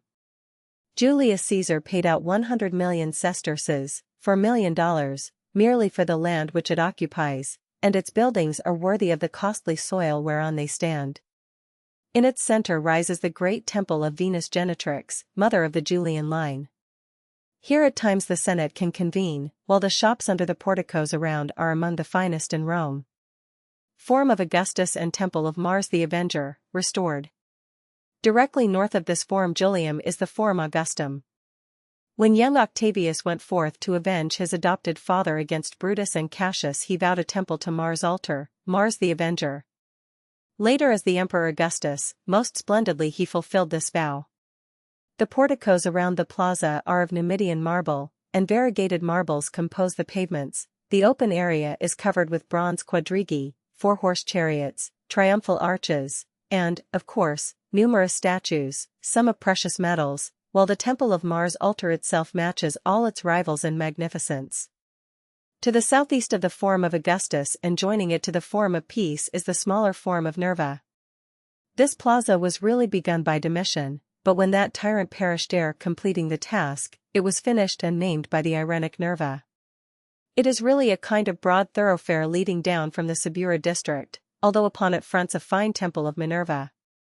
One of the features of this square is a stately avenue of statues of the deified emperors. 239. The Forum, Column, and Libraries of Trajan. By far the finest of the imperial fora, however, is that of Trajan, and all the buildings, when we visit them, are still relatively new. It opens to the northwest of the Forum of Augustus, and is not really a single square but a genuine series of squares. To get the level space for their great areas, it was needful to cut away a whole spur of the Quirinal, excavating to a depth equal to the height of Trajan's column, 128 feet. On entering this precinct, if one has been marveling before, it is right to be astounded now. First there comes the Forum Trajani proper, a square of most imposing size, with lofty porticos, semicircular at the ends, and in the center stands a remarkable equestrian statue of the imperial founder himself. Then there is the vast Basilica Ulpia, the third great courthouse of the city, which spreads lengthwise across the northwestern boundary of this forum. It is 300 feet long, 185 feet broad, and 5 lines of pillars divided into 4 separate halls for different kinds of business. In fact, it is really a finer building than the older Basilica Julia.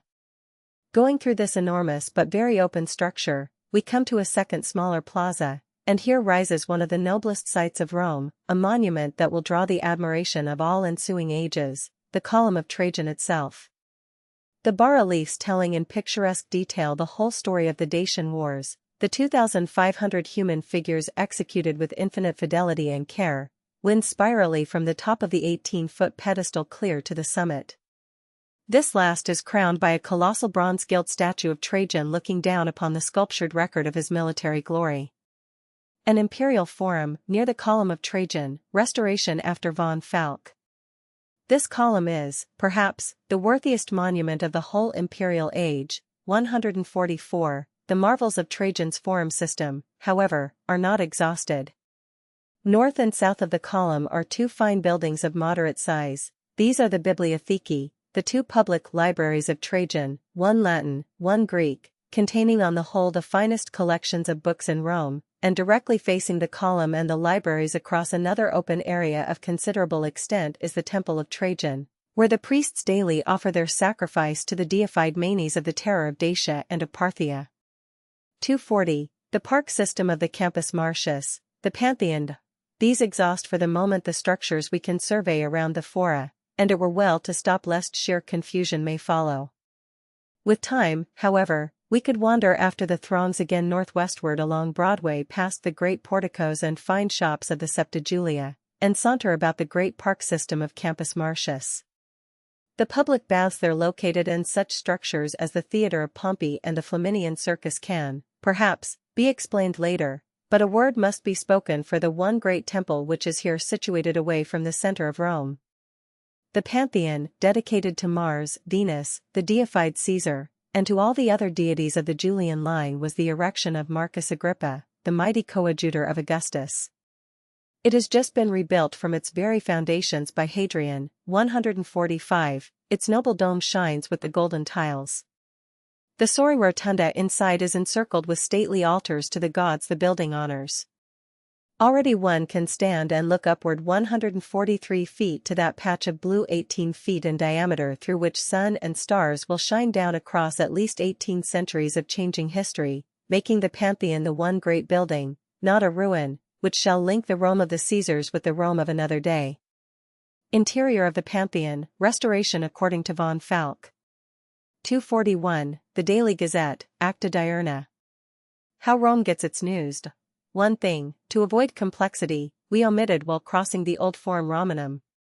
It behooves us to return and to explain it. Before a series of tall whiteboards set up against certain pillars is gathered an elbowing, gesticulating throng. Many of the company have tablets and seem copying vigorously. The crowd is always receiving additions, while others are departing. The whiteboards, albums, when we get near enough are seen to be covered with somewhat fine writing. There is a special rush and flutter in the crowd when a petty official sets up still another whiteboard, and 100 styli instantly become busy.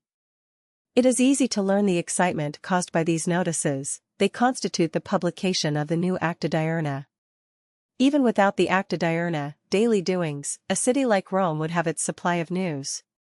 There are professional gadabouts who make themselves desirable guests at dinner parties merely because they are very well informed. They have picked up all the stories about the Parthian king, the new chiefs of the Germans, the number of legionaries mobilized on the Rhine, and the corn prospects in Africa and Egypt, as well as every kind of commercial information. Other wiseacres of a less reliable caste are known as subrostrani, roster hunters, for at the rostra all gossipers have their tryst. These people specialize in rumors of calamity, reports of great military disasters, of the sudden death of magistrates, etc., and take a peculiar glee in circulating vile stories about the emperors, the danger of repeating such rumors only adding spice to their game. Usually, however, they are too insignificant fry for the government to consider worth prosecuting. 242. Contents of the Acta Diurna. The Acta Diurna, however, is issued by a government bureau, and a certain degree of official responsibility is attached to the more formal statements. The editors, nevertheless, are allowed to add racy anecdotes of a personal nature, especially concerning the higher aristocracy. The relations between the senatorial nobility and the freedmen and equites in the imperial government bureaus are none the best, and Hadrian himself is not on perfect terms with the conscript fathers. 146. Official circles, therefore, are never careful to suppress spicy bits about the aristocrats. The public record offices and dispatches from the provinces supply most of the items, but some of the material can only have come from direct repertorial activity. In any case, the interest in this daily gazette is enormous. Its single copy will be multiplied many times, copies being made of the copies, and the same sent to wealthy people in all parts of the empire. A month from now groups will probably be gathering in Spanish Corduba and Syrian Antioch to read the items published today in Rome.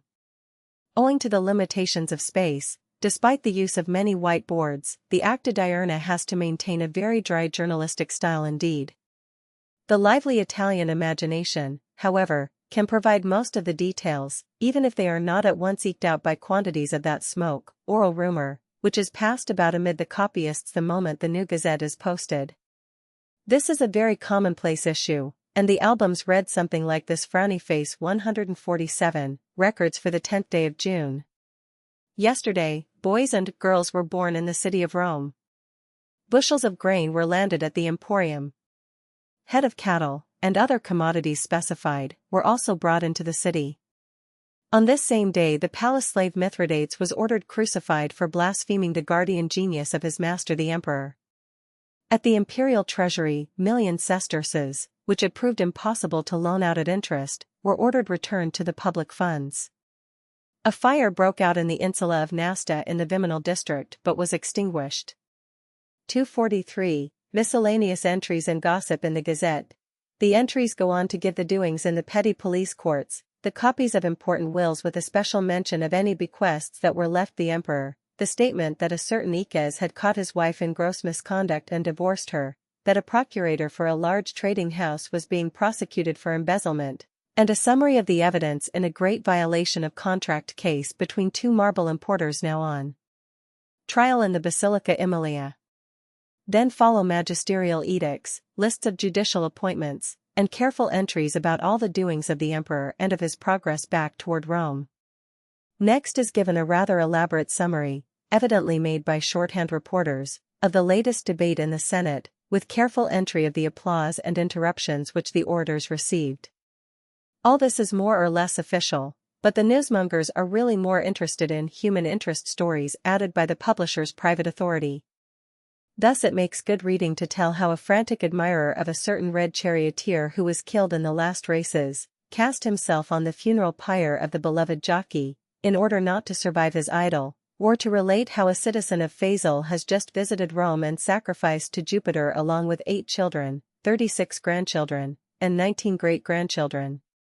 148. Furthermore, the report of love affairs among the noble and mighty is never omitted, how a senator's wife has eloped with a gladiator, and how a certain oft-mentioned lady is about to wed an 8th husband. Finally, perhaps the most copied of all, there are, of course, the announcements for the coming exhibitions in the theater, amphitheater, and circus, with lists of the actors, gladiators, and charioteers, and other data, which can enable all Rome to arrange its wagers and its holidays. The Acta Diurna therefore goes about as far as is possible to create a real newspaper in the days of mere penmanship. Its vogue is immense. Many a fine lady sends her slave or freedman to the forum every day to bring home a special copy. Its items will focus the conversation at 1,000 dinner tables. Finally, this publication will enjoy a certain degree of historic importance. After each issue has served its daily purpose, fair copies are deposited in the Public Record Office, and here they can be consulted many years later by the learned.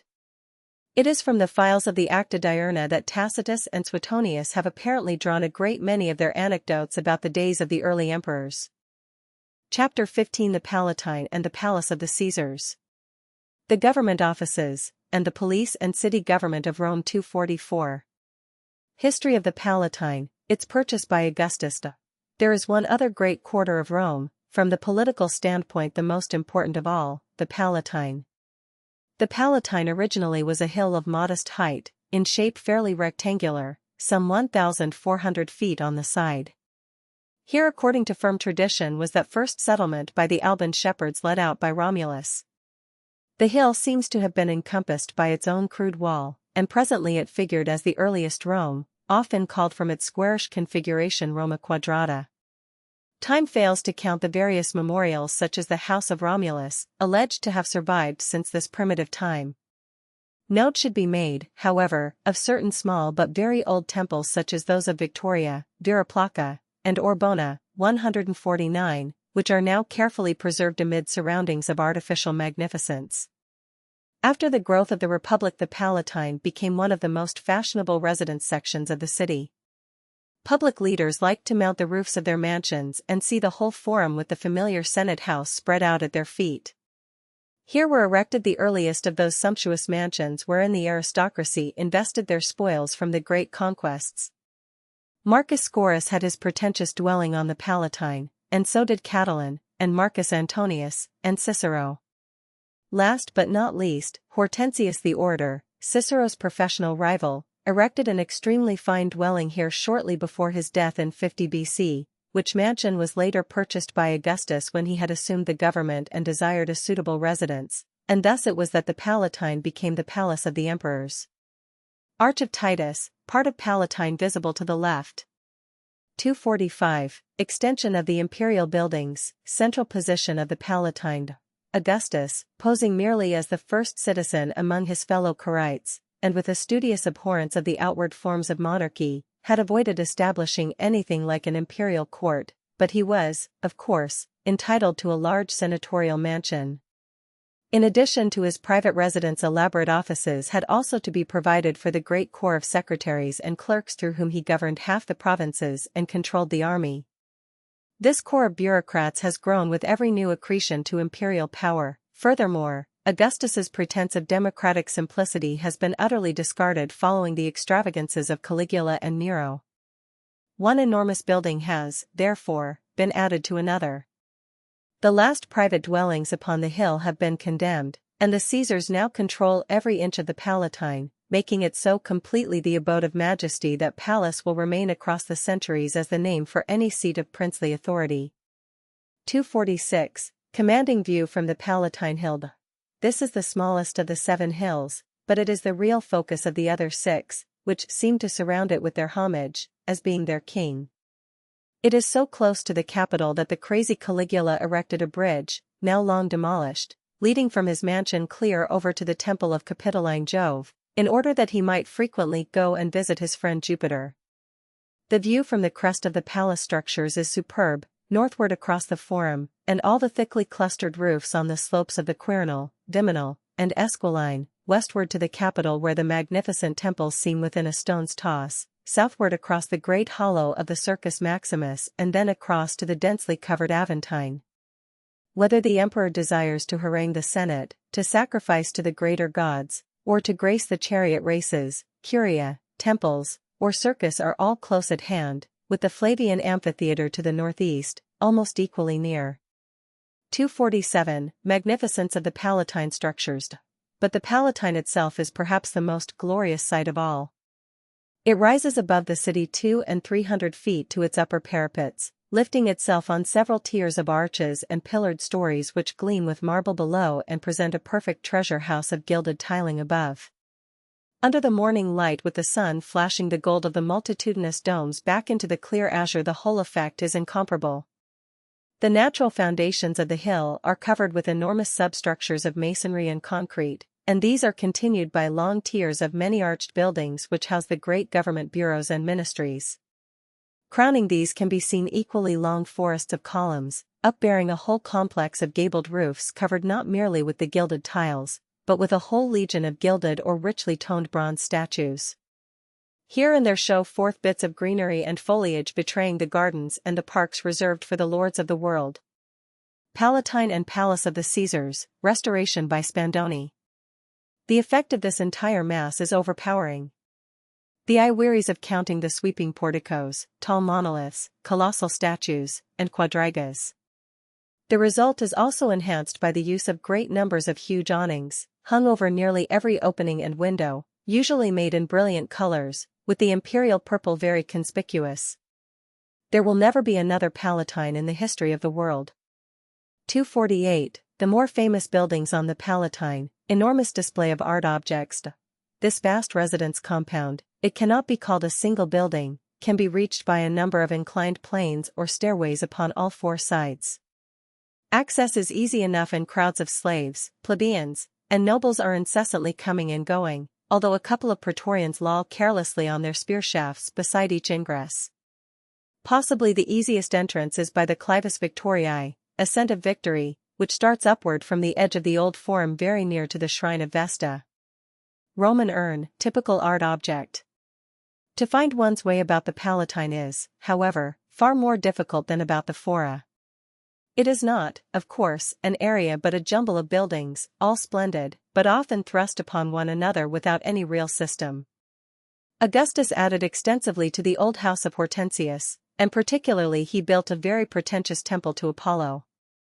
Tiberius, the next emperor, added a new wing, the Domus Tiberiana, almost doubling the bulk of the former structures.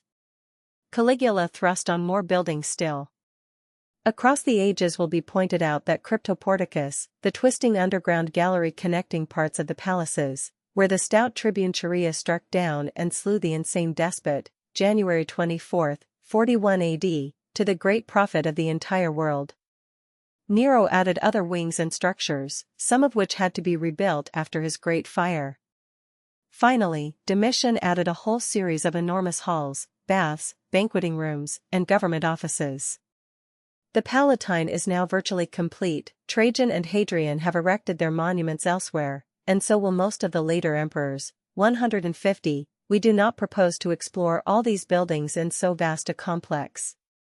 It is enough that one superb court or facade follows another, that almost every hall and anteroom is of sumptuous splendor, that veined marbles, porphyry, elaborate bas-reliefs, and profuse gilding seem multiplied until they become commonplace. All the artificiality and over-elaborate art of the age seems concentrated around the Palatine. Within the great substructures and the arched terraces which bear up the more important buildings, even in the cells for the slaves and the offices for the toiling clerks, there are fine frescoes and handsome stucco reliefs. 249. The triclinium and throne room of Domitian. As for some of the special areas and chambers, they justify the praises of the servile court poets. Olympian is the mildest word which they can use. Take, for example, the porticos of Domitian. On the inner side of their vast length, they are lined throughout with marble so highly polished that it shines like mirrors. What matter if the original cause for their use was the desire of the suspicious tyrant to have a promenade wherein nobody could glide upon him without warning from behind? The result is indescribably brilliant. But let us go rather into the house of Domitian itself, and inspect the great banqueting hall, the triclinium. The gods themselves might quaff their nectar there, cried the enraptured marshal. This magnificent apartment leads off from a marvelous peristyle court of more than 10,000 square feet in area.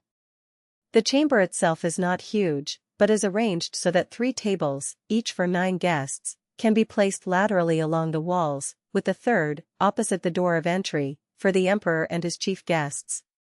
27 dignitaries thus can dine together. On each side of the hall 5 large windows are separated by massive columns of red granite. As the guests of majesty repose on their silken cushions, they can see between the columns still another court where water is softly gushing from a fountain, and purling in a small cascade over steps of marble, verdure, and flowers. The ornamentation may be grievously overdone, the taste of some of the reliefs and wall pictures is questionable, but the effect of the sheen from the many-colored marbles, the gilding, and the heavy fretwork around the lofty dome undeniably justifies all the enthusiasm of the versemongers. Equally striking is the throne room built by Domitian. It is called the tablinum as in humbler dwellings, but it is actually used for great state audiences. It is a hall of imposing size. You enter past the guards, and directly across the broad area is a niche where sits Caesar Augustus upon a gilded dais and curule chair, every whit as truly a throne as that of the great king of Parthia. The walls of the room are covered with extraordinarily costly marbles, and around the circuit rise 28 Corinthian columns of intricate workmanship. 8 large niches contain as many colossal statues wrought of adamantine basalt, and a Hercules and a Bacchus are particularly noteworthy. The entrance door is flanked by 2 enormous columns of giallo antico, deep yellow marble flushed with pink, imported from Numidia. The threshold is a single immense slab of a whiter marble brought from Greece.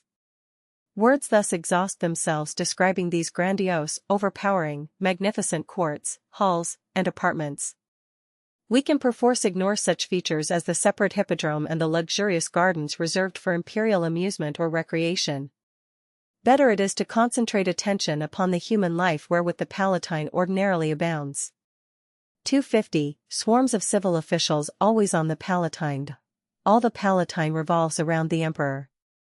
Rome is not yet governed by an unabashed despotism, yet it would be hard to name a deed that a king of old Babylon could perform which a princeps et imperator could not perpetrate if his heart really desired, although certain restraints and decencies make this absolutism endurable save under a Nero or a Domitian. The thousands of persons who dwell upon or are employed upon the Palatine are all employed with one of 2 things, the imperial court or the imperial public service. Since Hadrian, despite the grumblings of his Italian subjects, is still absent from Rome. The court ceremonial has practically ceased. A few of the emperor's relatives dwell in gilded ease in certain wings of the palace, but except for the caretakers, the great army of self-sufficient slaves and still more self-sufficient freedmen who act as valets, cooks, waiters, musicians, chamberlains, and in every other menial capacity, can eat, play dice, and discuss the races in idleness. Now as always, however, the imperial public service, which sends its impulse to the remotest borders of Dacia, Syria, or Britain, is functioning actively, and most of the vast bureaus and ministries have huge offices upon the Palatine. The Praetorian Prefect, as high judge for the emperor's half of the provinces, daily mounts his supreme tribunal. The 4 imperial secretaries for finance, for petitions, and for official correspondence, one for the Greek provinces and one for the Latin, direct their great corps of subordinates. The chief procurators, superintendents, of the enormous imperial estates all over the empire are receiving reports and protecting their masters' interests, and so with a great body of other high officials. The huge administrative machine perfected by the practical Roman genius is running steadily, so steadily that even under a very bad emperor, even a Nero, it will function for years with no great harm to the governed millions. The only condition is that the tyrant will reserve his cruelties for the nobility and refrain from tactless interference with the secretaries instead of indulging merely in vicious personal pleasures. 151, 251. The emperor's center of high social life. Into these high political concerns we dare not enter, but the social life of the palace cannot be so well ignored. Already the imperial freedmen are busy planning the great receptions and state banquets which Hadrian must give soon after his return. In half the atria of Rome men and women are discussing vigorously, when Caesar returns will he have any new friends, and will he have discontinued any old ones?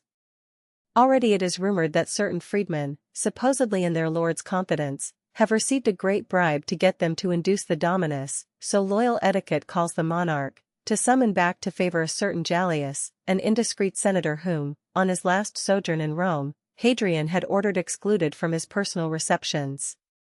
Rome is a city of rumors, but nowhere do these abound more than about the Palatine, always centering on the doings, words, and even the health of the emperor. Smoke from the valets, barbers, and table servitors of the Augustus can often be sold for precious aurei. Self-respecting monarchs punish the talebearers pitilessly, but the latter can seldom be caught in the act. 152. Every emperor knows that he is the constant victim of outrageous tattling. 252. Friends of Caesar, amici Caesaris. But an emperor's company is not confined to menials, neither does he spend all his time at council with his ministers. Being a Roman among Romans, he is forced to spend a good deal of his day receiving the social attentions of those who proudly list themselves as his friends. To be an amicus Caesaris, to be entitled to greet as a kind of social equal the personage who is worshipped as a god in all the Oriental provinces, who is, by adoption in Hadrian's case, the son of a divinity, the deified Trajan, and whose own divine genius, guardian spirit, receives prayer and incense in every government building, this honor seems almost dazzling. Every emperor ranks his friends in 2 classes, first-class friends, great secretaries, ministers, and generals who must have constant access to his cabinet, certain very distinguished members of the Senate, certain near relatives, and also a few congenial personal companions, poets, and philosophers, with great emperors, or jockeys, gamesters, and debauches with the bad, and second-class friends, which great catalogue includes all the rest of the Senate, many of the more distinguished. Equites, and a select sprinkling of such plebeians as Caesar delights to honor. The first-class friends, it is true, pay for their glory by a heavy obligation, to appear at the palace every morning usually before daylight, and greet the lord of the world while he sits up in bed and is dressed by his valets. 153. Very much of state business is then transacted, but the obligation to appear merely to say an Ave is imperative provided the emperor is in his residence. Sometimes merely to avoid giving gouty ministers great inconvenience, Hadrian has been known considerately to pass the night away from the palace in order to dispense with the ceremonial in the morning. 253. The imperial audiences. After the emperor has been clad with due ceremony, has conversed with his intimates, and perhaps has sealed some urgent rescripts, he is ready for the morning audience. A full cohort, 1,000 men, of the Praetorian Guard is always on service at the palace, and a platoon of these without armor, but in magnificent cloaks, stands by the entrance to the Hall of State. Only men as a rule are admitted. 154. Under certain evil or very suspicious emperors such as Claudius, there has been the humiliating custom of searching every visitor, whatever his rank, for weapons, ere admission, but that abomination has ceased at last, beginning with Nerva. In the broad courts before the audience chamber some dozens of senators dismount from their litters every morning when the monarch is in Rome, and sometimes the delay ere the doors are opened is so long that much personal business can be transacted and philosophical disquisitions indulged in. Second-class friends do not have to appear every morning, but it is a serious error to fail to use your autre fairly often. 254. Social ruin through imperial disfavored. The process resembles that with the clients in the noble lord's own houses a little earlier in the day, although with greater solemnity and formality. 155. A group of gorgeously dressed admissioners, admission-elish, keep the doors, and scan every applicant closely, but besides the regular friends they frequently admit certain distinguished visitors from the provinces, especially members of those provincial delegations that are always junketing to Rome to proffer the homage of their district to the emperor, or to present some kind of a public petition. The last day that Hadrian gave audience ere leaving Rome, when our friend Calvus waited upon him, there was an awkward happening. A very roistering and immoral young nobleman, Calvisius, presented himself when the doors were opened, whereupon an imperial freedman took him by the arm, announcing, "You are no longer admitted to the palace." Calvisius instantly slunk away, overwhelmed by his calamity. He would have suffered less if he had forfeited half his fortune. Even worse was in store for the aforementioned Gallius, who was said to have mocked at Hadrian's pretensions as an art critic, a tender point, while overdrunk at a dinner party. He was suffered indeed to enter and to approach the imperial seat. "Ave, Caesar," he called out boldly, hoping that his indiscretion had been unnoticed. "Vale, Jally." 156. "Goodbye, Gallius," answered the monarch, turning his face from him. The insult was offered in the presence of at least 50 talebearers, and that night it was over Rome. Under a bad emperor, Gallius's life would have been in sore jeopardy, and as it was he was socially ruined. Every time-serving nobleman closed his house to him and his innocent wife and children shared his ostracism. His only hope now is that when Hadrian returns he can be induced to let Gallius call again, and will answer affably "Ave" to the visitor's greeting. Then the poor senator can hold up his head in the world. Caesar Augustus, showing costume of a Roman general. 255. Enormous value of imperial favored. On the other hand, Calvus returned walking on air from this particular audience. The emperor answered his greeting by calling him "my very dear Calvus," then asked, "And how are your Grazia and the boys?" and actually added, "Do you think Galenas, the Thracian, is going to be a good match for Cyrus in the arena?" Finally, throwing in the sage advice, "These morning frosts now are sharp if you don't dress warmly." 157. When Calvus quitted the hall all his friends swarmed around congratulating him on the remarkable favor of the emperor, and intimating that he was surely destined to be consul within a few years and then the imperial legate of a great province. He can hardly persuade them that he has received no private information about the boundary settlement with Parthia and the terms being offered the chiefs of the Quadi. In fact, the imperial looks and moods are studied as carefully as is the weather. Did he frown or look pleased when so and so was mentioned? Did he offer his cheek graciously to be kissed by that ex-consul? Did he invite the chiefs of the delegation from provincial Asia to dinner? Did he cast down his eyes gloomily when they said N was about to be tried tomorrow in the Senate? No marvel if bad emperors are easily persuaded that they are gods on earth, and even good emperors have to strive hard not to allow their heads to be turned. Hadrian is still away from Rome, and both first-class friends and second-class friends are probably a little relieved not to have to play the client to him. If the days of bloody tyranny seem past, the fate of poor Gallius can still overtake almost any of them. 158. But though the vast hall of audience stands vacant save for gaping sightseers, there are plenty of distinguished visitors upon the Palatine come to transact business at the imperial ministries, or very likely at the great offices of the city prefect, Prefectus Urbi, who is essentially the mayor of Rome. 256, City Government of Rome, the city prefect, Prefectus Urbi. It was one of the greatest sins of the defunct republic that it permitted Rome to grow until it became an enormous metropolis without providing any respectable police force, fire department, or other efficient means of securing law, order, and public safety.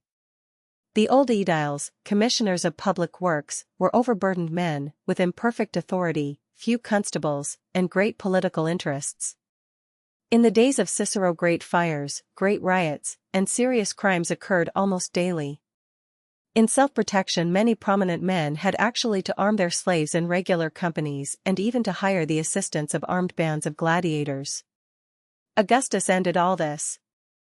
Thanks to him, Rome has become one of the best policed and protected cities in the world. The old aediles, 159, are now supplemented and largely superseded by a corps of officials all named by the emperor, for indefinite terms and removable by him at pleasure. At their head is that high clarissimus, the city prefect. He is always a senator who has held the consulship, and who often has governed great provinces. To be named city prefect is almost the highest civil honor in the gift of the Caesars, and it ordinarily comes to a veteran nobleman of approved experience and integrity. He is really in part a military officer because at his command stand the city cohorts, the regular armed garrison of Rome, for cohorts of reliable troops, 1,000 men in each, ready to assist the ordinary police in repressing rioting. The city prefect is responsible for the general good order of the metropolis. It is his business not merely to punish evil, but to take measures to prevent it, e.g. by breaking up illicit societies and assemblies, such as those of the debased Christians.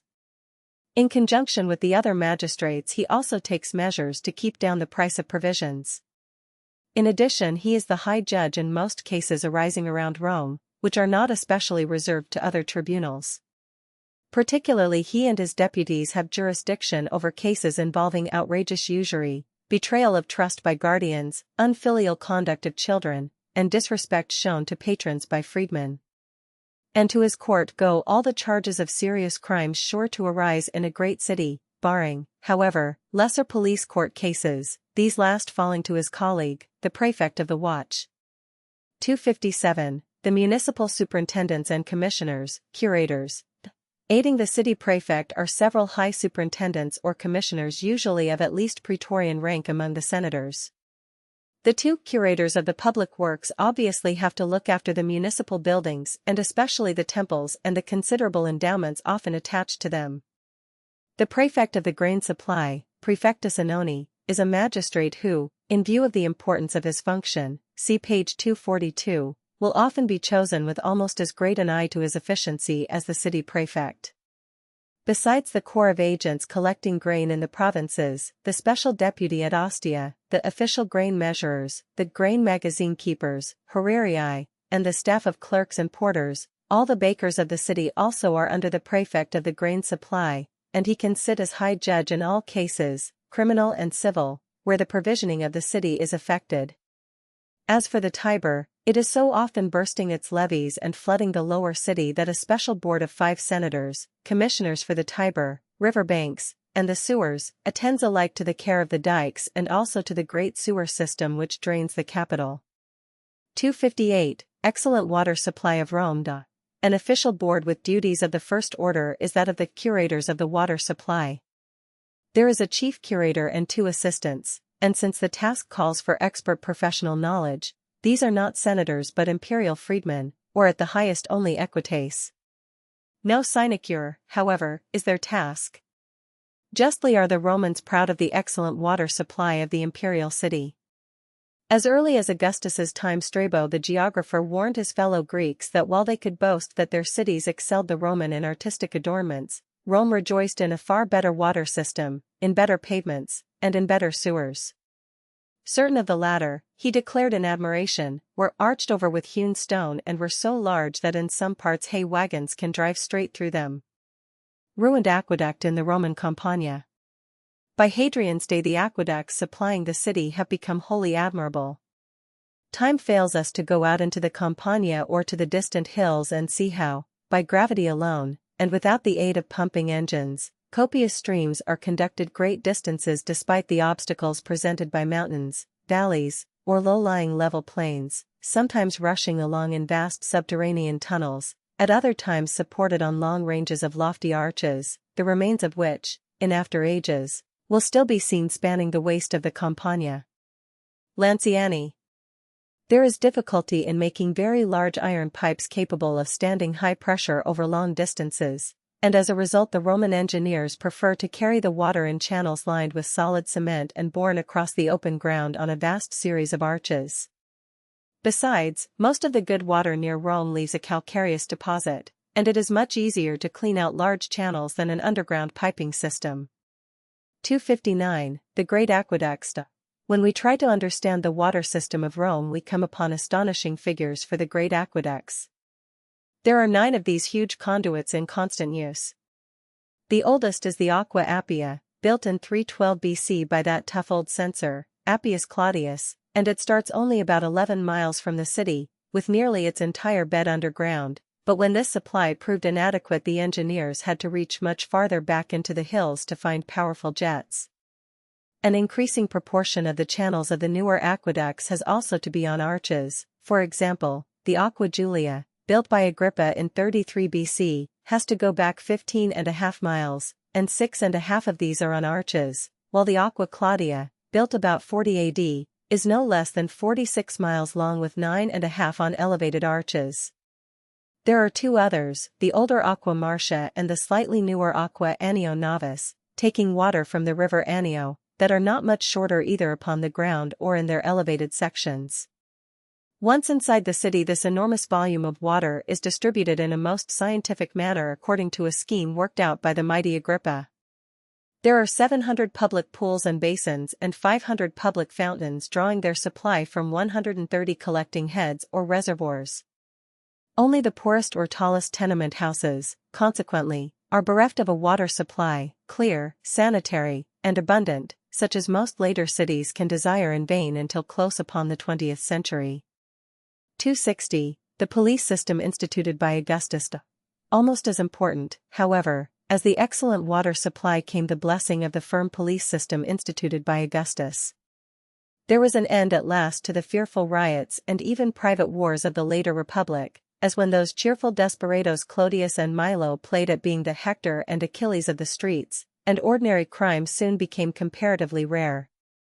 The city has also been divided into 14 regions, regions, and these into 262 precincts, vici, distributed among the regions.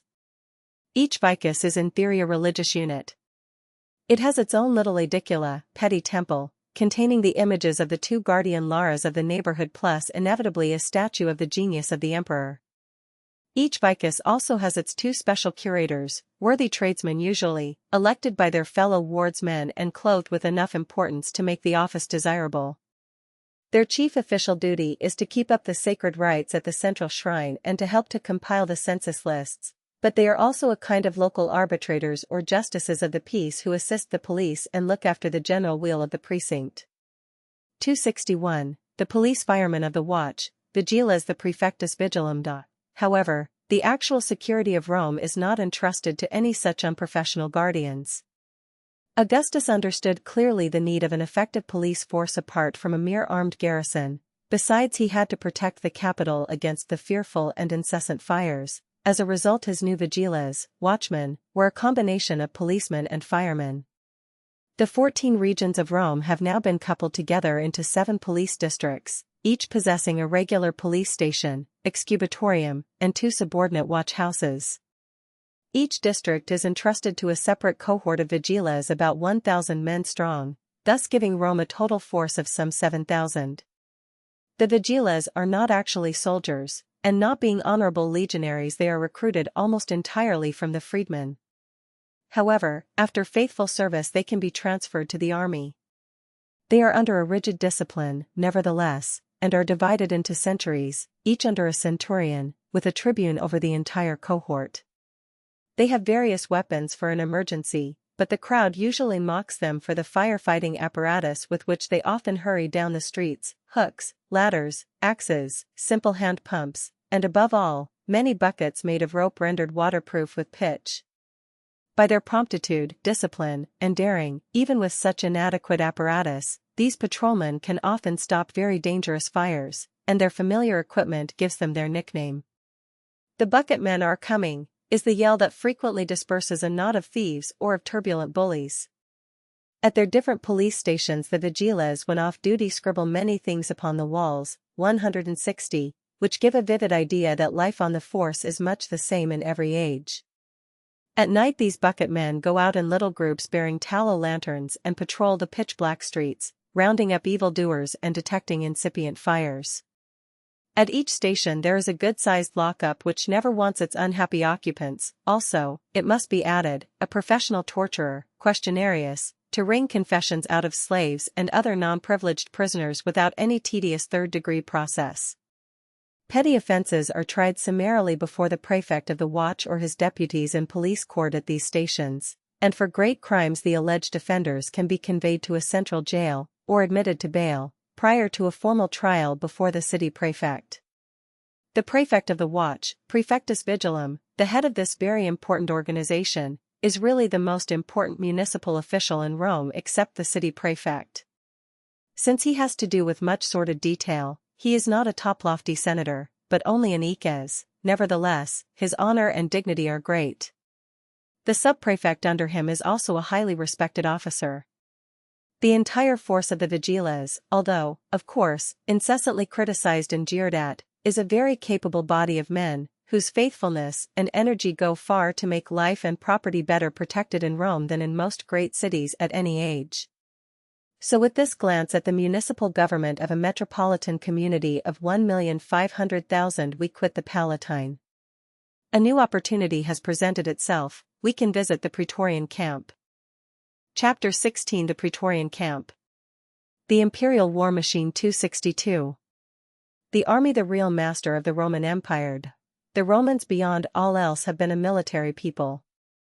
Their great abilities as lawgivers, administrators, disseminators of civilization through Western Europe apparently would have been almost in vain if the legions had failed against Hannibal, against Mithridates, against Vercingetorix. Furthermore, the power of the Caesars is primarily that of war chiefs. Let the army revolt, and senate, plebeians, and provincials can protest their loyalty ever so frantically, the princeps, the first citizen, nevertheless is a lost man. Every emperor knows this fact.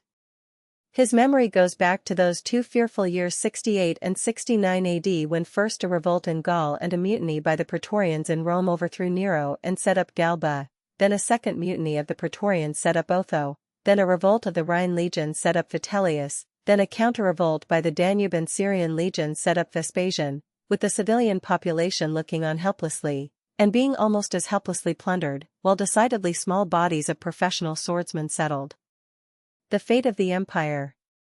Still later they remember how after Domitian's murder, the Praetorians, whom that despot had caressed and corrupted, forced his successor Nerva to punish the very conspirators to whom Nerva himself owed the throne.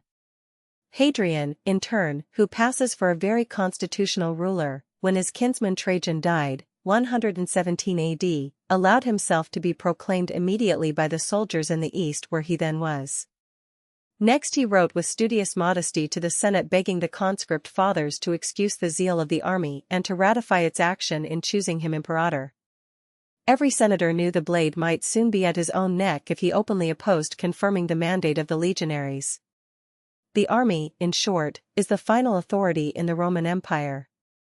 Presently there may even be an emperor, Septimus Severus about 210 AD, who will give his sons direfully blunt and effective counsel, enrich the army and then you can do anything.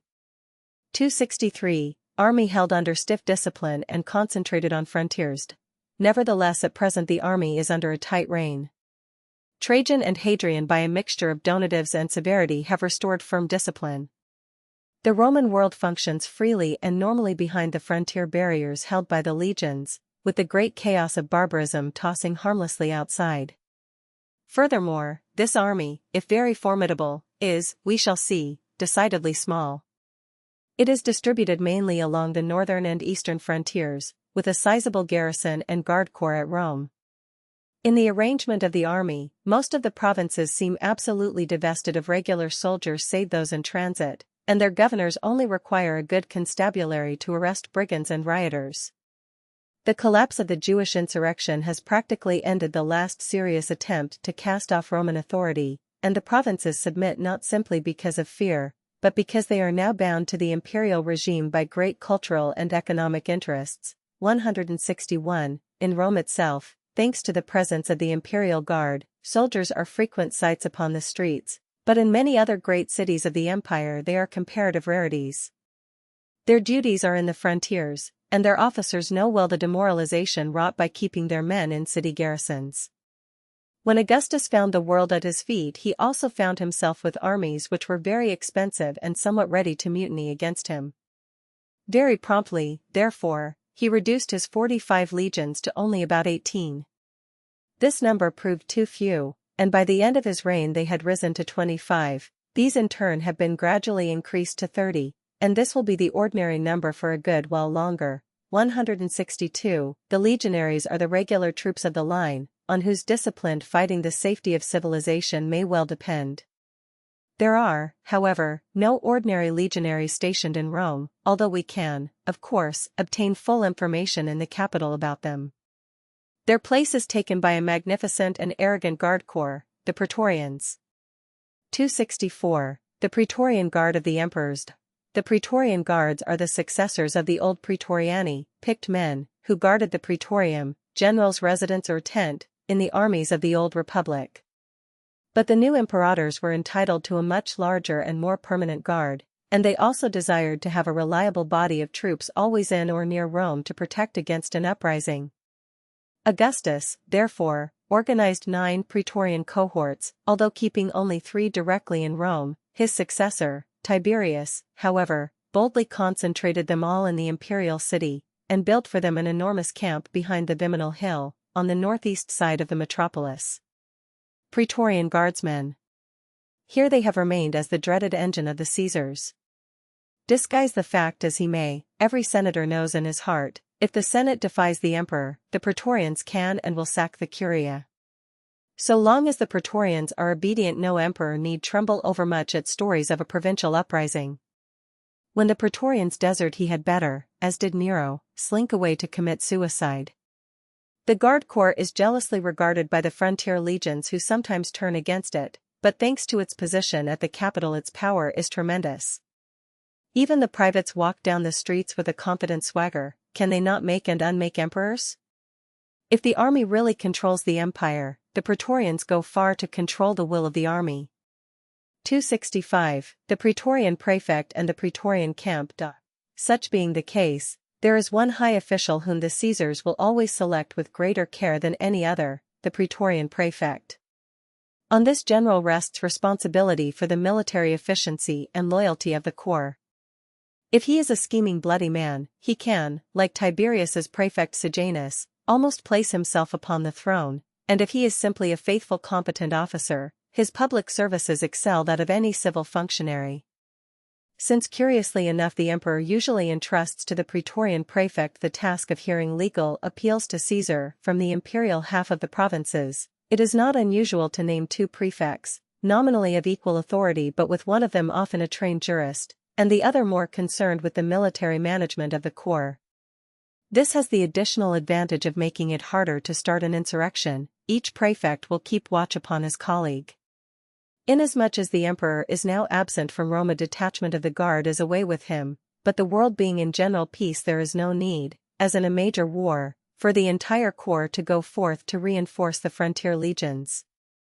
The Praetorians are therefore on duty as usual, 1 cohort at the Palatine, the remainder baracked at their great camp. The Castra Praetoria, 163, is more than a mere cantonment, it is a real fortress, only to be stormed after desperate fighting.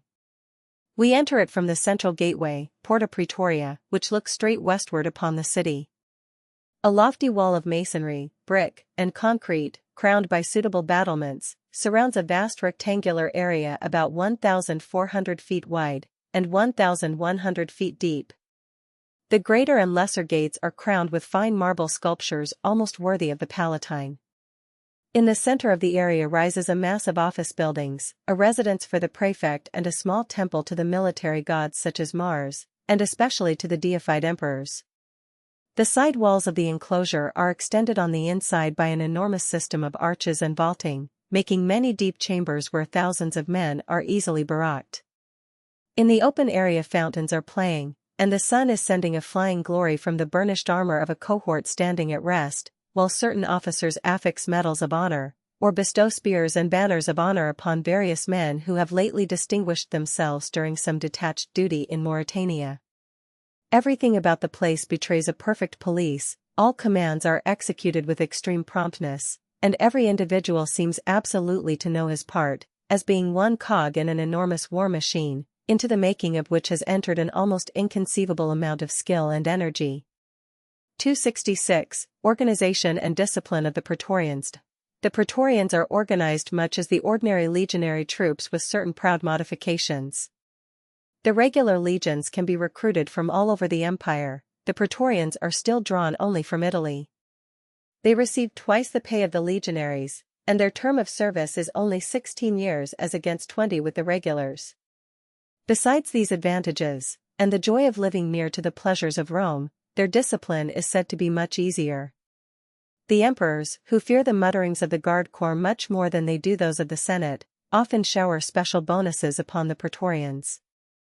Their centurions and still more their tribunes are welcome guests in the most aristocratic houses in Rome. Their weapons are the same as the legionaries, but, of course, their armor is of the finest, and on gala occasions when the whole corps is ordered out with gilded or silvered helmets and cuirasses over purple military cloaks, the sight of these thousands of tall powerful warriors marching in perfect rhythm is astonishing beyond words. In one important respect the organization of the Praetorians differs from that of the regular legionaries. Their 9 cohorts number 1,000 instead of 600 men each, and the whole guard corps therefore amounts to about 9,000 men. Considering that these troops are chosen for their splendid physiques, and are trained for years in every military accomplishment, remarkable will be the foe of like numbers that can withstand them. As for the city of Rome, its whole raging populace is like mere chaff and straw if the trumpets sound through the camp, and the centurions thunder down their files, open the gates and clear the streets. 267. The city cohorts urbani. The Praetorians, however, have some humbler comrades in Rome, in addition to police firemen, the vigiles. Sometimes the guard corps must follow the emperor on campaign, but nevertheless the capital needs a fixed garrison.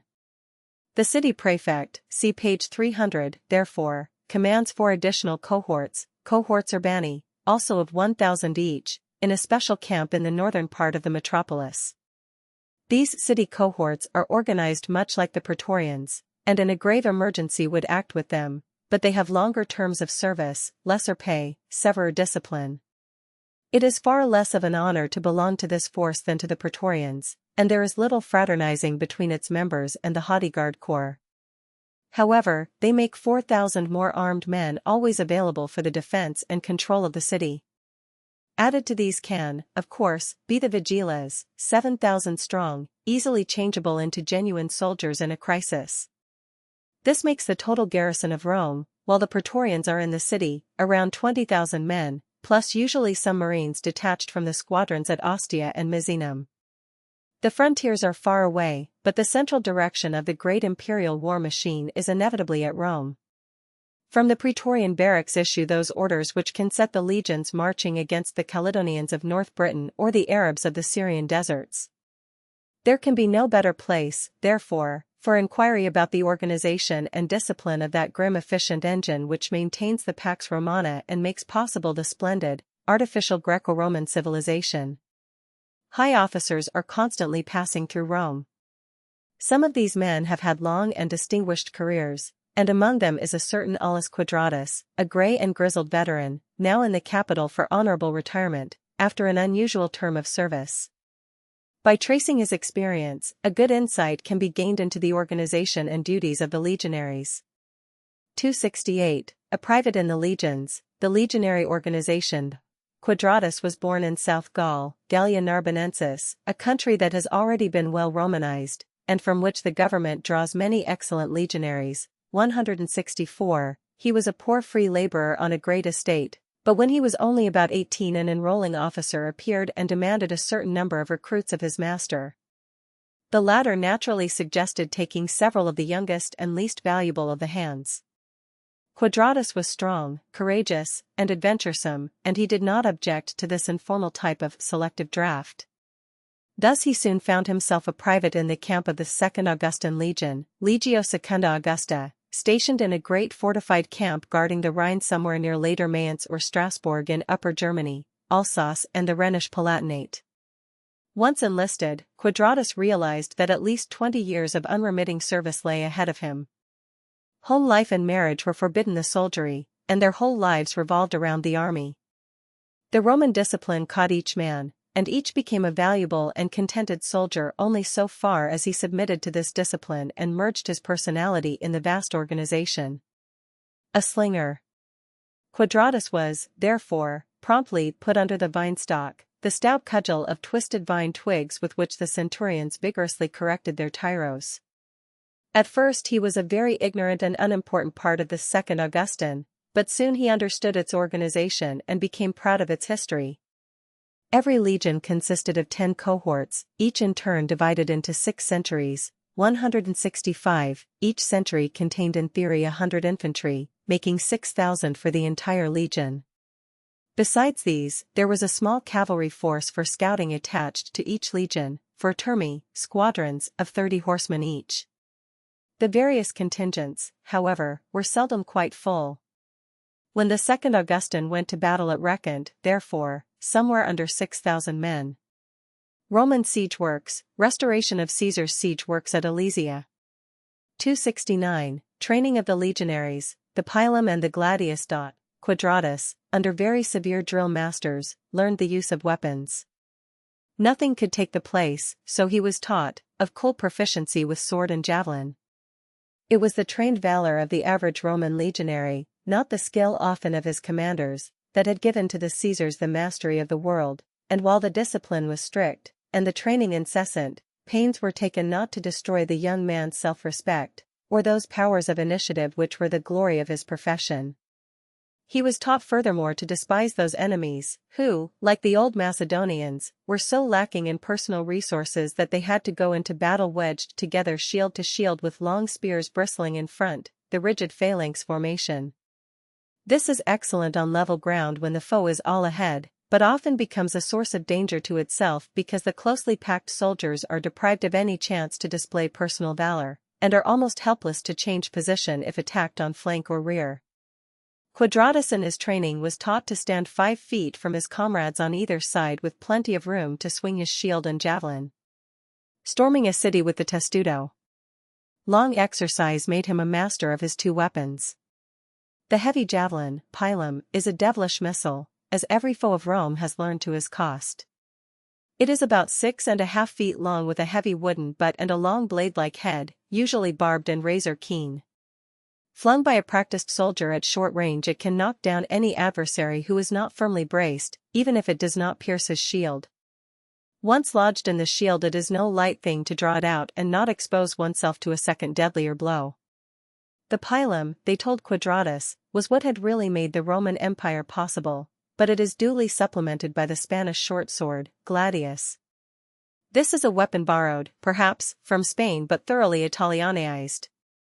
The blade is about 33 inches long, 2-edged, sharp-pointed, and always used for thrusting. The instant a legionary has flung his pilum, and while his foe if not wounded is at least utterly demoralized from the shock, he whips his gladius from his thigh and leaps upon him.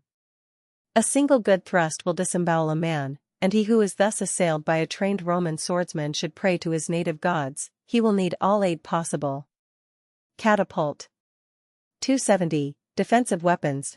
These 2 very simple weapons Quadratus was taught to handle to perfection, until across the years their use became simply mechanical to him. Meantime he was learning to march, leap, and fight in his heavy defensive armor. He wore a stout metallic cuirass of fish-scale plates, and a solid helmet of brass upon which in parades and in actual battle he set a nodding plume of horsehair.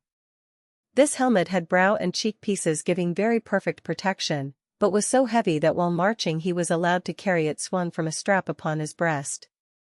Of course, however, his chief defensive weapon was his shield. This capital piece of armor is a rectangle of solid leather about 4 by 2½ feet, rimmed with iron and with handles for carrying on the left arm. A trained legionary knows how to fend and lunge with his shield with marvelous agility, and by means of the solid metal base in the center he can strike a tremendous blow. Almost no weapon can penetrate the shield, and thanks to it and his cuirass and his helmet, a soldier can march unscathed amid a perfect shower of arrows. Every technical point about his armor has, of course, been worked out scientifically. Simple as it appears, it represents a triumph of human skill. Cuirass. 271. Rewards and punishments for soldiers. Thus accoutred Quadratus gained his first experience when the second Augusta was ordered over the Rhine to punish a tribe of Germanic raiders in later-day Hessen.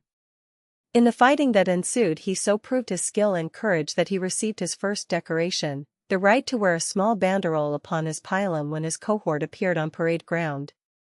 Discipline was severe, but rewards for faithfulness and valor were prompt and conspicuous. He had long seen his older comrades marching about with spears of honor, banderoles, and above all with huge medals and medallions, which, upon gala occasions, they wore upon their breasts.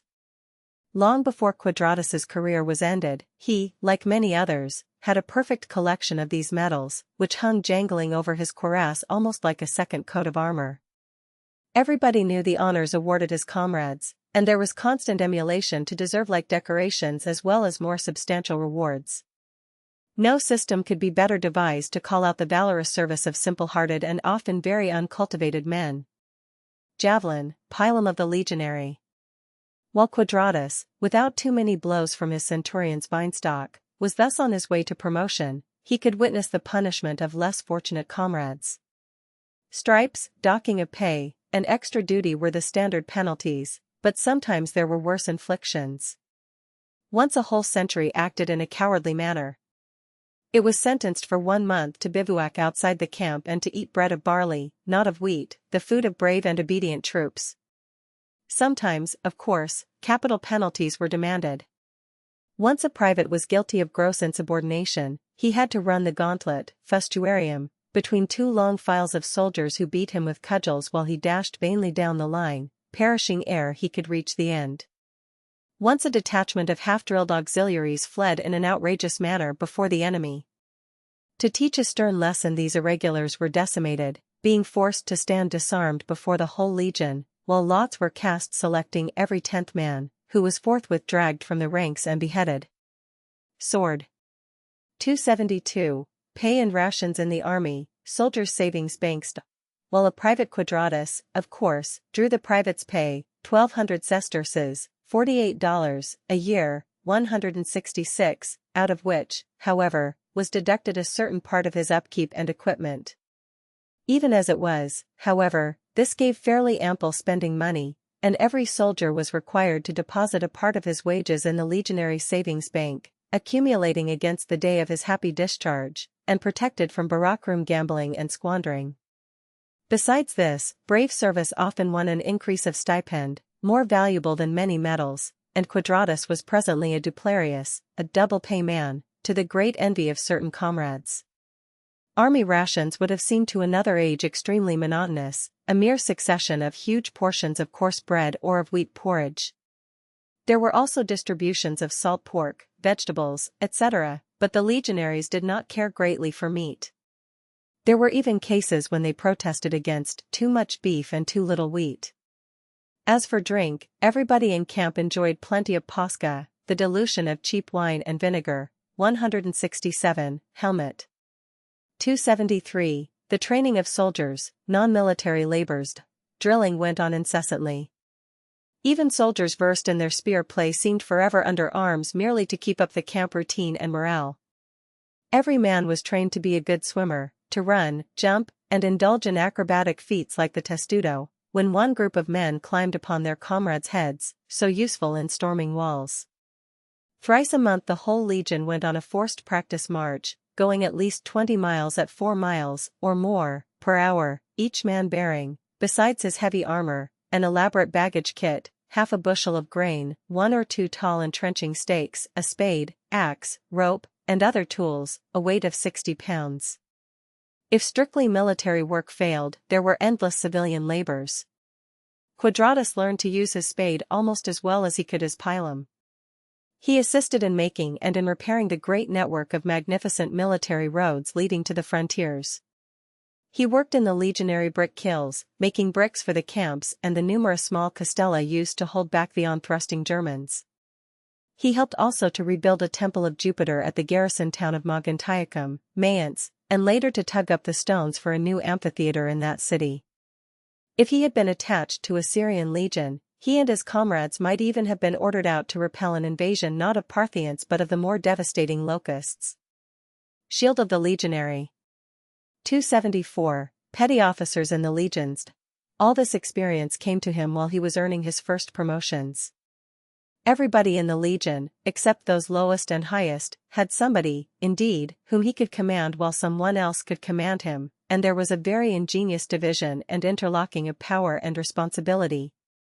Petty officers abounded, and having approved himself, Quadratus became one of the principales, high privates, and corporals. First he became a tesserarius, bearer of the watchword for his century, then the horn blower, responsible often for important signals, then the signifer, the bearer of the small red flag, vexillium, surmounted with a small image of victory, which was the standard of the cohort. Then he was named optio, chosen man by a centurion's deputy and assistant. Entitled to rank as a real officer and responsible for the control of a large squad of men. Military trumpet. At last came one of the most important days of his life. At a general parade of the legion, the commanding general, legatus legionis, announced that Quadratus was appointed centurion and solemnly entrusted him with the terrible vinestalk. There was no danger he would show mercy to the raw recruits. 275. The centurions, their importance and order of promotion. Quadratus was now a member of that group of officers to which the Roman army owed the greater part of its entire discipline, morale, and efficiency. There were 60 centurions in every legion. They were usually self-made men, sturdy peasants' sons like himself, who had risen from the ranks and then been selected by the general on account of merit. The 6 military tribunes of each legion were, indeed, of higher rank, but they were often untested young noblemen, obliged to get a certain military experience before returning to Rome to sue for seats in the Senate and the favor of the emperor. The centurions, however, were a permanent body. They had enlisted in the legion, and their whole life was tied up with it. If their methods were harsh, they prided themselves on showing an example of daring yet scientific valor in every battle. They were intensely devoted to their corps, its honor, and the honor of their comrades. With good centurions, a motley host of raw recruits soon became formidable legionaries. Without them the most skillful general might strive in vain to organize an army. Legionaries, regular troops of the line. One soldier is carrying his equipment upon a Marius's mule, a staff arranged to serve as a knapsack, invented by Marius about 110 BC. A centurion. Quadratus found a straight line of promotion before him. He was obliged to begin as the 6th centurion of the 10th cohort, and by process of seniority he was entitled to rise to 1st centurion of the 1st cohort. He was making fair progress, but advancement was discouragingly slow, and he might have ended, as did most of his fellow officers, only part way up the ladder before he reached the retiring age, when a great good fortune came to him. While only a private he had won the civic crown, corona civica, of oak leaves for saving the life of a comrade in battle. He had also gained the golden mural crown, corona muralis, for being the first in a desperate storming party over the parapet of a crude fortress held by the Germans. But now, while acting as senior centurion of a large detachment, with the commanding tribune absent, he learned that a Roman garrison somewhere in the heart of the Black Forest region was hard pressed by a horde of Chatti. He led up his men suddenly and skillfully, broke through and dispersed the barbarians and saved the garrison when it was at last gasped. For this he was awarded the siege crown, corona obsidianalis, a remarkable honor given by the rescued garrison, and plated out of grass and weeds plucked on the spot of battle, 168, to the leader who had saved them. 276. The Primipalus, the great eagle of the legion. This distinction made it inevitable that when the post of 1st centurion in the legion fell vacant, Quadratus should be jumped over the heads of many others and made Primipalus, 1st javelin, the head of the whole corps of centurions, entitled to participate with the tribunes in a council of war, and, being, of course, now a man of great practical experience, allowed to speak very openly to the legate of the legion himself. Quadratus was now in some respects the most important man in the Second Augustan. His war pay was considerable, and he added to it by the permitted usage of taking fees from the men for certain exemptions from duty. Roman officer. As Primipalus he had the weighty responsibility of taking charge of the great golden eagle of the legion. In battle he would sometimes pluck it from the ordinary bearer, Aquilifer, and electrify his comrades by dashing ahead with the full-sized golden eagle with outspread wings, surrounded by brilliant streamers, now borne on its pole high above his shoulders. Where the eagle went, their honor and devotion made every legionary follow with the fury of a man possessed. In a certain shrewd tussle with the Hermunduri, the valor of the whole phalanx of those barbarians was snuffed out when they saw the glistening Aquila bearing down on them heading a 6,000-man wedge, with all the 10 cohort flags like obedient retainers thrusting on behind, and when next came the pitiless beat of the pila succeeded instantly by the rush of the expert swordsman. 277. Locations and names of legions. Having become Primipalus while still a fairly young man, Quadratus was not at the end of his promotion. He had carefully saved his money, and presently he gained official nobility as an eques. Now he was appointed to an independent command not in the legionary regulars, but in the auxiliary cohorts.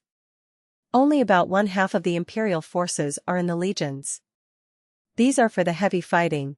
They are kept in large garrisons and are used for secondary work as little as possible, nor are they moved from province to province except in serious emergencies. 169. The Second Augustan has always been in Upper Germany and there presumably it will stay for generations more. The same is true of the Third Augustan in North Africa, of the Fourth Scythians on the Danube, of the 12th Thunderers in Syria, and of a good many others. The result is that each legion, largely recruited in the nearby provinces, has small desire for distant service, and there is little love between, say, the 21st Ravagers in Upper Germany and the 6th Ironclads stationed along the Euphrates. 170, light-armed soldier. 278, the auxiliary cohorts, the second grand division of the army. But it is absolutely necessary to have a mobile force, composed of troops of many kinds, especially cavalry, archers, slingers, and light spearmen for scouting. These men are often enlisted in the unromanized provinces, and are allowed to keep their native arms and discipline. As a rule they are organized in unattached cohorts, either in large cohorts of 1,000 men with 10 centuries, or small cohorts of 480 with 6 so-called centuries. Their commander is regularly a prefect, commonly an officer who, like Quadratus, has graduated from the Stearns school of the centurion in a legion. Auxiliary cohorts are often embodied and disbanded. They have no such glorious history and traditions as the legions, but they have a distinctive name and a number. Quadratus was assigned to the command of a new large cohort made up of tall blonde Germans who were glad to forget their feuds with the Romans, cross the Rhine, and take the emperor's pay, swearing to him the great oath of implicit military allegiance, the sacramentum. The government is far too wise, however, to leave such aliens too near their homes. Quadratus was, therefore, promptly ordered to march his 6th Nervan, so named in honor of the then Emperor Nerva, 171, to the Danube. The day the new prefect quitted his old comrades of the Second Augustan he drew from the legionary chest all the savings from his pay, plus the sums deposited there after each bonus or donation wherewith the emperors were always conciliating the army. He had also long since joined a self-help organization among the officers whereby he was to receive a fixed sum for his outfit whenever he received promotion. 172, he thus started upon his career as an upper officer, a tolerably rich man. 279, the prefect of the camps and the legate of the legion. As prefect of the 6th Nervan he won the good opinion of Trajan in both of the desperate Dacian wars and then in the campaign against Parthia. As the next step, he was appointed by imperial patent prefect of the camps, the second in command of a legion, not responsible, indeed, for its conduct in battle, but with almost complete authority over its management and discipline while in its great permanent garrisons, subject only, in extreme cases, to the final authority of the commanding legate. This was as high ordinarily as even a very fortunate soldier, who had enlisted as a mere private, could advance. Even as prefect of the camp, Quadratus was looked down upon socially by the 6 young military tribunes, scions of senatorial families, who hung around the headquarters, praetorium, wrote verses, patronized the centurions, and boasted of how they commanded the legion. But Quadratus was, we repeat, an extraordinarily lucky officer. Grizzled now and battle-scarred, he impressed Hadrian as absolutely to be trusted. The emperor, therefore, raised him to the rank of legate of the legion, which carried with it a seat in the Senate, and for the past few years accordingly Quadratus has been on the Rhine in chief command of that same Second Augustan where once he had submitted to the Vinestock as a raw recruit. He has now returned to Rome to be honorably retired and to end his days in a luxurious villa in the hills, having enjoyed every honor possible in the Roman army save that of being imperial legatus over an entire province, a post ordinarily combined with the command of several legions. It is men like Quadratus, hard and fit soldiers of absolute faithfulness, coolness, courage, and efficiency, steeped in the traditions of the army, and obeying automatically the call of military duty, that have been the soul of the Roman war machine. Perhaps some day there will be degeneracy in the camps, even as in the luxurious city. Then the perils of the empire will draw nigh, but not in the reign of Hadrian. 280. Care for veterans, retiring bonuses and land grants.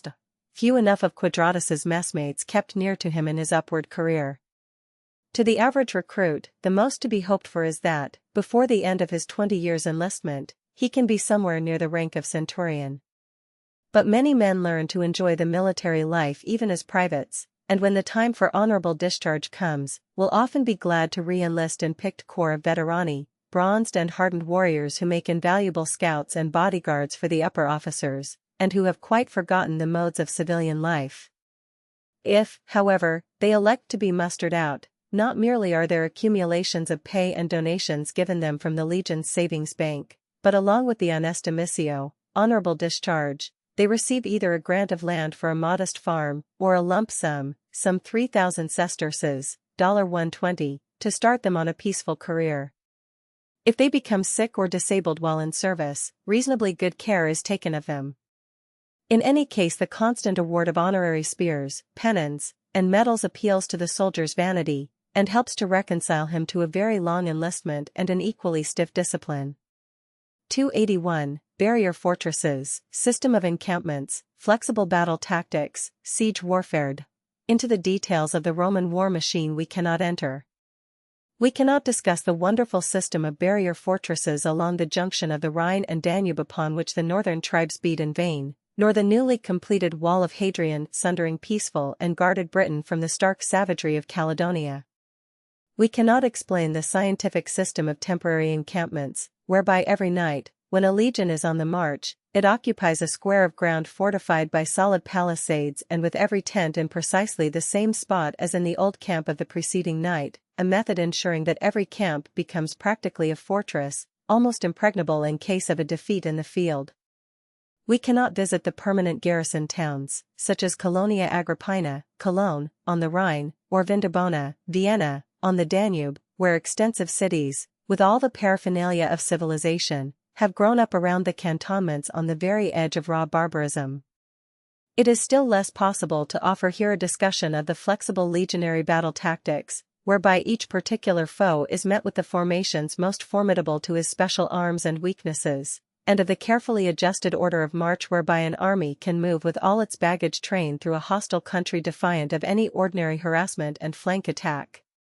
We must pass over also the system of siege warfare, and the use of long-range casting engines, a genuine artillery, and finally the wonderfully scientific engineering service, building highroads through deserts, and throwing strong bridges even across such mighty streams as the Rhine, and, on Trajan's Dacian campaigns, the Danube.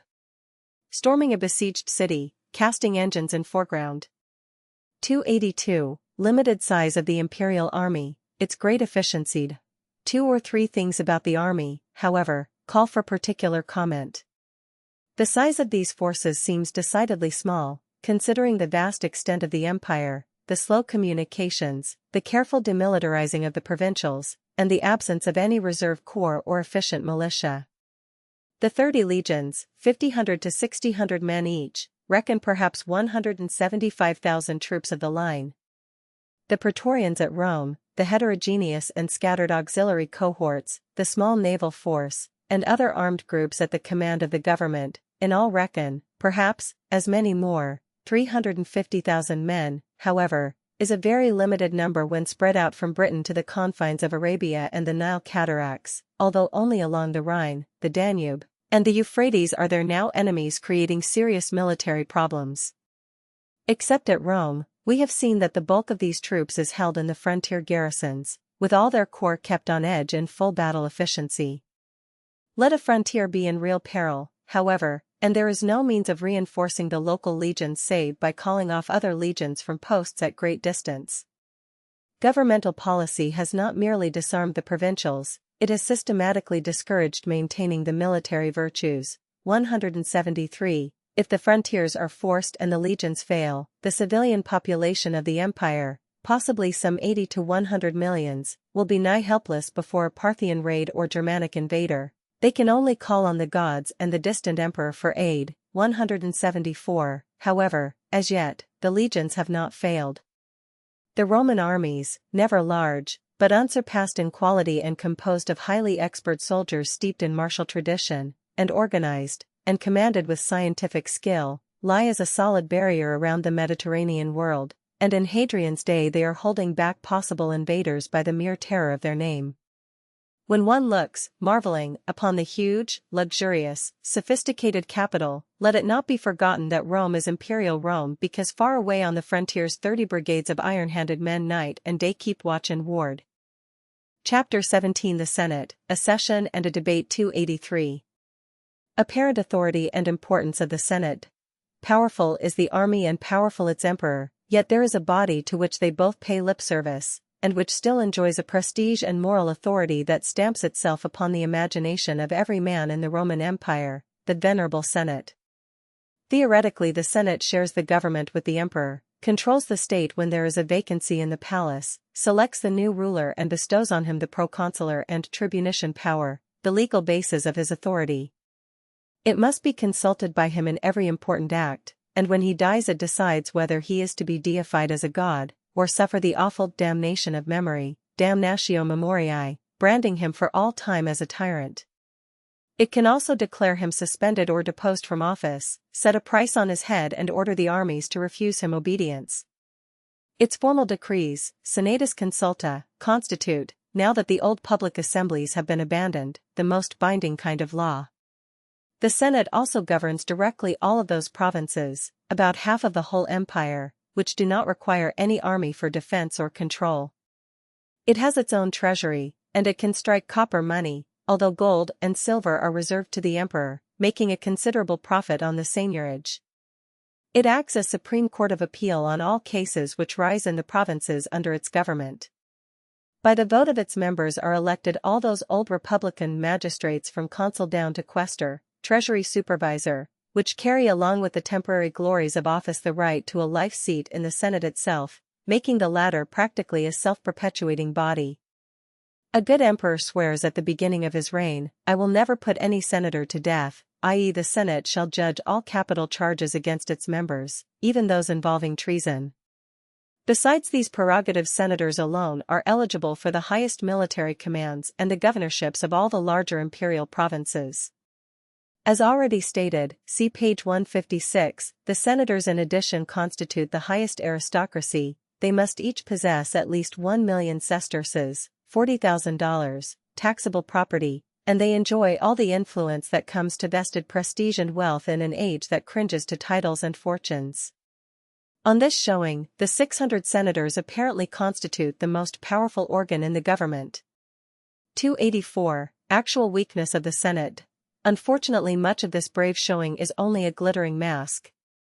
The Senate has not one swordsman in Rome or in any of its provinces to obey the summons, resist the emperor and his praetorians.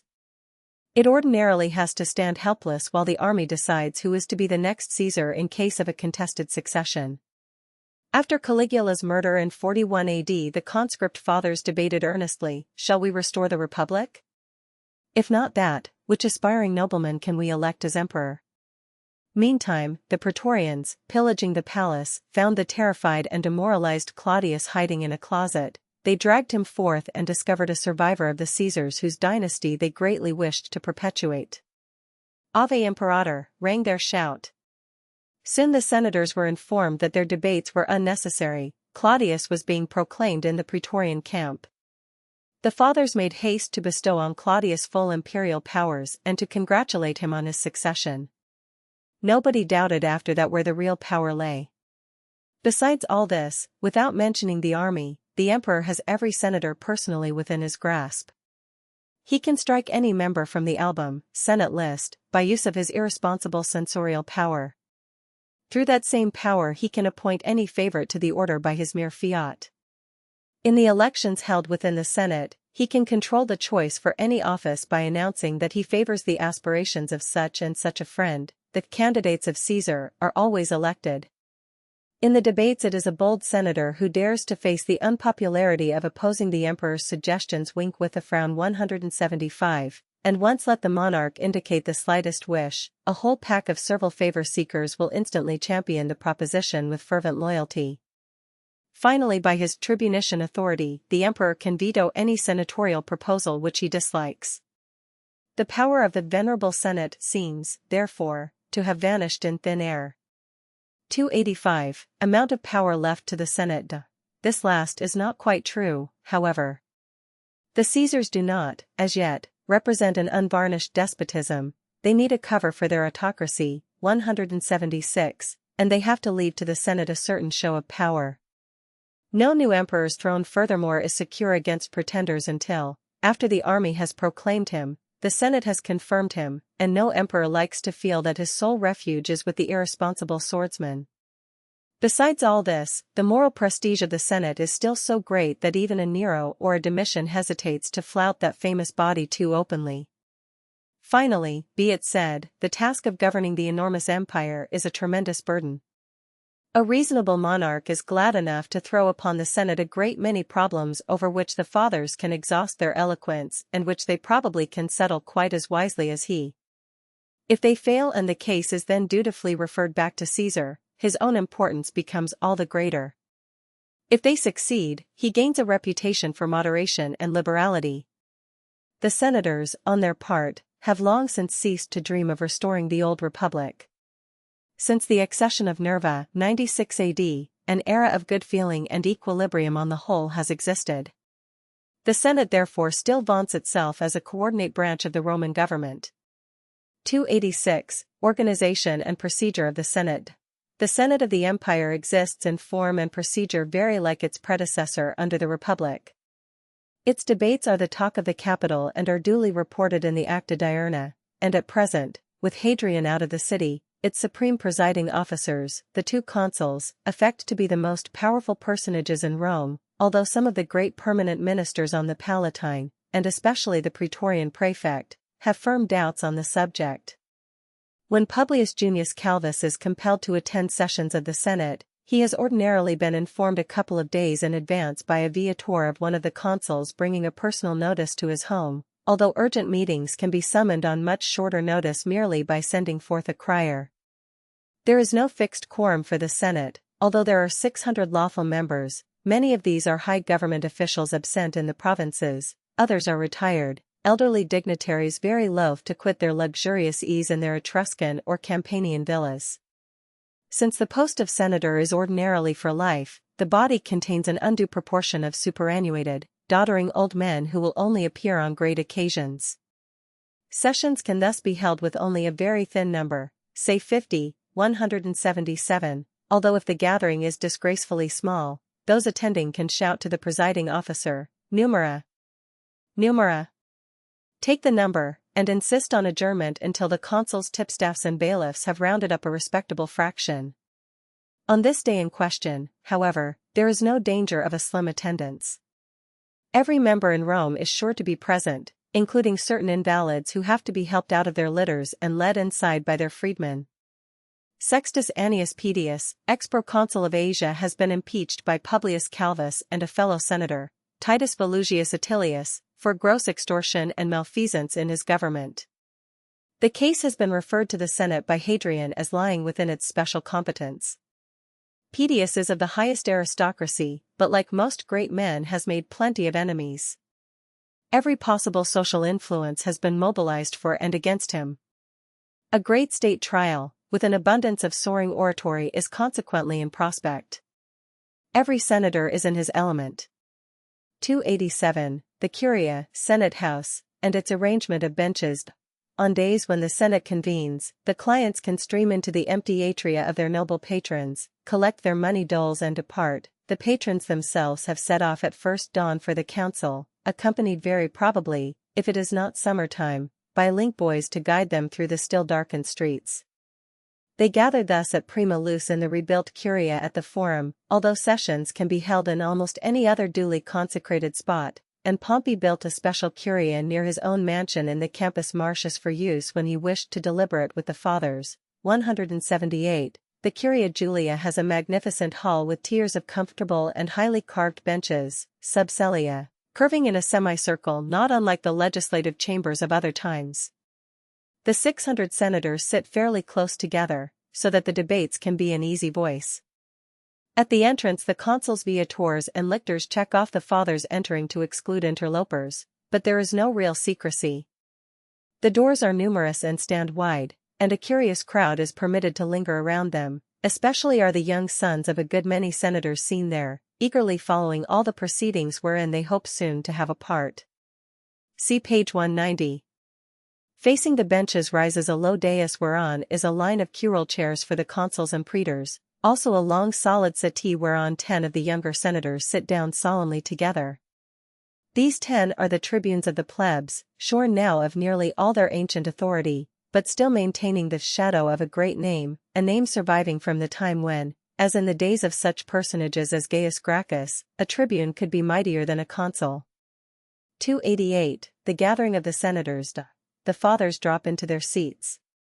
No law adjusts their precedence, but etiquette gives the front row to the ex-consuls, the next banks to the ex-praetors, behind them the former aediles, tribunes, and quaestors with the pedani. 179. Senators who have never held elective office, modestly in the rear. The defendant Pedius attended by several distinguished senators, his relatives, all clad in the grey togas of distress and mourning, and also by his 2 advocates both in conventional white, take seats in the front benches. As they do this it is noted as of ominous significance that several ex-consuls, who had come in first, promptly shift to the other side of the hall.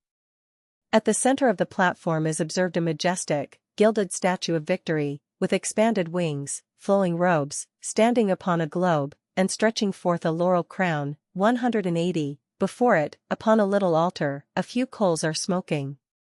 Presently a door at the side of the platform opens, and a lictor signs with his fasces. The chatter across the now crowded hall ceases instantly, all the toga-clad figures rise together, while the presiding consul, Gaius Juventus Verus, 181, leads in the array of magistrates, each in the ornate toga praetexta.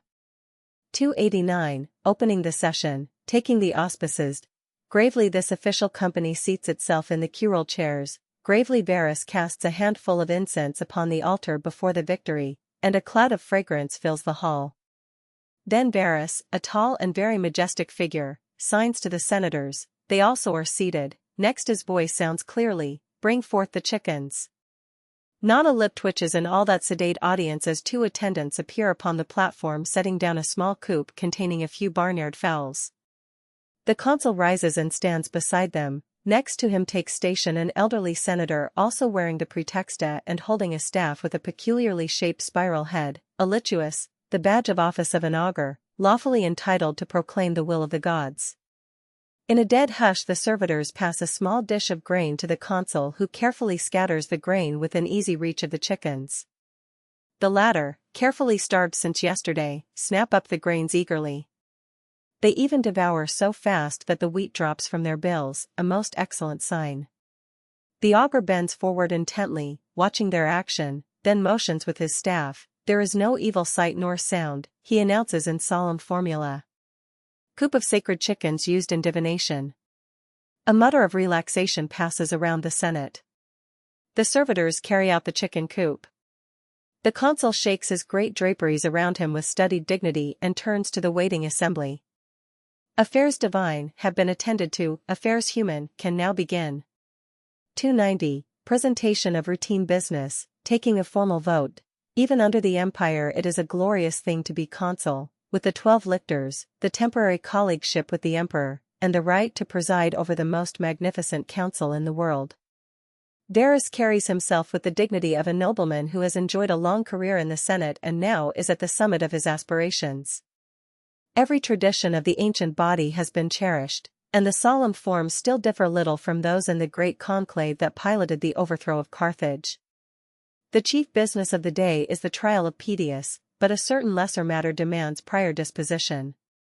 The consul has received a dispatch from the propraetor of Sicily, a senatorial province, asking if he can be empowered to remit the taxes of certain peasants near Agrigentum, whose crops have suffered from the blight.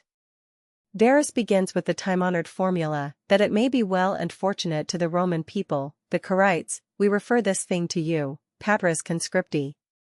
Then in well-chosen words he gives the substance of the governor's request, and reads certain correspondence explaining the plight of the peasants. Having thus finished his relatio, the presentation of the problem, he ends with another formula, what is it your pleasure to do concerning this matter?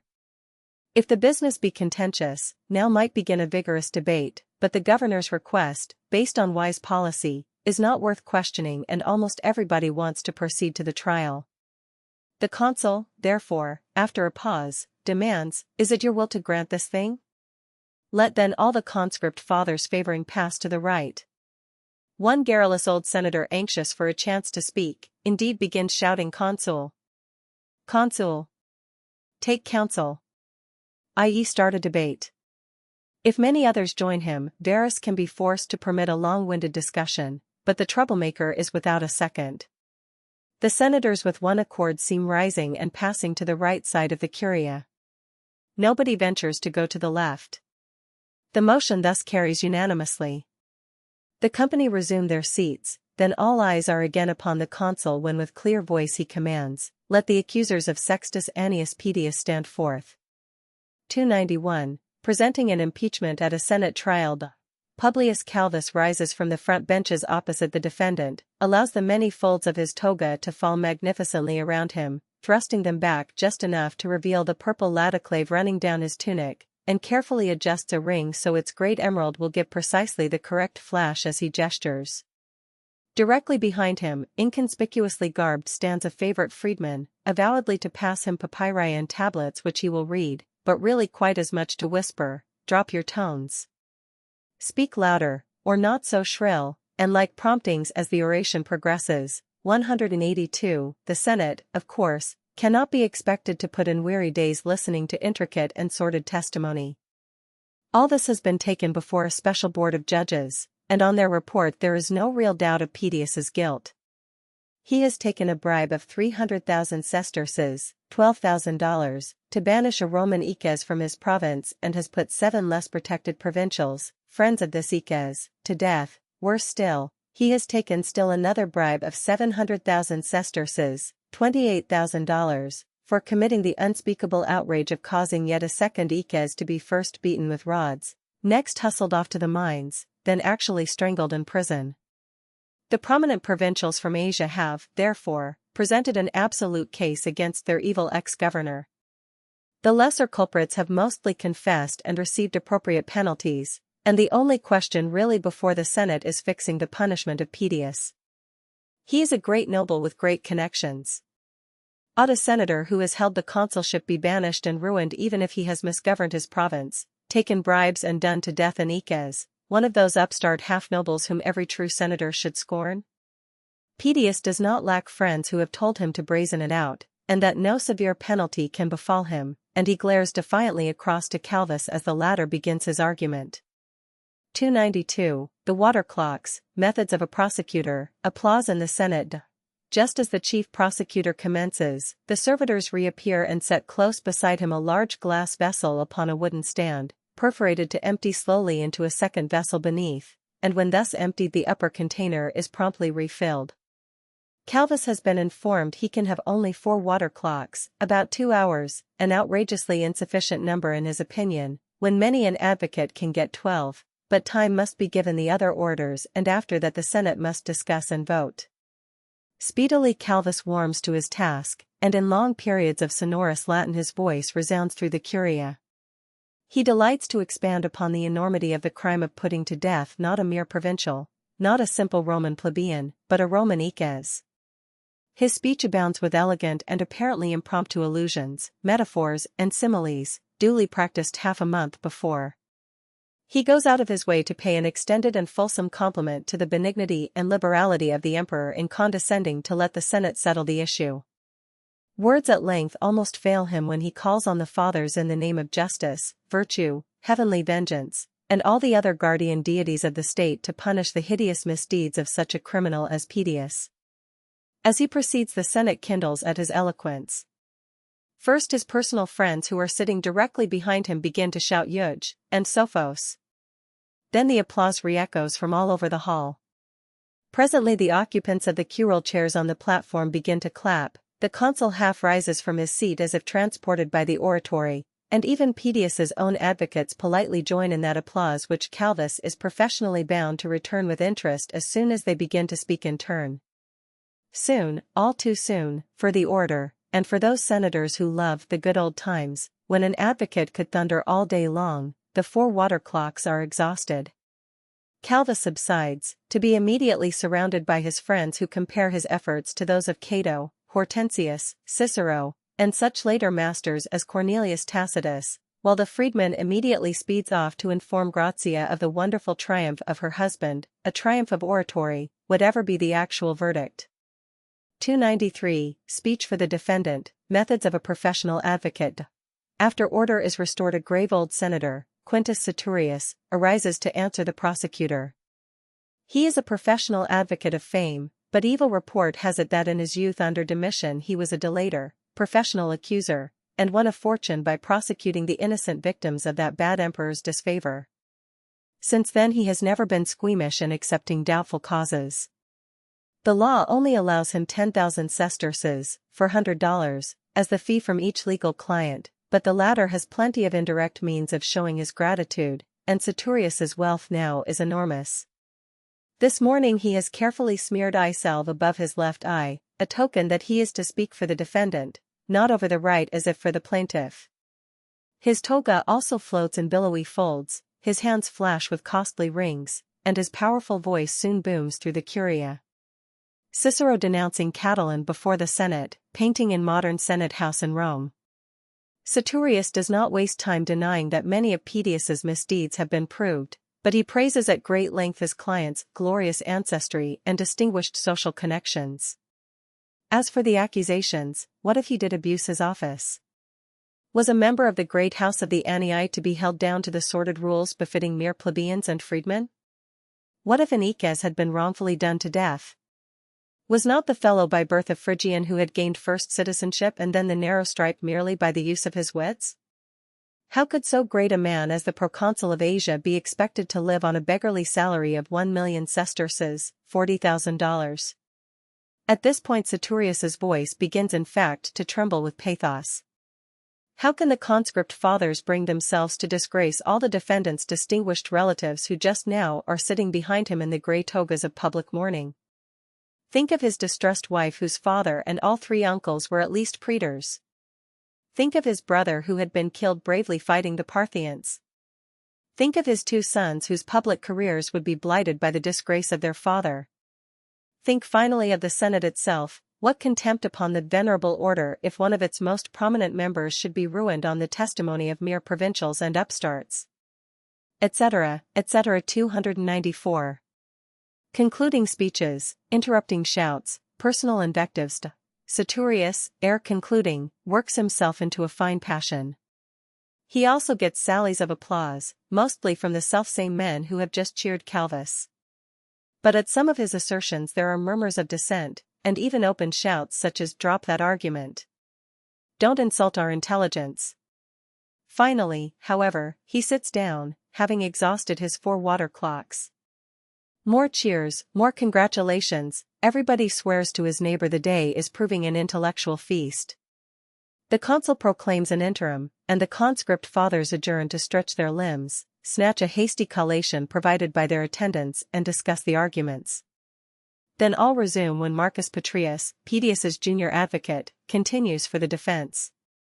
The hostile attitude of the Senate has impressed the defendant's counsel, and Petreius enters into an elaborate appeal for mercy, with many fine invocations of the divine clemency, and reminders of how any senator might someday find himself in Pedius's horrid predicament. Petreius is allowed less water than Saturius. He gets considerable applause, however, when he finishes, but knowing members shake their heads, they cheer his oratory and not his cause.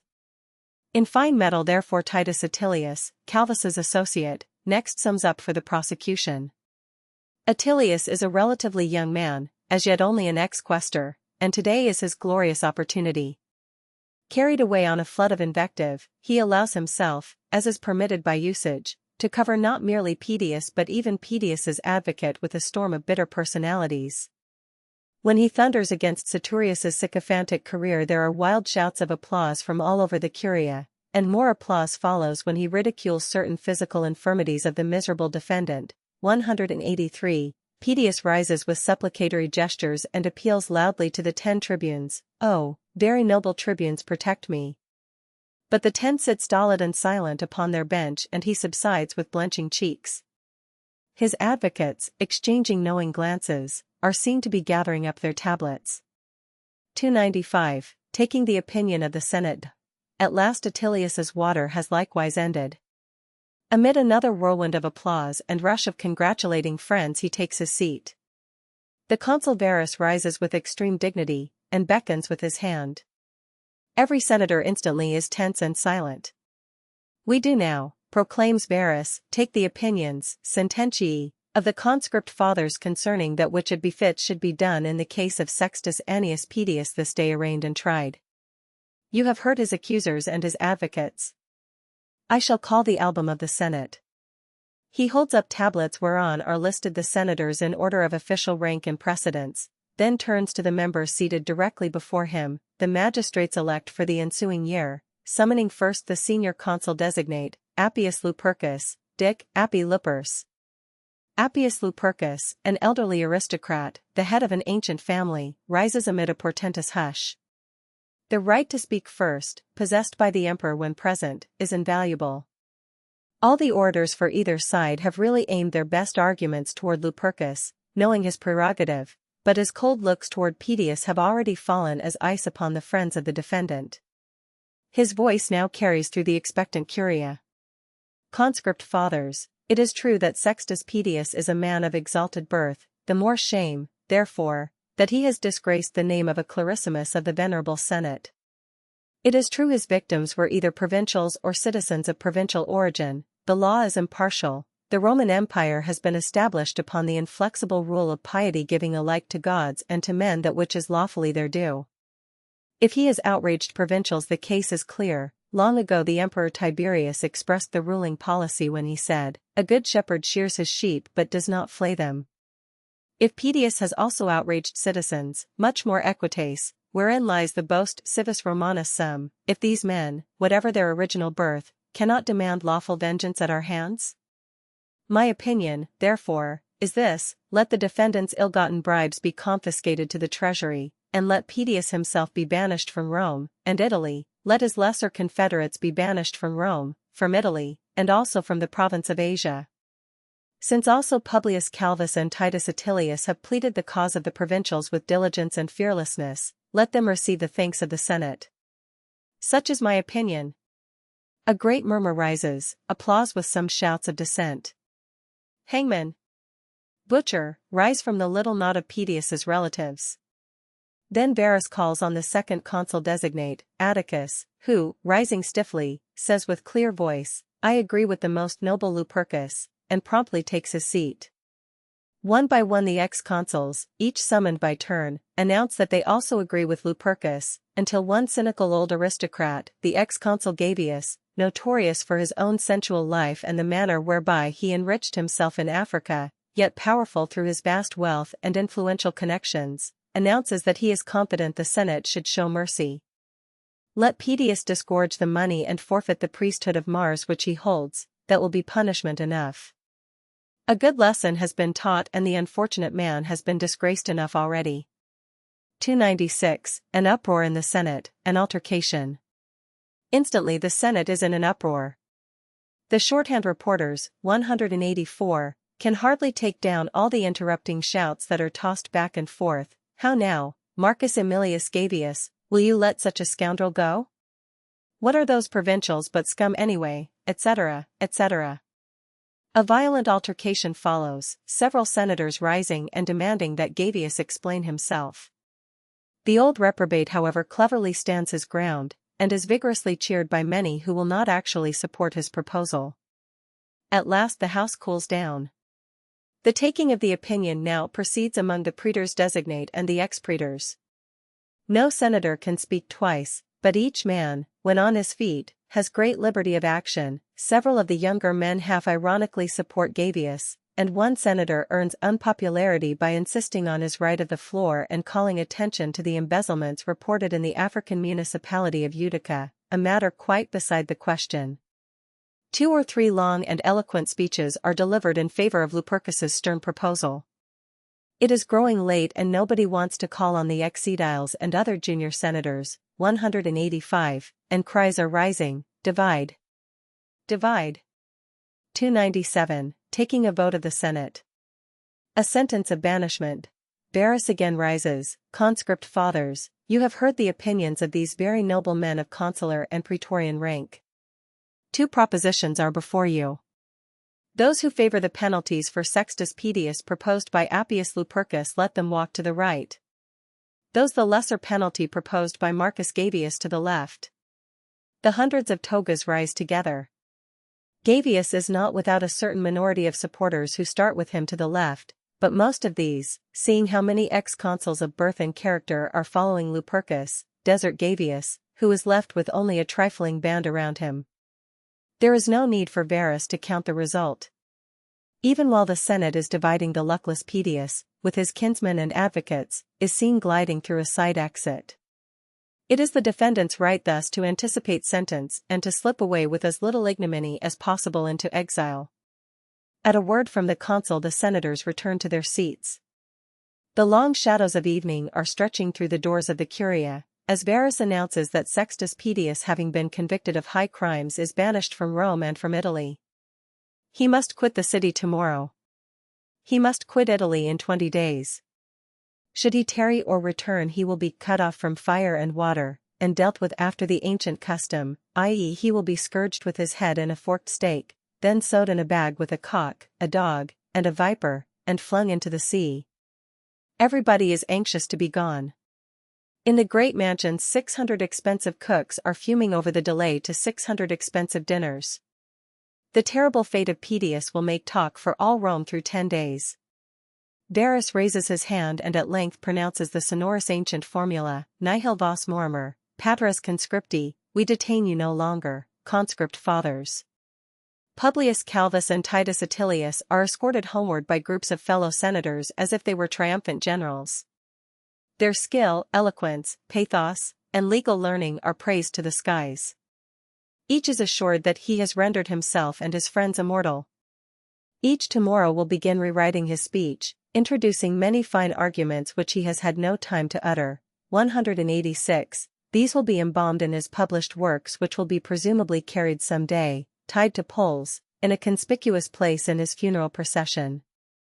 So ends a typical meeting of the Senate under the Empire. Noble forms, much dignity, a perfect river of eloquence, a judicial decision in this case conforming with justice, but handling no great issues of diplomacy, high finance, or peace or war. Already Pedius's friends are consoling him, as he drearily prepares to retire to Macedonia. In a few years at worst we can get your pardon from the emperor. Chapter 18, the Courts and the Orators. The Great Baths. The public parks and environs of Rome. 298. Roman court procedure highly scientific. If Publius Calvus does not have to attend the Senate, 2 places will assuredly devour a great part of his normal day, the courthouse and the public baths. Even if he is not plaintiff, defendant, or witness, like every man of his class he delights in listening to oratory, and etiquette requires that, whenever one of his numerous friends argues a case, he, with as many other senators and equites as possible should sit in the front of the audience, to lend their distinguished influence, to lead the salvos of applause, and even to stand up conspicuously behind the orator at critical points in his argument. Roman courts are not like the Athenian dicasteries, huge juries of many hundreds, 187, with tumultuous appeals from the letter of the law to the emotions of the members. Personal influence has its part, but everything is regulated, orderly, scientific. Cases which do not involve the safety of the state or the fate of distinguished personages are usually argued coldly, and with a nice attention to technicalities. Your Roman jurisconsult, expert in the law, is as much superior to an Athenian in developing the science of formal justice, as another Athenian might be to a Roman, in breathing life into chiseled marble. The administration of law is intricate. There are courts behind courts, with final appeal either to the Senate, as we have just seen, or to the Emperor. 188. The law's delays are perfectly well understood by adroit advocates, and Marshall records a case that took 20 years while dragging through 3 successive courts, to the ruin of both sets of litigants. 299. The great tribunals in the basilicas. If we visit the great basilicas, we find 2 kinds of tribunals steadily functioning. For much civil business there is the great court of the centumbri, a board not of 100 but actually of 180 distinguished citizens, who sit sometimes all together, sometimes divided into 4 groups for conducting trials simultaneously. Their stronghold is the Basilica Julia. It is a great honor to argue before the centumbri, and every advocate exhausts his wiles to induce the grave judges to pay him the highest compliment, as they did to Pliny the Younger, by suddenly leaping to their feet and applauding him as if they could not help themselves. The most of the higher litigation, however, goes before judices. A judex may be one of the great panel of 4,000 citizens, senators, equites, and plebeians of substance who can be called upon to serve as a kind of jury for ordinary trials of importance. The size of such a jury depends on the nature of the case as provided by statute. You can have from 32 members up to a full 100. There is a high judge over the entire body, either the praetor, or a professional expert in the law, the judex questionis, who controls the presentation of evidence and the strictly technical parts of the trial. After the evidence has been submitted, orally or in writing, and the orators have exhausted themselves, the jurors take small wax-covered tablets and vote, each man marking simply letters, A equals absolvo, not guilty, C equals condemno, guilty, NL equals non liquet, no verdict. A bare majority can either acquit or condemn, but, of course, no man is condemned on a plurality, and a tie means acquittal. If no verdict is the decision, the case can still go to another trial. Roman juries, therefore, do not have to be locked up for days to compel them to agree. However, this jury system is often inconvenient and does not adapt itself to that very technical justice in which the Roman jurisconsults increasingly delight. More and more cases are being tried by a single judex, or a small bench of judices, men highly trained in the law, and especially appointed by the praetor or other high official, to investigate a given case and report their findings. Under the later empire the large juries will disappear altogether, and a few professional judges will become arbiters alike of the law and the evidence, an excellent system from the standpoint of scientific jurisprudence, but not so excellent if these judges become corrupt, pliable, or subject to class prejudices.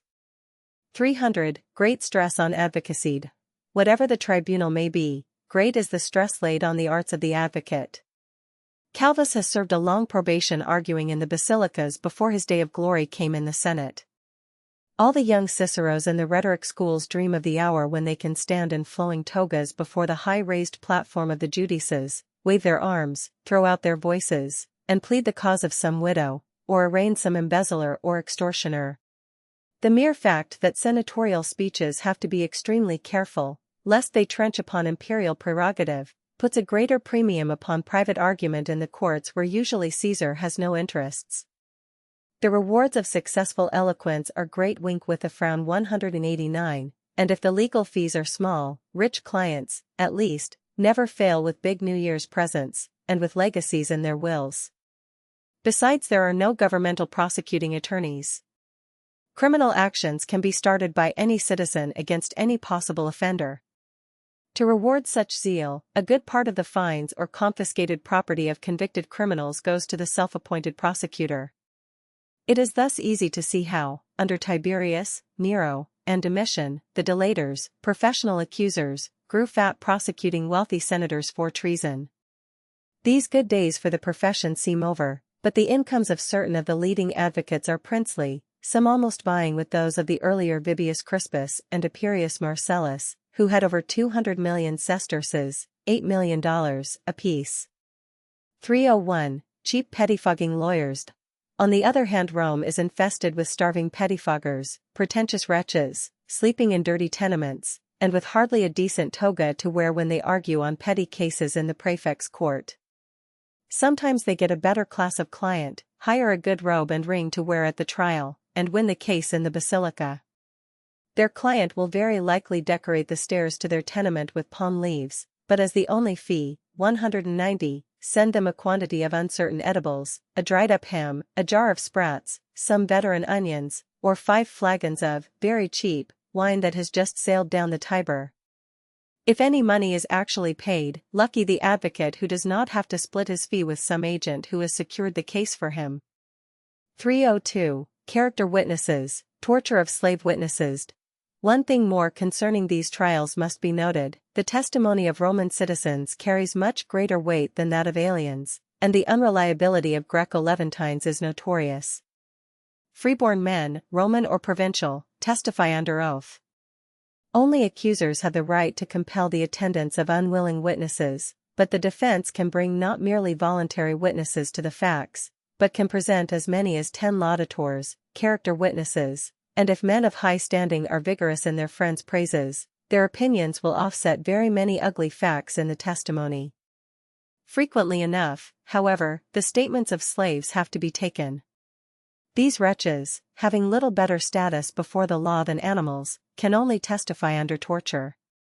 No master, nevertheless, except in cases of treason, can ordinarily be compelled to let his slaves testify against him, but it is assumed that torture is necessary if a master voluntarily offers his slave as witness, for what slave would dare uncompelled to say anything unwelcome to his master in view of the terrific flogging waiting after he gets home? The situation in short as to slave testimony is substantially as in Athens. 191. This use of the rack and flogging post is one of the worst blots upon the highly scientific and usually reasonable and humane judicial system of Rome. 303. Written evidence, high development of the advocate's art. On the other hand, much weight is given to reliable written evidence. Public documents from the record office, and the careful entries on bankers' ledgers are continually being introduced as testimony. Much of the forensic oratory also is of a high order. The rhetoric schools have not taught their better pupils in vain, despite much silly display, appeals to the emotions, and artificiality. The art of advocacy has never completely lost touch with the promotion of justice, and usually the verdict goes still to him who best meets Cato the Elder's pungent definition of the true orator, vir bonus, dicendi paratus, the good man versed in the art of speech, and who recalls that great Republican's classic injunction for all advocates, rem tene. Verba sequenter, grasp the subject and the words will follow. 192. In all matters not touching certain high interests, the Roman courts are perhaps as disinterested and clean as human tribunals can well be, and the average judex is charged with a passionate desire to do that which is formally right. In the courts the spirit of Rome is often to be seen at its best. 304. Popularity and necessity of the baths. As the afternoon advances, however, unless the case is extremely urgent, or the advocates unwontedly skillful, the impassive toga-clad figures upon the high seats of the tribunals begin to show signs of uneasiness. The pleaders themselves reach in turn a suitable climax, as the last filling of the water clocks runs out. If necessary, they can finish their castigations or their excuses tomorrow. The courts are adjourned, and judges, litigants, advocates, spectators, all hasten from the basilicas possessed with the thought which is common to nigh every man in Rome not of the most unfortunate class, to the baths. The warm Italian climate makes frequent ablutions not merely comfortable but necessary, but in the stern old days of the earlier republic Seneca specifically assures us that the fathers of Rome were not wont to wash all over oftener than once a week. Nundini. 193. Long before the age of Hadrian, however, a daily bath became a personal necessity. No dinner can be enjoyed without it. No respectable man can feel comfortable deprived of it. As the bathing habit grows, its luxury and elaboration grow correspondingly.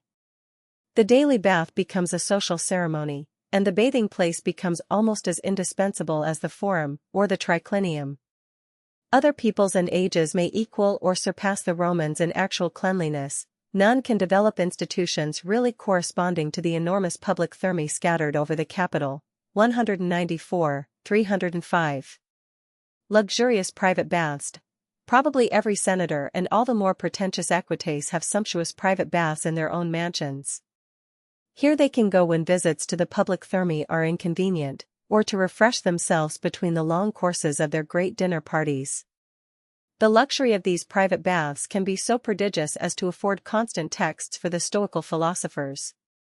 Seneca has waxed almost frantic telling how an aristocrat feels somewhat poverty-stricken unless the walls of his bath shine with great costly slabs, and marbles of Alexandria tricked out with reliefs in stone from Numidia, and with the whole ceiling elaborately covered with all varieties of paintings, and unless Thasian marbles enclose the swimming pool, and the water gushes out of silver taps. Likewise how many a rich freedman adorns his baths with fine collections of statues and a multitude of pillars supporting nothing but serving only as ornaments. Essential, too, are such private baths for those so devoted to the enjoyment that they insist on bathing several times a day. 306. Government and privately owned public baths, both very popular. Even great nobles, however, enjoy the society and recreations afforded by the public establishments, and there is often no better way for a rich senator to display pomp and circumstance than to enter one of the huge thermae followed by a long train of slaves, freedmen, and clients. Men of business, and, of course, mere toilers must visit the baths when their duties give temporary leisure, but for everybody who can control his time there is one preferable period, the 8th or 9th hour, 2 or 3 p.m. It is around this time that the bath attendants heat all their huge tanks to boiling and make ready with an endless supply of anointing oils and strigils, metal scrapers, to care for the onrush of the multitudes. There are about 16 enormous public baths in Rome owned by the government, although often their care is leased to contractors. Small baths, privately owned, open to anybody at a tolerable fee and managed solely for profit, exist in addition all over the city, and nearly 900 stand licensed on the city prefect's books. Some of these privately owned baths are elegant establishments, offering great luxuries at corresponding prices. The keepers of a bathhouse, balneators, rank low in social estimation, for many of their places are the scenes of gross reveling and debauchery, but there is excellent money in the business. Their baths have names something like inns, and going about the metropolis, we have noticed the baths of Daphne, the Aeolian, the Diana, the Mercury, or they are simply called from the names of the owners, as Faustinian baths or Thracian. On a signboard one can read that the thermae of Marcus Crassus offer both salt and freshwater baths, 195, 307. The great baths of Trajan, baths, clubhouse, and café. However, if one would see and meet the world, a visit to the great public baths is absolutely necessary. Some of these are located on the outskirts of the capital. For example, the magnificent baths of Agrippa stand near the Pantheon in the Campus Martius, but only a short distance from Publius Calvus's mansion on the Esquiline rise what are, perhaps, the finest public thermae as yet existing in Rome, those of Trajan, which were rebuilt on the site of a similar establishment earlier erected by Titus. 196. The baths of Trajan constitute more than a vast establishment where perhaps 1,000 persons can bathe in the various tanks and pools simultaneously. They supply many of the needs which another age will meet partly by the clubhouse and partly by the café. They are frequented by women as well as men, although the former are expected to make their visits particularly during the morning hours and certain special rooms are set aside for their use. These rules, however, are often violated, and scenes can take place at the baths of Trajan which from the standpoint of a later time are simply indescribable. 308. Heterogeneous crowds in the great baths. One of the glories of the great thermae is their apparent democracy. Any freedman is entitled to make use of them, although there are doubtless special recreation and reposing rooms reserved for the rich elect. In theory, the public baths are free, but except on gala occasions when the emperor wishes to win popularity, there is usually a standard charge for admission of a quadrans, a small copper coin, about 1/4 cent. This simply covers the expense of the attendants who look after one's clothes, and provides the oil for anointing. The use of the magnificent building goes for nothing. In such a place persons of every station can be seen mingling together, social barriers partially break down, and a delightful informality prevails. It is recorded of Hadrian that when he is in the city, he proves his liberal habits by frequenting the public baths and bathing in the great pools along with the meanest of his subjects. Every afternoon, therefore, the Thermae are the scenes of intensely bustling life. The noise rising from their great halls is terrific, the shouting, laughing, splashing, running, exercising, going on continuously. 197. The Romans are preeminently a sociable people. They delight in the free and easy contacts of the baths. What place has witnessed more financial bargains struck, quarrels started or abetted, lawsuits arranged, marriage treaties negotiated, philosophical theories spun, artistic points discussed, or even matters of imperial policy promoted than the Thermae of Trajan? At the Thermae are continued all those matters you talked over in the forum this morning and which you will finish on the supper couches tonight. The place, however, to a stranger is utterly bewildering in its hugeness, its noise, and the hurrying of its crowds and its complexity, and few scenes in Rome could be more novel to a visitor from another civilization. Plan of Roman public baths, partly conjectural. 309. Entering the Thermae. We can follow Calvus as he approaches by the great southern portal which looks down from the slopes of the Esquiline upon the great grey cylinder of the Flavian amphitheatre. Before us stretches an enormous portico, fronting a high masonry wall, of course crowned at many points with statues. The entrance is relatively narrow in order to control the thousands of persons streaming inside, each passing his copper to the attendants at the gate.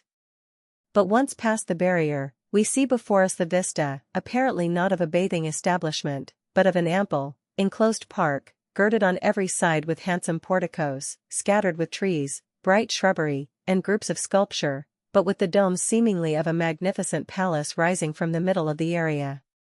This park is teeming with life. Young men in the scantiest of costume are running races on a long sandy track, others are tossing ball, others engaged in a wrestling contest, Greek fashion, before a crowd of spectators wedged upon seats along a kind of stadium.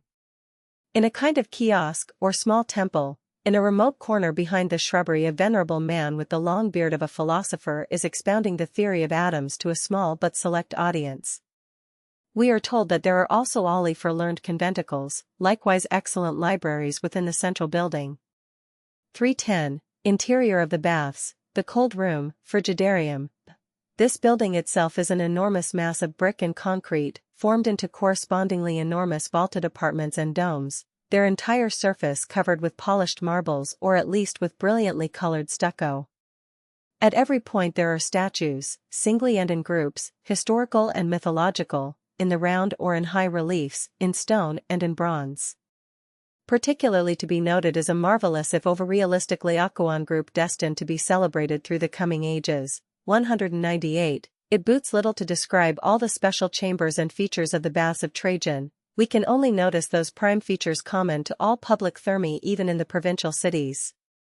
The great mass of visitors makes for the hall of the frigidarium, cold room, a vast unheated space, albeit comfortable enough on a warm Italian afternoon. Here they toss off their garments, to their own personal slaves if they are visitors of consequence, although there is a great force of regular attendants, capsarii, whose prime business it is to take charge of togas and tunics.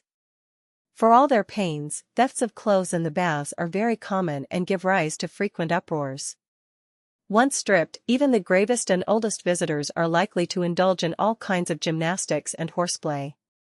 If they do not go outside to limber themselves with tossing ball at Trigon, see page 206, or with amateur races in the stadium, there are plenty of diversions in the frigidarium itself.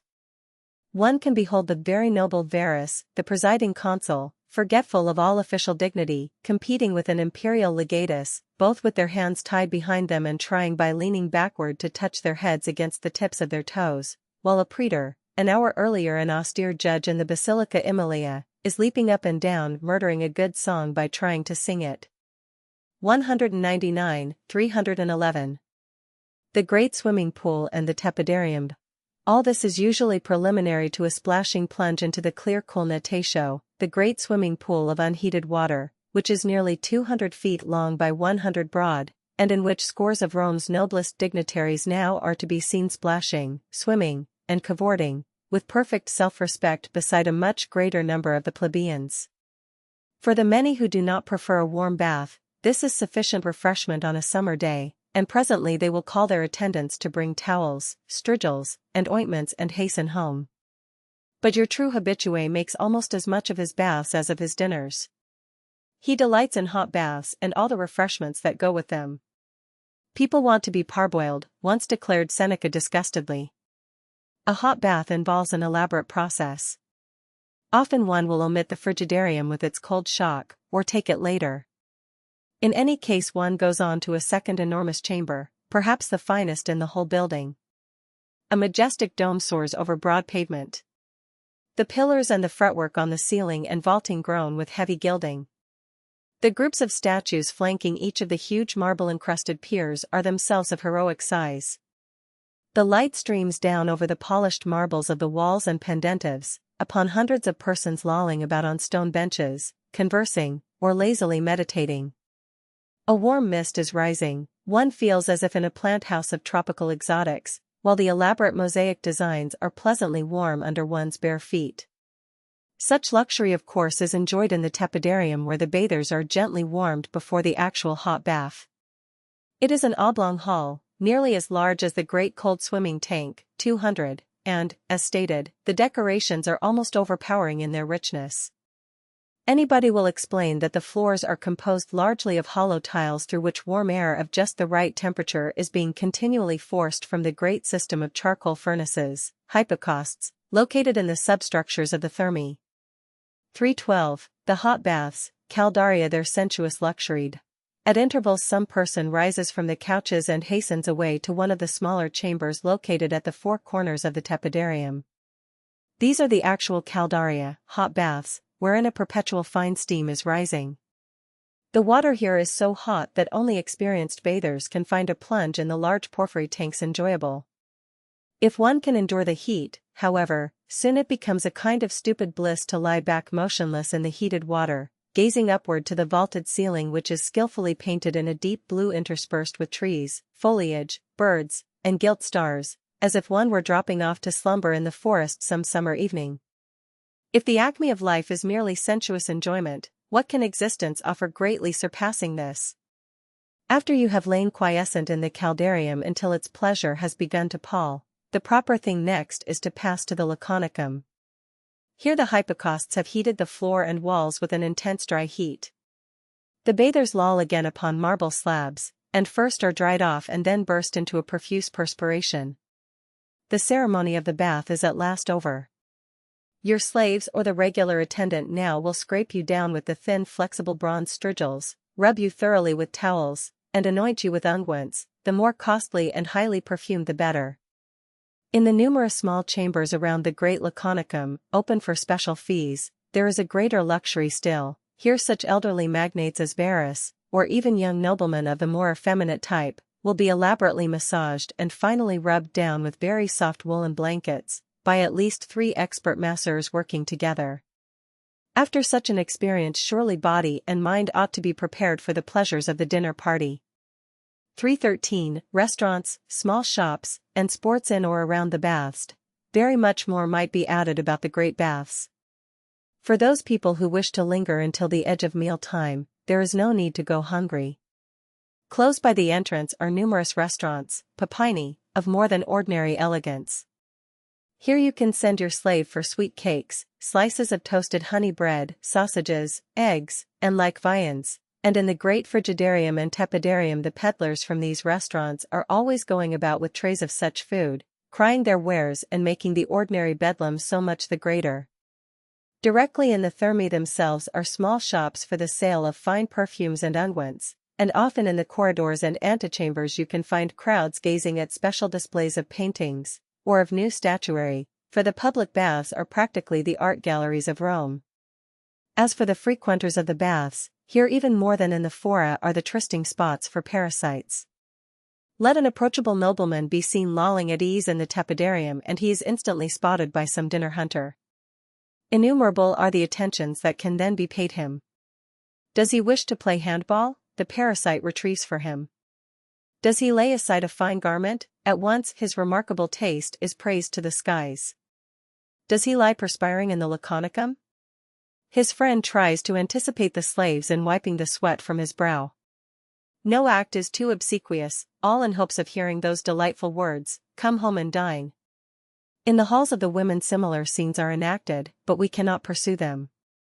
At last the sundials that stand in every open spot around the thermae indicate that the afternoon is well spent. From the laconicum the refreshed bathers return to the milder tepidarium, to recover from the shock of the intense heat and to resume their garments. Then the crowds all hasten out again. Some of the privately owned bathing places may remain open all night, but the great thermae, lately the scene of such boisterous life, stand vast, dark, and empty.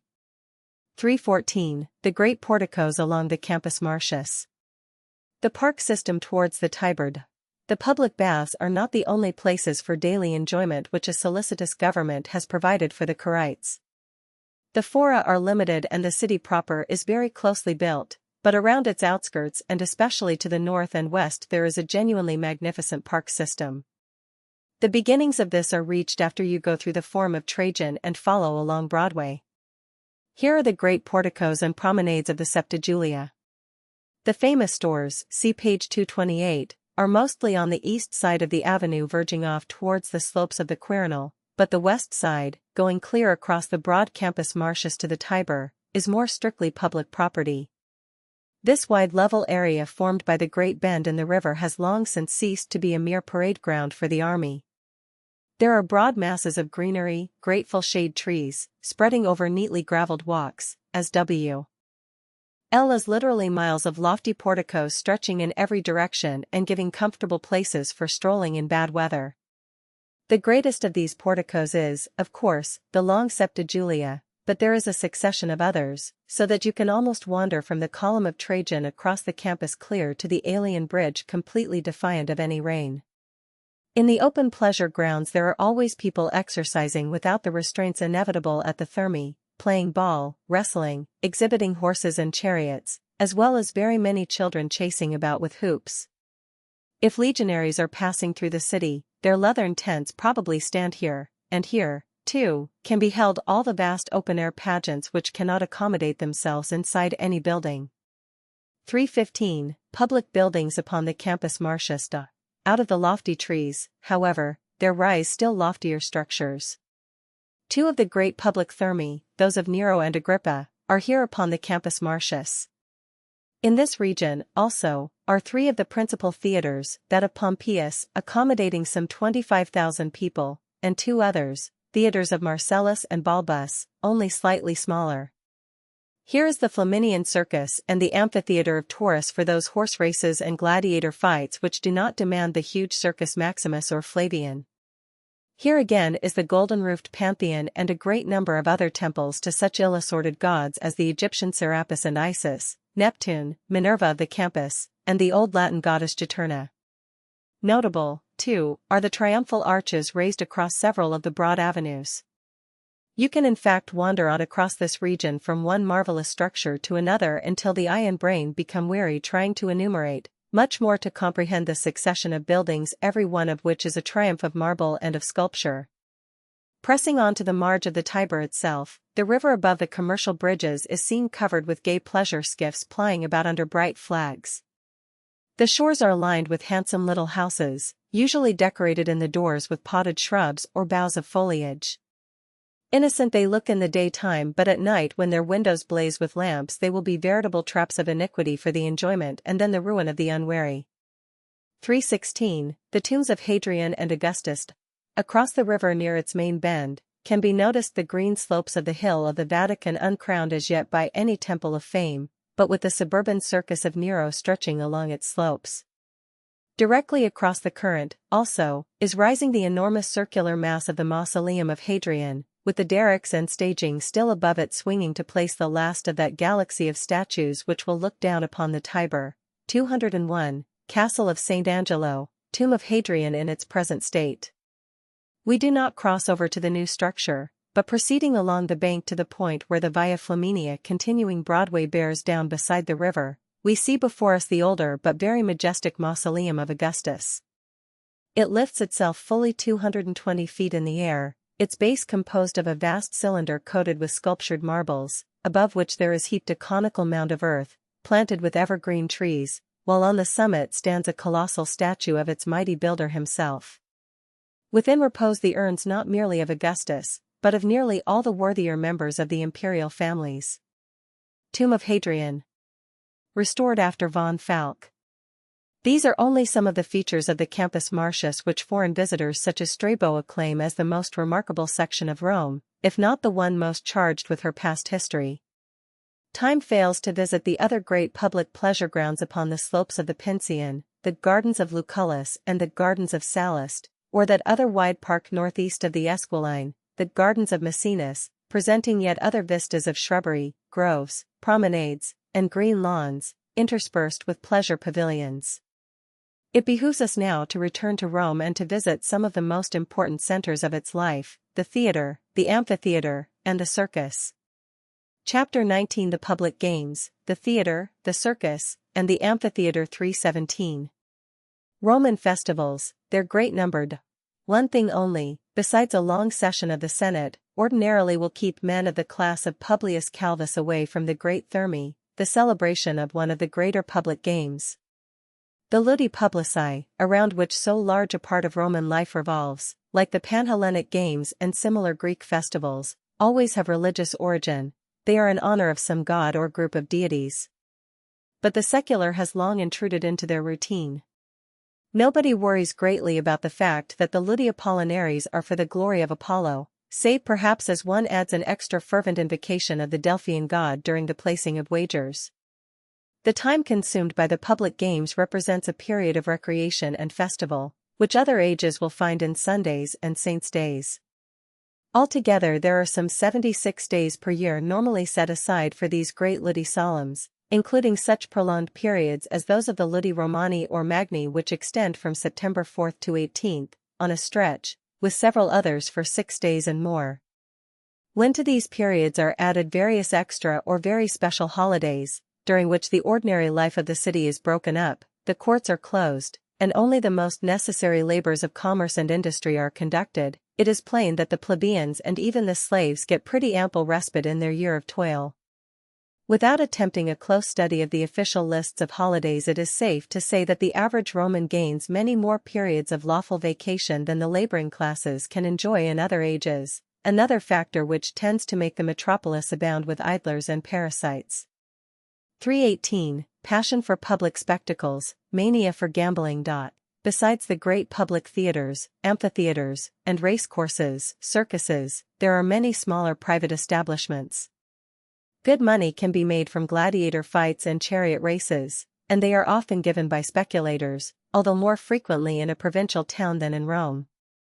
The passion for such spectacles and contests is incredible. No baseball or football of another era can so monopolize the popular mind. The wagering on all kinds of contests is incessant in every insula, shop, or mansion, and, of course, ordinarily it is entirely lawful. Only the few select spirits cry out vainly against the passion, although Juvenal's famous protest will echo across the centuries. The Roman people who once gave commands, consulships, legions, and all else now yearn simply for two things: free bread and the public games. The government doubtless encourages this tendency. If the multitude is engrossed with the merits of two charioteers, so much less is the scrutiny upon strange doings at the Palatine. Yet even excellent emperors give very elaborate spectacles as a kind of lawful tribute to the multitudes of that city which affords them their right to the purple. After the conquest of Dacia, Trajan celebrated his victory by giving contests which lasted 123 days, during which 10,000 wild and domestic animals were said to have been killed and 10,000 gladiators fought, although probably most of the latter were allowed to survive. So incessant in fact are the contests of some variety, that rare is the day when a thunderous roar does not reverberate over the city telling that the blue or green jockeys have won, or a favorite gladiator has plunged home his trident. At the theater entrance. After von Falk. 319. Expenses of public spectacles to great officials. Naturally the cost of these contests is enormous. The presidency and supervision of them is distributed around among the magistrates, with the chief glories and burdens falling usually upon the consuls and praetors. 202. The state gives each official a respectable sum to pay for the spectacles, but this falls far short of the actual cost. The glory of presiding in the central box at the Flavian Amphitheatre or Circus Maximus is so great that a magistrate is bound to sacrifice a good share of his entire patrimony in order to make a fine display, to win the ave of the populace, and to hold up his head among his noble rivals. When Hadrian was praetor, his kinsman, Trajan the emperor, gave him personally 4,000,000 sesterces, $160,000, towards the cost of those games which the praetorship demanded. Our Publius Calvus, with no imperial connection, deliberately saved and economized for years prior to his elevation to the praetorship, and during his term of office he spent almost as much energy in corresponding with a friend who was legatus of Numidia to get African leopards, and negotiating with certain racing interests to secure a very desirable jockey, as he did in settling a certain great lawsuit before his tribunal. One good set of chariot races can cost 400,000 sesterces, $16,000, and some of Calvus's richer colleagues have found the praetor's games coming to a dozen times as much. He congratulated himself, therefore, on getting out of office for about half their outlay, as it was he had to live very sparingly for the next 2 years, and sell off a villa. 203, 320. Indescribable popularity of the games. Everybody in Rome attends the games. Once slaves were forbidden to be present, but that law had broken down several generations ago. Few are the masters that risk the unpopularity of refusing to let their familia frequent at least the more famous contests. The waiting litter-bearers, the idling footboys, all the parasitical menials about the great mansions discuss every coming event most frantically and wager all the coppers which their masters give them upon the outcome, and their zeal is matched by the ragged plebeians who infest the fetid insulae, or sleep under the porticos. Seemingly half of Rome exists only from one chariot or gladiator exhibition to another. Every contest is a display of social importance. The front seats are assigned to the magistrates, who occupy curule chairs in the order of their rank.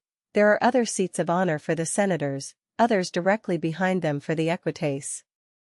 If the emperor is present, he sits in a special box, cubiculum, which Trajan with democratic condescension caused to be thrown wide open that all the spectators might see him.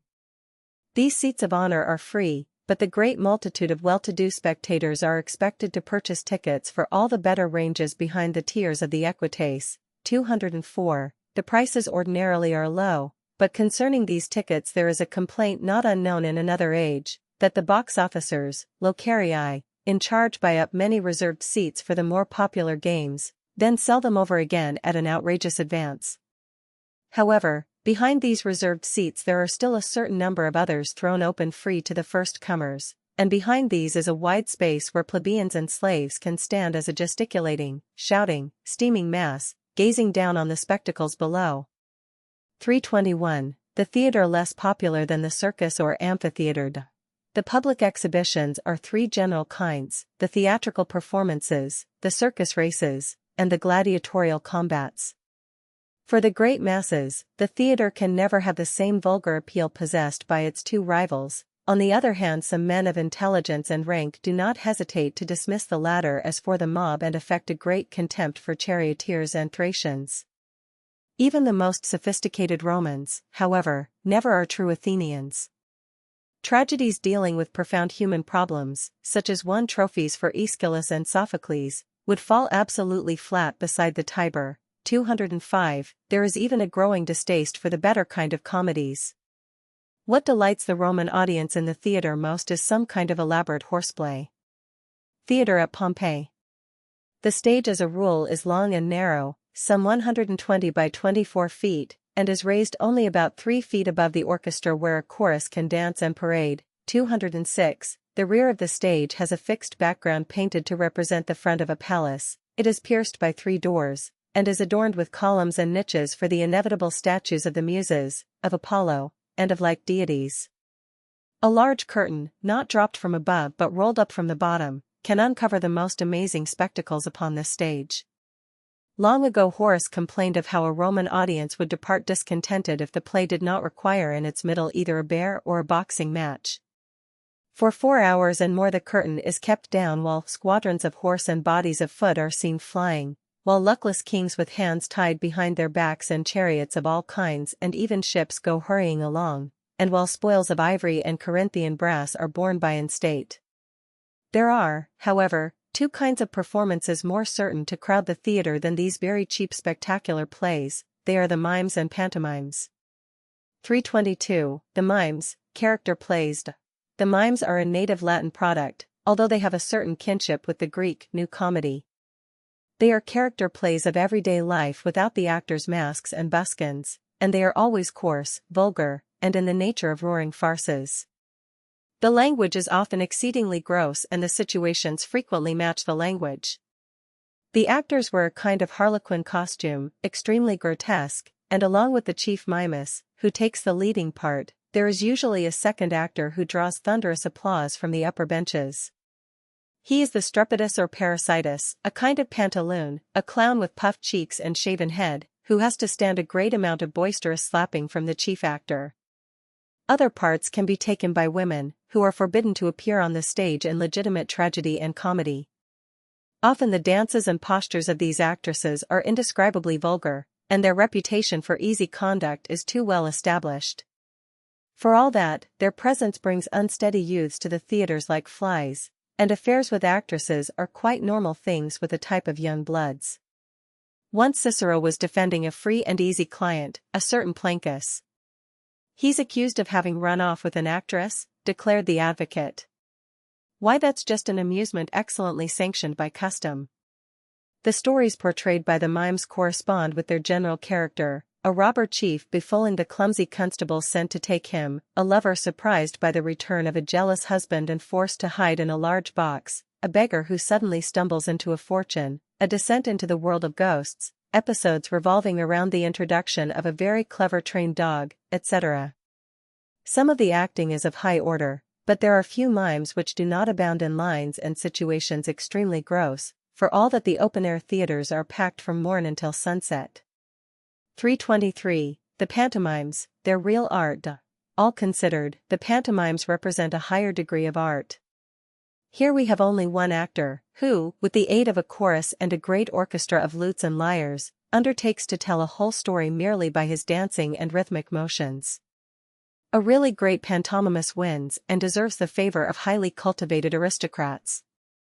Pylades and Bathyllus in Augustus's day had the fashionable world practically at their feet, and Paris was one of the prime intimates of Nero. The greater the skill, the fewer the words that need to be spoken, the chanting of the chorus while the pantomimist is changing his costumes giving hint enough of the characters he is portraying. The music, florid and descriptive, keeps the audience in mood for the dancing. All sorts of subjects can thus be portrayed, including those of old Greek tragedies, the actor slipping from one character to another with consummate art. Now he is Agamemnon, now Clytemnestra, now Orestes. He can take male or female parts alternately, delineate the deepest passions, and tell a whole story with what his admirers call his speaking hands, and his eloquence of dancing. To see a great pantomimist, clad perhaps in fleshings of soft light red Canunian wool, setting off perfectly his graceful figure, dance through the story of how Achilles disguised as a maiden was discovered by Ulysses and summoned away to the Trojan War, is a joy to the most sophisticated and intellectual.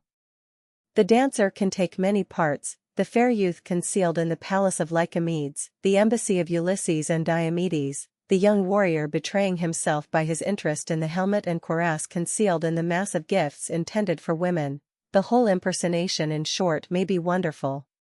Not all the dances, however, are so innocent. Many of the coarsest stories in Greco-Roman mythology are acted out on the stage, and the grosser they are often the louder the applause of the groundlings. Nevertheless, the leading pantomime rightly have the entree to lordly houses, enjoy great incomes, and are among the most admired personages in Rome. They are outdistanced, however, by two sets of more vulgar rivals, the charioteers and the gladiators. 324. Extreme popularity of the circus. When a series of superior contests is announced for the circus, all Rome seems to become racing mad. Words fail to describe the excitement, the tense discussion of the charioteers and their fours, the wave of betting from the inner Palatine to the most sordid insula, and then the exuberant joy or immoderate grief over the results. Superior folk try in vain to appear disdainful of these contests. Thus Pliny the Younger has recorded his deep disgust that so many thousands of men should be eager, like a pack of children, to see horses running time after time with the charioteers bending over their cars. The multitude, he asserted, were not interested in the speed of the teams or the skill of the drivers, but solely in the racing colors. If in the middle of the race, he added, the colors were changed, the enthusiasm of the spectators would change with them, and they would suddenly desert the drivers and horses whom they now recognized afar and whose names they shouted aloud. Such is the influence and authority vested in one cheap tunic. 325. Popular charioteers, orgi, the great racing factions. It is all very well to write this, but neither Pliny nor anybody else can prevent the greatest charioteers from enjoying temporary incomes surpassing those of a majority of the senators. Many of these lucky orgi are Moors, dark-skinned, hawk-eyed rascals, with sharp white teeth and sinews of iron, but a considerable sprinkling of them are Spaniards, as was that Diocles, whose heirs proudly recorded on his tombstone that in a professional career of 24 years he drove in 4257 races, and conquered 1462 times, with total winnings of nearly 36 million sesterces, say $1,440,000. He, however, was not the most fortunate. There are drivers on record who boast of at least 3,500 victories, though, of course, many of these were probably won in the provinces. No sport will ever be more thoroughly standardized and professionalized than that of the chariot races in Rome. When a magistrate or other seeker for applause decides to give a series of contests, he appeals to the great circus syndicates, factions. There were originally only the red and the white, then the blue and the green have been added, and finally the purple and the gold. Each faction maintains huge racing stables with expert drivers, grooms, trainers, and veterinaries, as well as many superb fours of horses. The donor of the games has to arrange with these organizations how many contests he will require, each faction entering a chariot in each race. 10 races a day is the minimum, 24 the ordinary maximum. After the contracts have been signed and the programs posted all over the city, anxious days follow for all concerned to ensure an honest race. The wagering is always so general and so reckless that infinite precautions are needful to keep the horses from being drugged, the drivers from being bribed to throw the contests, or, if they prove incorruptible, the charioteers from being poisoned enough to make them lose. The tricks of the racetrack will simply endure across the ages. 326. The Circus Maximus. After such preparations and excitement, no wonder that people complain that the Circus Maximus is sometimes too small.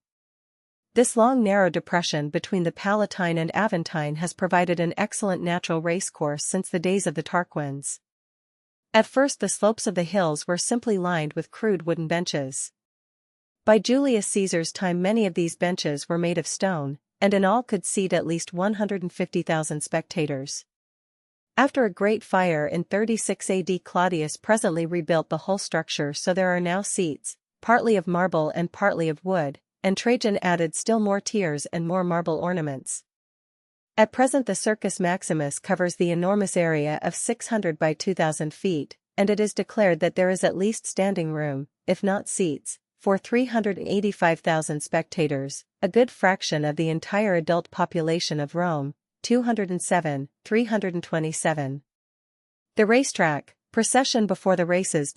Inasmuch as horse races are not peculiar to the imperial age, let a brief description of the great circus and its contests suffice.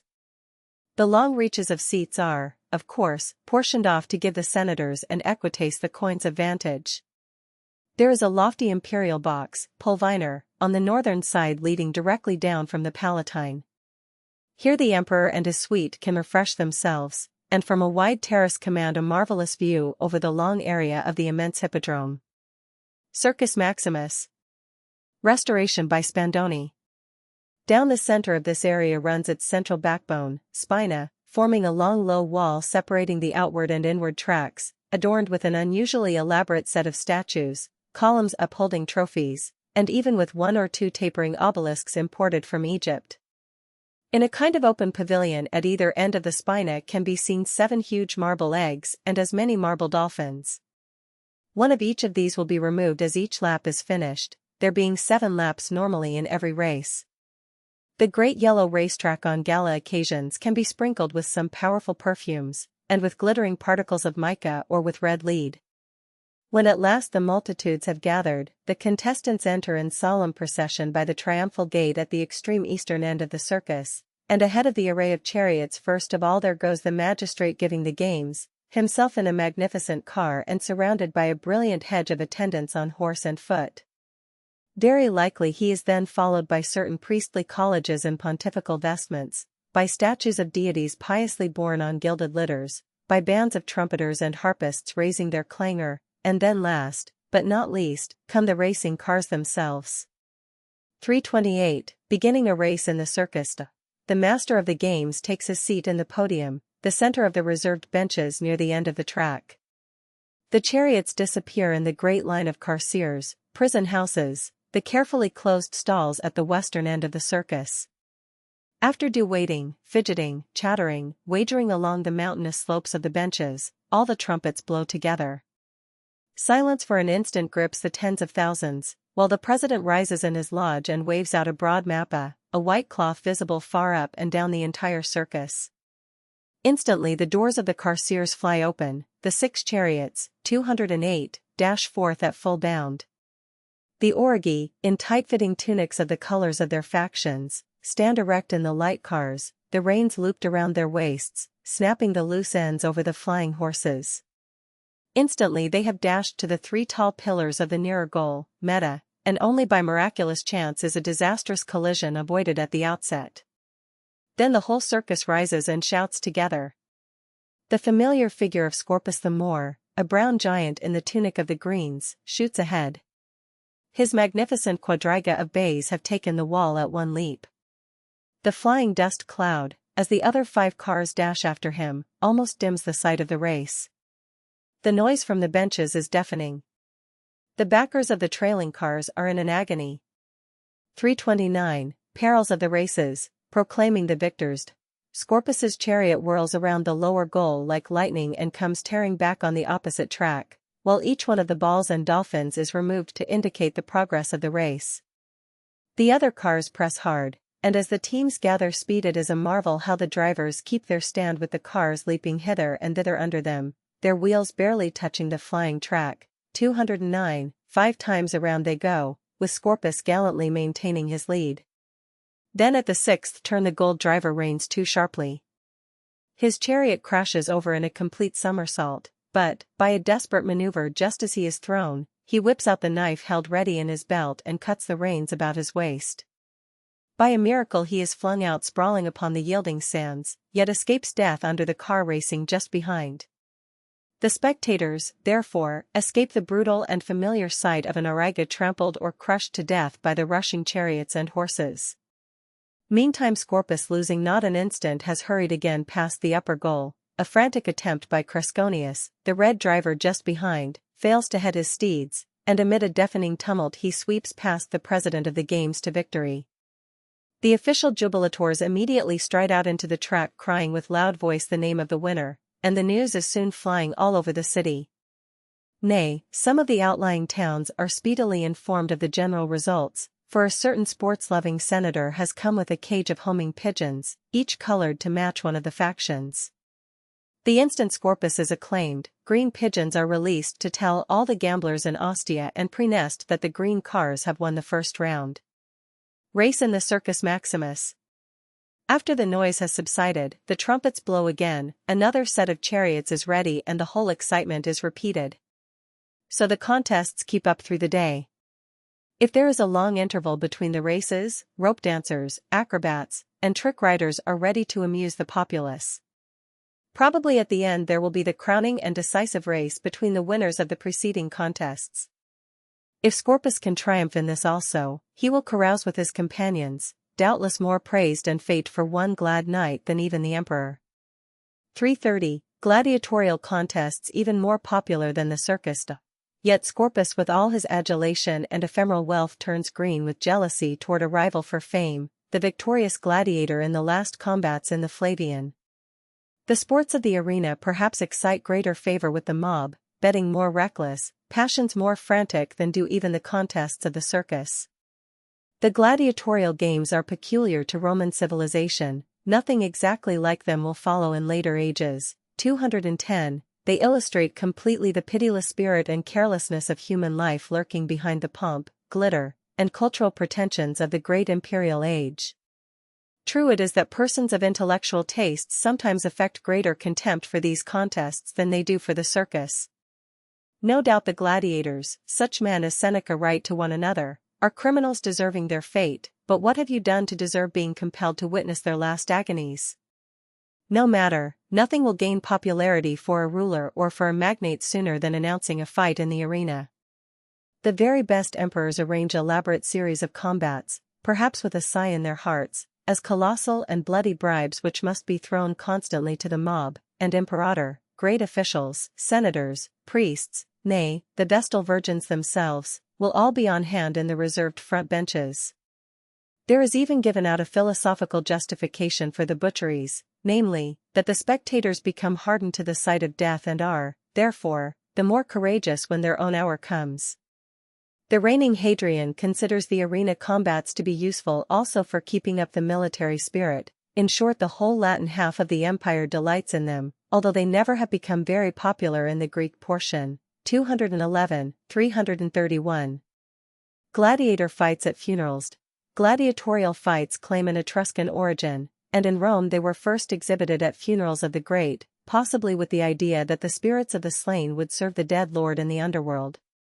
It is still very fashionable to give a sizable gladiator fight as the aftermath of any pretentious funeral, but this is perhaps more common in the provincial towns than in Rome, where the government likes to control such martial spectacles. We actually hear of the populace of one small city that would not let the funeral procession of a distinguished lady proceed through the gates until her husband had promised them some public combats. Pliny the Younger's friend Maximus presented a gladiator fight to the citizens of Verona in honor of his most estimable wife, a native of the place, but the exhibition was not quite a success because on account of bad weather the numerous African panthers he had bought failed to arrive on the expected day. 332. Gladiator schools, ludi inmates usually criminals. There are 4 great imperial schools, ludi, of gladiators in Rome maintained as public institutions. These can be drawn upon for the regular public games, but there are plenty of private schools maintained by speculators who can often supply quite as good fighters. If, as a magistrate, or as a bereaved kinsman or widower, you decide to give some combats, and if your purse is full, the rest is easy. You merely contract with the lanista, keeper and trainer of a school, for so many contests upon specified terms, although, in really pretentious affairs, gladiators from several rival schools can be pitted together. This adds to the excitement. When the fight is over, the free gladiators are paid off, the slave fighters are returned to their owners and indemnification is given the owners of the slain, all on set business terms. There is great expense in training good gladiators, and slain champions cannot fight again, and this solid fact often prevents combats from being too destructive, while wounded survivors may be carefully nursed just as a sick racehorse may be cared for. Anybody will tell us that no pity need be wasted on gladiators. Many a low-born criminal is dragged from the prefect's court with a relieved grin on his felonious countenance. The magistrate has not ordered to the cross with him, but merely train him for the amphitheater. Many an incorrigible slave has been sold to a lanista by his master instead of being promptly whipped to death. Not a few unfortunate prisoners of war and kidnapped persons, however, if they have stout physiques, find their way also to the lanisti instead of to the ordinary slave markets, and brutal masters will sometimes sell perfectly innocent slaves if the latter appear likely to make good swordsmen. On the other hand, many plebeians of the baser sort are caught by the glitter and glory of the arena, and submit voluntarily to the discipline of the schools, while under the tyrannous emperors even men claiming noble rank have fought upon the sands to truckle to the whims of an evil Caesar. 333. Severe training of gladiators, their ephemeral gloried. The Lanistius discipline is terribly severe, as is perhaps needful considering the wretches placed under it. The gladiators are kept in prison-like barracks. Nothing is omitted to brutalize them and to make their whole life center around mere skill with their weapons. They are fed upon great quantities of meat. Cruel floggings follow the least breach of discipline, and in every ludus is a lock-up, with a long line of stocks and shackles, which never wants its many occupants. On the other hand, many a stupid wretch is made to forget the doom probably awaiting him in the next combats, by dreaming of the glories promised a truly successful gladiator. If he can emerge victorious from a series of combats, he is more talked of than even the most daring charioteer. Great nobles will visit his quarters to watch his training and feel of his muscles. His owners will do everything to pamper such a valuable piece of property. Innumerable women, even among the silken-robed clarissimi, will dote upon him, and perhaps he can actually elope with a senator's wife. Not merely the youths but all the girls in Rome will sing the champion's praises and dream of his valor. He will be named in countless wall scribblings as the maiden's sigh, the glory of the girls, the lord of the lasses, or the doctor, medicus, of the little darlings. 212. If he has lost an ear, if his face is one mass of disfiguring scars, the women run after him all the more. Never mind that, scolds Juvenal, he is a gladiator. The end of this glory ordinarily comes speedily and tragically, but sometimes the very fortunate and skillful fighter will win such favor that, at the popular demand, the giver of the games will present him with a wooden sword, the token of honorable discharge. If he is not a slave criminal, he can now quit the ludus with plenty of money and a merry life before him, but the taint of his profession will always stick to him. He can never become a Roman citizen, much less can he be enrolled as an eques whatever the extent of his wealth. 334. Normal arrangements for an arena contest. Strictly speaking, the amphitheater is used for two kinds of entertainments: wild beast hunts, venations, and direct combats between men. Each form is extremely popular, although human gore appears a little cheap and ordinary compared with that of an expensive tiger, panther, or lion. It always makes a hit with the crowd to turn, for example, a tigress and a fierce bull elephant loose on the sands and watch the two brutes rend one another. It is true nevertheless that nothing can really take the place of a sustained combat between two thoroughly trained pupils of the schools. Ordinarily the management will have the hunts in the morning at the amphitheater and the human contests in the afternoon. That will send the myriads away happily satiated after a day spent amid the perpetual sniff of gore. No scene visited in our prolonged day in Rome can be more repellent to non-Roman tastes than that of the amphitheater, but to complete the picture it must not be omitted, although horrid deeds will be dismissed with few words and still less of moralizing. Publius Calvus's friend, Decimus Cluentius, this year is praetor. He is a wealthy senator and has been saving money carefully for his games. He has already made a good public impression by his program of races in the circus. Now he will add to the luster of his fame by a day of contests in the Flavian. Already the notice writers have distributed the list of the gladiators that he has engaged, in every eating-house and wine-room in the city. The impression thus made has been excellent. Cluentius is living up to his riches. Many of his gladiators are freemen, the finest blades, no running away, the kind of fellows that will stand right up and be butchered in mid-arena. Besides, he's been lucky enough to get from the prefect a farm steward who was caught insulting his master's wife, a good dinner for the lions. These fights won't be as when that miserly Norbanus exhibited. His gladiators were such a cowardly, feeble lot they'd have fallen flat if you breathed on 'em. 213, 335. The Flavian Amphitheater, later Colosseum. Such an exhibition can only be held in the Flavian Amphitheater, the vast structure known to later ages as the Colosseum. In Republican days gladiator fights were held in the open forum or in the circus, but these were ill-adapted for the purpose. To see the fine points of the combats the audience must be concentrated around the contestants as closely as possible, hence the amphitheater, an immense oval of seats looking down upon a central arena. The building of such a quantity of seats out of permanent materials is very expensive, and wooden structures were largely used until about 70 AD, when Vespasian and Titus began their vast Flavian, dedicated in 80 AD by an enormous beast hunt, now among the chief wonders of Rome. Common report has it that thousands of Titus's Jewish captives had to toil first on the masonry and then for the most part to lose their lives fighting one another in the opening games. To avoid prolixity, any description of this vast structure must be very brief. It stands an oval cylinder, its outer major diameter 620 feet, and the greatest diameter of its inner arena 287. Its innumerable blocks of travertine are bound together by metal clamps. The exterior is faced with marble and adorned with hundreds more of those statues which populate Rome. The structure rises 157 feet in 4 stories.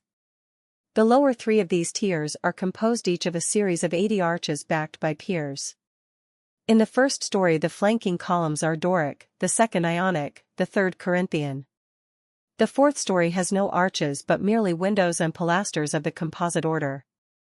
Between these upper pilasters project stone brackets which hold lofty wooden masts for the great awnings that stretch over the arena. These masts and awnings, red, blue, and yellow, when spread out under a brilliant sky, make the Flavian look somewhat like an enormous galley under a cloud of sail, the effect, of course, being heightened by the sheen of the marbles of the exterior and the garish paint and gilding covering the statues. Flavian Amphitheater, Colosseum exterior, present state. 336, exterior and ticket entrances to the Flavian Amphitheater. Outside of the amphitheater is a wide circular area whereon converge many thoroughfares. This open space is scattered with hucksters' booths and with small ticket stands much like those around many amusement places in another age. 214, here one can place wagers, purchase programs for the day, obtain food to consume between the events, and very probably buy or hire cushions in case the stone benches prove too hard. Also on the outside and close to the foot of the main structure runs a high wooden palisade. This is to aid in controlling the crowds. You go in at 1 or 2 entrances, showing your tickets, then circle the masonry until you reach one of the staircases, located under every 4th arch, and next you can promptly mount to your reserved seat in one of the 76 subsections, cunei. 337, interior arrangements of the Flavian. Once inside, the admirable arrangements of the structure impress the visitor no less than its enormous mass. Everything converges upon the central arena, even from the topmost seats one can see all the details of the contests below. The seats are divided into 3 great terraces, so easily accessible by the stairways and corridors that the 50,000 spectators can pass in and out with the minimum of confusion. The lowest tiers, made of marble and comfortably cushioned, are reserved here as elsewhere for the senators, and for the editor, the giver of the contests, his fellow magistrates, the chief priests, and the Vestal Virgins. There are seats of peculiar honor directly upon the podium, the crest of the 12-foot wall girding the arena, seats which are protected alike from chance missiles and from the leap of desperate beasts by a heavy trellis work of gilded metal. Above this podium, like the billows of a frozen ocean, rise the enormous tiers of masonry seats, first those for the equites, then the great mass for the paying spectators, then the space crowded with wooden benches for the slaves and least select plebeians. An open gallery runs around the entire summit of the benches, and here alone, by a restriction doubtless often lamented, women are allowed to watch the contests from afar, unless they are Vestal Virgins or ladies of the imperial family, with the special privilege of the podium. All the arches, stairways, sections, and tiers are numbered. If you have a ticket, it may read Vius section, cuneus, lowest row, seat number 18, marked upon a round or flat piece of bone. The attendants are linkside for impostors, but legitimate visitors are quickly seated.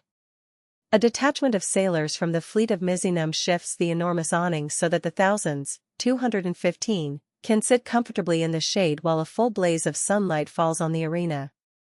By the middle of the morning the multitudes are in place. Cluentius the praetor, with full official magnificence, is in the central box of the podium, and strong detachments of praetorians have been quietly distributed in certain half-concealed guard enclosures near the lower railing, for gladiators have been known to mutiny and desperate lions can leap very high. 338, procession of gladiators. Presently now trumpets and cymbals announce the procession which files through one of the 4 gates leading directly into the arena. The gladiators, some 40 in number, march 2 and 2, nearly naked save for their glistening armor, knitted foreheads, white teeth, wolfish scowls, magnificent physiques are displayed by all of them. From far up the applauding benches they can be recognized, and many favorite retiarii and thraces are met with a storm of cheering. The company marches solemnly down the arena led by an enormous lanista, one of their trainers, the scarred hero of all the youth of Rome. Before Cluentius on the podium they halt and flourish their weapons defiantly. Everybody knows that they have just taken their fearful oath to be bound, to be burned, to be scourged, to be slain, and to endure all else required of them as proper gladiators, giving up alike their souls and their bodies. 216, 339. Throwing a criminal to the beasts. The animal hunt. However, the contests do not begin immediately, there is a preliminary spectacle in store. The praetor's friend, the city prefect, most luckily has handed over to him a vicious freedman caught maltreating his patron's lady. The wretch, of course, deserves death, how proper, therefore, that he can be made to amuse more honest folk by his very exit. Into the middle of the arena they lead him, a pitiful gibbering object, half dead already with fright. The guards strike off his fetters, thrust a cheap sword into his hands, and themselves hastily retire into one of the numerous caged chambers lining the arena. A tense stillness for an instant holds the Flavian. Suddenly the rattle of chains is heard. In the very center of the sands, part of which are over wooden substructures, the arena opens, a cage appears lifted by pulleys, and then is opened by some mechanism. Forth bounds a tawny lion, lashing his tail and growling with hunger and rage. The unskilled victim has been given a sword with the vain promise that if he can actually kill the lion his own life will be spared. His chances are infinitesimal, but a few desperadoes have thus actually saved themselves. Will the prisoner fight? To the infinite disgust of the thousands he collapses upon the sands in sheer terror before the lion can so much as strike him. The beast finishes his life almost instantly. The multitude hoot and curse, they have been cheated of their passionate desire to see a human victim struggling in desperate combat with the great beast. Fortunately, they remind themselves, this is only the beginning of the performance. If one need not moralize, one need not linger. After the sacrifice of the criminal there are more beasts turned loose in the arena. Of course, no praetor can be expected to show the hundreds of animals which an emperor will exhibit in his greater games, but Cluentius has done the thing very respectably. He has in all 10 bears, 18 panthers, 5 lions, and 6 tigers. First the animals are goaded on to fight one with another. A bear is torn to death by a lion, but kills the lion in a last mortal hug. Then the trumpet sounds, some of the gladiators rush into the arena. The arena is now covered with frightened, snarling, reckless beasts. Even with keen weapons and skill, it is desperate work to slay them. One fine young German slips as a tiger bounds on him. His life is crushed out at the very foot of the editor's stand. One panther, driven frantic, with a terrific leap almost clears the trellis directly before a Vestal Virgin. There is a general scream and recoil from the podium as the luckless beast drops back upon the spear of a hunter. 3:40, interval in the contests, scattering of lottery tickets. At last the Venatio is over. All the beasts have been killed with reasonable skill, and barring only the German, with no accidents. It is now noon and a comfortable intermission follows. Food has been brought by many, or is passed about by hawkers. Cluentius, with great condescension, remains in the editor's seat, and dines in public so that everybody present can go home boasting merrily, "We have been to Prandium with the praetor." 217, after hunger has been appeased the spectators begin to grow restive. It is the immemorial privilege of the crowds to shout out whatever they wish in the circus or amphitheater. An unpopular commissioner of the grain supply is seen rising in the podium, instantly the great awning quakes with the hootings. There is even a volley of date and olive stones, when, luckily for the commissioner, the praetor orders the attendants to begin scattering lottery tickets along the benches. Boxers. Instantly all else is forgotten, dignified men scramble over one another. In the free benches there are several genuine fights and many a torn toga or lacerna. The winning tickets tomorrow will draw jars of wine, packages of edibles, or even quite a few denarii in cash, but if the editor had been the emperor the prizes could well have been fine jewelry, pictures, beasts of burden, tidy sums of money, or even, as the grand prize, a small villa. This distribution silences all the discordant howlings, and the people are further amused by a kind of theatrical pageant, some popular pantomimes giving the judgment of Paris in a clever and not an elegant manner, without scenery in the broad arena. After that 2 ostriches are unloosed and the crowd is put in an excellent humor while 4 Moorish riders on shining desert steeds chase down the speeding, doubling birds and finally lasso them. All is at last ready for the real business of the day, the gladiators. 341. Beginning the regular gladiatorial combats. The hunters of the beasts, duly reinforced by many others, re-enter the arena again in grim procession. Approaching the editor's seat on the podium, they can be seen passing up their weapons for Cluentius, to let him satisfy himself that every edge is sharpened beyond the possibility of shamming.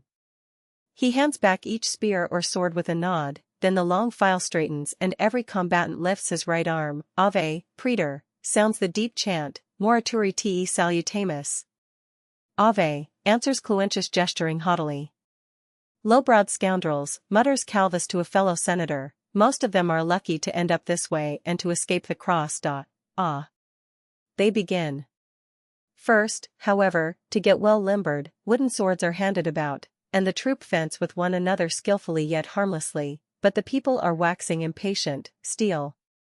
Steel! Rings the shout from the whole amphitheater, and the dense array of women in the upper gallery is calling it as fiercely as the men on the ocean of benches.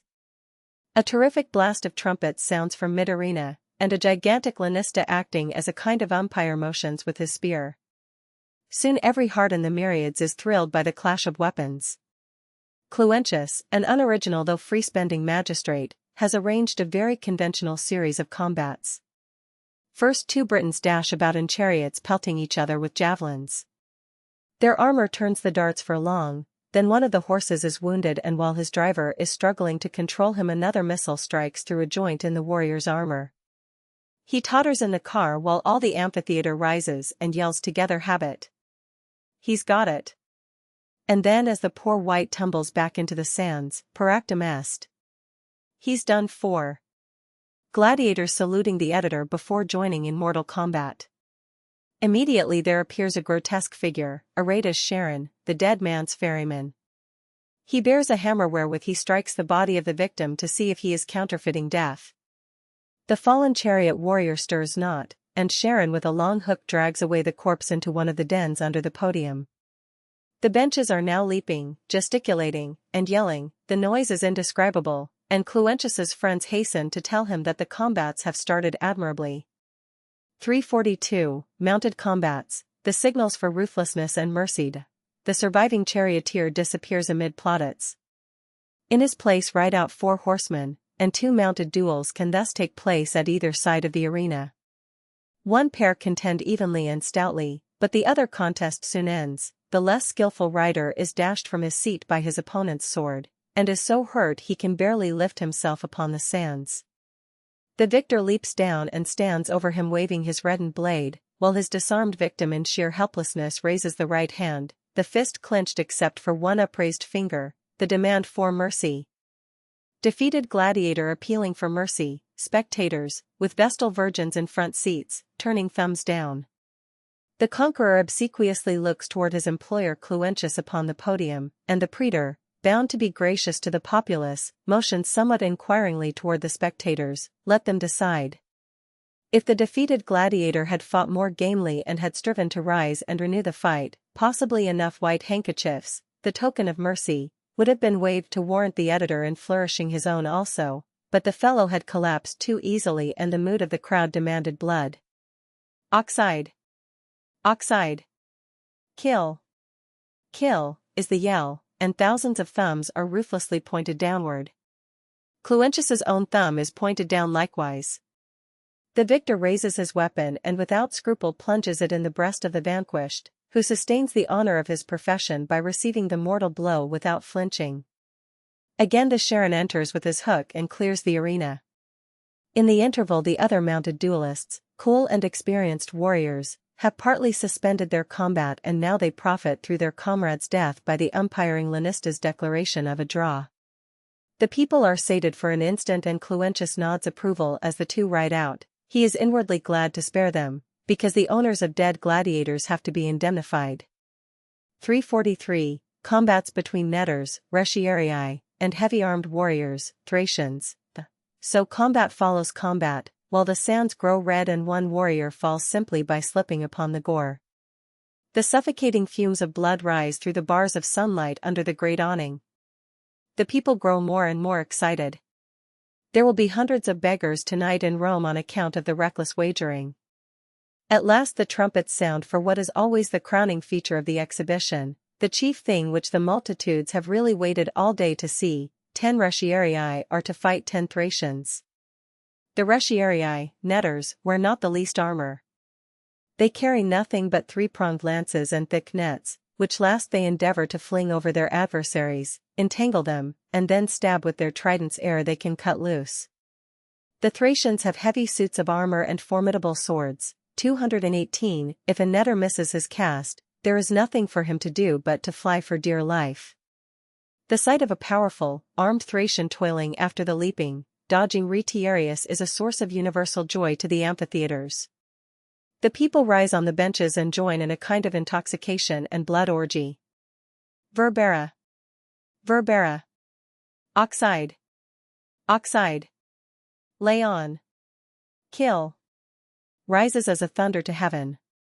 344. End of the combats, rewarding the victors. It profits not to dwell on the half-hour which follows. Plenty of skill, valor, and swiftness are shown alike by netters and by heavy-armed warriors.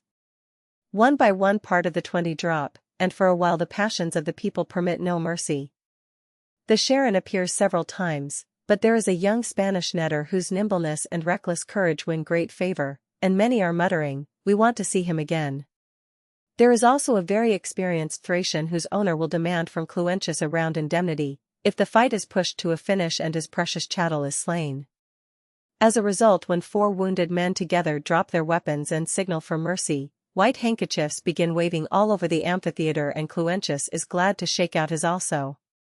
The combats are over. The victorious gladiators, if they are unhurt enough to stand, are led before the podium and to each are handed palms of victory. There is furthermore a crowning ceremony. One Certus, a very famous netter, has by previous understanding taken only a formal part in the combats. Now, while the whole multitude leaps up to acclaim him, Cluentius himself rises and gives him the wooden sword, the sign that he need fight and risk his life no more. Henceforth Certus will become himself no doubt a lanista, and train hundreds of other brawny youths to yield up their lives for the amusement of Rome. The amphitheater empties from all its numerous vomitoria. The crowd goes home well contented, praising Cluentius and hoping he will be assigned a fine province to govern. True, it has not been as if the emperor were present, then there might have been 200 or more gladiators, an enormous slaughter of beasts, fountains could have played in the arena to refresh the air, and perfumes could have been scattered from the awnings, or the arena might easily have been flooded for a sea fight between 2 squadrons of small galleys.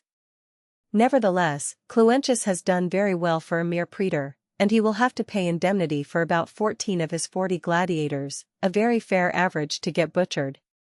It has been a pleasant enough holiday, say many, in a toiling and busy world, and the rumor goes that for the next Ides at the consuls' games they have rounded up a whole gang of robbers who will all be fed to the lions. Chapter 20. The Roman Religion, the Priesthoods, the Vestal Virgins. 345. Religious symbols everywhere in Rome. The circus races and the amphitheater butcheries are nominally in honor of some god. It is perhaps Vulcan, in whose name Cluentius has hired the gladiators to slaughter one another. Everywhere about Rome are imposing temples and lesser shrines, and there are almost more statues of gods and demigods than there are people in the swarming streets. The symbolic snakes for the Laras of the locality or of the household are painted upon thousands of walls. All this would indicate that the Romans of the empire are extraordinarily religious. How far does this outward seeming correspond to the actual facts? 346. Epicureanism and agnosticism among the upper classes. If we penetrate the life of men like Publius Calvus and others of the upper circle, apparently we are dealing with persons who are almost, if not complete, agnostics. Some are cheerful Epicureans who formally deny that there are any deities that concern themselves with mortal affairs, and who for their own part look upon the world as a chance aggregation of atoms, and upon life as one physical sensation after another with nothing later awaiting a man but eternal slumber in the grave. Moral laws merely exist to adjust human relationships so that you can win the maximum enjoyment from day to day. Theories like this can be justified in sonorous, noble language, as in the great poems of Lucretius, but the underlying philosophy remains the same.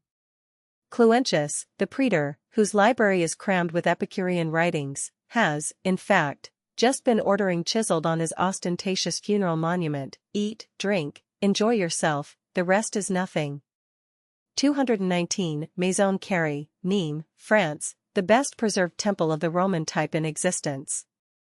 347 Stoicism, revival of religion under the Empire. Calvus himself, a decidedly practical man not too fond of nice speculations, takes greater pleasure in the theories of the Stoics. The stern teaching that duty is the be-all and end-all of life, and that true freedom and happiness come only by a scrupulous discharge of every obligation, appeals strongly to many hard-headed Romans. It fits in well with their old native religion, and they accept it without much abstract philosophizing. But the God discussed by Zeno, Cleanthes, and the later Stoics is only a hard, impersonal, resistless force, eternal law under another name. He is in nowise a merciful heavenly Father, any more than he is a youthful, beauteous, and very human Apollo.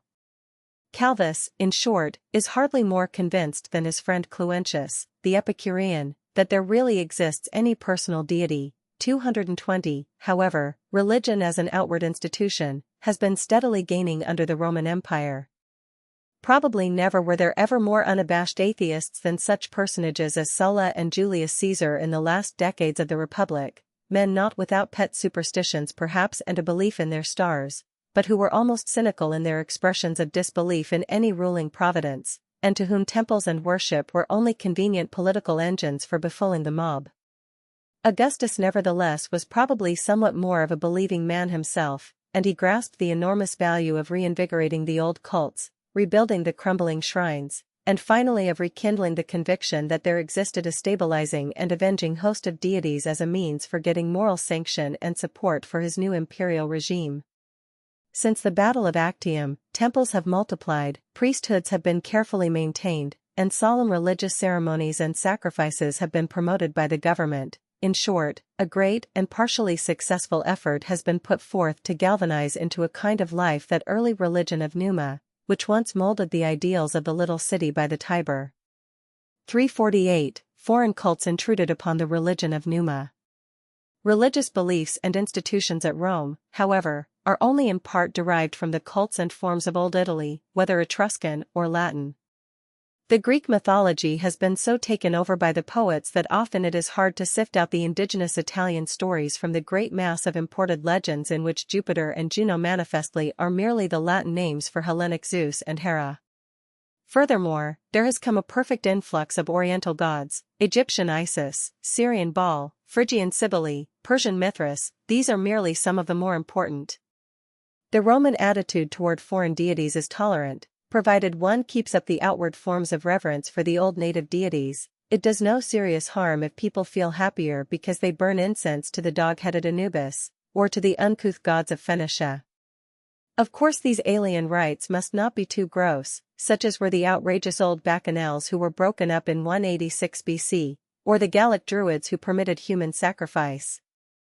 Otherwise a foreign superstition is a matter merely for a contemptuous shrug or sneer. The result is that the cults seen in Rome under the Empire often appear as a vast jumble of things Greek, Levantine, Oriental, and even Celtic.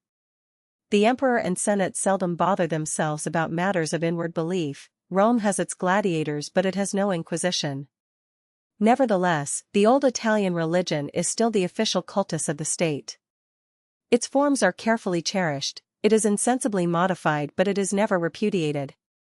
There are almost the same priesthoods, the same sacred formulas and machinery of religion as in the days of the Punic Wars. 221, they are kept up partly out of patriotic pride in all survivals of the heroic past, partly because they help the government to control the mob and the highly superstitious soldiery, partly, it must in fairness be added, Because very intelligent persons believe that the ancient Italian religion somehow contributes to the safety and stability of the empire, that when Jupiter Capitolinus falls, the dominion of Rome will actually fall with him. 349. Superstitious piety of the city plebeians. As for the multitude, the enormous population in the insulae, if it has little intelligent faith, it has abundant ignorant credulity. The outward service of the gods brings good luck. If the public rites fail and if blasphemers, like the execrable Christians, arise, the corn ships will not get through from Alexandria, the Tiber will overflow, the pestilence will sweep off thousands, and, almost equal calamity, the favorite orgy and gladiators on the gamblers' tablets will lose in the games. If a private man neglects the gods, his shop or business ventures can go bankrupt, his children die, his wife decamps with a freedman, disease can rack him, premature death smite him, and his tomb be demolished to the complete obliteration of his memory. Possibly even his ghost will drift about unhappily in desert places. Every possible motive, therefore, requires governors and governed to stand in well with the gods. Let us, therefore, examine this religion of Numa, which is living yet, as the official cultus of Rome, then a few words can be said about its alien competitors. 350. Roman religion originally developed by Italian farmers. The old Italian farmers who shaped this religion were singularly lacking in imagination. Very few are the myths for which the poets can claim a non-Greek origin. The world is conceived of as being full of deities which often are so little personified that one cannot be sure of their actual sex. Be propitious, O Divine One, Numen, be thou male or be thou female, is the proper formula for beginning many ancient prayers. Some of these divinities, to be sure, are well-defined and powerful gods such as Jupiter the sky god, Mars the war god, and Juno the potent and matronly spouse of Jupiter. Such deities came with the ancestors of the Italians when they wandered down from the north into that southern peninsula which they occupied many centuries ago.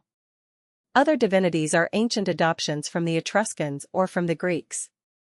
Minerva, the protectress of such female arts as weaving and spinning and later of the more masculine arts, sciences, and learning, is pretty clearly the Minerva of the Etruscans, and has caught many attributes from the Pallas Athena of the Greeks.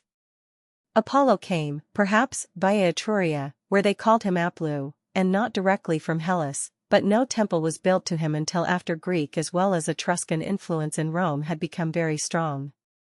Diana or Luna, Madam Moon, was an old moon goddess, possibly the same as the Etruscan Lasna, and only by a late and very unfortunate identification has she become confounded with Apollo's Greek sister Artemis, the virgin huntress on the Arcadian hills.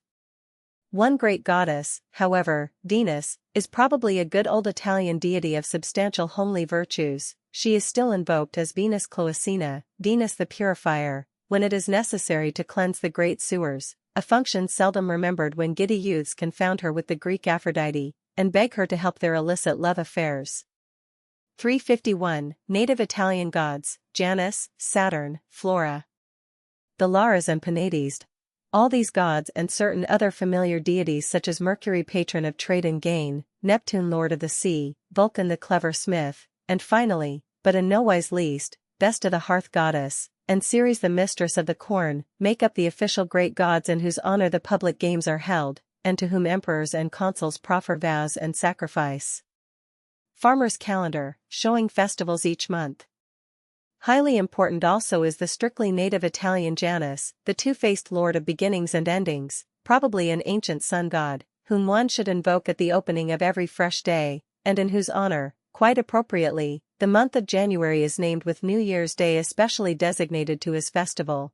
222. There is furthermore Saturn, a rural deity, who has been identified with the Greek Chronos, father time. There is Orcus who rules the underworld. There is Liber the masculine field god, consort of Ceres and sometimes confounded with the Greek Bacchus. There is Bona Dea, good goddess, a mistress of agriculture, possibly only another aspect of Ceres. There is Flora, the kindly patroness not merely of the flowers but of all the prosaic vegetable gardens, and there also is Robigus, a malevolent garden deity who must be propitiated with frequent offerings or he will mildew the crops. All these gods, except the evil Robigus, are near and dear to the average plebeian, and especially to the farmers. In addition there are the Lares and Penates. We have seen how they are guardian spirits of the households, never forgotten in any mansion or upon any social occasion. The state has its own public lares and penates as well as private households. The former are the spirits of the gallant patriots of old like the first Brutus, Cincinnatus, Camillus, and Scipio Major. The second are the immortal twin brethren, Castor and Pollux, who have ridden to rescue Roman armies on many a hard-fought field. No public sacrifice can avail unless at least formal reference is made to the public lares and penates along with the special god receiving honor. Reinforcing these divinities is a whole host of special rural deities, who, in a country still very dependent on agriculture, receive special honor in all the profitable villas and farms crowding up to the gates of Rome. Faunus and Lupercus are herdsmen's gods well matching the Hellenic Pan, Silvanus presides over the woodlands and timber lots, Pales is a much-beloved shepherd's god, Pomona cares for the orchards, Vertumnus for the normal change of the seasons, Annaparina is the goddess of the circling year, and Terminus takes care that the boundary stones, so important to farmers, are not disturbed. 352. Personified virtues as gods, cold and legalistic character of the Roman religion. However, these deities are increased by a great host of personified moral and civic qualities. Nothing is easier in Rome than to assume that every desirable virtue must have some kind of a numen, divine potence, behind it. Around the city one can find temples, e.g. to honor, hope, good faith, modesty, concord, peace, victory, liberty, public safety, youth, and fame. This is only a minor part of the list. Circular temple, probably of old Italian goddess Matuta, now Church of Sancta Maria del Sole, Rome. It is assumed in fact that every act or process of human life has its special numen who can be invoked to make that act successful. Thus after young Sextus, Calvis's son, was born, his very pious nurses first invoked Vaticanus who opened his mouth for his first cry, then Cusina who guarded his cradle, then Adulia and Podina who taught him to eat and drink, Stabilius who aided him first to stand up, and Abona and Adiona who watched over his first footsteps going and returning. His sophisticated parents doubtless smiled at this scrupulous piety, but they did nothing to discourage it. These cold impersonal divinities stand to man in a legal rather than a theological relationship. Men and the noumena have made a kind of contract, so much prayer and ceremonial sacrifice must be offered in return for so much good favor, prosperity, and protection. Diutida, I give that you may give, sums up the whole spirit of the Roman religion. Numa, the alleged founder of so many cults, was not a prophet or an inspired poet but a king and lawgiver. A wise man is always pious, that is, he always gives to the gods their precise due according to carefully set forms, otherwise the divinities may evade their part of the contract, just as a merchant is not bound to execute a bargain in which the other party has failed to do precisely as was stipulated. If prayers and sacrifice fail in their purpose, it is reasonable to suppose that the fault lies in the formula and the victims employed. The pig, sheep, or other victim must then be sacrificed over again with greater scrupulosity. On the other hand, willful neglect of worship is as surely punished by the gods as willful neglect of paying one's debts is punished by the praetor. The fate of the impious will be somewhat like that of the absconding debtor, only much more dreadful. Needless to say, this religion of Numa contains no more spirituality than the hard stones which pave the forum. It does, however, put a genuine premium upon the rigid performance of duty, and thereby sometimes reacts favorably upon human conduct. 353. Priestly offices, little sacrosanct about them. For these necessary ceremonies mankind requires priests, but they are not revered interpreters of the divine will, nor are they mysterious mediators between providence and men, they are rather attorneys employed by men to represent them competently in their dealings with the divinities. Small religious matters, the minor private sacrifices, etc., can be attended to without a priest, just as you do not need a jurisconsult to assist in petty purchases. Greater religious matters, private and still more if public, however, require experts to see that the right formulae are spoken and sacrifices proffered. Any Roman of flawless birth and of good character is eligible for most of the priesthoods, although there are a few reserved for the narrow circle of the old patrician families. Holding these religious offices does not ordinarily imply dropping one's secular interests or having the least philosophical belief in the ceremonies so carefully performed. Julius Caesar was Pontifex Maximus while he was proconsul of the Gauls, and while he was a firm disbeliever in the existence of any gods at all. Of course, every small temple has to have its proper custodians, whom we may call priests, to attend to the private sacrifices, and there are besides plenty of unofficial diviners and soothsayers who can answer your question: is this a lucky day for the wedding of my daughter, or do the omens warn against buying this farm? The great public ministers of religion, however, are really officers of state, appointed by the emperor, 223, and usually they are grouped in famous sacred colleges wherein the members hold office for life. Ordinarily, the persons thus honored are distinguished senators selected after an honorable civil and military career. 354. The Pontifices. On the whole, the greatest official glory comes to the 15 pontifices. Not merely do they possess the general oversight of everything concerning cultus, but they have as their chief colleague the emperor himself, who always holds the post of Pontifex Maximus, head of the Roman religion. Before Julius Caesar reformed the calendar, the pontifices had the important task of settling each year what days were to be dies fasti, whereon alone legal business could be lawfully conducted, and they have still the power to interfere in almost any doings concerning sacrifice, ritual, temple properties, etc. Their head, the Pontifex Maximus, has particularly to watch over and control the Vestal Virgins, and the college at large still has the custody of the famous Libri Pontificals, the pontifical books, famous and ancient volumes containing instructions for all kinds of unfamiliar religious rites and procedure in strange religious emergencies. 224, 355.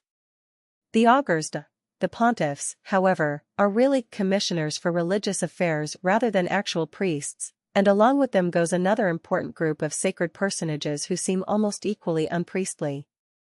These are the augurs, the official interpreters of the will of heaven, and almost every senator cherishes the hope of being appointed to this college, notwithstanding the fact that long ago Cicero remarked that 2 augurs ought never to meet without winking. There are 16 augurs, who are entitled to wear the embroidered toga praetexta and to carry the sacred crooked staff, the lituus.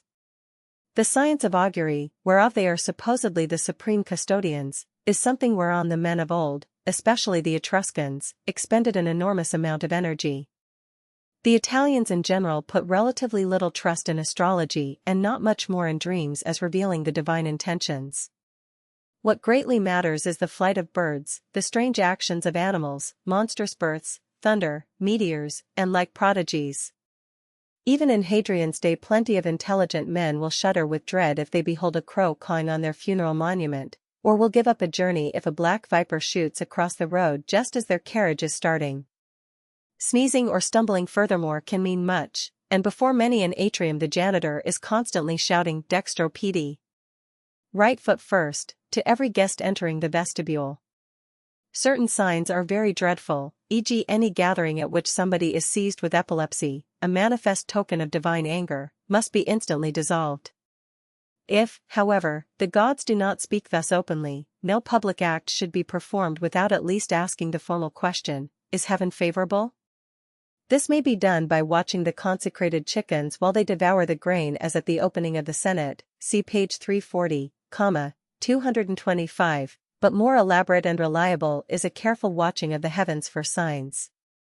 If an augur sees ravens on the right-hand side of the sky, the sign is lucky, but a crow in order not to forebode evil must appear on the left. The actions of eagles, owls, woodpeckers, and certain other birds are more complicated. Their cries, the manner of their flight, as well as the direction whence they come all have to be considered. Time fails to describe the careful ritual necessary for the augurs, when, at the request of some high magistrate, they interrogate the gods to see if heaven is pleased at some proposed official action. It is not necessary, however, to get a positively favorable sign. Often it is enough that during a suitable interval the augur should fail to observe any unhappy bird, any meteor, thunderclaps, or the like. This propitious interval constitutes a formal silence, silentium, and many an augur has shown himself conveniently deaf or blind to noises or sights that might prohibit some desired deed. Nevertheless, the solemn farce is always maintained, for when do Romans ever discard any time-honored custom? 356. The Flamens. The augurs rank with the pontiffs high in public honors, but the most important actual priests in Rome are the flamens. There are 15 flamens distributed among the services of the various gods, but 3 rank above all others: the flamens of Jupiter, Mars, and of Quirinus, deified Romulus, with the first named, called more particularly the Flamen Dialis, at their head. It is an extraordinary honor to be named Flamen Dialis, and Grazia reckons it among the chief of her family glories that she has an uncle now enjoying for life this high priesthood. The Flamen of Jupiter is entitled to a curule chair as if he were a magistrate, and takes social precedence above nearly everybody save the emperor and the consuls. He also wears the toga praetexta like other exalted personages, although it must be of thick wool woven by the hands of his wife. In addition, he has to appear always crowned with a special high-pointed cap, not unlike the fool's cap of other times, and tipped with the apex, a pointed spike of olive wood wound with a lock of wool. Old Papirius is among the most envied men in Rome, yet he complains bitterly of the price he has to pay for his glory. He cannot mount a horse, or even look upon an army in battle array. He cannot swear an oath, or spend a single night away from the city, however comfortable may be his family villas in the hot season. The cuttings of his hair and nails must be carefully preserved and buried beneath an arbor felix, lucky tree. He must never eat of or even mention a goat, beans, or several other forbidden objects. Above all, Papirius's wife, the Flaminica, whom he had to marry with special ceremonies, is indispensable to him in many acts of religion, and he is forbidden to divorce her, although his life with the noble Claudia is none too happy. Worse still, if she should die, he must immediately resign his office. The other 14 flamens enjoy somewhat lesser glories, offset by slightly lesser taboos. They are, however, the 15 most sacred male individuals in all Rome. 357. The Salii, holy leapers. Of less glory than the flamens, but nevertheless of venerable sanctity, are the 12 other priests of Mars, the college of the Salii, holy leapers. To them are committed the 12 holy shields, the Ancilii, one whereof is affirmed to have fallen from heaven. Calvus has an elderly cousin, Donatus, who lately was appointed by Hadrian to the Salii. During the last calends of March nobody cracked a smile when these 12 sedate and aristocratic gentlemen, wearing their apex-crowned caps, long embroidered tunics, and brazen cuirasses, with spear in one hand and the holy shields on the other, went through the city, stopping in many of the squares and before the larger temples and executing violent dances, leaping, cavorting, and chanting with loud voice Salian hymns, verses in such ancient Latin that they hardly understood their own shrill jargon. When the round of the city was ended and they had danced and sung for the last time, the holy men were quite exhausted. The consolation for these holy men followed quickly, however. That evening they held a grand corporation dinner. The augurs are famous for their elaborate banquets worthy of an Apicius, but the Salii on the whole surpass the augurs. A Salier's daps, holy leapers' dinner, has become the synonym for the triumph of good eating. 358. The Officiales, sacred heralds, ceremony of declaring ward. Calvus himself belongs to a religious college of rather waning consequence, but of great antiquity. He is official. Anciently at least no treaty was binding unless it had been ratified with most solemn religious ceremonies. To deal with the gods in international affairs, Numa is said, therefore, to have established a college of 20 Officiales, the holy heralds. Their president, the Pater Patratus, represented the whole Roman people when it came to swearing the oaths and offering the sacrifices for concluding a treaty, and even in Hadrian's day some of the ancient usages are maintained. A peace has lately been made with the king of Parthia, and in the presence of his envoy at Rome, the venerable ex-consul, the Pater Patratus, took his sacred flints, laid a special wreath of the holy verbena plant on the altar, and kindled the fire for the sacrifice that confirmed the peace. 226. More important once was the chief herald's duty in declaring a war, for it seemed useless to hope for victory unless first by legalistic formula the enemy was put in the wrong before the gods. The Pater Patratus with at least 3 of his colleagues was expected to march solemnly to the hostile frontier, next with due ceremony to recite the wrongs of Rome and demand redress, and to hurl a spear dipped in blood across the boundary. Then and not till then could the legions march forth in any offensive war. It is a great distance now, however, to the frontier of the empire, and the white-headed Pater Patratus keenly dislikes to quit for months his luxurious residence on the Quirinal, but legal ingenuity has long since enabled him to preserve at once his bodily comfort and the good old custom. Before the Temple of Bellona in the Campus Martius is a bit of ground whereon stands a certain column. When recently it seemed desirable to declare war on an unneighborly German tribe, a captive from these barbarians was duly hunted up in the slave market at Rome, and a legal deed was solemnly made out transferring this land to the prisoner. The spot was now technically hostile ground, and the Pater Patratus and his fellow officials all ordered their litters and were peacefully taken out to the Temple of Bellona. The Germans were carefully summoned to do the Romans right, and no answer coming, the head official with all the ancient formulas and curses flung the spear into the column. The war could now proceed with the gods' full blessing, a thoroughly Roman proceeding, and very typical of many other survivals, religious or secular. 359. The Arval Brethren, Fratres Arvals. There is another ancient and honorable religious brotherhood, the Fratres Arvals. There are 12 Arval Brethren, always including the emperor. In May they hold a 3-day festival to the Dei Diameter, 227, besides regaling themselves then with an extraordinarily luxurious feast, they assemble in the grove of the Dei Dia and offer to her 2 pigs, a white heifer, and a lamb.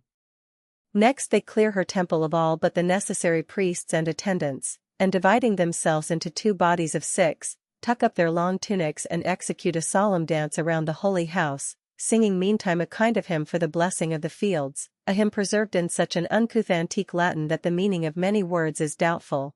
228. It is a most desirable thing to be one of these brothers of the fields. The records of the college are kept with the greatest care and their dinners compete with those of the Salii. These are some only of the holy colleges, membership wherein carries marked social prestige. The 15 keepers of the Sibylline books, the Epulones who arrange many of the banquets in honor of the gods, and the Haruspices who assist the augurs particularly in interpreting the omens from the entrails of slaughtered victims, are all distinguished personages. How many of them have one scintilla of belief in the deities they address and the rites they execute? It were most unbecoming to inquire closely. 360. Rustic ceremonies, soothsaying, astrologers, and witches. This religion, then, is one purely of outward ritual coupled with not a little superstition. In the country the farmers at the festival to the lemurs, malevolent ghosts of the dead, still may rise at midnight, walk barefoot through the house, fill their mouths with black beans which they spit forth 9 times without looking around, saying each time, "With these beans I redeem me and mine." Then they clank 2 brazen vessels together and 9 times shout out, "Manes depart." This is a sample of many similar ceremonies. Soothsayers, who are often sheer charlatans, are very naturally in constant demand among the unlearned to resolve such queries as, "Will my mother-in-law recover from jaundice?" or "How long will my husband live and keep me from my lover?" Such rascals usually tell the future by examining the lungs of a dove. The entrails of a dog, however, are better although much more expensive.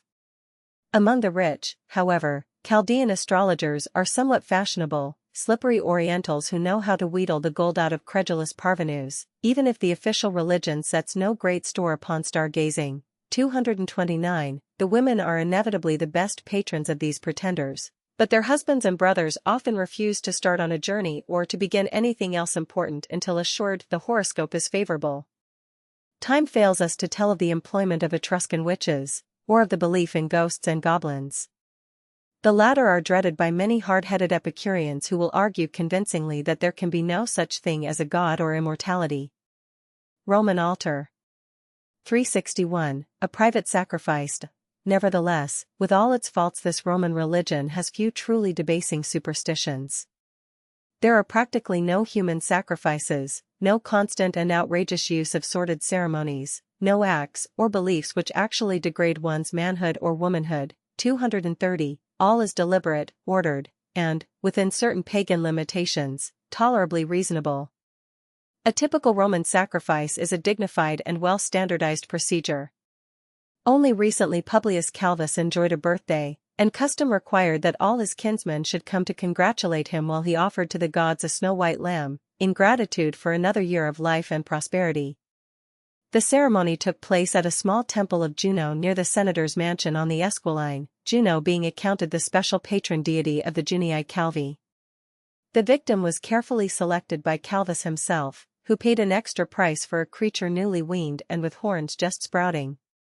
Ostentatious freedmen sometimes offered a fat bull on their birthdays, and poorer folk merely a small pig, 231, but a white lamb was a very fitting private sacrifice, not too mean, not too pretentious, and fell in perfectly with the Roman idea of dealing with the gods on honorable business principles.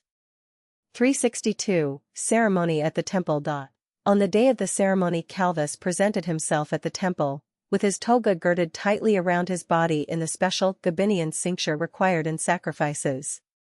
The groups of kinsmen, friends, freedmen, etc., all followed decorously. The special flamen of Juno, a friendly senator, appeared with his vestments and apex, to direct Calvus in the technical details of the ceremony, but, be it noticed, the actual priest was Calvus himself. After all the company had gathered near the altar and put on chaplets of ivy, a public crier, Preco, commanded in loud voice, "Let there be silence," and a tense interval followed, every person holding his breath lest an unlucky cough or sneeze should vitiate the whole proceeding. Nothing ill-omened following, the elder of Calvus's small sons acting as Camillus, acolyte, extended to his father a silver basin of purifying water wherein the latter carefully washed his hands, dried them upon a towel borne by his younger boy, then drew the great folds of his toga over his head, almost but not quite concealing his face. A military sacrifice, Trajan's army on the Danube, from Trajan's column. At this juncture a flute player standing near promptly struck up with a piercing blast, which he continued much of the time until the ceremony was nearly over, not to supply music but simply to prevent any ill-omened sound from being heard. Thereupon other youths led up the lamb. Its little horns had been gilded and a heavy garland of flowers twined about its neck. It was needful for the creature to seem to approach willingly, therefore the halter had to be quite slack, but a little fodder spread under the altar made the brute only too ready for its fate. Calvus approached the victim, and with the flamen at his elbow to dictate every detail, took wine, incense, and a mixture of meal and salt, and sprinkled a trifle of each upon the hungry creature's forehead. A professional attendant cut a few hairs from between the horns and cast them on the burning altar. Then again prompted by the flamen, Calvus prayed aloud, 363. A formal prayer, the actual sacrifice. O Mother Juno, I pray and beseech thee that thou mayest be gracious and favorable to me and my home and my household, for which course I have ordained that the offering of this lamb should be made in accordance with my vows, that thou mayest avert, ward off, and keep afar all disease visible and invisible, all barrenness, waste, misfortune and ill weather, that thou mayest cause my family, affairs, and business to come to prosperity, and that thou grant health and strength to me, my home and my household. 232, Roman altar with design showing a sacrifice. It was all very like the formulas used by the lawyers before the praetor. No waste of fine words, but very comprehensive and no contingency unprovided for. When Calvus finished, the temple attendant, Popa, standing nearby asked in set form, "Shall I strike?" "Strike him," ordered Calvus. Instantly the attendant smote the lamb a single merciful blow on the skull with a heavy mallet. The creature dropped dead, and his slayer immediately knelt and stabbed him with a knife. As the blood ran out, it was caught in a basin and sprinkled upon the altar, along with some wine, incense, and a consecrated cake. The lamb was now promptly cut up, and a crafty-looking haruspex inspected the color and form of the still palpitating entrails. If these had been declared unfavorable in form, color, or otherwise, a second lamb must have been procured and the whole ceremony perforce repeated until the results were fortunate.